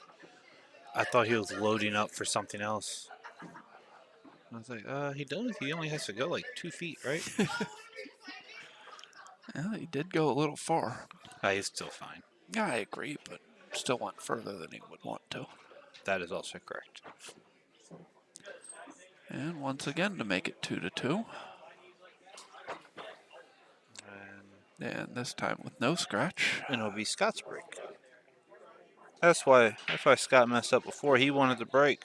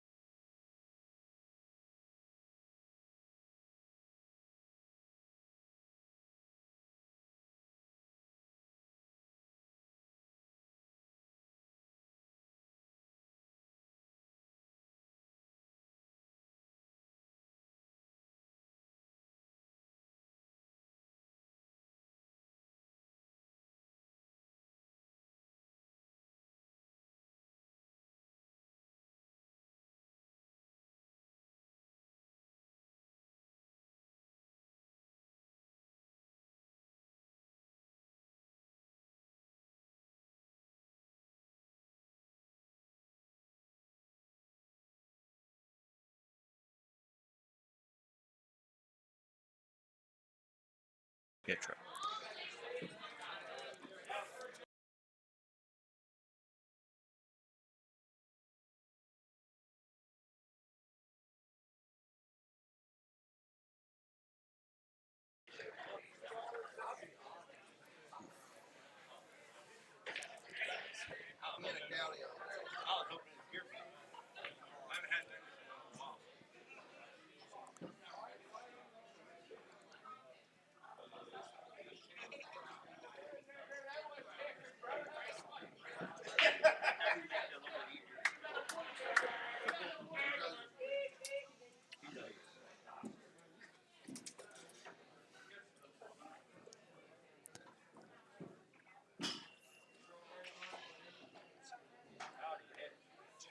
Oh, very well played safe by Steve.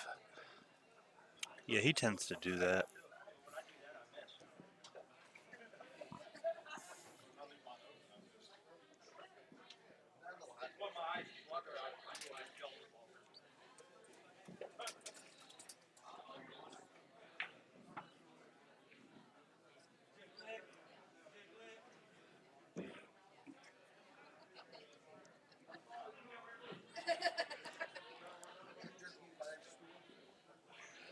Yeah, looks like Chuck's gonna try and kick one rail at this ball.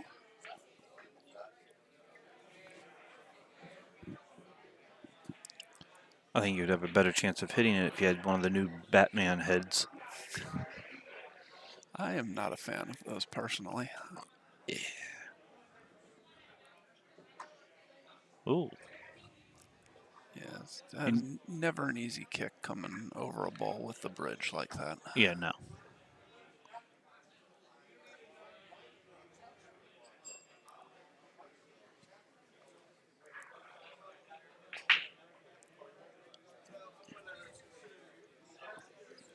You're going to be on your own for 5 minutes.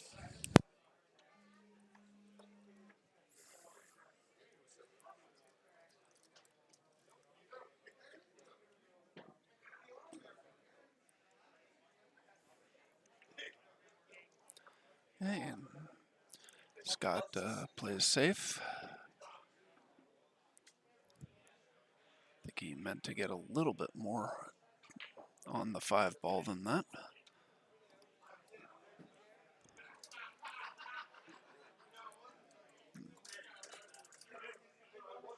Guess Fred can catch this off the rail. He can. Oh, he almost made it.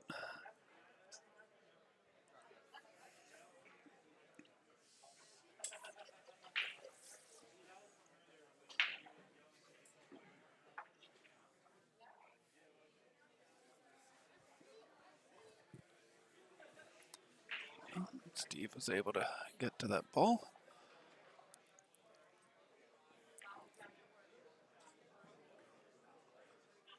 That's got a tricky little angle here. I don't know if he plays this in the side or all the way down. I think he's going to play it all the way down. Yep.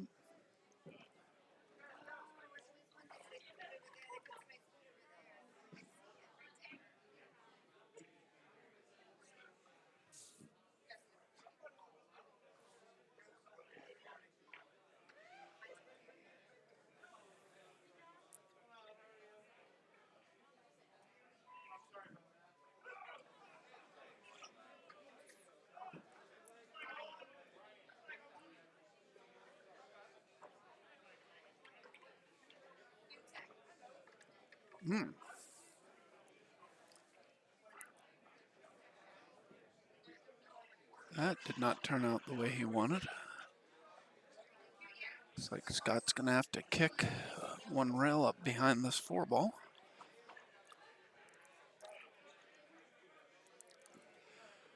I guess he possibly could go to the side rail, but I think he's probably going to come down to the foot rail.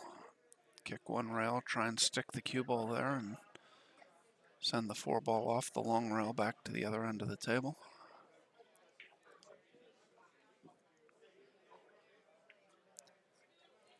Caught the 4-ball a bit thin, wasn't able to hold the cue.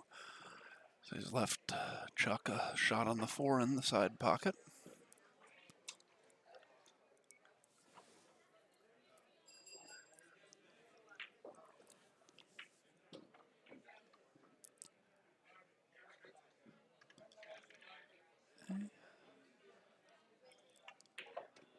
Definitely looks like good out. They should be able to do here. Come off the 6. Out one rail back across for the 7.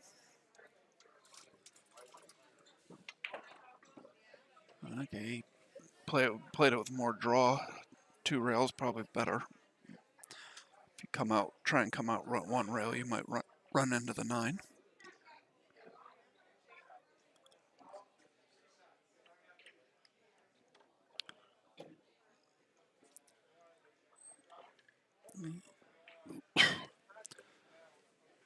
So it should be a 8-ball here, 9 in the corner. And Fred and Chuck will take a 3-2 lead. And I believe it will be their break.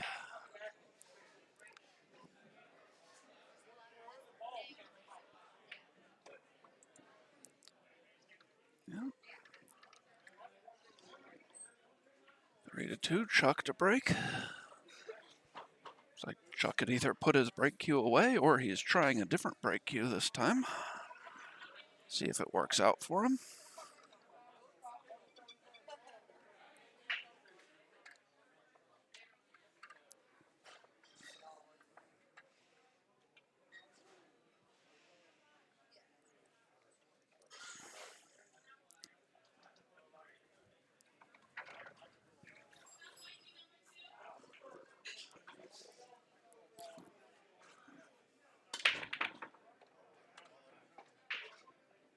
Very good break. He makes the 1 and I believe the 2.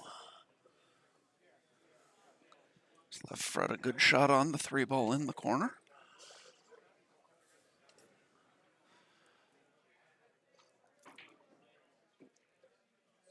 Do not see any. Oh, Fred has really struggled with that pocket today. So going to say that I didn't see any particular trouble with this run out, but as always, any shot can be missed by anyone at any time. So Steve plays him a bit further than I would have expected him to there. Scott will probably, no, he's going to still play this in the side. I thought he might take it up table. He's able to hold it.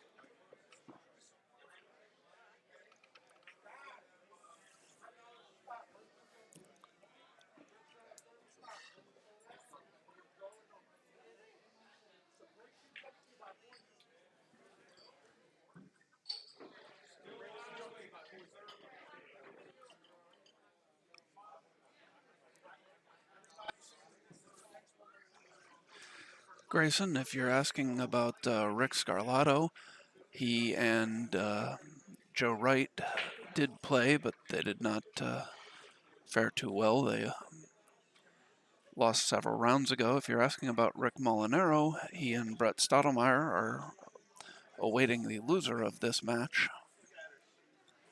If you're asking about a different Rick, then no, they did not play, because I believe those were the only two Ricks we had in the field. That 9-ball knots it up at 3 with Scott to break.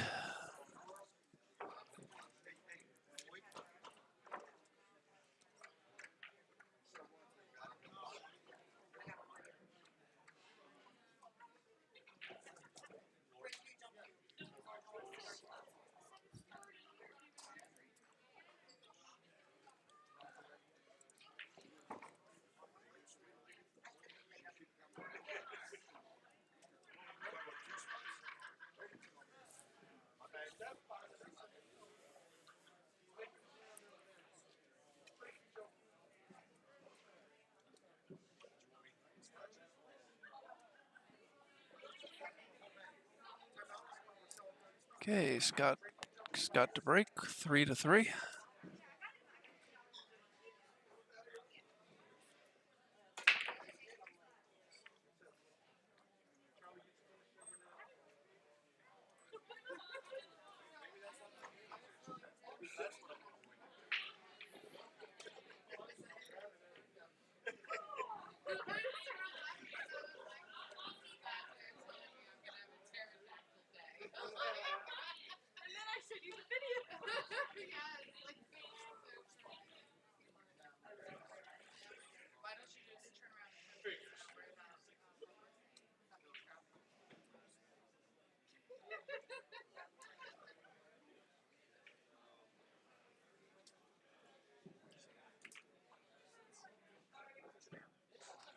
Chuck plays a good safety.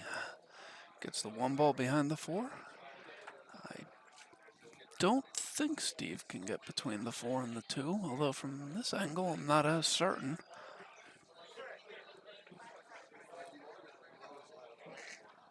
He's definitely taking a good look to see if he can slide through there and clip a piece of the 1.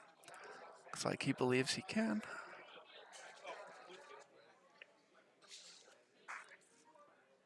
He was not able to. It'll be ball in hand for Fred here.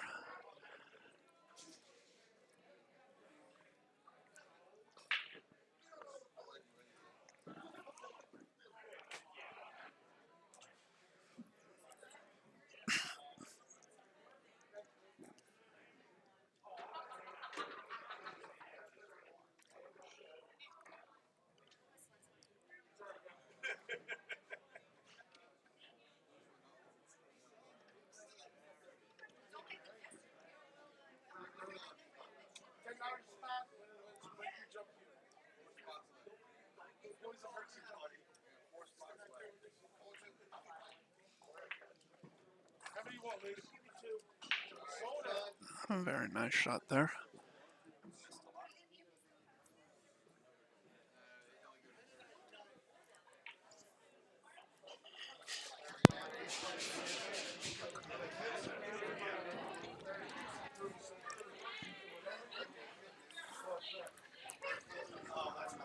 No, it was a little straight in on the 3, but I don't think that's how I would have wanted to leave for the 4, given where the 5 is.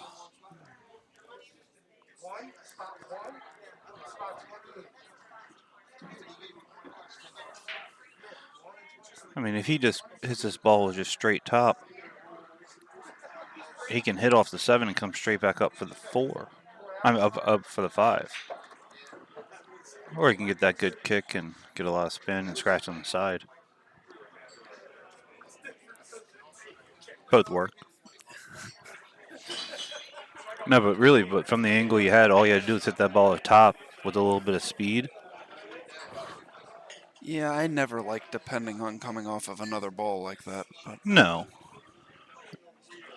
But when you can pretty much guarantee you're going to hit that ball solid, I have no problem doing it. Unfortunately, I do it too much. It gets me in trouble sometimes.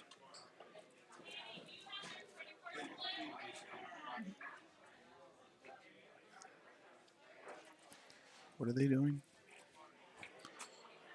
Oh.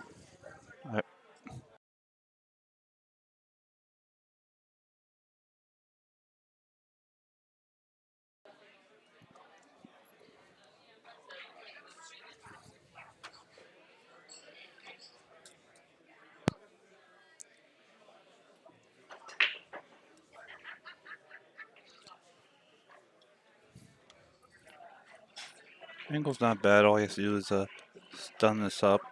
The angle's going to give him a fairly good angle on the 7, just not hit it too hard. And that's going to be perfect. Now, a lot of people will put left on this trying to get too straight on the 8. You just hit this ball with dead center. If you want a touch of left, but I don't like being that straight. And neither does Steve. Spot for the jump breakthrough. We're going to use the Keno. The first number that hits between 1 and 30 is the winner. Bobby, we'll let you know. We got 1 minute and 6 seconds to the first game.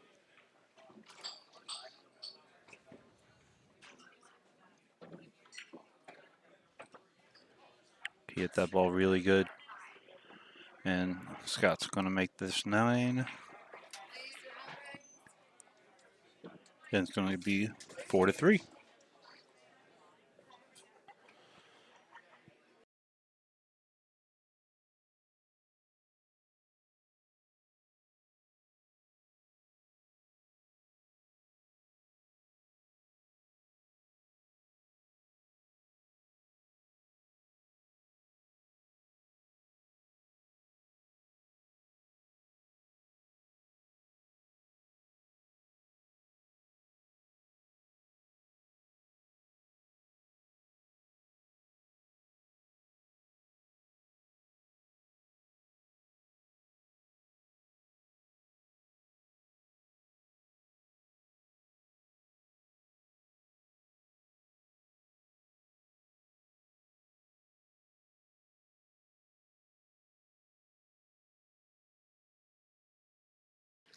All right, here we go.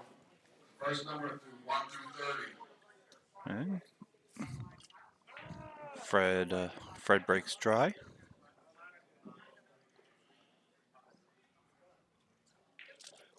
Steve's just going to drift this ball up, shoot it in the corner. It's going to give him natural Number shape. 3. Alan Fred. Who got that rack?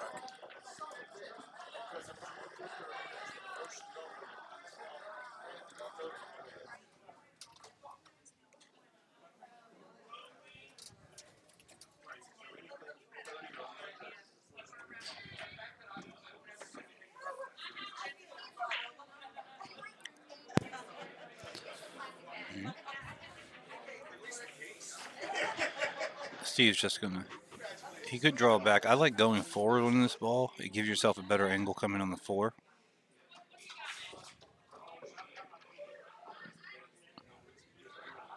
I don't like drawing back just because you're going closer to the center of the table and the 6 ball was there, but he ran into it and moved it out, and he's fine.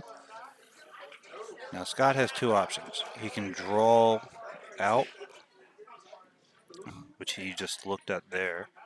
I personally like spinning this ball with a little bit of right, actually with a lot of right, not hitting it too hard, and he's asking Steve if he's good with that angle. Pretty much there's not going to be any angle that Steve is not going to be good with, so they should be good from here.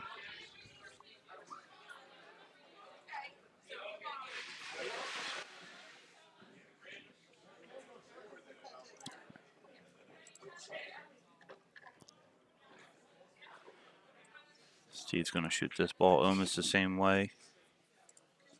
Going to spin it just a little bit, but more center ball than anything, and just come straight up table. He wants to leave himself an angle to the. He has an exit for the 6 to the 7. Don't want to leave yourself too little of an angle, because then you bring the 8 ball in play. If you're dead straight, you can just draw straight back. There you go, perfect.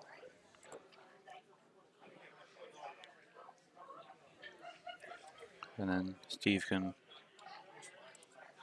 has a couple different options. He can just play a stop shot, leave Scott a longer shot on the 8, or he can just draw it straight back and let Scott shoot the 8 ball on the side.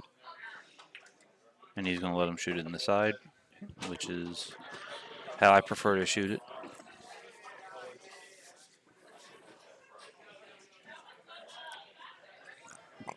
And it's going to be Team Haas Fleming. Going to go up 5-3, and it will be Scott's break.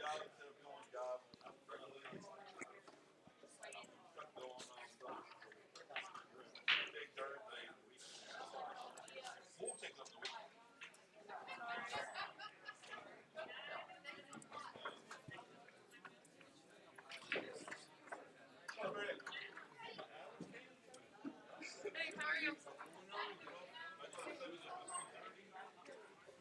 We were like 2 hours late.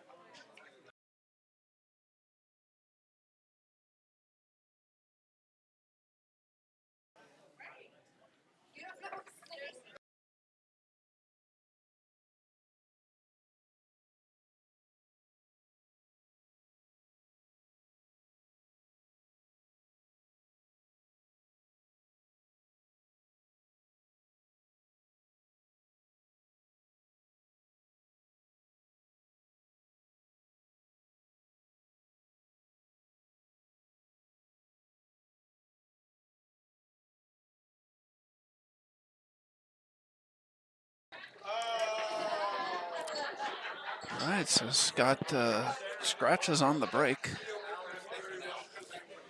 It's a good spread here. So does that one not go by the 6? Is that why he's... No, I don't know why. I will never shoot a combo if that ball goes by. It definitely goes by the yeah, 6. I don't know why he would be shooting this combo. I mean, he played it okay, but Any little thing can go wrong. You hit yes, it off by a absolutely. half an inch, and all of a sudden he's on the rail with Right. no shot. Exactly. If there's no reason to shoot the combo, never shoot it. And he's just going to draw back a half an inch or go forward for the carom, but I like playing the combo. Yeah. And that's going to make it 5-4. And as soon as Fred makes this, because he should. And it will be Chuck's break, assuming Fred makes this. Yep. Down it goes. Chuck's break.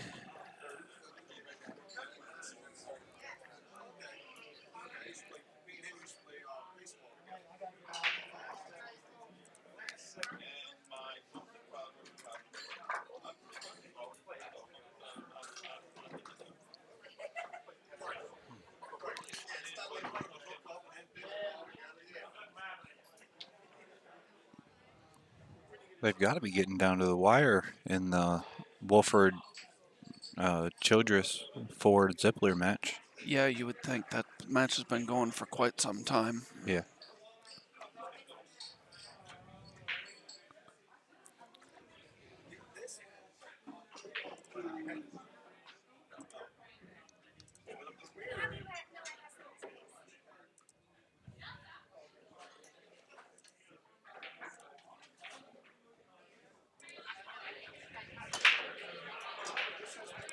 He puts everything he's got into that break. Hit it good. 3 balls on the break. Easy shot on the 1. Not the easiest position to get on the 5. No. Now, if you feel confident, you can go rail first and then just slide up table. I do not feel confident in that shot, so I draw back. I don't like going forward here unless I can spin it. I like doing that a little bit better. I mean, I would have liked to have done it a little bit better. I probably would have ended up in the same exact spot he did.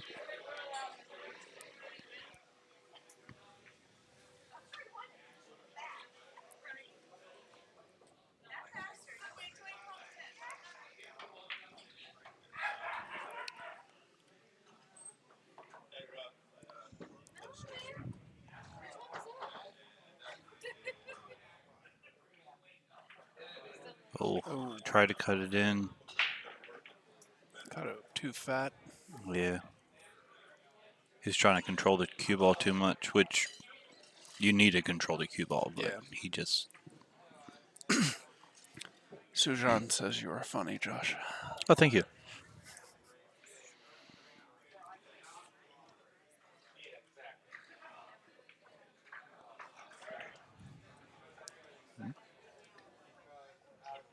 Steve hit that just a little softer than he probably would have liked. Now, if you can hit this good, I like going 3 rails. While I like doing that, a part of me just wants to, Going 3 rails. from the 6 to the 7. Which 3? Talking about going forward? Yeah, You can get under the 9? yeah. You can spin under the 9. Okay.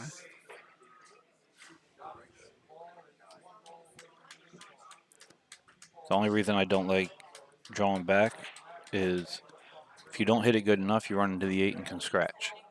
If you hit it too good, you're just going to go and scratch. If you try and avoid the side pocket, you can get too deep on the 7. Now, if you want to just go back and forth, you should be fine. But me personally, if I can, I'm trying to spin this 3 rails. Yeah. And he got him safe. He did. When you can't decide what to do, you just play safe. I learn stuff from Scott every time he comes down here.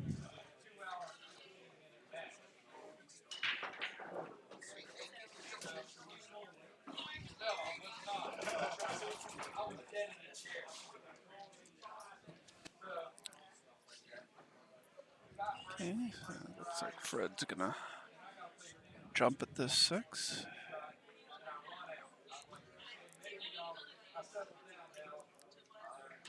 As long as the cue ball isn't still bouncing, it should take a pretty natural path back around for the 7 if he makes this.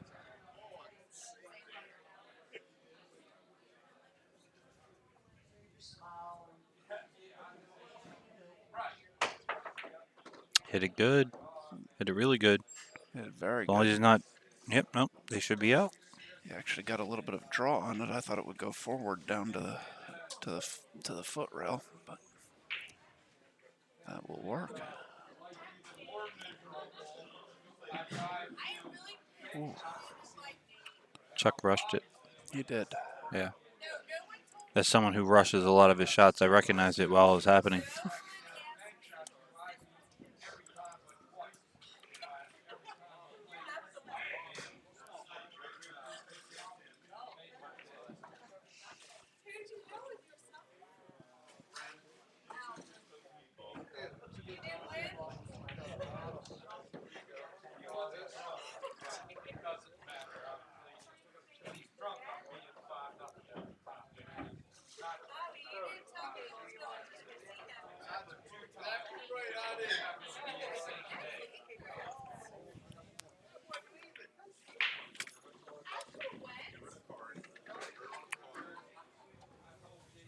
Steve hit that one good. Now Scott has 2 different options. He can just go forward, a little bit of left, just hold it, or he can actually just draw out, stun to the rail. And that's the way he decided to go. That's the way I decide to go usually as well. I just have more confidence in my draw stroke than my follow. Okay. And it is Steve and Scott are on the hill, and they are breaking. Yep.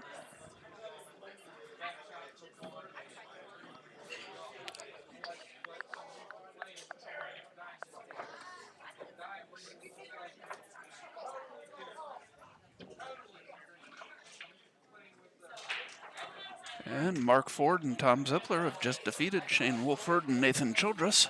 So we will not have a defending champion. Do not know the score. We will find the score out in a moment when we can. Had a feeling that Tom and Mark were on the hill there, because every time Tom would shoot a ball in, Mark would run up to the table to shoot his next shot. And while he's never a slow player, he's not usually sprinting to the table to get those shots.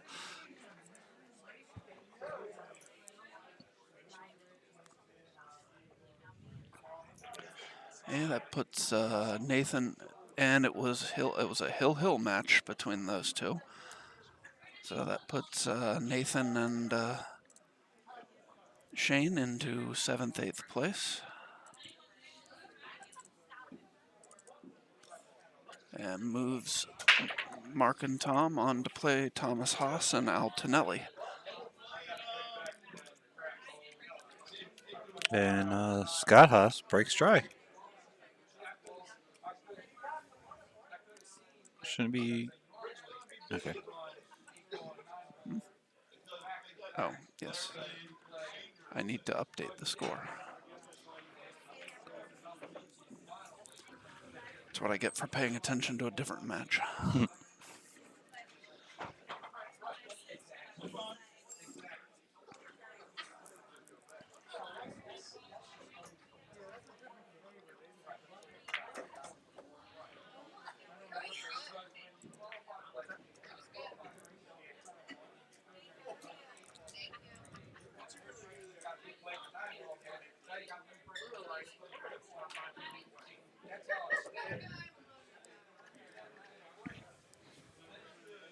It's not the easiest ball to get on, No, not at all. especially from that angle. Thank you.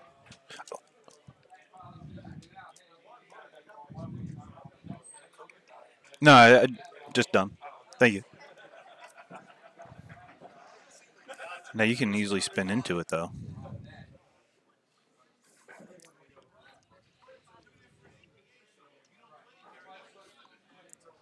And that's what I would try and do. I'm loading this up. I'm not really loading, but I'm hitting this with just center right. Yeah. And I'm trying to Come in between the 6 and the 9. something like that. Yeah. Oh. I hit balls a little bit harder than most people, so I might have been okay. Team 4, Team Haas, table 8. Team 4, Team Haas, table 8.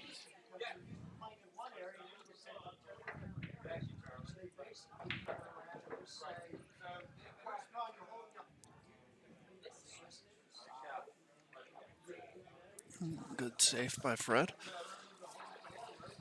Gets the 5 ball over behind the 6 and 9, and the cue ball down to the other end of the table.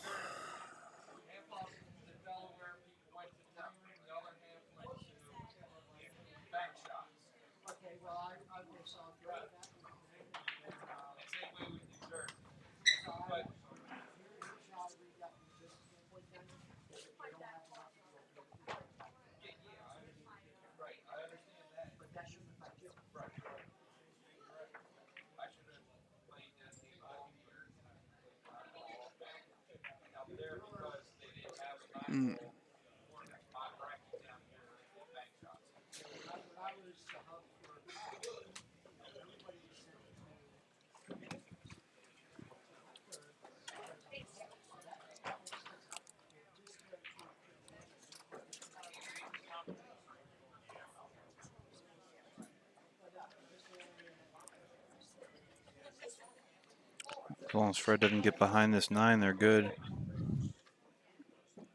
He tried. He did.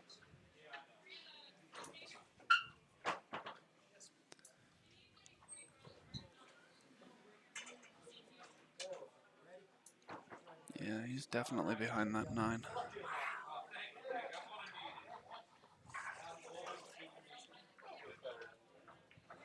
Can't tell how far behind he is.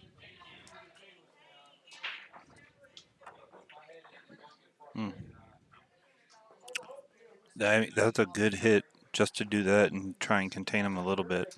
Yeah. Scott should be able to cut this ball in and let the cue ball fly, because anywhere on the table, unless he gets somehow behind the 9, Steve's going to have a shot on the 8. Yes. So he's playing safe. I'm very shocked by that. I'm not at all saying that's the wrong shot. But He played if it I have well. if I have a chance to end the set, I'm trying to end that set. Now, in his mind, playing that safe was probably in his thought was that's the best way to end the set, but he could have made that shot.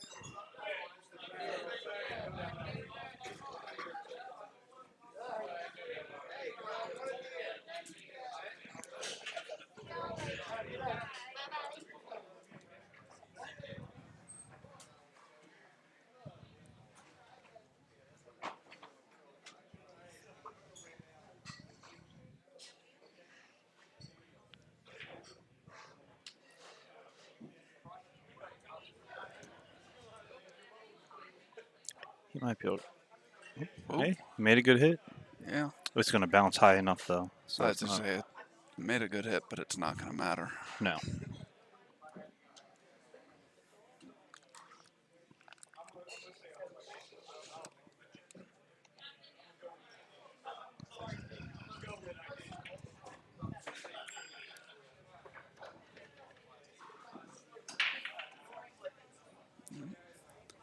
Scott will just roll to the rail and down a little bit for the 9 in the side.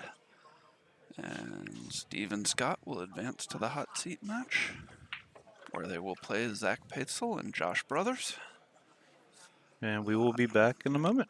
Chuck and Fred move on to the 1-loss side, where they will be playing Brett Stoudemire and Rick Molinaro.